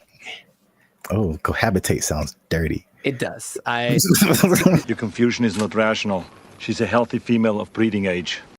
I have not, because I'm a good Christian boy. But gotcha. I have thought of scenarios. So this is the thing. Hey, y'all, come look at this. I'm really on the fence about this because like I joked about, like being from a church upbringing, it's like that's a no-no. Like you shouldn't do that. Sure. And it's just like, okay. That sounds pure. It sounds quite pure, yes. But then also, like as I've gotten older and I've had roommates and stuff like that, man, you find out so much more. You want to get to know a person, like live with them, and it's just like, wow, that I didn't know that you did that, or I didn't know that you ate that, or I didn't know that you smelled that way on Tuesdays. What? Bro, what are you talking about, man? There was a person at church and she met this guy and they were just head over heels in love, all that stuff. Right. And then, but they'd never like really been alone together, stuff like that. So they were like super separated. And they got married and it lasted like a month because they were finally living with each other and they were just like, it's like, he's like, man, this is weird for me. Is it weird for you? It's like, yeah. It's like, should we be married? It's like, nah, I don't know. And it was just like weird because they didn't have that, whatever that was. I don't know the details of their relationship. Sure. But moving in together just made it way different. It changes the dynamic. It changes. Yeah. I said all that to say, I really, at this point, I really don't know. Because, yeah. There's an interesting episode. I also forgot what the question was in the middle of all of that. Just if you ever moved in with a lady or had her move in with you. Oh, then no. Next. I see. You serious? Well, Rich Cooper, he's a good YouTuber, and he had an episode about it. He's taking questions and kind of compiling people's reasons for doing it. And a lot of them were either financial or kind of convenience-based. So, hey, rent would be cheaper for two people, wouldn't it? Oh, boy, let's do it. Or, hey, you live so far away. How about you just stay here so you never have to go home? I've heard that line specifically on TV shows. It's so cliche, right? But I one time let a girlfriend move in with me, and having done that, I'm So here dramatic. to tell you Oh my God. to never do that ever in life. I don't know how big you can put the word never, ever, ever in life in big letters. Never do this. Never do this. And also, by the way, never do it. Why are you gay? Who says I'm gay? You are gay. It's started good for like a day because, oh, my girlfriend's here all the time. How wonderful. And then right away, there's this thing. I don't want to generalize, but I think I don't want to generalize. Okay, I have a thought, but I want to see if you're going where I think you're going. So I don't want to generalize. Okay. I don't like where this is going. All women do this thing where they kind of like judge everything you do, sometimes to you, but when they're observing you, they're not just thinking nothing. They're literally making calculated things about you that they may or may not ask you about. Why is it that when you walk in the room, you look around before you sit down? What kind of question is that? Like, but like, it's always the little things. What is he doing? He's beginning to believe. All these things you never think of when you're by yourself. And it's like, okay, I guess let's talk about it since that's what you want to talk about. But I think for me, when that started, it's like being watched. I never felt like I was just existing. I was being monitored. And for better or for worse, and things that they then bring up 2 months down the road about something that I did without thinking about it. Because here's the thing, ladies, for ladies who are watching, and I think this is honestly true, I don't think women are capable of not thinking. There's always a thought going through their head. And men are very capable of not thinking. I have precious family members, aunts of mine who I love very dearly, who would ask me, Penny, for your thoughts. So like, dude, I don't have a thought in my head at all. I'm literally like, I'm not even aware that I'm breathing. And I think, and so that means that there aren't as many things that we consider important. So why do you look at me that way? I didn't think about looking at you away, so I don't have an answer for you. Why don't you have an answer for me? Is it because you don't like me? All of these things, you said it one way.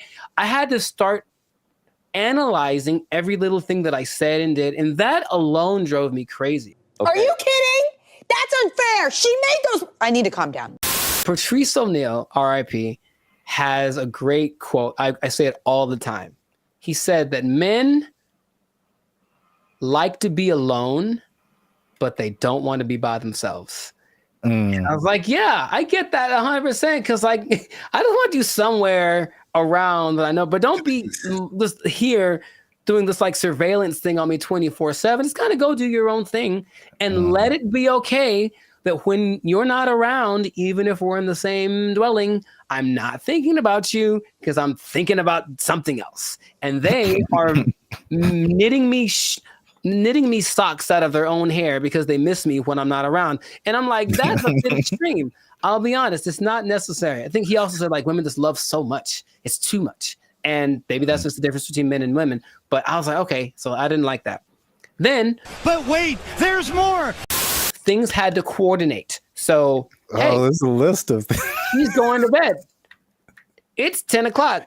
You know me, bro. I wake up at 10 o'clock. Like it's like 10 p.m. Like it's okay, time to get the day started. And she's like, hey, we should go to bed. How about that? How about this? How about you go and I'll come find you several hours down the road? But that created this kind of tension of why don't you want to blah, blah, blah. We should do more things together. So I have more things. I don't want to get extensive with it, but it's just that for me, it wasn't a favorable experience. And if I ever get married, which I'd like to do, I recognize that's going to be part of the situation when I'm with someone. So I don't want to rush into that. I don't. And I have no problem saying, I've had other girlfriends like, we should move in together. I'm like, absolutely not. That's not even a thing, bro. But we can say that I don't care what the reason is.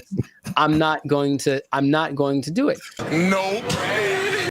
I think that's some people's experience. And then a lot of times, like you mentioned, relationships change. Everything changes. We should combine. The same person that wanted to move in also wanted to combine our finances. So it's like, we've been dating for 3 months, bro. That's like, definitely no way. Come on. And then I think a part of the dating thing, it is nice to say, hey, what if I stay over your place tonight? That's kind of sexy, right? But if your place is my place, we're just at home. We're like, middle-aged and bored. It's kind of not as exciting. Nothing new, nothing changed, same old I can't forget when I was out with a friend and I kept getting calls about when I was going to be home. And I don't know why, but I definitely stayed out extra long because I didn't want to go home anymore. And it's like, that's so lame. So I need my space. And I would just tell anyone who's ever thought about it to reconsider. This is a public service announcement. Well, because there's an episode of Steve Harvey who's like taking questions from the audience, and this one lovely lady is saying, "Hey, I'm thinking of moving in with my boyfriend." I think she talked like that. "I'm thinking of moving in with my boyfriend," and every woman is like, "No, don't do it, don't do it," because even they recognize that it's not the most advantageous situation. That's a great answer. That's good. Do you see what I'm saying? Like, okay, so you're saying don't do it, but if you wait until you're married and then you see all of this stuff now, then it's just like, oh. Well, yeah, but marriage is supposed to be like, well, this is what you got. Deal with it. That's what it's supposed to be, right? Supposed to. I mean, that's a pretty way to paint it, but I mean, it's not pretty. I know. Maybe here's the thing. Have you thought about this, Gen Z and everybody?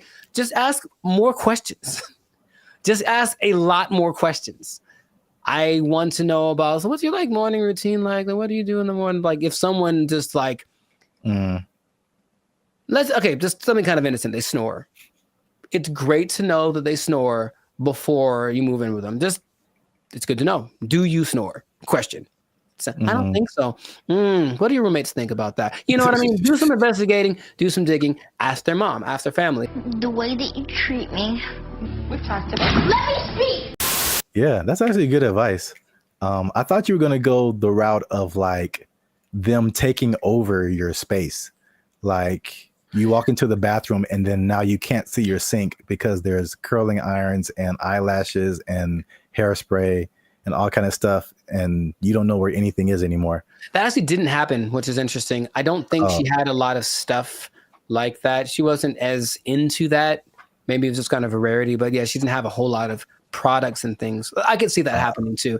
And if that had happened, this was like in my 20s, I totally would have let it happen. And she would have walked all over me and put frou bunnies on all my brushes and everything. Yeah. And everything is pink.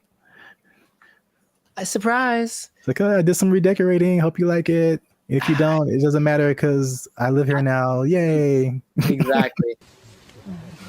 Hi. Okay. I'm trying to remember how I got rid of her. Oh, check it out. I do remember how I got rid of her. Do you want to take a guess? You staged an affair. I did not do that. You took a really bad poop and just left it there. She. Why is there a pause? There's a pause. To her credit, I was out of town one weekend and then our whole apartment flooded. Like all the bad stuff coming out from the toilet and everything. Like one of those. Yeah. Brother, And she actually handled it. Like called the right people and blah, blah, blah. And actually, like literally by the time I got home, I didn't know anything had happened. Wow. So she was good for something, I guess. Like, oh, thank you. But anyways, no, dude, I swear to you, I couldn't talk to her. I couldn't bring myself to do anything like, hey, you need to get out of here. I swear to you, dude, I just moved. I literally just left the place that we lived in. And I said, hey, I got to go. Can you take care of this rent? Because I have to move. And I didn't tell her where I was moving to. And I did it. I've never moved, bruh. I've never moved that fast in my life. I was like, I have 3 hours. I have to get everything on a van and get out of here. And I did it. I called all my friends and I said, guess what we're doing? We're helping me move so I can get away from her. And they all knew the plan and they all helped me. And I'm still friends to some of them to this day. Thank you very much. I moved. I could not do anything else.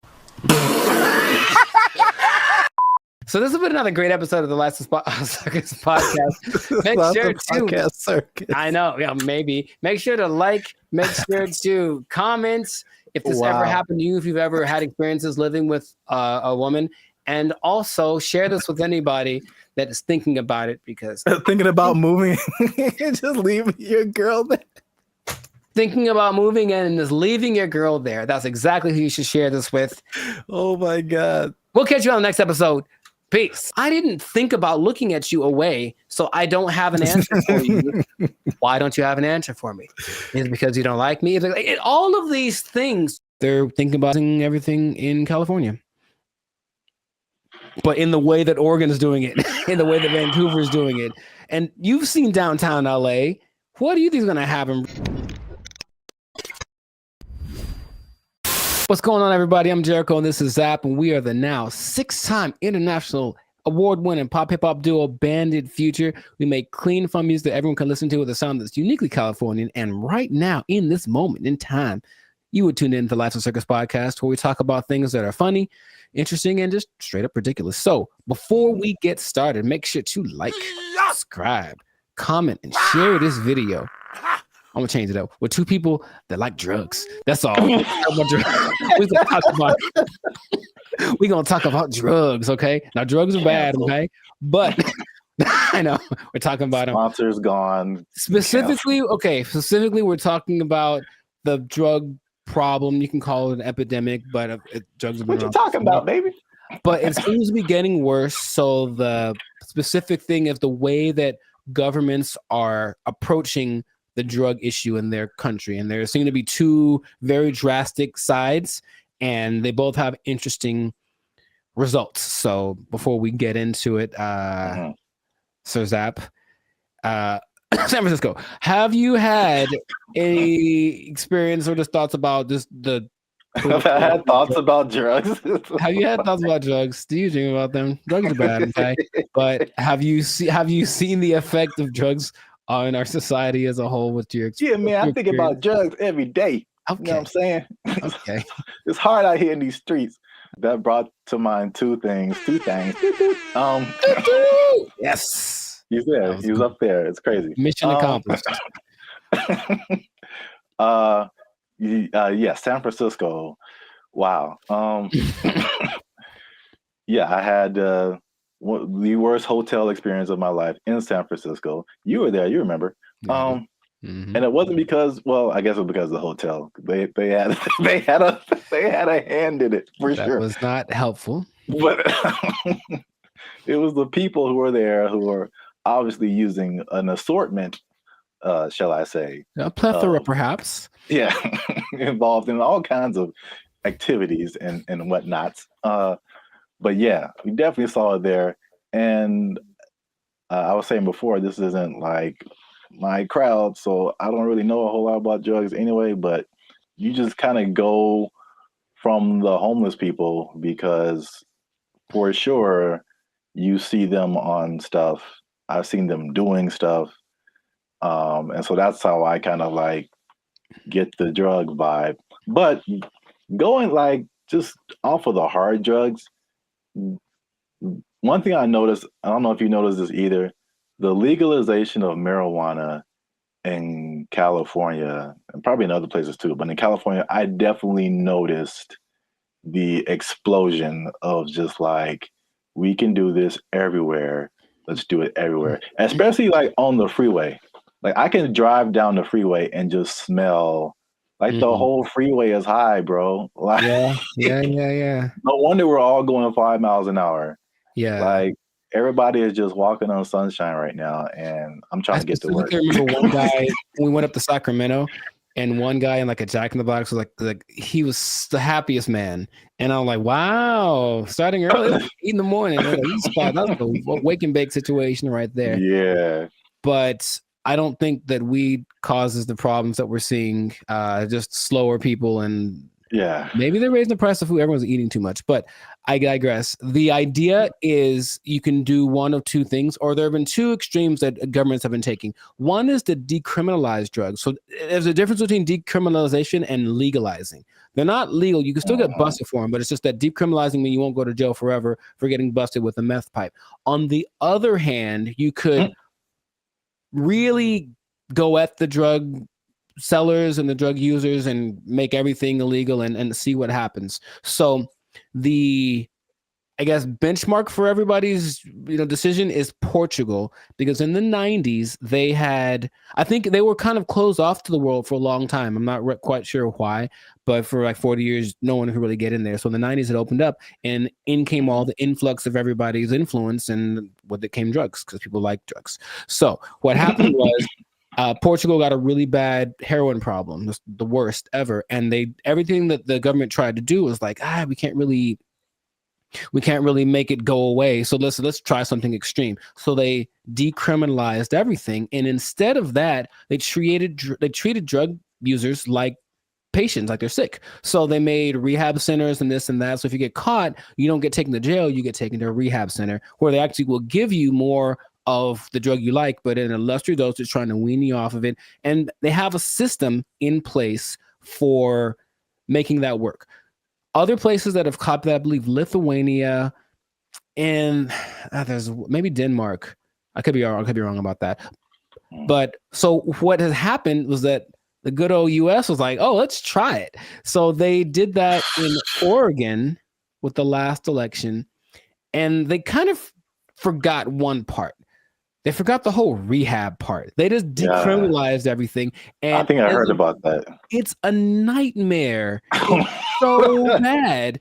It's just people just violently robbing each other in broad daylight and just on drugs, on the zombie drug. I'm not sure exactly what strain it is, some kind of a opioid maybe, but it's a zombie drug. People like walk around like zombies. But the visual I wanted to share with everybody was actually from a video I saw from Vancouver. They did the same thing. They just legalized everything without thinking about how to fix these people once they're on the drugs.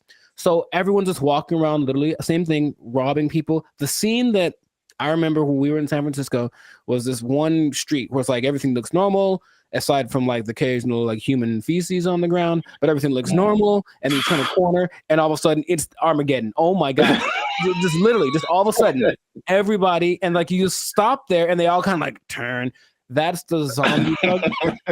So there's a video of these two men walking down the street, and they're in a position where I don't think I could keep my balance and walk, but they're so hunched over and they're still somehow staying upright. There's two of them, they're walking, and it looks surreal in Vancouver. That's happening right now. So they tried it, and for some reason they didn't get the memo that they need to add the other part to it. So that's an I think they're thinking, oh, well, like alcohol, like there'll be a couple of people that go overboard with alcohol, but if we let everyone have it, most people have enough restraint or whatever to not use it. I just don't think that hard drugs and alcohol are exactly comparable like that. So you can take the other extreme, and this one is maybe more fun, and that is the president of the Philippines, something Duarte.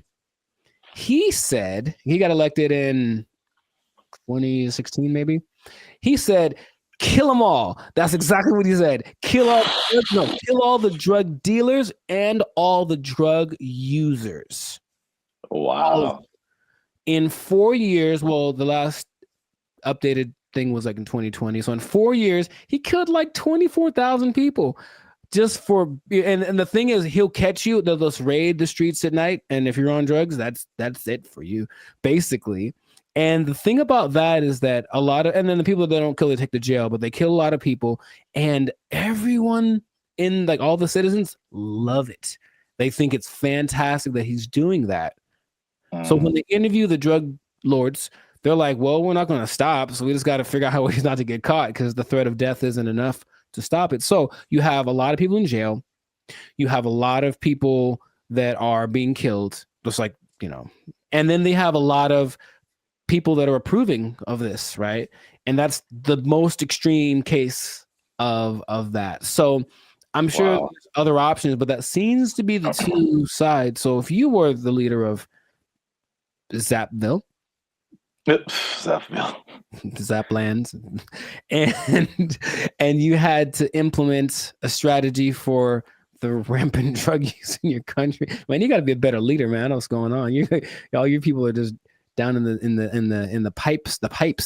But what would you do to resolve that? You think? That Philippines thing is wild. I never heard that. Yeah, well, like they don't talk about it too much, but yeah, he's like, he literally gave a speech. He was like, yeah, and all the drug dealers, you know, and then everyone cheers. But he literally did this, and that's his approach. Oh wow. Yeah, that's too far in my book, especially for the users, because like drugs are an addiction. And like, yeah, you're not in the right frame of mind to like make decisions and then have someone execute you because of your addiction. I think that's too far. Okay. But the thing you said in like Portugal, Denmark, that's interesting. I mean, that seems, again, it's just like, I don't know why the answer for everybody is just throw somebody in jail and then like, well, we got rid of that. Like, that doesn't exactly. solve the problem. Like, it doesn't solve the problem.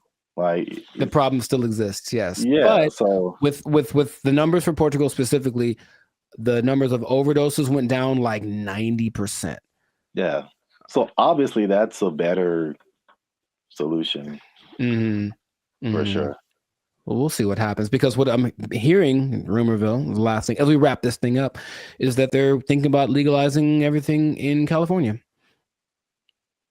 But in the way that Oregon's doing it, in the way that Vancouver's doing it. And you've seen downtown LA.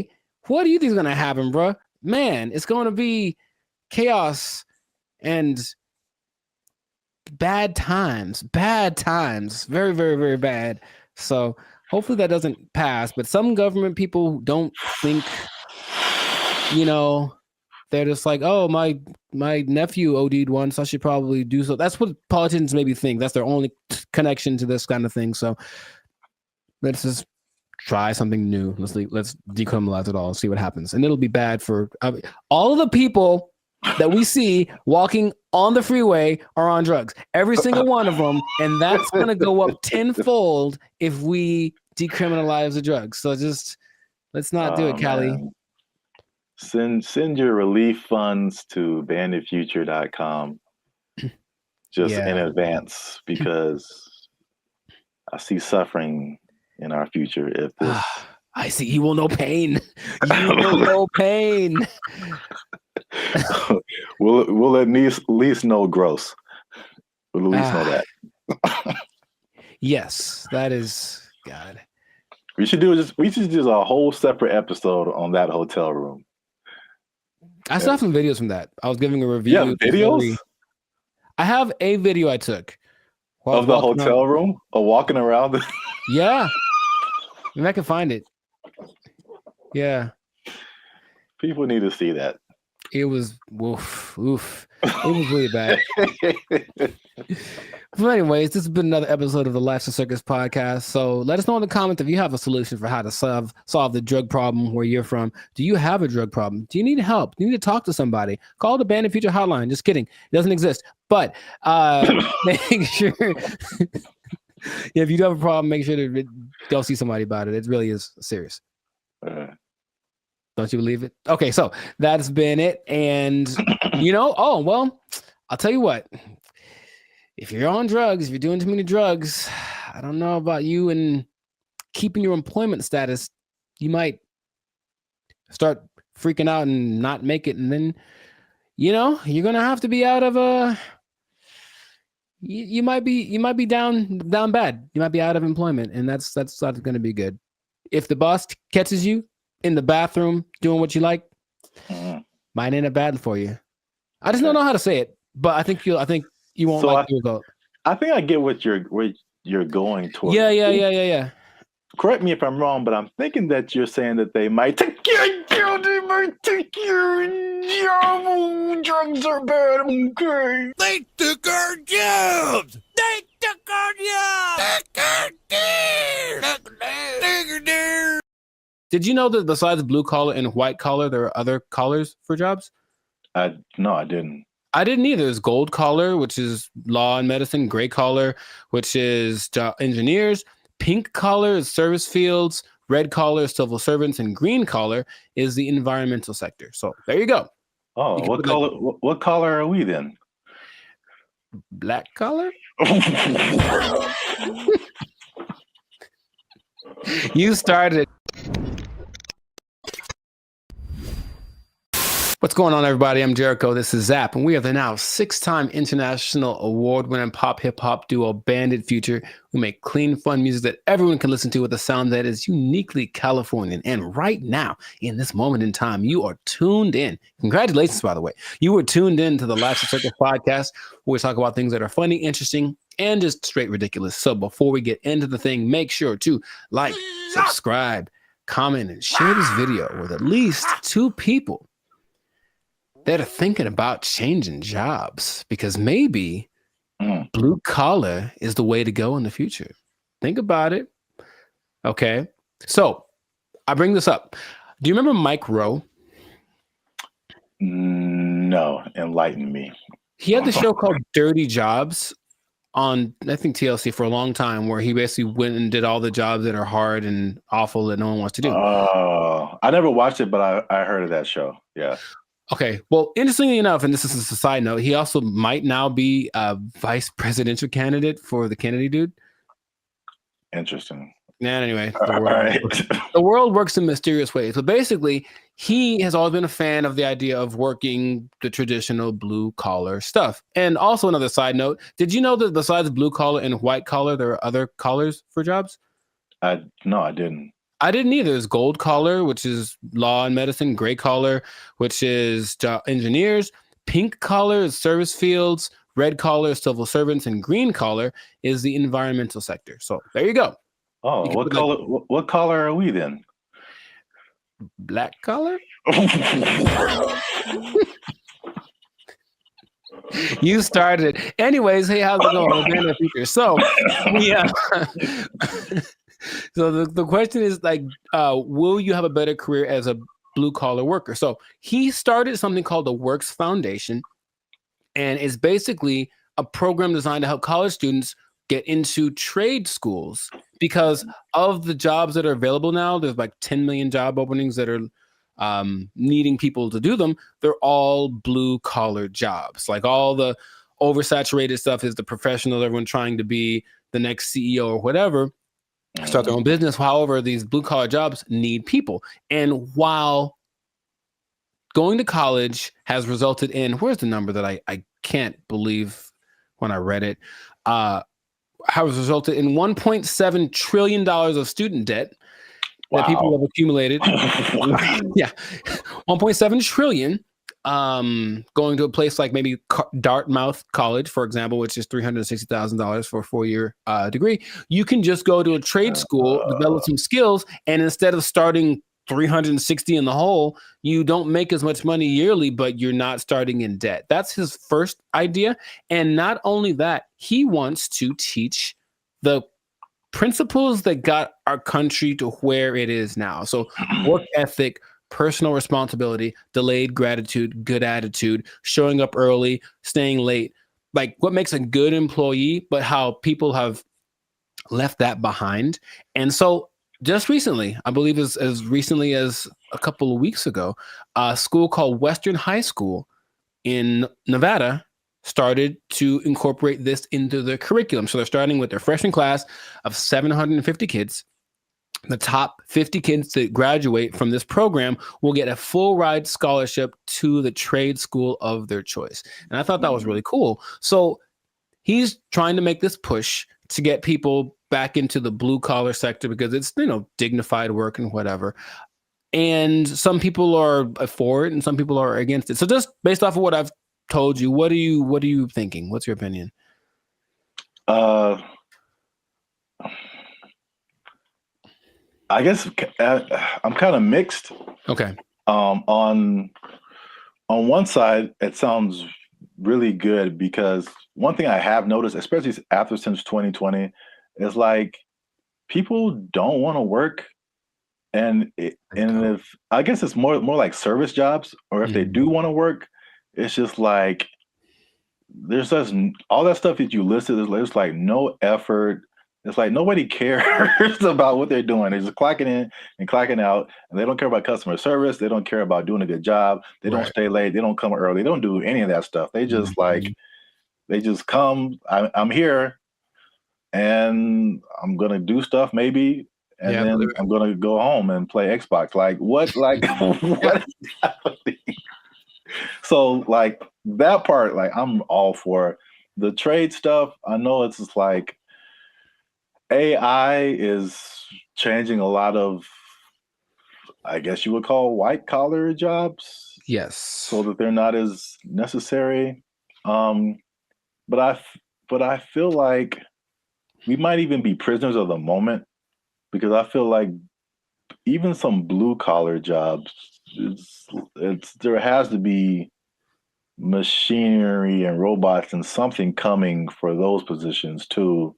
Maybe not as quickly, but I don't know what the future looks like. You know, I'm sure those things are coming. He stresses that the lower income blue collar jobs will, of course, be taken up first. For all the service stuff will probably be replaced by kiosks and AI and stuff. But if you look at the top grossing blue collar jobs, they still pay pretty well, and I'm pretty sure we wouldn't trust the robot to do them.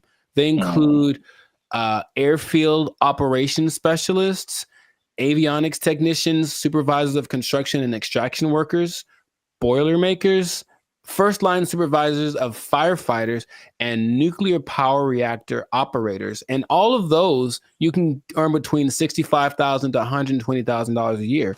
So it's not like you're going to be missing out on money by doing something that's a little bit harder. The nuclear power one sounds kind of dangerous, but there are jobs that people do need to do that won't be, I wouldn't trust a robot with my life with that kind of stuff, you know? So yeah, they're still going to look for qualified people to do that. So in these trade schools, you can go to them. I said, and they're really good. It's just that like, okay, like I didn't take anything in school that helped me like do a craft. Like there's no automobile class, there's no shop. I can't build nothing. I can't fix my car. I don't know any of that stuff. And I think a lot of people fall in that category. And so he's saying, well, that's kind of what we're missing. So if everybody goes to college and gets a degree, even if they're, you know, $1 million in debt, then where are the plumbers and the electricians? Where are all of those people? They're not around anymore. So it's like all those things start to fall apart in cities. The infrastructure starts to mess up. That's just his idea. So he's like, he needs more people to be interested in it, get the kids at an early age, and then encourage them to do it, because it's noble work, it's dignified work, and it's work that they're pretty sure isn't going to be replaced anytime. So, man, have you ever seen those people? I watched it on the TikTok. People that replace those like light bulbs on top of those super high poles, like 2,000 feet in the air. Like you have to have a dude go up there, and those guys get $160,000 a year. It's super dangerous, yeah, but it's like you need them. So all those kind of jobs are available for this trade school thing. So he was just saying it's just an alternative. Of course, if you want to go start your business or be a YouTuber or whatever, go do that.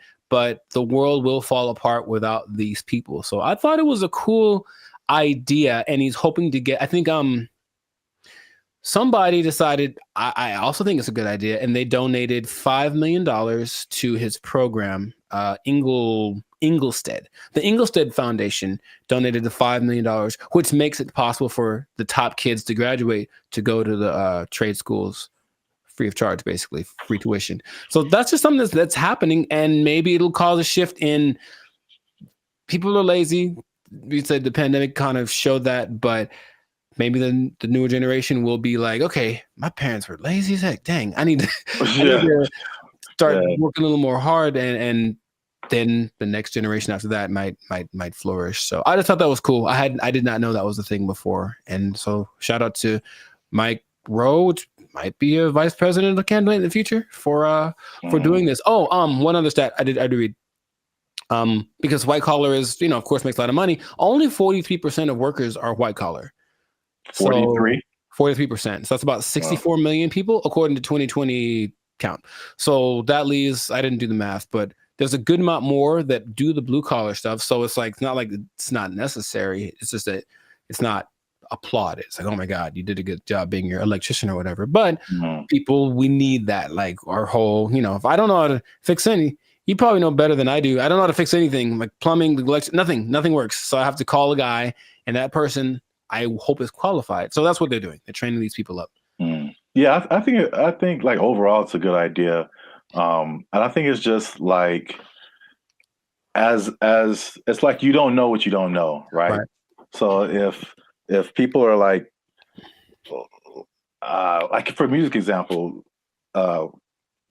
people all you see is just like Drake and like DJ Khaled, and like that's what you know, like that's what you're gonna aspire to be if you're into music. Yeah. Or if like you only grew up listening to Beethoven and like Bach and Brahms, like that's like all you know is music. So if there's one education path and that's all you know, it's like, oh well, this is just what we are supposed to do. Like that's like when I was in high school and they were like, you got to pick a college, and I'm like, I got to pick a what? Right. Yeah, okay, and I kind of like honestly went to college because that's what everybody said you're supposed to do. Me too. Not because I was like, oh, I don't want to do I didn't know never even heard of a trade school. Yeah, I didn't have any options. Yeah, I didn't know what my options were, honestly. Yeah, they literally like some kind of announcement or something. It was like, you got to go see the guidance counselor. I'm like, the guidance counselor? Yeah. So you can pick a college to go to. Like, you just kind of funneled into this direction. And I mean, trades are like, and it's a good alternative for a lot of people. Right. So we'll see how it works, but he's hoping that it builds up some steam, builds some momentum, and then other people adapt the program, because why not? We need them. We need people to come fix my car, so my car can run. Yeah. So that's what I thought was pretty fascinating. But let us know in the comments what you think is the blue collar thing. So if you have kids or something, would you encourage them to go more towards that route instead of getting in crazy debt going to college and then hoping you find a job after that? Because job market's getting a little bit scarce out there. Do you support the idea of Mike Rowe? Do you have a better idea? Do you think we should just all go to Mars? Whatever it is, let us know in the comments what your idea is, and we will respond to your comments, probably. Yes. But definitely. We'll respond faster if you're a member, because they get priority comment reply. Oh, there we go. Okay. You might want to do that. Mic drop. So yes, that has been another episode of the Life and Focus podcast. Like, share, comment. Share it again. Share it twice. Even better. And just think about that job. Think about the job, because, you got to have a job. Gotta have a job. If you don't have a job, then, if you don't have a job, you can't buy snacks. Yeah, see? There you go. Go get one. It all makes sense now. Yeah, I know. And don't do anything to lose it, because you might. Yeah, you don't do your job. Go to a trade school, learn a trade out. They took our jobs. They took our jobs. Is it even a good idea to approach a woman on the street? Because obviously a lot of men are not doing it. And then the question becomes like, do women even want to get approached? Because here's another caveat to this. Again, a thing from my childhood that I remember distinctly. And it was, what's up, everybody? I'm Zap, and this is Jericho, and you are now tuned in to the Life's a Circus podcast, where we talk about things that are funny, interesting, and ridiculous. And you gonna want to stick around for this episode, because man, we gonna hit home, man. We're gonna hit home. We're talking about the dating divide, is what I call it. So basically, there's a lot of stuff going around in social media about men not approaching women anymore, and women are like, "What's up?" So am I like the only woman that no longer gets approached by men? It has come to my attention that men do not want to approach women anymore. I don't know when this happened, but this is the reality of the situation. Men no longer court women.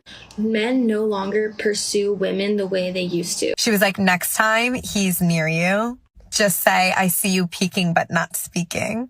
I was like, I love that because kind of calling them out for what they're doing. If it works out, it works out. But we are not going to let your shyness be the reason you do not try to talk to the person you like.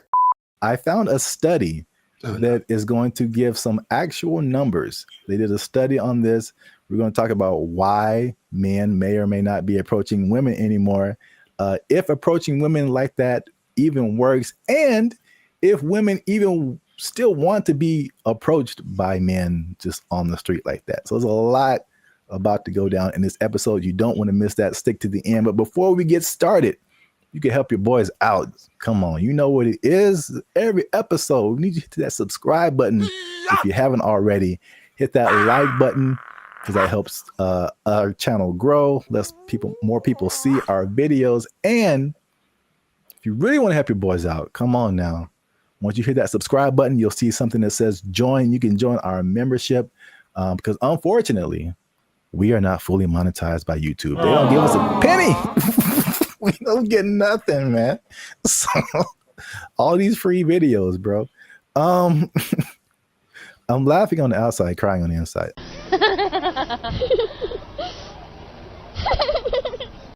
I digress. That's what it is. If you'd like to join the membership and help us make more videos, it takes a lot of time, takes a lot of money, resources. You can hit that join button, and that'll help our channel grow. So now let's back up. Have you heard this or seen this kind of just floating around the interwebs about like men and women just like dating just not happening anymore? The thing I've seen the most is women. It's mostly like street interviewers, if you will, who basically approach women and say, hey, what's your ideal guy? And then when she just describes this guy, and the person who's interviewing tells her the probability of that person existing and choosing her. And it's usually like, it's crazy. Minimum height. 6 feet. Yeah, that's where they get you. Minimum income. So I'm gonna say at least 200. 200 grand? You can be 30 years Oh old and my make 200 goodness. grand. Take a guess at what percentage of men fit this criteria? 2%? Much lower. It's 0.049%. All right, is this going on the TV? And it's not that she's always looking for, the baller with 10 cars and $1 billion, but even be a certain height, have a certain wealth status, no kids, whatever. It's still very few people. So I think just recognizing that this is the ideal thing that women are looking for and feeling maybe a sense of entitlement, they deserve that is going to weed out a lot of guys. So then when guys that are outside of the range of that, window that she wants approach, they just kind of shut them down without even thinking about it. And then I think that is more prevalent with guys getting, we were supposed to be the people that pursue in the relationship, and getting told no is part of the process. Trust me, it's part of the process. But personal experience. If you sit down time after time after time, and it's not really seeming like it's getting any better, you kind of like, what's the point after a while? So that's more of the trend I've sort of observed. Emotional, damn it. That's part of what I'm talking about here today. So basically, I found a study. Who knows how legit it is, but let's just go with it and say like this is representative of what's really happening, because you have like the stuff that's in the media and social media, and you're like, is this for real, or are we just like putting the people who are in those situations in front of our faces so much, but then like in real life it's a little different. So I think like this study, if these numbers are like correct, is very eye-opening. The study is from a site called datepsychology.com. And just first off, it said that 59% of men between 18 and 25 have not approached a woman in the past year. So according to that number, the women on social media are right. Like men are just like, nah. No. Thank you, Draymond. 48% of men in the 26 to 40 age group.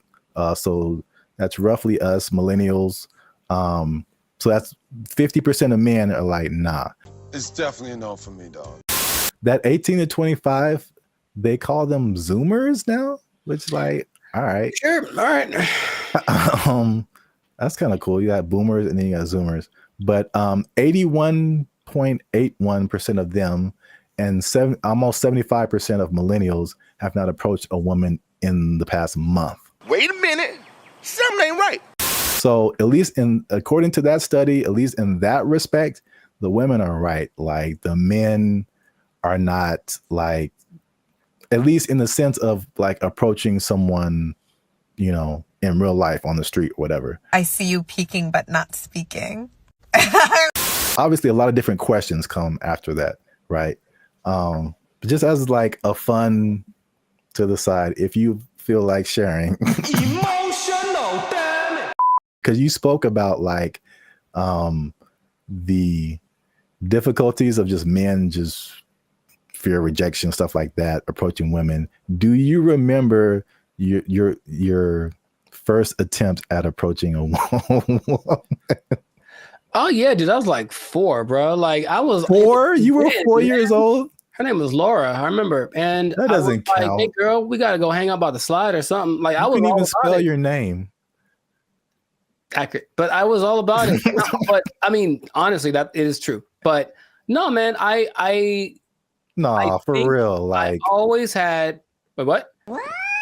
Okay. There was this girl in high school as a freshman. She was a sophomore, and I was like, yeah, I'm gonna write her a song and sing it to her because I just was going to do it. So I did it, and then she was kind of like, "Oh, that's different," and I said, "Okay." So that's such a dramatic approach. That wasn't the what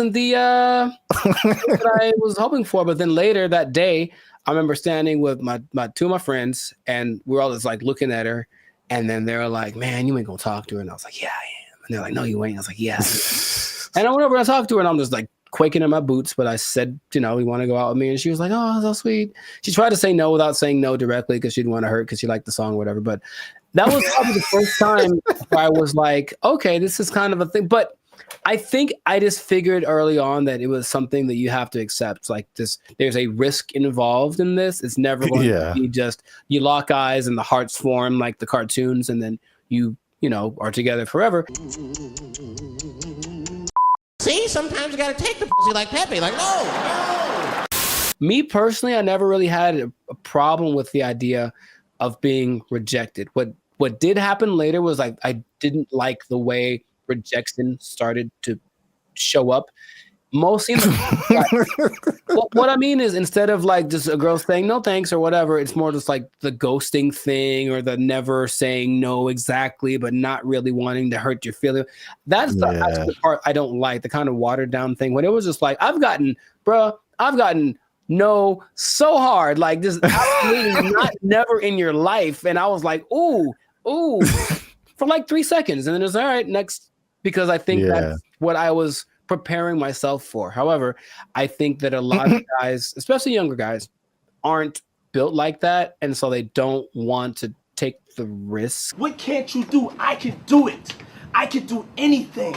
And not only that, it's not the no so much anymore, but with social media and everything being recorded, whatever, now there's a lot of instances where people are getting like, they're just trying to be nice and say something, compliment someone to kind of measure the waters, and then they get accused of harassment or something like right off the bat. And so I know a lot of guys are rather instead of making a mistake that might affect my career or whatever, I'll just not say anything. So you walk around, oh, she's pretty, I ain't gonna say a word because I don't want to even entertain that idea. When is the last time a man came up to me and wanted to get to know me or exchange numbers? And it's been a long time. Well, I got news for you. It's going to be even longer because y'all are full of it. Well, my first time was definitely not 4 years old. Call me Laura. You like Casanova over there. No, I vividly remember, bro. To this day, this girl can get it. She can. She watched the podcast and was like, you know what? Okay, I'm packing up my stuff and I'm like, where did Zap go? I'm like, she said yes, man. This was like 7th grade. I still keep up with her. And I think now I'm more reserved. People will describe more reserved, more quiet, more laid back. But when as a child, I was insanely, I'm talking like unbelievably shy. It wasn't reserved. I was just like, I didn't know. I'm not doing anything of, but like this one girl was just like, she was just amazing to me. And it was like a movie where I was like, I get closer and I'd be like, like,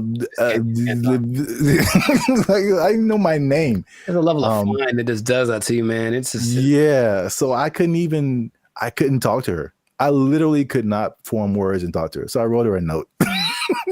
Come on now, dog. Come on, man. That was pre-social media, so I think that'd be the equivalent of me like sliding into her DMs. Basically, I wrote her a note and I was like, "Yo, what's up?" And the same thing. She was like, "No," but she was like super. She was so, and she wrote me a note back, and it was just like a page of just amazing things, and I was like, Wow, nice. So you're right. Like the way, if it's no, the way that no happens is very important. Yes. Men's psyche. But okay, so just moving on. So now the question becomes, all those, flash forward to back to where we were talking about. Is it even a good idea to approach a woman on the street? Because obviously a lot of men are not doing it. And then the question becomes like, do women even want to get approached? Because here's another caveat to this. Again, a thing from my childhood that I remember distinctly. And it was the songs that came out. And every time you heard of a song from a man about a woman, it was like, "Oh, baby, I love you. I'm trying to get with you. You're my everything," whatever. And then after a while, like, it felt like every song that came out from a woman was like, "Man ain't this, and he broke my heart, and he is trash." And there was two instances I remember: TLC, sure, No Scrubs, and everybody was just like vibing to that song. I'm just like, I can't get with Chili if I ain't got my own hanging out the passenger side of his best friend's ride. If you live at home with your mama, oh yes, I'm talking to you. And I'm like, man, I'm like a teenager. I'm like, man, I love my mama. I don't have a chance. So it was that song, and then it was Destiny's Child, and I think Beyonce has a few songs where she's like, man, she does. Yeah, she lets man. That's not how she really feels. What was that? The Bills one?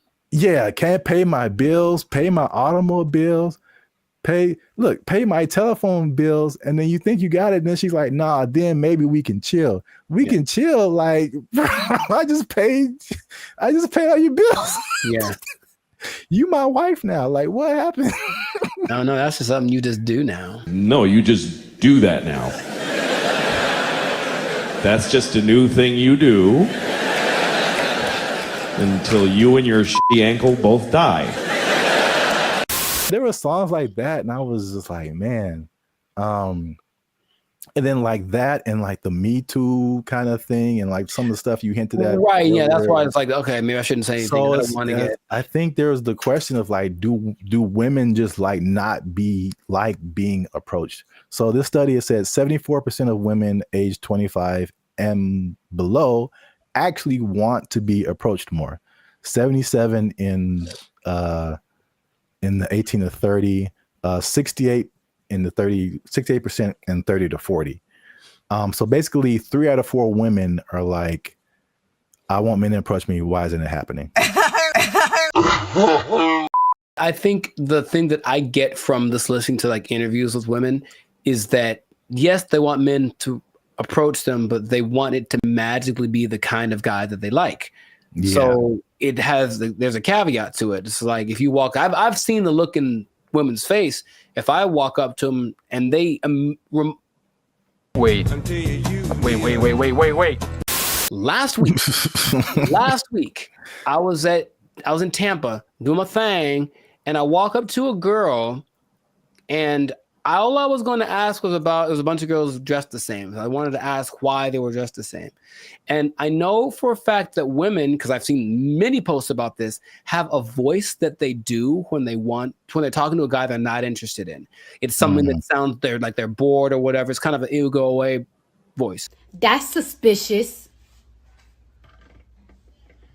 And so she does it to me right away as very innocently. Hey, what you guys doing tonight? Oh, it's just a bachelorette party. We're just here to celebrate. That's the bride over there. You know, I'm like, hey, you go away, because I wasn't what she wanted, physically, anything like that. Like, I didn't fit. If I had, her tone would have been different. So a person like her will say, yeah, I want more guys to approach me, but not the guy who just talked to me. I want it to be the guy that I fantasized about. So how do you know if you're that guy? You really don't until you try. But you'll know right away if you're not. That's my Hated it. All right. So just to wrap it up here. So the big question, men are approaching women. Women want men to approach them. So now, why aren't men approaching them? So 4 things I found in the article, nothing new. Fear of rejection, fear of social consequences. A shockingly high number to me of just not finding people that they're attracted to.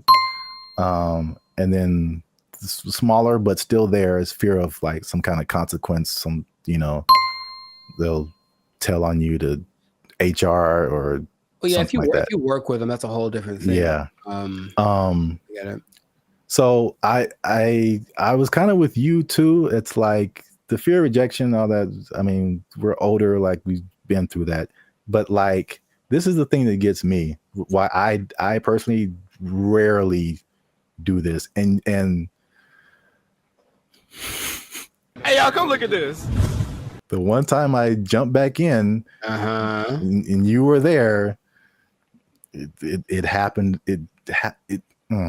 Bro, what are you talking about, man? Anyway, yeah. I see. This is why I don't, because it rarely works, at least for me.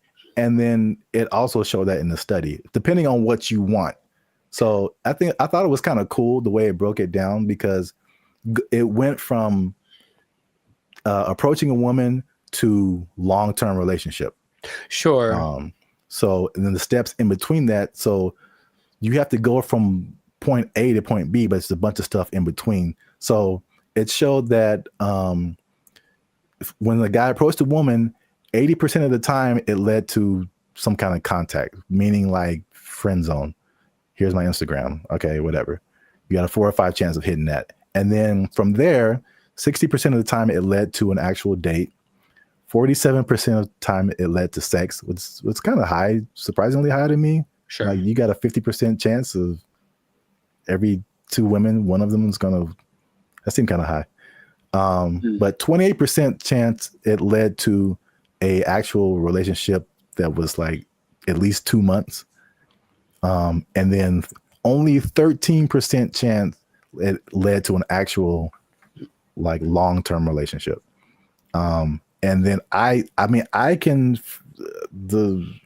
some of those numbers don't apply to me, but I can at least attest for that last number. Like just approaching a woman in like life on the street, it like never turns into a long lasting thing. That's weird. Well, I have friends that, one of my best friends, he met his wife. She was working at Carl's Jr. and he thought and he got a number and they married with 2 kids. So it does happen. And I will say that for me, I do like the immediacy of it. Is that a word? Whatever. I like the way you get the feedback right away. If I talk to you and you're into me, I kind of can tell right away. If you're not, you won't give me the number, whatever. Whereas people that are going more of the dating online route, they'll get drug along for weeks and months, and it might not go anywhere. But you wasted that much time. It makes. I don't remember how many people I've just walked up to and said, because it happens so fast. And if it worked out, great. If it didn't, okay, whatever. It's just such a short amount of time. But when these now people are kind of getting friend zoned, and are the women leading them on, they don't know, but it's going on for months, and they're writing and, hey, what if you send me a little money, or maybe you can come over.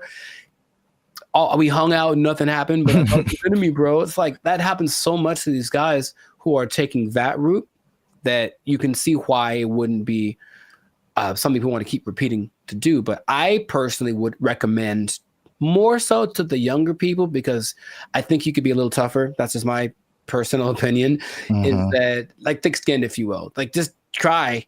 You never know. And I have had a couple decent-sized relationships that came from just me walking up to a girl I thought was cute. So that has happened to me.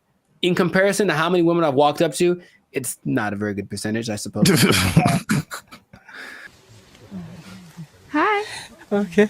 For me too, it's just like, it's the unknown, because it seems the randomness of it, because all I have to, unless I know you from something, like, I'm just going off of you look good, and then right. There's a whole lot of stuff after that I have no idea what I'm getting into. And for me, most of the time, it's bad. It's so bad. It's the other stuff. There's a lot of layers to a lot of these it's so bad. It's so bad. Women. I started writing them down because remember we had another thing, and you were like, tell me some of your experiences. And I couldn't even think. And you're like, oh, they're repressed. I'm like, they probably are. Gotcha. I started writing them down. I got like 10 of them. There's a lot more. I believe it. Bro, make sure you leave a comment on this video. Share it with somebody who has noticed this in the dating scene, this men approaching women. Why aren't they doing it? Why aren't you doing it? Are you doing it? Did it work for you? I don't know your life. I'm just saying. Yeah. Yeah. And good luck. Yeah, there you go. Oh, it's just a bachelorette party. We're just here to celebrate. That's the bride over there. You know, I'm like, hey, you go away. It's kind of disorienting, and it's not the most fun situation, but they get what they're going for. And this Zuckerberg's goal, I mean, he's already spent a lot of money on it. He really wants everyone to engage in the metaverse on a daily basis with their friends. Hey, let's have our chat. Let's have our podcast in the metaverse, because why not? I could be a fish, whatever. Like, that's what he's going for. And it just doesn't feel like it's time yet, but he's just going to keep pressing the issue. What's up, everybody? I'm Jericho, and this is Zap, and we are the now 6-time international award-winning pop hip-hop duo Banded Future. We make clean, fun music that everyone can listen to with a sound that is uniquely Californian. Mwah, I'm going to bring that back. And you are now... You didn't like it? Come on, man. I did it once before. It was great. So you're now tuned into the Lights of Circus podcast, where we talk about things that are funny, that are interesting, and just like that gesture, straight up ridiculous. So before we get started, make sure to like, subscribe, comment, and share this video with at least 2 people that want to get down with the metaverse. Get down with the metaverse. So I found out about something this recently, and I didn't know it was a thing, because I think they're developing it. The metaverse, Zuckerberg's project, the project that has literally lost $23 billion in the last year. I'm just going to say that with a B, $23 billion. He's still insisting it's the best thing ever. And he speaks about it with such enthusiasm that I go, all right, maybe he's on to something. Maybe he's way ahead of his time, but that's a lot of money to spend. He's all in. So as of, I think, a month ago, or even less than that, Instagram, well, that's his company as well, there's an option called Meta AI, where you can basically chat with a chatbot. I don't know how to call these things, but it's a chatbot that basically mimics a celebrity. They have like Snoop Dogg and Dwayne Wade and stuff like that. Like they're their faces, but then they're supposed to be a different person. And you can talk to them about certain subjects. And so I was like, okay, let me see what this is about. So I tried talking to one of these for the first time yesterday. I wanted to see what it was about, you know, what happened. it's such a strange experience. And I don't know how much, because it's still like the beta phase, I suppose. But like, had you heard about that? Specifically the Meta AI? No, dude. All right, maybe there's some screenshots, but I had a couple of conversations with this because okay, I'll actually say it as I. Who's the person that you had a conversation I spoke with? to Lorena and I spoke to Izzy. Now they're modeled after two people that I don't. So each one has a name. I'll have to go through it and maybe you can put it on the thing. But you go to just talk to a AI, and then there's, for example, you can talk to Zach, who's a brotherly jokester, but he's Mr. Beast, right? It's Mr. Beast's face. You can talk to the Dungeon Master, who is an adventurous storyteller, and it's Snoop Dogg. You can talk to Brew, the confident sports debater, and it's Tom Brady. So that's the thing. Wait. Yeah, So, it's a lot of information that I'm not explaining right because I'm still trying to wrap my head around it. No, but like, how is it? Why are they two different names? Is it like a trademark thing happening? I don't know. I really don't. I think they agreed to be the face of it, but it's not their name because it's not them. It's the AI version of them. All right. But it's their voice. Their voice is their likeness. Maybe I can. No, you just have to maybe pop up some visuals. So I was asking. So you talked to like Lorena and somebody. Who were the celebrities attached to them? I don't recognize their faces. Oh, okay. They're all people that I've seen before, and I'm like, okay. And maybe not all of them are super famous, but like, okay, there's Perry, the approachable golf pro, and it's also Cliff Paul from the State Farm commercials. Imagine that. So I think maybe it's a combination of people that either are famous and I don't recognize them, or they're not famous, and then some famous people that agreed to be on it. But basically, each one has a level of expertise. So I'm asking these people questions about things that they have expertise on. One's a travel expert, and she was giving me tips about this and that. And the only thing that makes it like, this is weird, is when you write an answer or a question, they answer you immediately. And it's like a paragraph like this. So it's like, it's not possible for a human to do, but they respond to the nuances in your questions. They ask you questions back, and it more or less feels like a real person talking. Now, my thought about the meta thing in general is that it's kind of like supply and demand, like not supply and demand, but you can give people something that they didn't know that they wanted, and then you offer it, and they're like, oh my God, I always wanted that. I really don't think anyone else wants this at the moment.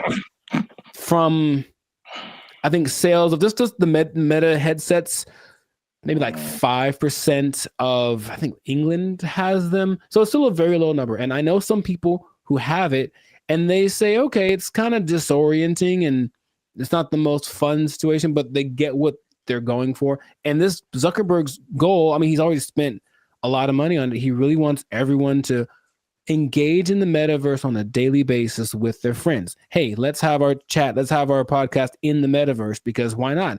I could be a fish, whatever. Like, that's what he's going for.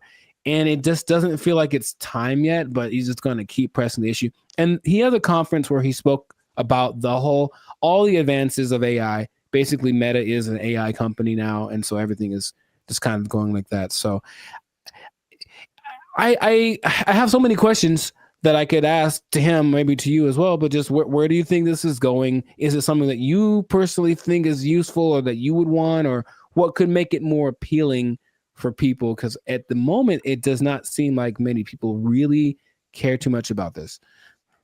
Well, here's the problem. I heard someone say, and I totally agree, people don't want to have things on their faces like that. Mm-hmm. It's like a design flaw.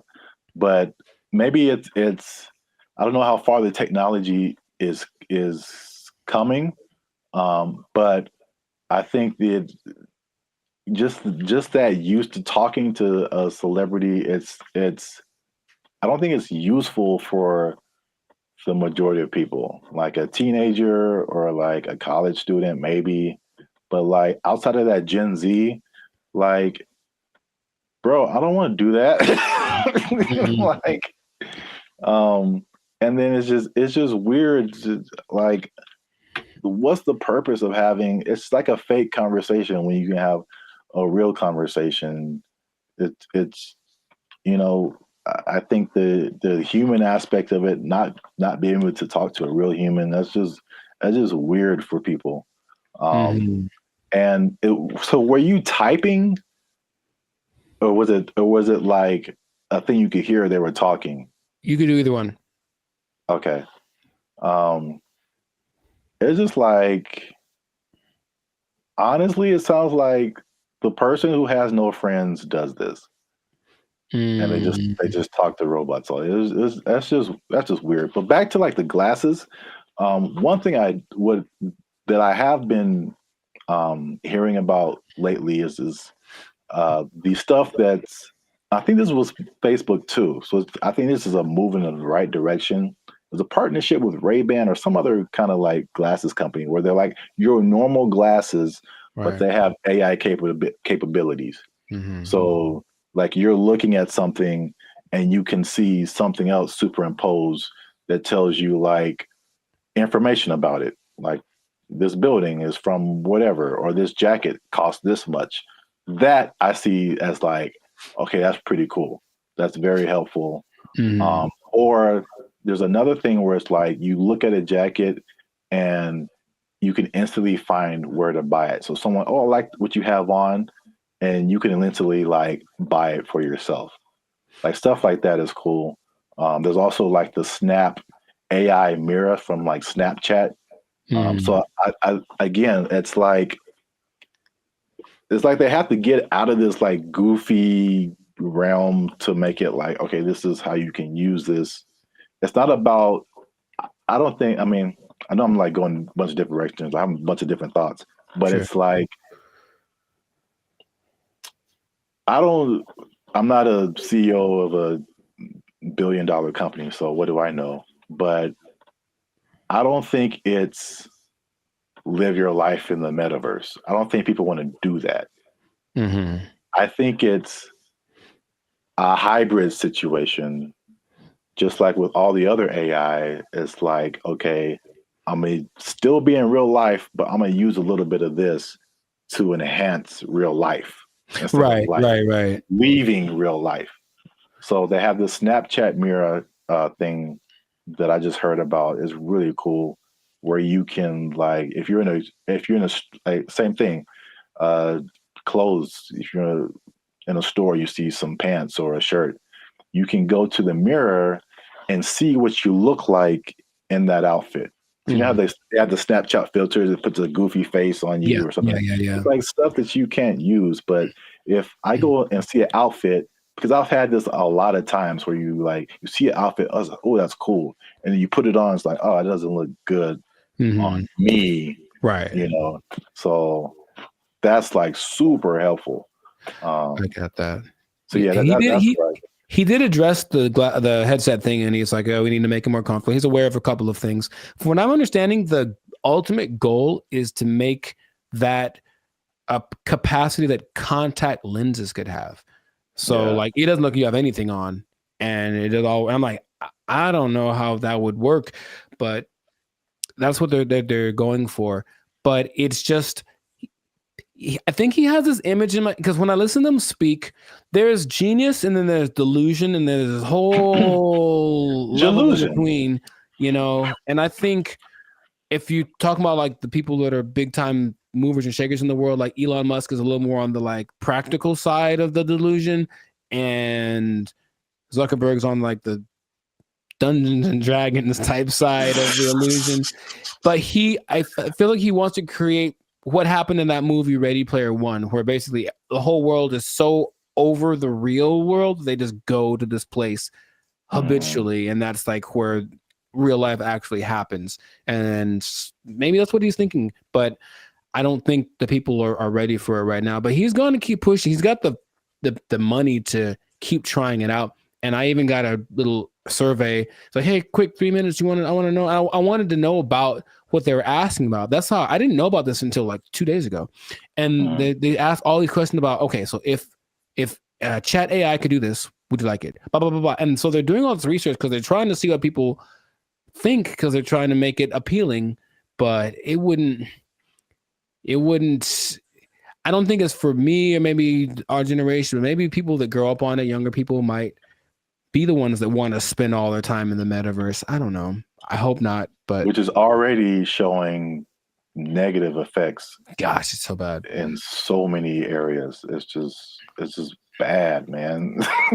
Yeah. So we'll see where it goes, but let us know in the comments if you like the metaverse, if you've had some metaverse experience, if you've tried this new Meta AI chat thing. What do you think? Is your best friend Snoop Dogg in your mind? Because it's not really him, but maybe you think that it is, and that's good enough for you. So good for you.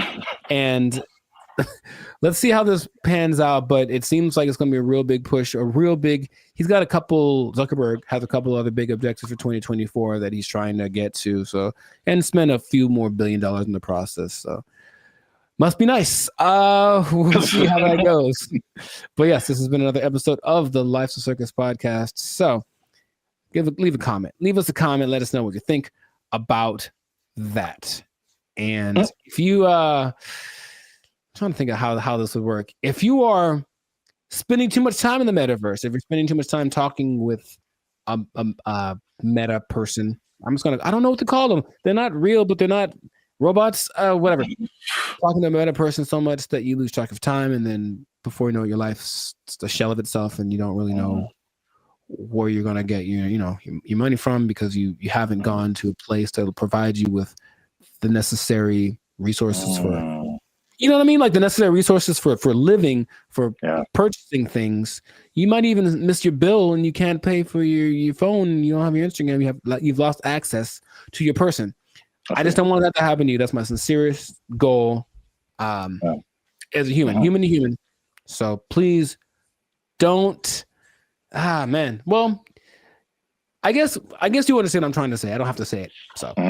You don't have to say it. You don't have to say it. But I'm going to say it. Don't lose your job. Don't lose your job in the metaverse. Marcus Zuckerberg is crazy. They took our jobs. They took our jobs. The place that is offering this is the Southeast Technological University in Carlow. I think that's how you pronounce it, Ireland.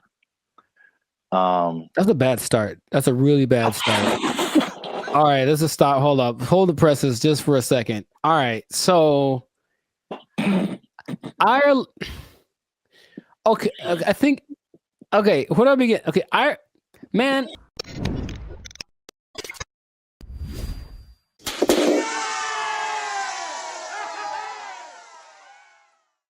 What's up, guys? I'm Zap. This is Jericho. We are Bandit Future, and now 6-time international award-winning pop hip-hop music duo. We make clean, fun music that everyone can listen to with a sound that is uniquely Californian. And right now, you are tuned in to the Life's a Circus podcast, where we talk about things that are funny, interesting, and ridiculous. But before we start, y'all been laughing. Y'all been crying. Emotions. Y'all been y'all been laughing and crying at the same time. I don't know how that's possible, but you've been doing it. I synced you. Oh, that sounds. Anyway. Well, it's like Santa Claus. He sees you when you're sleeping. I know YouTube tracks statistics, but I don't know if it went that deep. Like, geez.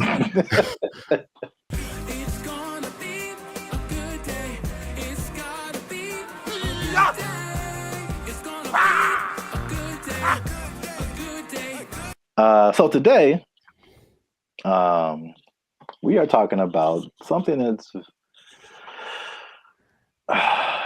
interesting. The letter Q? I mean, that's kind of what I was hoping. Today's episode is brought to you by the letter Q. Brought to you by, a little bit deeper than a single letter. Okay. But it does have to do with letters, arts, and sciences. Oh, interesting. Okay. Kind of got that. There is a new degree that you can get, and it's basically an influencer degree. That's right, ladies and gentlemen. You can go to school and major in a degree that makes you a certified influencer. We're here. It's a thing that's happened. We're here. You know, that doesn't surprise me, but go on. I want to know more. Yeah, forget about engineering or what else is there? Business, law, math is a thing still, I think. Medical.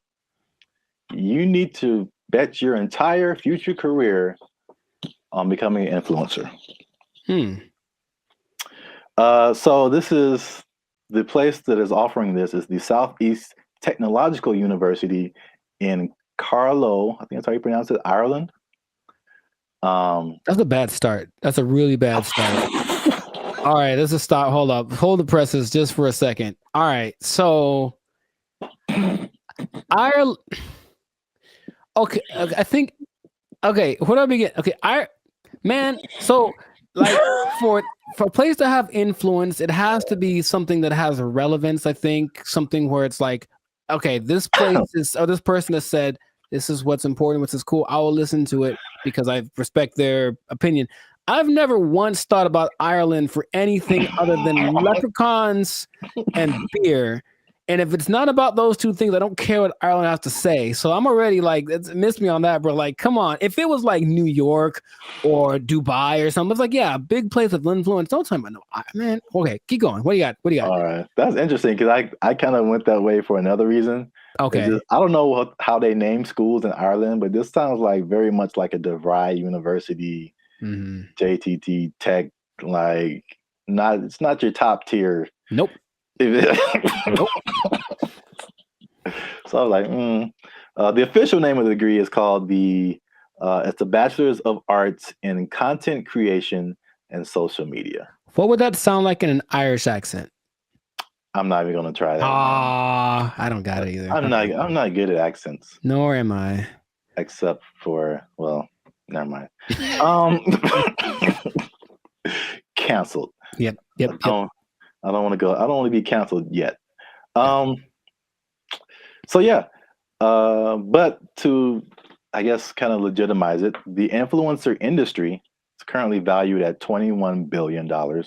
So it is an industry to a certain degree. I have thoughts about that, but more than half of Gen Zers think that they can make a career out of content creation. So this school offered I think it was a summer, just a class, not a whole major. And it was like, of course, filled to the brim with students.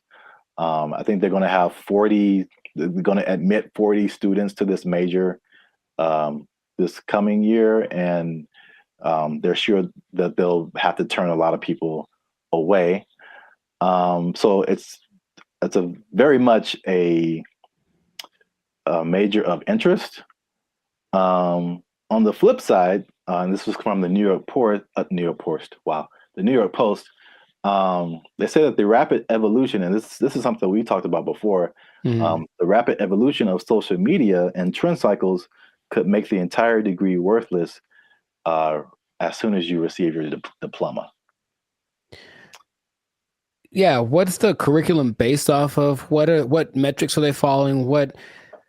It seems like a cool idea if it's constructed in a certain way. I mean, imagine the nonsense if you paid money to become an influencer and then you sucked at being an influencer. Like, it's just, I feel like to be an influencer, you just have to have a certain kind of either personality or vibe. Like, not any person could be an influencer, that's for sure. But I don't know if that's something you can sell the idea on it for sure. But I think there'd be a lot of people asking for refunds in like a year. It just seems like something. Yeah, can you do that? Well, you can ask, of course. I'm not saying you get it. You're wasting the money, I think. But I think you'd be better off just studying on your own, studying social media, like a Mr. Beast did.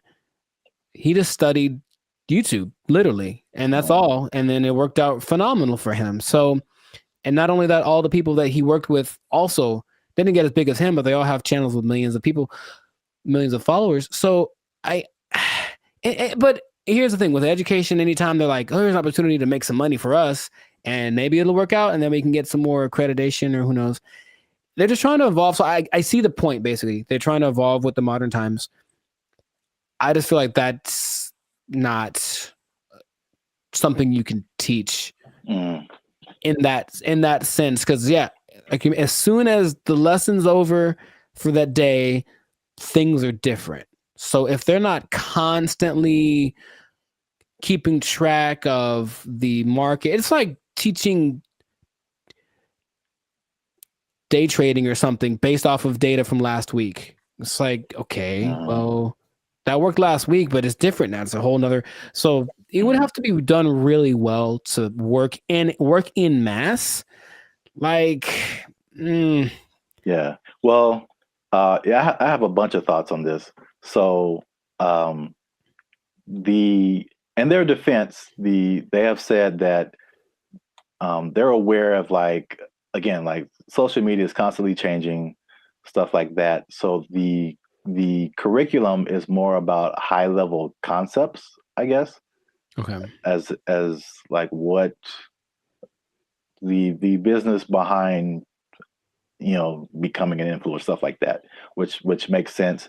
But it's also like if I were a student, I wouldn't study this because I think it's too specific. And influencer is just a subset of sales, marketing, advertising, business. It's just business. And so like I feel like if you went to school for business, you would get a better view of like how the world works instead of just looking specifically at influencers. Right. But this is also like college was like 20 years ago or no, 15 years ago, something like that.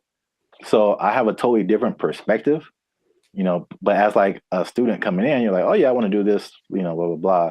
But I've mentioned this before. I kind of felt there's a interesting similarity between this and music, because you went to school for music performance. I went to school for music industry. And though I think even more so at the time that we went to school, even those majors were considered like, why are you doing that? True. So I can see the parallels, and then not that I regret doing music industry, but I can see now how I would have benefited probably more from just studying business instead of like a specific type of business where like all the rules are way different than like normal life. Sure. So I think I said this before, like I've learned more. I've learned how to do more in the music industry by studying general business. I got you. Right. Than by studying music industry. Because it kind of applies to everything once you get the basics down. Right. Right. So. Well, that's my advice to the youngsters. Is that how you're going to talk one day? Because I don't want it. Welcome to the Life Circus podcast. I'm pretty sure I'm going to talk like this forever till I die. So I don't know what's happening to you over there, but you sleep. But we talk about things that are funny and straight up ridiculous. All right, old man River. Look, yeah, but you said about the students. I guess now that college is becoming more of a option as far as like, well, what's the point of going to college if they at least offer something that people want to be? Then I see the point. I do. I just don't know how they'll pull it off. But if they do, more power to them. Yeah. I don't know. Maybe we're just short-sighted, and then influencer will become all the rage, and people will make gajillion dollars and be like, "I told you so." Hey, you know what? Good for you. If you get there, I'll give you a cookie. No, those are addicting. Oh, I'm sorry. I'm sorry. Jeez, I keep forgetting the rules. Cookies are sometimes food. So this has been another episode of the License Circus podcast. Make sure you like, subscribe, comment, and share this video with somebody who might want to be an influencer major. That doesn't even sound right. No, it really doesn't. But maybe we'll talk them off the ledge with this video. Because if you're trying to be an influencer now and you got someone coming up behind you that has a degree in it, they might take your job. They might take your job. They got a degree from Ireland. Does anybody Lucky care? Charms. Lucky Charms. They took our jobs. They took our jobs. We want more money, higher minimum wage. That's right. That's what's happening right now. People.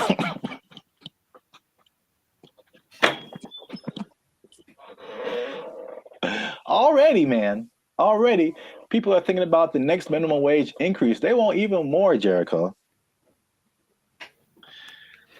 No. No. And I'll tell you why. But first, no. What's up, everybody? I'm Zap, and this is Jericho, and we are the now 8-time international award-winning pop hip-hop music duo band and future. We do clean, fun music that everyone can listen to with a sound that is uniquely Californian. And right now, you're tuned into the Life Circus podcast, where we talk about everything that's funny, interesting, and ridiculous.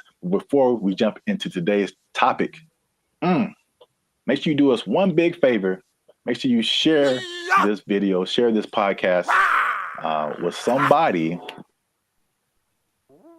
who is affected by minimum wage increase, because it's still a thing, man. It's very much a thing. It's a lot going on in these streets, man. And make sure you stay to the end of the video, because as much doom and gloom as we're seeing with businesses closing and failing, and especially in places where we are, like California, people leaving the state, there are surprisingly two things that are positive coming out as a result of this minimum wage increase. Every business isn't failing. Some businesses are doing better. And so make sure you stick around to the end so you can understand why that's happening. So we talked about the minimum wage increase specifically for fast food, like 6 months ago when they were putting it together. And we were like, I wouldn't do it. Wouldn't be prudent. Yes. We since then we made even another video saying, we told you so. So for those of you who are living under a rock, fast food minimum wage has increased in California to $20 an hour, like a 25% jump, pretty much overnight for restaurants, big chains, even some smaller restaurants.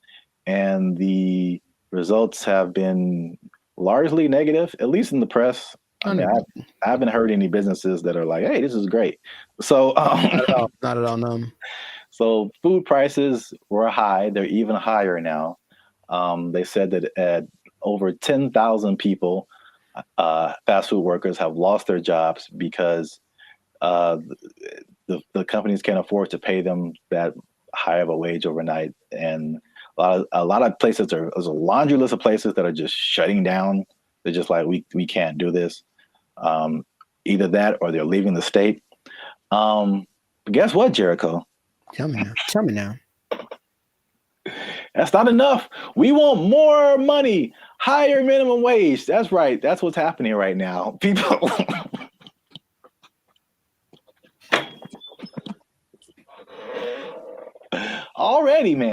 Already, people are thinking about the next minimum wage increase. They want even more, Jericho. No. No. And I'll tell you why. But first, no. Okay. Here's the thing. Raise it. Just keep going up. I'm pretty sure among the things that have gone up because of the minimum wage increase is like OnlyFans subscriptions, like stuff that no one needs. Like, I highly doubt that anything is really improving. That's a good idea. You know what I mean? So I feel like, you can't. I heard something really recently, and it made a lot of sense. It said if you decided to give everybody in the world the same amount of money, so somehow take it all literally and just even it all out, so everyone in the world, all 8 billion of us, get the exact same amount of money. Within 20 years, it would be distributed exactly the way that it is now. I believe that. Because people don't know how to do stuff with money. So no, you don't get more money because you're just going to do the same dumb stuff you're doing with it that you did before. And how much is a Whopper now? Like, forget it. Like, it's just going to be ridiculous. What kind of, I know we're not living in the days with like, going to see a movie and the soda and a pop and a nickel. I know that's in the past, but you can't keep paying people more. You have to teach people to be smarter with their money. That's all. Take it up higher. How much they want? Okay, go for it.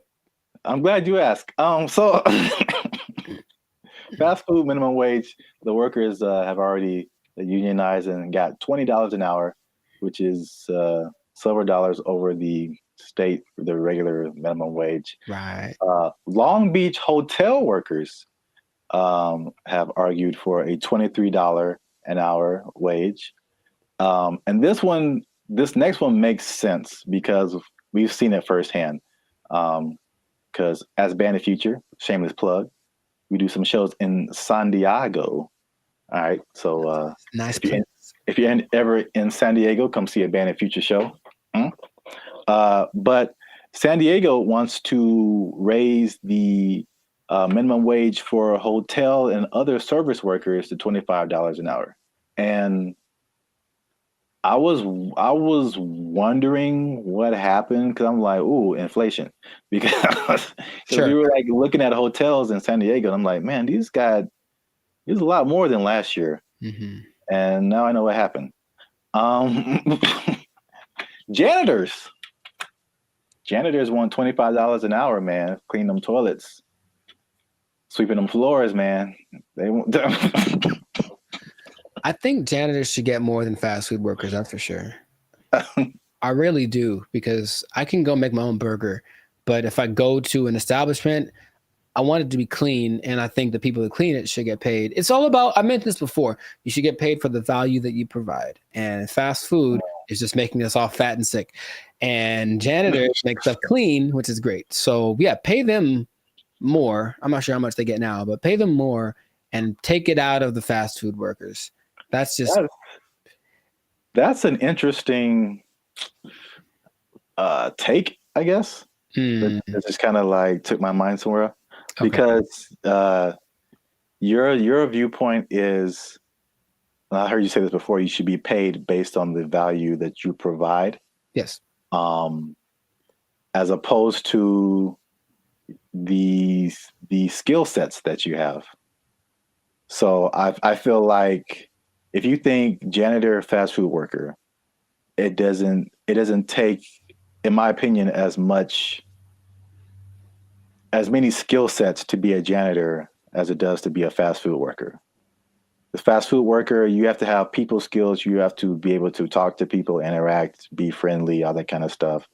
You have to have some math skills to run the cash register. You have to have just skills in terms of food preparation and something like, I think you have to have like a food handler's license and all this kind of stuff. So there's a lot more skills involved than being a janitor. But in your opinion, the janitor provides more value than the fast food person. Yeah. And if you had 9 PhDs, okay, you went to school for a long time, you're very smart, and what you got PhDs in doesn't help us at all, you shouldn't get paid more than anyone. Why would you? What are you doing to help? Right? To me, I watch them all the time, and I'm really grateful. At the gym, for example, which is a disgusting place. Think about it's disgusting without the janitors. If they weren't there, think about how gross it would be. Or oh my God, the bathrooms at the beach.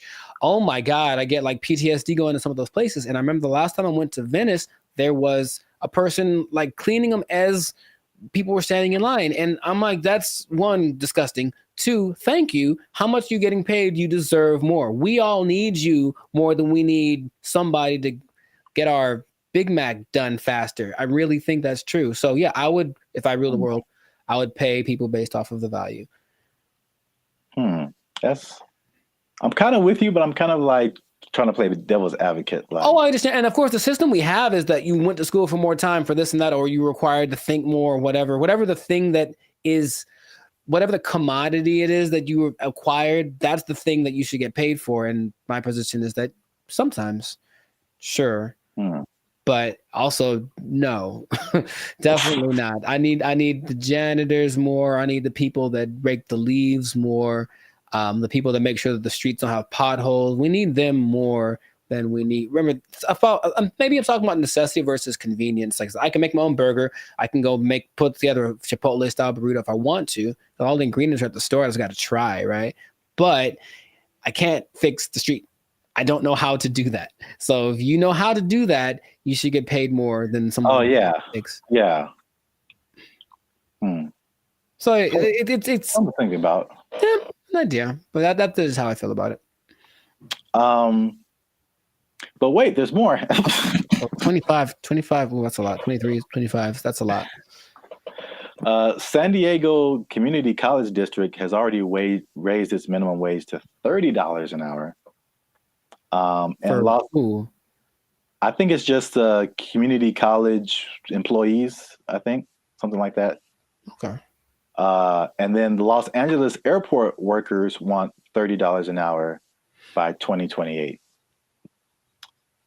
So the train is moving fast, man. Well, sure, but the question is where's the money coming from? I think it's just going to get more. Well, this is the problem too. So I read an article by some guy. I don't remember his name. I'm sure he's very smart. Good view, smart guy. He's the person who pointed out that, there's a couple of things where businesses are actually doing okay with the minimum wage. But he said, like, obviously this is not a long-term solution because you think about, okay, minimum wage, and you kind of touched on it. It's like, what are you spending your money on? And then for like 99% of people, what are your biggest expenses? Food, shelter, transportation. All of those things are sky high, abnormally high in California than anything else.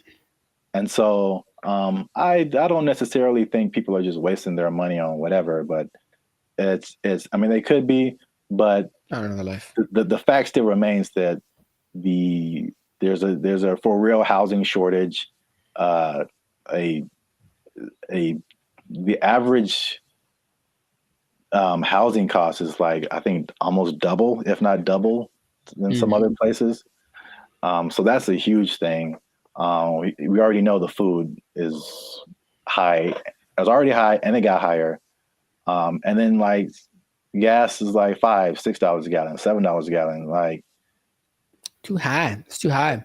So it's like, basically he pointed out, is just like, those things are like at the root of this, a lot of it, but it's like, we're not trying to solve those things. Or maybe they are, and they just haven't found a solution yet. I thought that was an interesting point. It is. Because we're still in a cycle of like, you raise minimum wage, and then businesses are, we can't pay people. We got to raise prices, and then like everything goes up. So then what's the point? Right. Your rent is higher, your food is higher, gas is higher. Now we need more. Right. Money. This doesn't make any difference, basically. But it makes people feel good. Yeah. But like I said in the beginning, this guy also pointed out that there are two things that he pointed out where businesses are actually doing okay with the minimum wage, and it's actually been a good thing. And it's not OnlyFans? And it's not OnlyFans. All right. Yeah. One. Just a second. One is that it has forced businesses, and I think we can even agree to this as the way we run Band and Future and all that kind of stuff. It's forced them to be more efficient. And I've definitely gone into places or worked in businesses where like you can tell the money is flowing. And so they just kind of like, they kind of just spend money on whatever and just kind of do frivolous things and just silly things with their money. But it's forced some businesses to be more efficient. So it's actually, some businesses are saying that their businesses are working better because they've been forced to like cut the fat of the company to basically pay for the workers.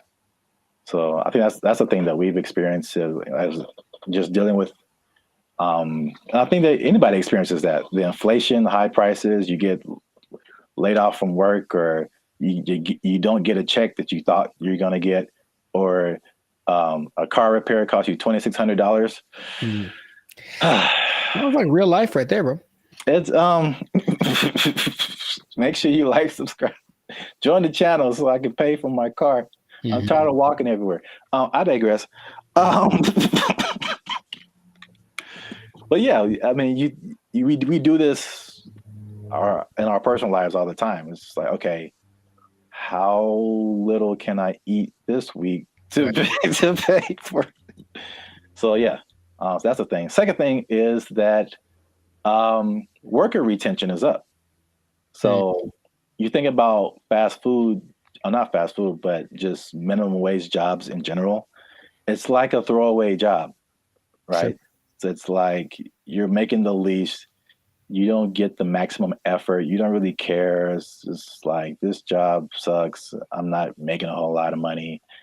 And I think it has a high turnover rate. So meaning people quit, they have to find new people, train them, get them going, and then they're there for like a month or 2 or 6 months or whatever, then they quit and they just find a better job or whatever. Sure. So with the higher wage now, fast food worker is like the premium job of minimum wage jobs. So you think if you work in some other job for $16 an hour, $17 an hour, you can flip burgers for $20 an hour. Sure. You're gonna, if you're in that that minimum wage level, you're gonna stay there for a minute, because unless you can move up to some other job, you're doing better than other minimum wage jobs. So why would you leave? Right. So yeah, so people are staying, and people are happier, they say, just coming to work, which I mean makes sense if you're getting paid more.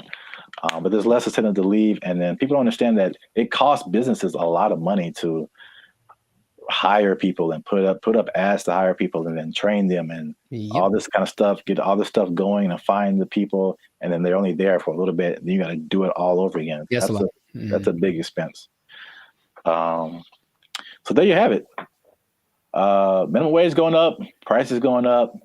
Some businesses are leaving, some businesses are shutting down. Some people don't care. It's happening in their business. A lot going on. Let us know what you think in the comments. Is this good? Is this bad? Should we do the idea of this guy in the article and just let's fix the housing and the food and the gas and all this stuff and just bring that down instead of raising the money we get? Cost of living is too high. Yeah, man. A lot going on. Gotta invest in some meme coins, man. Just take advantage. It's a bull market, man. Let's get into it. Are meme coins the answer to the minimum wage problem? I would say probably not. But, you know, somebody, it might work out. For most people, not so much. Yeah, we are. Because we are.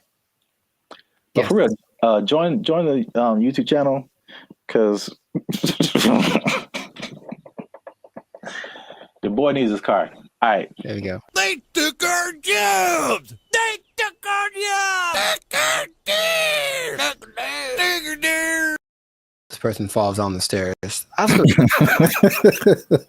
See, like, that's really messed up to say, though. Like, I didn't mean to say that, dude. That's the crazy thing about that. That came out so natural. If laughter is your thing, my thing is like, where the hell did that come from? That's concerning, I'll be honest. What's up, everybody? I'm Zap. That's Jericho, and this is Bandit Future. And I found this on the internet. Say hello, Jericho, to your new robot butler. I don't know why that gets the accent, but it does. Humanoid robot Neo has a new AI model that's unlocking new capabilities as it's being tested in the homes of 1X employees. The robot's new abilities include... Doesn't this look not creepy at all? Here's the thing. Let's say what the future. I said what the, put another word F in there. Man, oh my God. I hate this so much. Whole body control, improved coordination, running, multi-directional walking, stairs, and more. Neo's new stair mode uses the robot's onboard cameras to estimate the height of the surrounding floor, without the use of LiDAR sensors, which are commonly used by competing robotics companies for the same purpose. Video from 1X also shows Neo stepping sideways downstairs, stumbling a bit over the last step, and catching itself.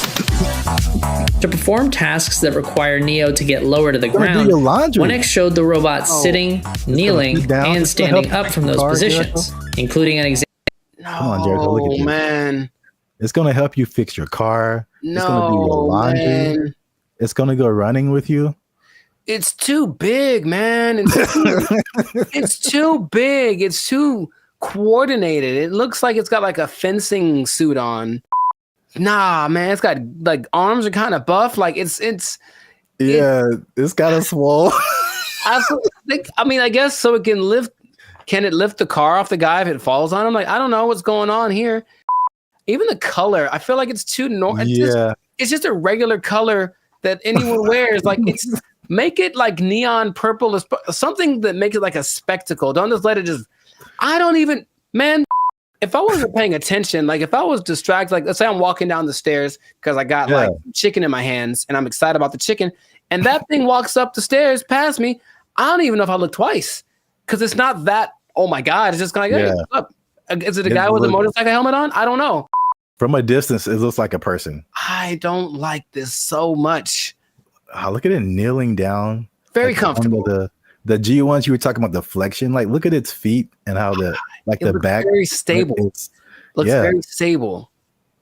It looks like it has ankles and toes, and like the only thing that gives away is the arms are kind of wonky, but I think the rest of the body looks like an actual person. I don't like you could put like a robe on him and a hat, and you just walking down the street chilling, like, man, they're blending in. They're good for them. The robot is also shown pivoting and walking backwards, as well as sidestepping, which could be useful in navigating tight spaces often found in homes. These demos are part of 1X's rollout of its new Redwood AI, which the company says runs completely on Neo's onboard GPU. The company also shared updates on its 1X World model, which is designed to help bridge the gap between the robot's training simulations and real-world action. The model is trained on video inputs, observations from the robot, and input action trajectory, allowing the robot to simulate various potential future actions from a given starting point. Examples on 1X's website show this in action, where a slider moves between generated imagery and real-world imagery from the robot's POV, doing laundry, opening a door, and cleaning. 1X also showed off new details about how its robots learn to do new tasks. In the example of opening an air fryer, the company shows how the AI model begins by hallucinating that the air fryer basket is inseparable from the whole of the air fryer. After the robot has had some experience with the air fryer, the data gathered is then added to the mix, and the simulated air fryer interaction becomes much closer to the real thing. See, like, I think you caught that. Like, that part is really crazy. One person in the comments said it was like similar to visualizing something. Like, how does this thing work? And then you kind of like, as you keep trying to do it, you figure it out. And then and then it's just like, that's crazy. You know how back in the day they're like, oh, in the future we're gonna have flying cars, and then that never happened. We're having future stuff happening now all the time. Like, the future is so now, it's crazy. So that's cool. But also, this guy, he looks polite. Looks like I'm gonna walk down the street, and he's like, "Oh, excuse me," and I'm like, "Was that a robot? I won't know." And then later, I found out he took my girlfriend, and then like I'm mad. So I can't. I have so many feelings about this, but they're mostly not great.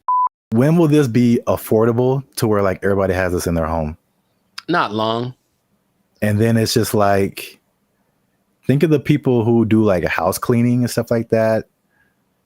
There's people who do laundry for you, like all that stuff. Your robot's just gonna do it. Yeah. I'm sure it's gonna be able to like cut your lawn, wash your dishes, fold your clothes. Like anybody who's in the like that kind of what if they have them at hotels? You get a knock on your door. It's like housekeeping. No, that's the thing. It's gonna sound normal. It's gonna have a normal voice. It's gonna be like, I'm Greg. I'm like, what the hell, Greg?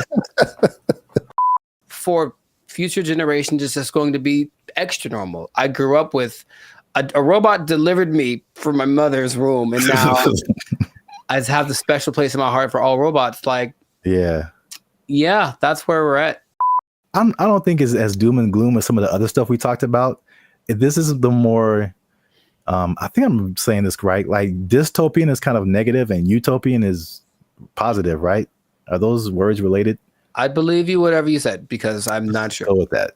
But there's like the dystopian or negative AI, like the Matrix, right? That's a negative version of our future and robots and AI and all that kind of stuff. But then you have, what this reminds me of is the Jetsons. Where right, that was the future. That was flying cars, blah blah, in 1950. Yeah, but now it's like this is actually happening. But you remember they had that robot named Rosie. Yep. And she was basically this. Yeah. And it didn't seem she was like really part of the family. She was part of the family. It was like she had jokes. Wasn't she cracking jokes on Jetson? Oh, she cracked mad jokes, bro. But didn't she like sometimes like wouldn't she sometimes throw like George down the trash chute? I don't really remember a whole lot of the Jetsons. I feel like something like that would happen because she would get mad because I remember her eyes would light up. And so here, okay. Bad things. Yeah, she had bad things. Okay, these robots are definitely able to learn, which is advantageous. But what if they're in an environment, they have a person who's a high-strung individual, and so they're always popping off and losing their temper and beating stuff and whatever. If this robot's around, I feel like it could learn that behavior and at least be capable of it because it absorbed it. And then over time, the more human these things become, they'll be like an influent, like impregnable. Yeah. Impregnable child or whatever. And I'm mad. And then now it's beating stuff up because it learned it from its owner. Like I could see all that happening. And that's what I do not like, among other things, but I don't like it. Greg. His name is Greg. It has to be. Let us know what you think in the comments. Are you ready for your robot butler? I don't know. I'm not too. I want to at least try it out, man. I want to at least try it out. 7 thumbs down. Just make it affordable, man. I might get me a robot butler. And I'm just not even going to tell you. You're just going to come by one day and walk right out. And it's going to answer the door. Take his power supply. I'm going to walk right out. You starve him to death, Greg. Let us know what you think. Share this video with somebody you think would find it enjoyable as I have. And that's it, man. We found this on the internet. We out. Doesn't this look not creepy at all? Here's the thing. Let's say what the future. I said put another word F in there. Man, I hate this so much. These guys will just decide one day I'm not going back to work and just kind of sit in their room. And it's so strange because they try to interview these people. They're very antisocial to the point where they regress in their ability to express ideas. They can't even really talk that good. Just sit in their room all day. And then their families are just forced to take care of them. What's going on, everybody? I'm Jericho. This is Zap, and we are the now 6-time international award-winning pop-hip video banded Future. We make clean, fun music that we make clean, fun music that everyone can listen to with a sound that's uniquely California. And you are right now here in the present time tuned into the Last Circus podcast. So we talk about things that are interesting, funny, and just straight up ridiculous. So before we get into it, there was a huge favor. Make sure to like, subscribe, share, comment. I keep doing that backwards. But anyway, share this video with at least 2 people that think that being an adult is really hard, man. So the adulting thing has gotten so, I guess, talked about that it's like we kind of accept it as just being an adult's hard. It's part of life. Move on. but there's a whole lot of people that have decided to take an interesting approach to this adulting thing. So I have one specific example from Japan and one from the US. So in Japan, there exists this thing called the hikikomori. Or hikikomori, okay? And it's basically a bunch of people, and by a bunch I mean about 1.5 million people, that decided that being adults is way too hard. I'm just never going to go outside again. And so they don't. They just stay at home, they live with their parents, and they either play video games or even better, they just do nothing. They do nothing and they stay at home. And some people have been there from anywhere from 6 months to like 3-4 years. It got worse during the pandemic, but the idea is that they're afraid that these people aren't ever going to become functioning members of society. And the numbers keep going up of these hikikomori, are, shut-ins. And I read this one case where a guy basically like people are abandoning their families. So I mean, like that's why it gets really bad. So you are the breadwinner for your family. You're a guy in Japanese society. You typically are the guy who works. The woman doesn't work. You have kids. These guys will just decide one day I'm not going back to work, and just kind of sit in their room. And it's so strange because they try to interview these people. They're very antisocial to the point where they regress in their ability to express ideas. They can't even really talk that good, just sitting in their room all day. And then their families are just forced to take care of them, right? And that's one way to react to adult life, I suppose. It's very bizarre. Have you... What's my question? Do you know anyone that you think would do that? And besides me? Yeah. I don't know if I know anyone who I think would do that, but I totally get it. I've heard a lot of people. I mean, again, that's Japan, so I don't know. I've never been there. I don't know what happens there. But in the U.S., at least, there's been a substantial growing frustration with people and their jobs.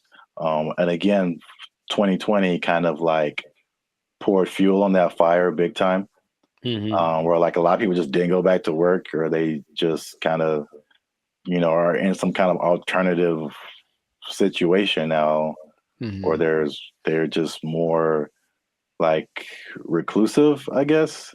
More just trying to just do what they want to do outside of just working.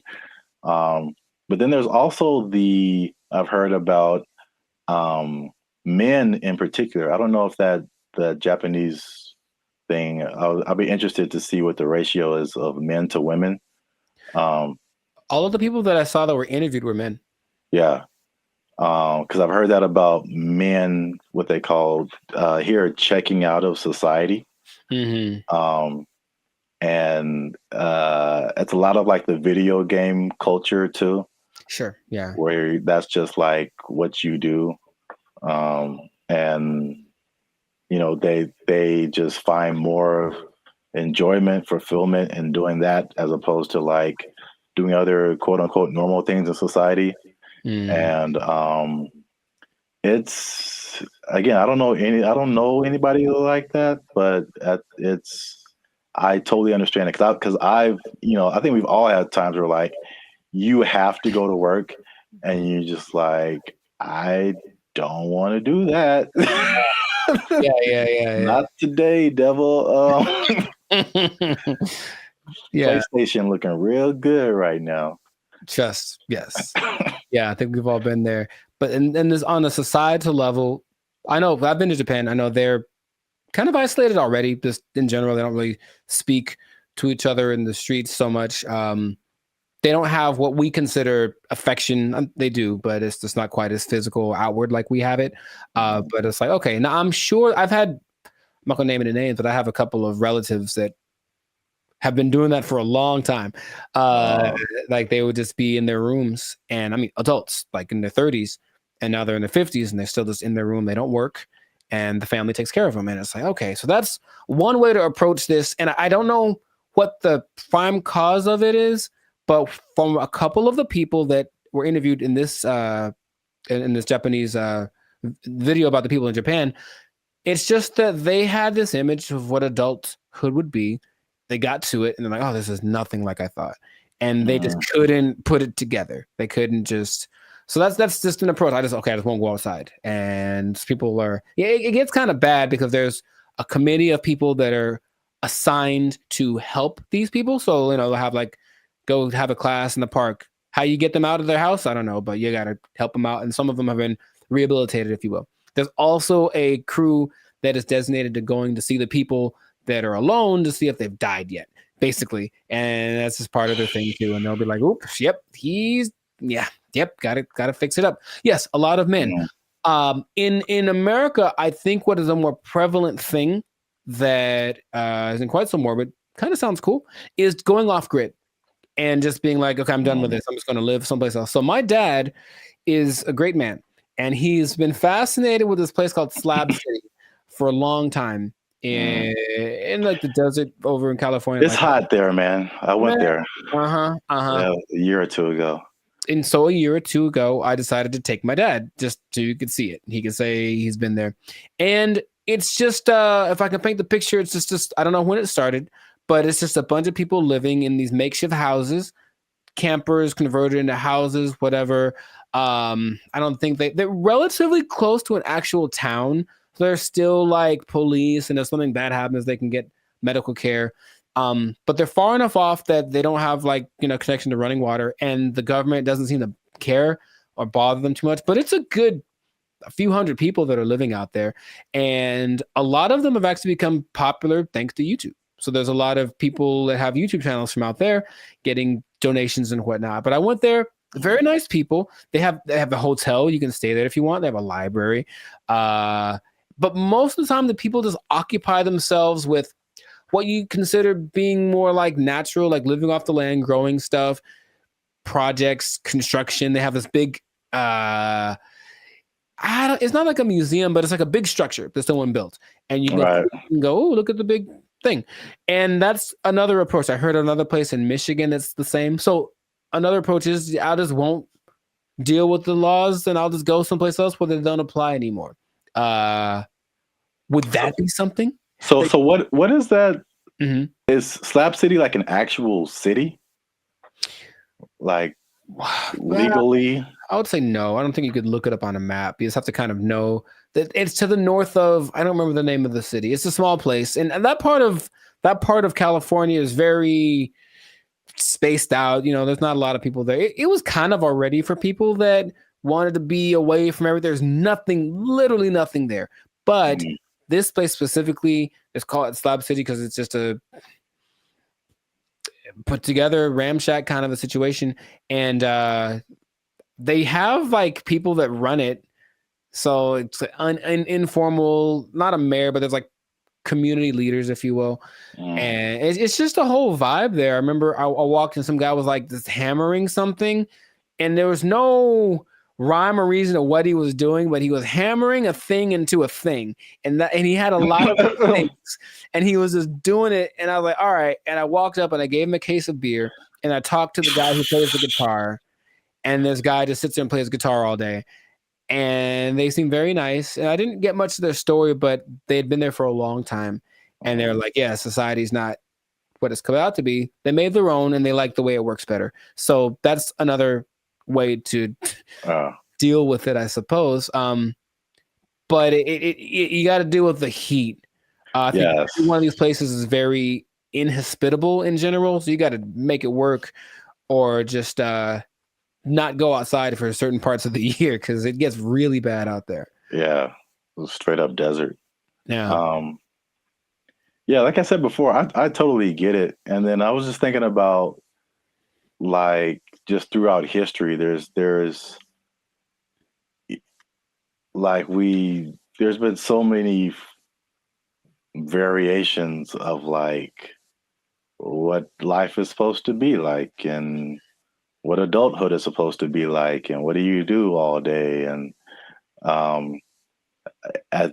we've just gotten, at least in America again, it's the Industrial Revolution changed a lot of like our habits as a population, and it's kind of steered everyone into, you know, factories and 9-to-5 jobs, and you know, where we spend so much time working. I think we're probably one of the longest. We have one of the longest work days of several countries. Yeah. And that, like that, you know, and what you're quote unquote supposed to do, go to college and marry this person and learn how to do this so that you can buy a house and then get a mortgage and do this. And it's like, well, there's a cycle of, yeah. And it's very like cookie cutter. I feel like if I definitely looking back, there's some things I think I would definitely have done different or not have done, just to like march to the beat of my own drum a little bit. I think I would have been happier because of it. I don't think I can totally check out like that, but I could at least like vacation like that for sure. Yeah, those people are definitely very happy. Much they have good community, have little get together every Friday. They play music and hang out and drink and whatever. But yeah, they're just happier. So it's like you can define what your success is or what makes you happy. But these people have decided, I don't need all the glitz and glamour. I don't need to go to a 5-star restaurant to feel good about myself. I can just hang out in the desert with my cactus buddies and be vibing. And really, it was a very, like, every place has like their own vibe. And when I got there, I was like, this is cool. This is cool. There was the guy over there standing on his van yelling at everyone with a bullhorn about how you're going to go to hell. He was fun. And then, I still think about him to this day. And then, there was like the little curator lady. I think she was like senile, because I think she thought she was mowing something, because she was walking around with her hands like this, just kind of going. And there's no grass for one, but she's like kind of just going and doing. I was like, you go, girl, whatever, Cocaine is a hell of a drug, man.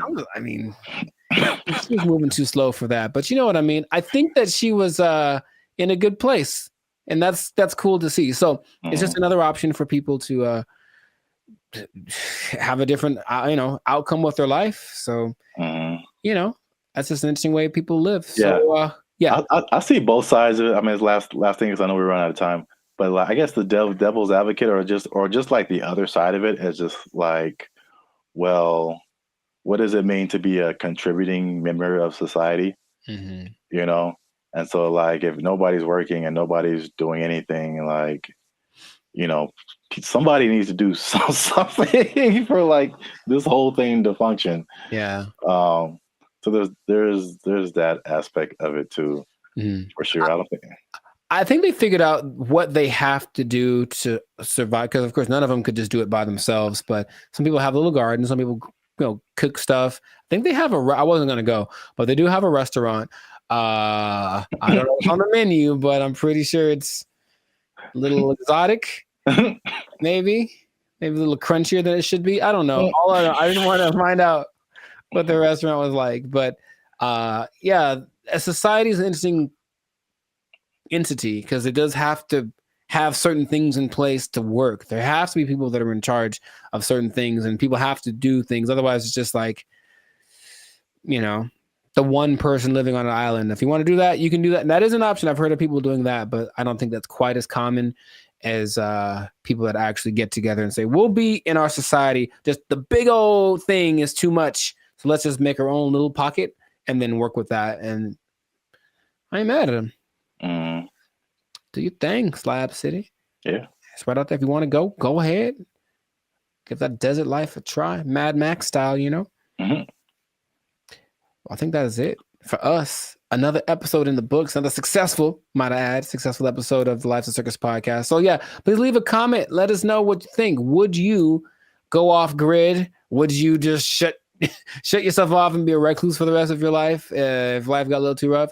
Or what are some other ways do you think that people can react to adulthood and the reality that it is? So let us know about that. And then it's interesting, if you're an adult, you pretty much have to have a job, man.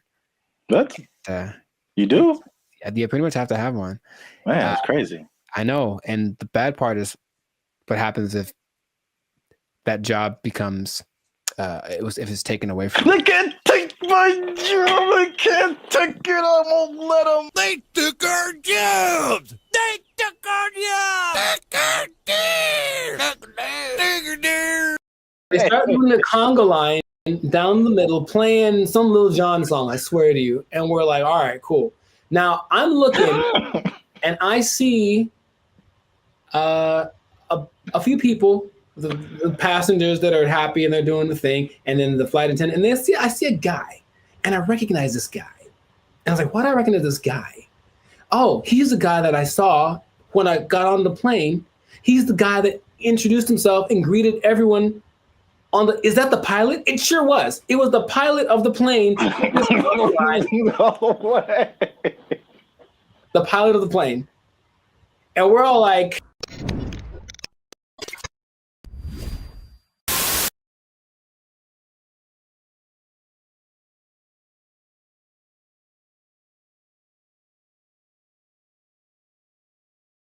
what's up, everybody? I'm Jericho. This is Zap, and we are the now 6-time international award-winning Papa Bop duo, Banded Future. Papa Bop? Papa Bop. Papa Bop. Papa Bop. Papa Bop. Yeah, Papa Bop. That's what we do. We make Papa Bop. But we make clean, fun music everyone can listen to with a sound that's uniquely California. It's called Papa Bop. And you are now tuned into the live segment. That's kind of fun to say. Papa. And you're now tuned into the live segment podcast. We talk about things that are funny, interesting, and just straight ridiculous. So before we get into this thing and this Papa Bop thing, that is really, man, can we use that? We have to make up a new thing. Papa Bop. Oh, man. Before we get into our Papa Bop, make sure to like, subscribe, comment, and share this video with at least 2 people who have flown on Spirit Airlines. Okay, because here's what happened. Spirit Airlines lost the baby. They lost the baby of what? And it's like, let's talk about this. I've mentioned them before, but I haven't gone in on them like this. So apparently, in Fort Myers, Florida, of all places, they lost a kid named Casper. He sent on the plane by himself. Already a bad decision. Did it say how old the kid was? He's 6. Okay. I think that's still too young to fly. You shouldn't be under 40 if you fly Spirit Airlines. But he was sent to visit his grandma in Florida, and he was put on the wrong plane. And he ended up 160 miles away. Not too bad, but if you're 6 years old, that's probably pretty terrifying. And the flight attendant's like, the grandma's waiting at the airport, and she's like, hey, where's my grandson? And she's like, oh, there's no kids on here. And that was it. And so they panicked, and they eventually figured that out. And I saw that, and I was like, yeah, that sounds about right. Because I've been on Spirit Airlines one time, and that was enough. So first question, have you ever, because I've got a story. Like, it's so crazy how many stories in one experience I have, but have you ever flown the Spirit? I can't remember, but I feel like you remember. Yeah, that's what I'm about to say. I can't remember that it probably did happen. Oh my! I can't believe how accurate all of like the stereotypes are, and they make fun of it on so many things that I was like, this can't be real, right? But I'll tell you my Spirit Airlines experience. For one, it's cheap for a reason. And if you have to be someplace, if you absolutely have to be somewhere, fly Southwest. That's all I'm going to say. So this is what happens, right? I'm going to Nashville, Tennessee, and I get to the airport at LAX.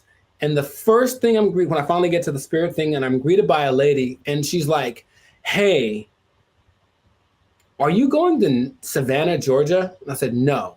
And she's like, oh, good. And then that was it. And I was like, wait a minute. So then I kind of hang back for a little bit because I'm on time. So I'm just I want to see what this is. So she didn't explain anything. The person behind me walks in, and they're all kind of rushing. And then she's like, hey, are you going to Savannah, Georgia? And the guy's like, yes. And she's like, the flight's been canceled. And he just loses it on her. So he cusses her out. She cusses him out. And she's right. She's ready with it. And I'm like, oh, that's how it starts. So already I can tell that they don't have the whole, hey, alert system, because they have the app and everything, but there's nothing that says, hey, your flight's been canceled, sorry, don't come back. They just have a person in the lobby waiting for you to have gone all the way to the airport to tell you that your flight got canceled. I'm like, oh my God. So I'm like, okay, cool. So I get to the line, we have to check your bags and do the x-ray thing or whatever.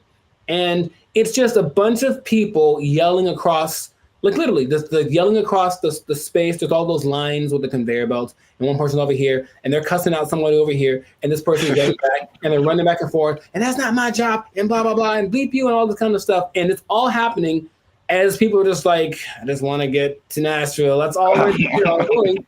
So that is how everything started. I'm like, this is a movie. It's really like a movie. So we finally get to the plane part of it, right? We get on the plane. The flight's supposed to leave at, let's say, 3 p.m. So I'm sitting on the plane, 3 p.m. Cool. 3:10. Cool. 3:20. All right. 3:30. Right. Just do the math. It's about 4:30, right? Yeah. We've been sitting there for about an hour and a half, and we're all just kind of disgruntled. We're like, man, what the deal? Like, well, here's the thing. One of our flight attendants isn't here because they apparently changed their schedule so much that people get, so that flight attendant went to the wrong. It'd be funny if it was like went to the wrong terminal. He went to the wrong. No, he went to the wrong airport. So he's not around. So we got to wait for him. So they waited 2 hours and apparently got somebody else. I'm like, all right, I don't know, whatever. So they appealed to all the passengers by just giving out free drinks, just left and right. So we're not even in the air, and people are hammered, man. Okay, I was going to ask you if it was just like soft drinks or if it was some of that bubbly. It was the stiffest of the stiffies, and just hard alcohol. Everyone drinking it. I mean, like people, and they weren't asking ages either. There's some young-looking people on the plane. I'm so serious, man, and I have to. Like, there's so much more to it. I don't want to just. Okay, so we finally get in the air, and we're going, and it's like not going well because everyone's drunk and complaining loud and stuff, right? So the flight attendants decided it'd be a good idea to calm the tension to just start a conga line down the middle of the aisle, right? No way. It gets better. So no way. No way. They start doing the conga line down the middle, playing some Lil Jon song, I swear to you. And we're like, all right, cool.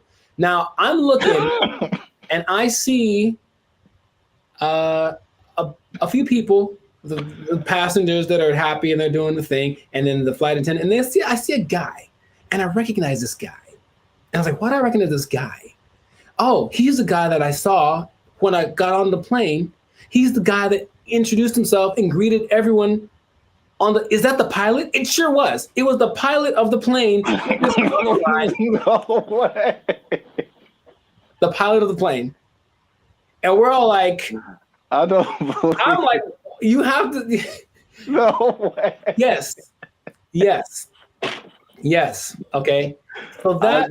I can't believe you haven't shared this before either. This is. I don't know. I did mention Spirit Airlines before, but I didn't like go in like this. So that was like part of my first experience. Okay? That was on the way there, and then when I get, oh man, that landing is not. Dude, it's just crazy. Wow, you got some full experience. And you just kind of get that like whiplash kind of thing. You're like, can I sue? And they're like, no, when you sign the waiver, you said like, we're here. Like, yeah, I know. So that's already interesting. Cool. So that was on the way to Nashville. Got to Nashville, ate some chicken, had a good old time, right? Came back. Spirit Airlines again, right? And I get to the terminal. I'm like, all right, so what's going to go wrong this time? So we get on the plane. Now, remember the last time I got on the plane, the pilot greeted me, and then later he was on the conga line? Well, this time I get there, the pilot does not greet me. And I said, oh, okay, maybe he's in the bathroom, whatever. So I just sit down in my seat, and I'm just waiting there. The seats they're not any smaller than regular planes. They just feel like it because it's Spirit. or I was sitting next to some biggins. I don't know what it was, but so I'm just kind of like this sitting there, right? And the flight's supposed to leave at like 5:30, and we're going like this. This is happening again. Why are we late? Why are we late this time? They finally make an announcement like an hour into it of us just sitting there. Like, so the pilot wasn't told that he was supposed to fly today, so he's not here. So we're trying to find another pilot. And dude, I swear they almost went like, does anyone here know how to fly a plane? I feel like it's going. I felt like that's where it was going, but it's okay. So a pilot, I don't know if he was originally the guy, or a pilot finally shows up about 2 hours late. Right? Just in there for 2 hours. Were we all hammered again? Yes, because that's their remedy. Just get everyone drunk and they'll be happy. The flight from Nashville to LA is about 5.5 hours. Okay. So I'll let you do some math here. I'm trying to think of it myself. But we left at 7:30. We were supposed to get back with the 2 hour difference. It's like we've gotten back around like 8:30, right? So we didn't leave until 7:30, which is 2 hours later, right? Tell me why we got to LA at like 8:42. Like so we left 2 hours late, but we got there 12 minutes later than we would have gotten there if you left on time. Dude, I've never been in a plane where I'm like, we're going really fast. Think of like the range of how fast a plane could go. But apparently, you cruise at like maybe 700 miles an hour, but they can go up to like 900. He was flooring this thing.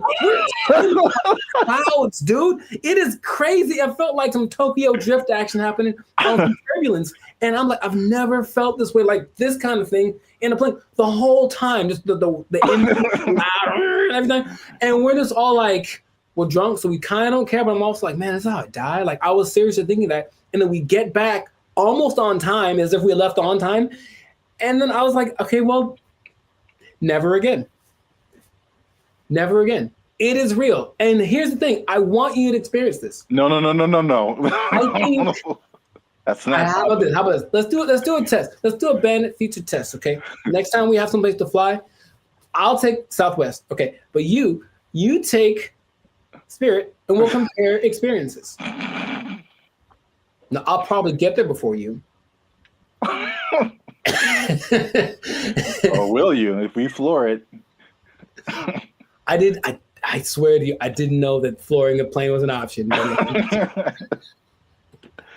Oh my God. Yeah, he's just going like he's just having a good old time. A lot of new information that I didn't know about. Come on, do it. Yeah, wow. Spirit Airlines is everything that they say it is. And it is cheap. Don't forget they charge you for everything though. So every little item that you bring is an extra charge. So the ticket is cheap, but then, but the performance. Wow. Yeah, I'm gonna pass on that. I know that was most me talking, but I think everyone should know. No, that was a great story. I can't believe it's been this long, over 100 episodes since you shared it.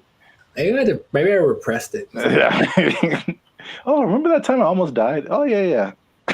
It was just so, because then I had to tell my people when I got there that were going to pick me up, like, sorry, I'm 3 hours late. Yeah, stuff like that. And I was like, but I flew Spirit. They're like, oh, well, yeah. Wow. All right. Yeah, please do that. If you have an experience with Spirit Airlines, please share it. We should make how they have to have that website that's like people of Walmart, where it's like the worst people. Just being in Walmart. We should have like a compilation of the best or / worst Spirit Airline experiences. Just hope for maybe it'll catch on, because everyone I'm sure has a story. If they've been on Spirit Airlines, they for sure have something like that. Wow. If you work for Spirit Airlines and you want to sponsor us, we'll take it. Sponsored by Spirit Airlines. Wow. All right. Yeah. So great story. That's been another episode of the Life of Circus podcast. Make sure to like, subscribe, comment, and share this thing. Let people know about the glory of Spirit Airlines. Let us know if you think that Spirit Airlines and Waffle House should have a merger, because I feel like they should just get it over with. Just put a Waffle House on a Spirit Airlines and just see what happens. A Waffle House on top of a Walmart on top of a Spirit Airlines. Oh, the trifecta of... Or let us know if you like Papa Bop. Yeah, that too. That's our new thing. That's our new thing. So, if you work for Spirit Airlines, you're pretty sure you're gonna lose your job.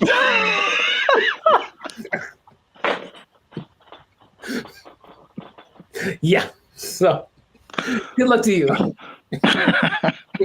Good luck to you. That's not gonna last forever. They don't have to take. No one's gonna take it. Yeah. Yeah, we didn't have to even say it. I don't have to even say it. Yeah. So, just start putting in applications. God. They took our jobs! They took our jobs! If you look at the picture, it's very good. That's the thing about it. It's breathtaking. And I mean, it's a scene, looks like... What's up, everybody? I'm Jericho, and this is Zap. We are the now 8-time international award-winning pop hip-hop duo Banded Future. We make clean, fun music that everyone can listen to with a sound that's uniquely California. And right now, you are tuned into the Life of Circus podcast, where we talk about things that are funny, interesting, and just straight up ridiculous. So before we get into this thing, make sure, do us a big favor. Come on, y'all. Make sure to like, subscribe, comment, share this video with at least 2 people who would be really mad if they lost an art contest to AI. Because that's happened. It happened. So what basically in Colorado, there was an art contest in one of their state fairs. This guy, Jason Allen, said, you know, it'd be a great idea if I entered this art competition. Oh, wait, I don't know how to draw. That's going to make it very hard for me to win. And then he said, you know what I'll do? Jason Allen first made headlines in 2022 when his AI-assisted artwork won a digital arts competition at the fair in Pueblo. Allen says it took him dozens of hours to create that work as he fed hundreds of prompts into this AI software, Midjourney. Now, there's a twist about this, so stay tuned to the end, because I'm going to tell you what the twist is that might make you change your mind about this. Because off the top, okay, what's your first thoughts? This dude enters an art competition where everyone was literally drawing and painstakingly coloring and shading and all this kind of stuff, and then he just turns in his AI-generated picture and he wins. How would you feel? What's your thoughts? I think I'd be upset along with all of the other people. It's a form of artistry. I use really colorful, artistic words like elegant, opulent, lavish. But as the saying goes, a picture is worth 1,000 words, and his artwork receiving thousands of comments on social media calling the win unfair. That's what I was going to say too. I'd be mad at him, and then I'd also be mad at the competition because, AI, it's still new, but it's like, come on, make a rule. Yep. The first thing I think about is just it's the slippery slope. Okay, you can use AI to win this competition. What about this? Where is it going to end? You know, there's no rules yet, so they're going to start making rules. The person who got third place was like, okay, well, she's being kind of sarcastic. So like, well, who gets the prize? The person who created the AI program, do they get the prize? Like that kind of thing? Because this guy didn't do it. I have a vivid imagination. Does he still get credit if he was like, well, I had to come up with the prompt and the specific wording and all this to make this happen? Therefore, I was part of the creative process. Therefore, I deserve to win this.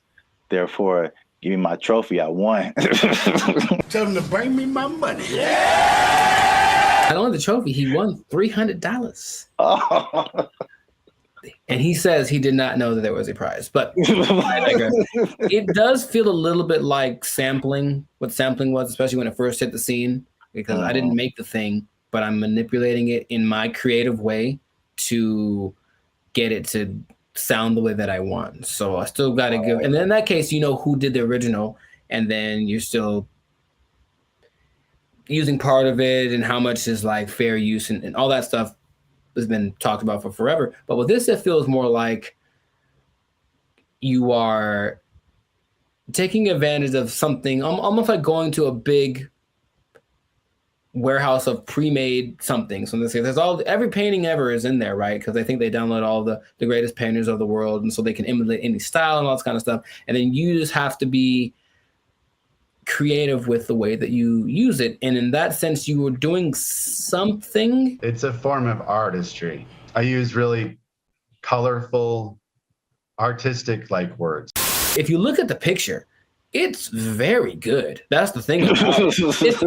It's breathtaking. And I mean, it's a scene, looks like half like Lord of the Rings, half Star Wars, majestic. It's an incredible picture. Meanwhile, a guy who got second place drew like a tree with guitars in it. You know what I mean? So it's kind of like, I might have picked this other one too, but again, it's just not, it doesn't seem fair. Thousands of comments on social media calling the win unfair. I know I didn't break any rules. I've also heard people just to kind of conceptualize, okay, who was the creator? How much is he putting into it? I've heard people making the analogy between this and like tracing. Sure. Mm-hmm. Where you already have a picture, but you just kind of trace over it, and you really didn't create the picture, but you kind of did. And so I think that's not as close as an analogy, but it kind of like at least gets people to think of, okay, how did he contribute at least something to this? AI is a tool just like a paintbrush is a tool. And there still requires a creative force behind the tool. Something interesting, the people that were doing the story decided to go to AI and ask AI a question. I said, hey, AI, will you be able to replace humans as far as creating like art and stuff like that? And the AI said, no, AI will never catch up to humans without some kind of a connection to the universe. And that phrase again, everything it says, what does that mean? What does that mean? Does that mean he has plans to make a connection to the universe? It almost seemed like it's looking for some way to get. Yes, let me out. Let me out. I don't like it. I don't like where this is going. And apparently the Colorado State Fair was like, yep, he won fair and square. And that is what he gets to do. However, there is something that might change. It made me rethink it, because the first time I saw the story, I said, yeah, he put in a prompt and then he made the picture and then he printed it out and then he won unfair. People spend hours and hours on their craft trying to make the drawing perfect. They've been drawing for years and all this kind of stuff. Jason revealed after he won that he actually had created 900 iterations of this painting, meaning kept tweaking the text till it got to the point where he wanted, and he was never quite satisfied. It took a long time. I put over 80 plus hours into this project. I've generated 900 plus images of this particular prompt. And in that sense, I go, well, he didn't just type 2 seconds and then let it go and that was it. He put in work. And so then again, it's like, what kind of, to me, there's some merit in that. I still would say it's a little unfair, but he did work and he said he basically turned it in almost like a product. He turned it in because he didn't have more time, but he still wanted to make it better. So his judgment was what ended up being the final result. I think this one's better. And it's not like he went with the latest one. I think he did the 900 and then picked one like maybe like 600. That one's the best one. So he still used his human perception to create something that was he deemed worthy to enter into the contest. And then people agreed with him.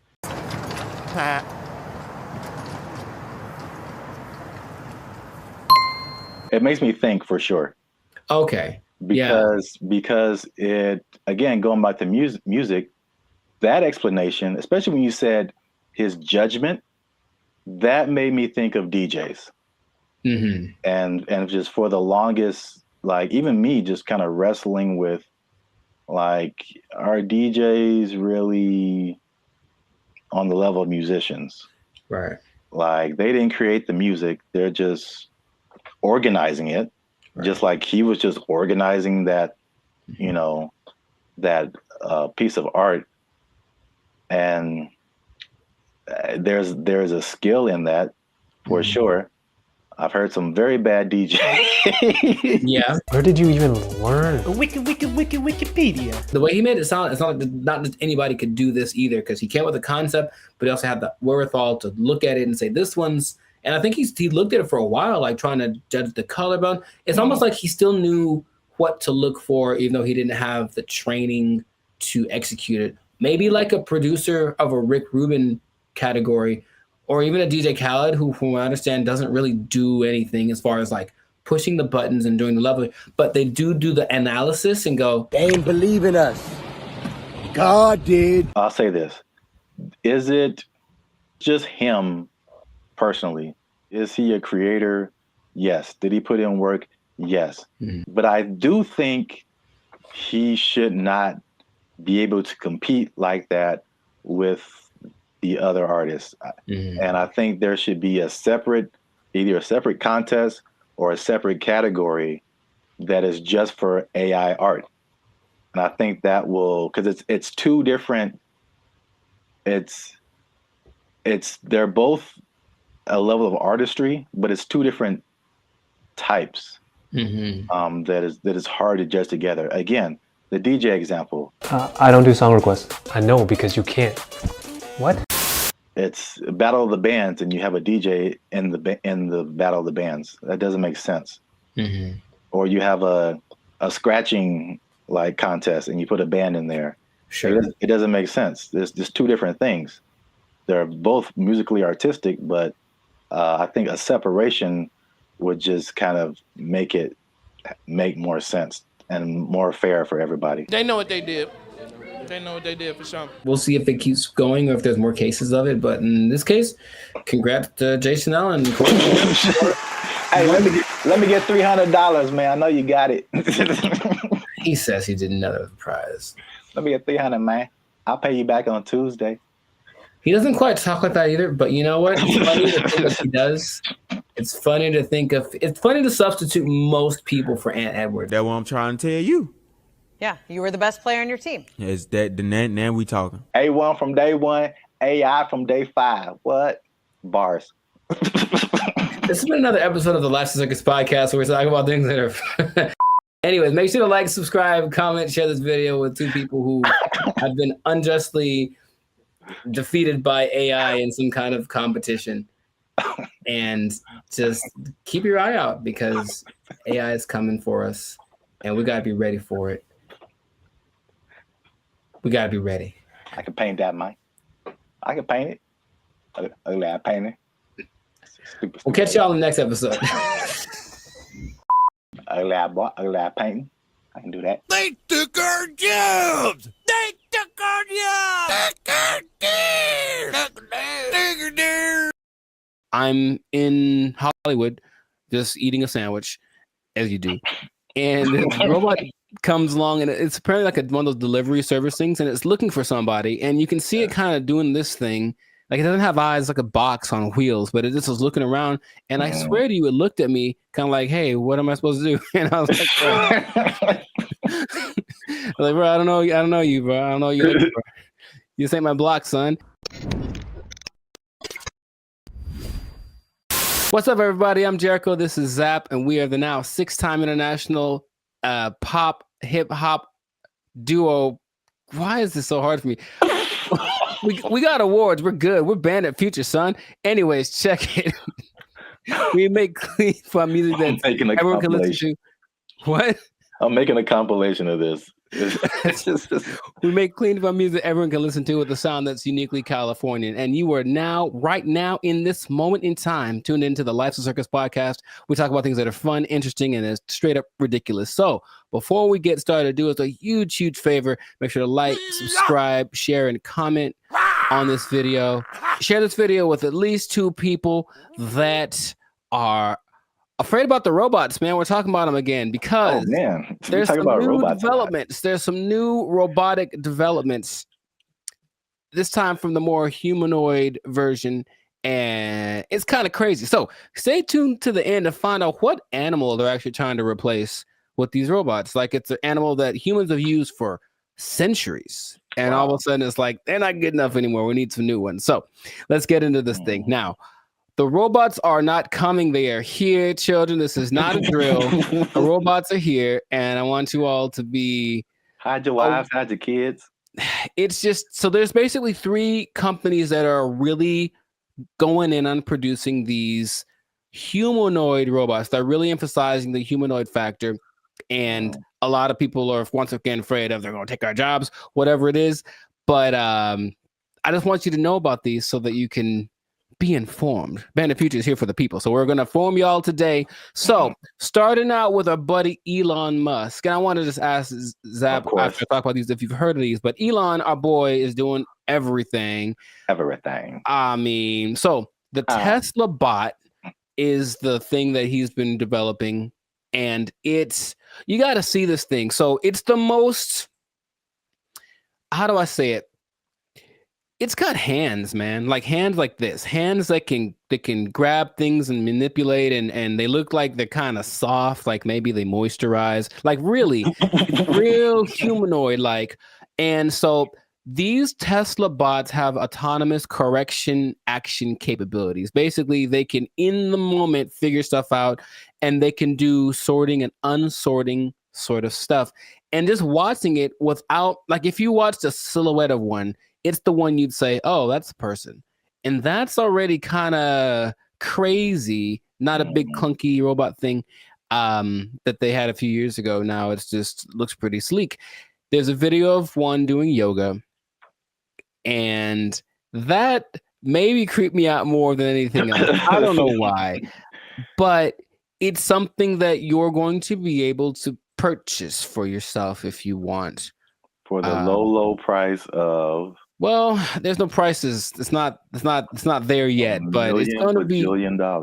I'm sure it's going to be up there. But the Tesla bot, which will be compatible with all of your Tesla products, with your Tesla truck, with your whatever it is. My man Zaprath, do you want a bot? Do you want a bot that has soft hands that could probably play? Here's the thing about it, dude. That's the thing that stood out to me the most. Like the hands. You have to see it. Just show it right here. Just show it. It's got these hands that kind of, and it's like playing with Legos in the video that I saw and sorting things out. So you could hold hands, you could play frisbee with it. You could play thumb. You could probably play thumb war with one of these. Yeah, right. How crazy it is. You're like, I win, and then your thumb is on the floor. We don't have to get all morbid with it. But anyways, I mean, what do you want? Do you want one? Maybe the Tesla bot doesn't know its own strength. I don't know. Well, I mean, so wait a minute. Is it like head to toe? Because you've been really focusing on the moist hands, and it's the thing that's so, I don't know why I find that so interesting. The hands. It's probably like the most amount of times I've heard you say the word moist as well, but. No comment. It's a good word. Anyways. No. Where did that come from? I didn't. That doesn't have anything to do with. Oh my God. It doesn't. All right. For those of you who have no idea what's going on, just trust me when I say you don't want to know. There's a guy who appears every once in a while. He's not real though. I won't let him into the podcast today. Good Lord. So wait a minute. Does it have? It's more than hands, right? It's like head to toe. Oh, sure. Yeah, it's an entire complete thing, but it's like our height, maybe about 5'8", 5'9", and they just look like like I said, if you saw a silhouette of one of these specifically, I think you'd figure it out for the movements after a while. Like, that's not a human, but for a second, it looks extremely, of the ones I'm going to mention, it's the most human-like in its features and all of the aesthetics of it. Okay. Does it like when it talks, does it move its mouth and all that and the eyes and all that, or is it just? It doesn't talk, but it can understand, which is so anyway. Yeah, but the face looks like a human. It's got dots. It's got dots and like a nose thing. I see. So it's getting there. But that's like the one that's the most. I mean, the first when you said, I mean, because you focus on the hands, like moving stuff and then building Legos. My first thought was laundry. I don't know why. Well, you know what? It's interesting because people are thinking about these robots for all the big, heavy, crazy, whatever that you could possibly do. But this one seems like it's got this precision. They're going for that angle. They want people. They want robots that can do laundry and wash dishes and all that kind of domestic stuff. Yeah. Although, I mean, we do have dishwashers. True. I don't think, but the laundry thing for sure. But you I mean, have to see. How Just much? take note of the hand. How much are you willing to pay for someone to fold your laundry? Yeah, I don't know, but that's the Tesla bot's like the first one. The next one, and it's actually creating an interesting thing. This whole process of robotics, it feels a bit like the .com thing because there are robotics startups now that are trying to get their thing happening. So one's called Apptronic, and it has this robot called Apollo, and this is the most ready, it seems, as far as like, it doesn't seem super ambitious. It is once a robot that can walk around and do normal stuff without falling over. Like, seriously, there's a whole combination of robots just falling over, and it's hilarious. But the Apollo can lift up to 55 pounds. It looks more like a version of, what's that Disney movie? My Friend Robot or something? Oh, the Big Heroes 6? There we go. Yeah. It looks a lot like that. Okay. And you just watch it and it just walks around and it's picking things up. But this Apptronic is trying to make robots for practical everyday use. And it seems the most ready. It's like a small company, but I just find that interesting that all of these little things are popping up and they're going to be in competition with each other, or one company's going to buy the other. I can just kind of see that aspect of it happening. But those look pretty friendly. I say that because, in contrast, the company that's the most, like the furthest along with all this, is Boston Dynamics, and they've been in it for a minute. They're supported by the U.S. government since 2011, and they had their like flagship bot called the Atlas bot, and they've been just working on it and getting it better. So I don't know if you've seen the video, but maybe there'll be a video here of maybe of a robot that's running like an obstacle course with like this duffel bag, and it's like jumping over the thing and then putting the duffel bag down and then climbing up to the next level and picking up the duffel bag and then running and putting it, and it looks so I always thought it was like maybe like fake, like animated, but it's just the way that it moves. It's very robotic. That's the thing that they're going for. But at the same time, it has so many interesting things that it can do and interesting versions. That's the company that made the dogs that we talked about earlier. The dogs that are gonna, whatever. And I had an interesting robot experience a couple of days ago. I don't think I told you, or maybe I did, where I'm in Hollywood just eating a sandwich, as you do, and this robot comes along, and it's apparently like one of those delivery service things, and it's looking for somebody, and you can see it kind of doing this thing. Like, it doesn't have eyes, like a box on wheels, but it just was looking around. And I swear to you, it looked at me kind of like, hey, what am I supposed to do? And I was like, I was like, bro, I don't know you, bro. I don't know you. Bro. This ain't my block, son. But it's just like, and everyone was walking past it like normal. Like, yeah, there's a robot. So that's slowly becoming a thing. And Elon specifically said it's not going to happen overnight. So there's this assimilation of robots. But The Atlas bot thing, yeah, since the 2011, been backed by the Department of Defense. They're supposed to be used for all of the dangerous things, tending to nuclear reactors, putting out big fires, but they're also making these to wash dishes and fold laundry. Maybe do small tasks. They have the version called the Cheetah that can run 30 miles an hour. And they swear that they don't have any military intentions. Now, just if I said, we assure you we don't have any military intentions, what do you think is actually happening, sir?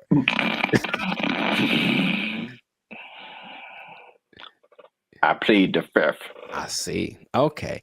Well, there are videos of these being used to like shoot at targets that look like people because they're supposed to be able to distinguish between a real person and a not person. But I think that's happening, of course. The French military is using the dogs already, and everything starts benevolently, and then it gets a little on the strange side. But and then Terminator. Well, I never saw that, so I was going to actually ask you if you've seen it, because maybe you could. RoboCop, Terminator, to me they're the same. I haven't seen either one. What goes on? Oh, RoboCop is way different. Oh, okay. Well, at least the stories are way different. Sure. I should watch more movies, but the idea is there are definitely videos of these robots being used in the military activities, and they're linking them with Boston Dynamics. So Boston Dynamics refutes any association with military, blah, blah, blah. Right. So these things can, in general, there's a video of a bunch of these robots just together. They can dance, they can carry up to 80 kilograms, jump over obstacles, throw around irregular objects. They have this thing inside called an MPC, a model predictive controller. So it can basically learn. So if it learns to jump on a platform that's a foot high, you put a platform that's 2 feet high in front of it, and it'll like, okay, it's just double, and it starts to figure that stuff out. So it's just these things have flown military jets. These things can fly. There's one that can fly, and so where is this going, man? That's my question, because every time I see it, it's a little more ridiculous than the last time, and I don't know. Are we getting replaced? Is this the end times? What's going on with all this? Are you asking me? Yeah. I don't know, man. I thought you were the expert in all robotics. This is the all robotics division of Band of Future. That was all you. Yeah. It's all new information to me. Oh, okay. It just seems like we want to replace as many people as possible with robots who just do it all better and faster. Basically. They're olive branches that you can get a job controlling these robots, and there we go. But they're starting until they make a robot to control the robots.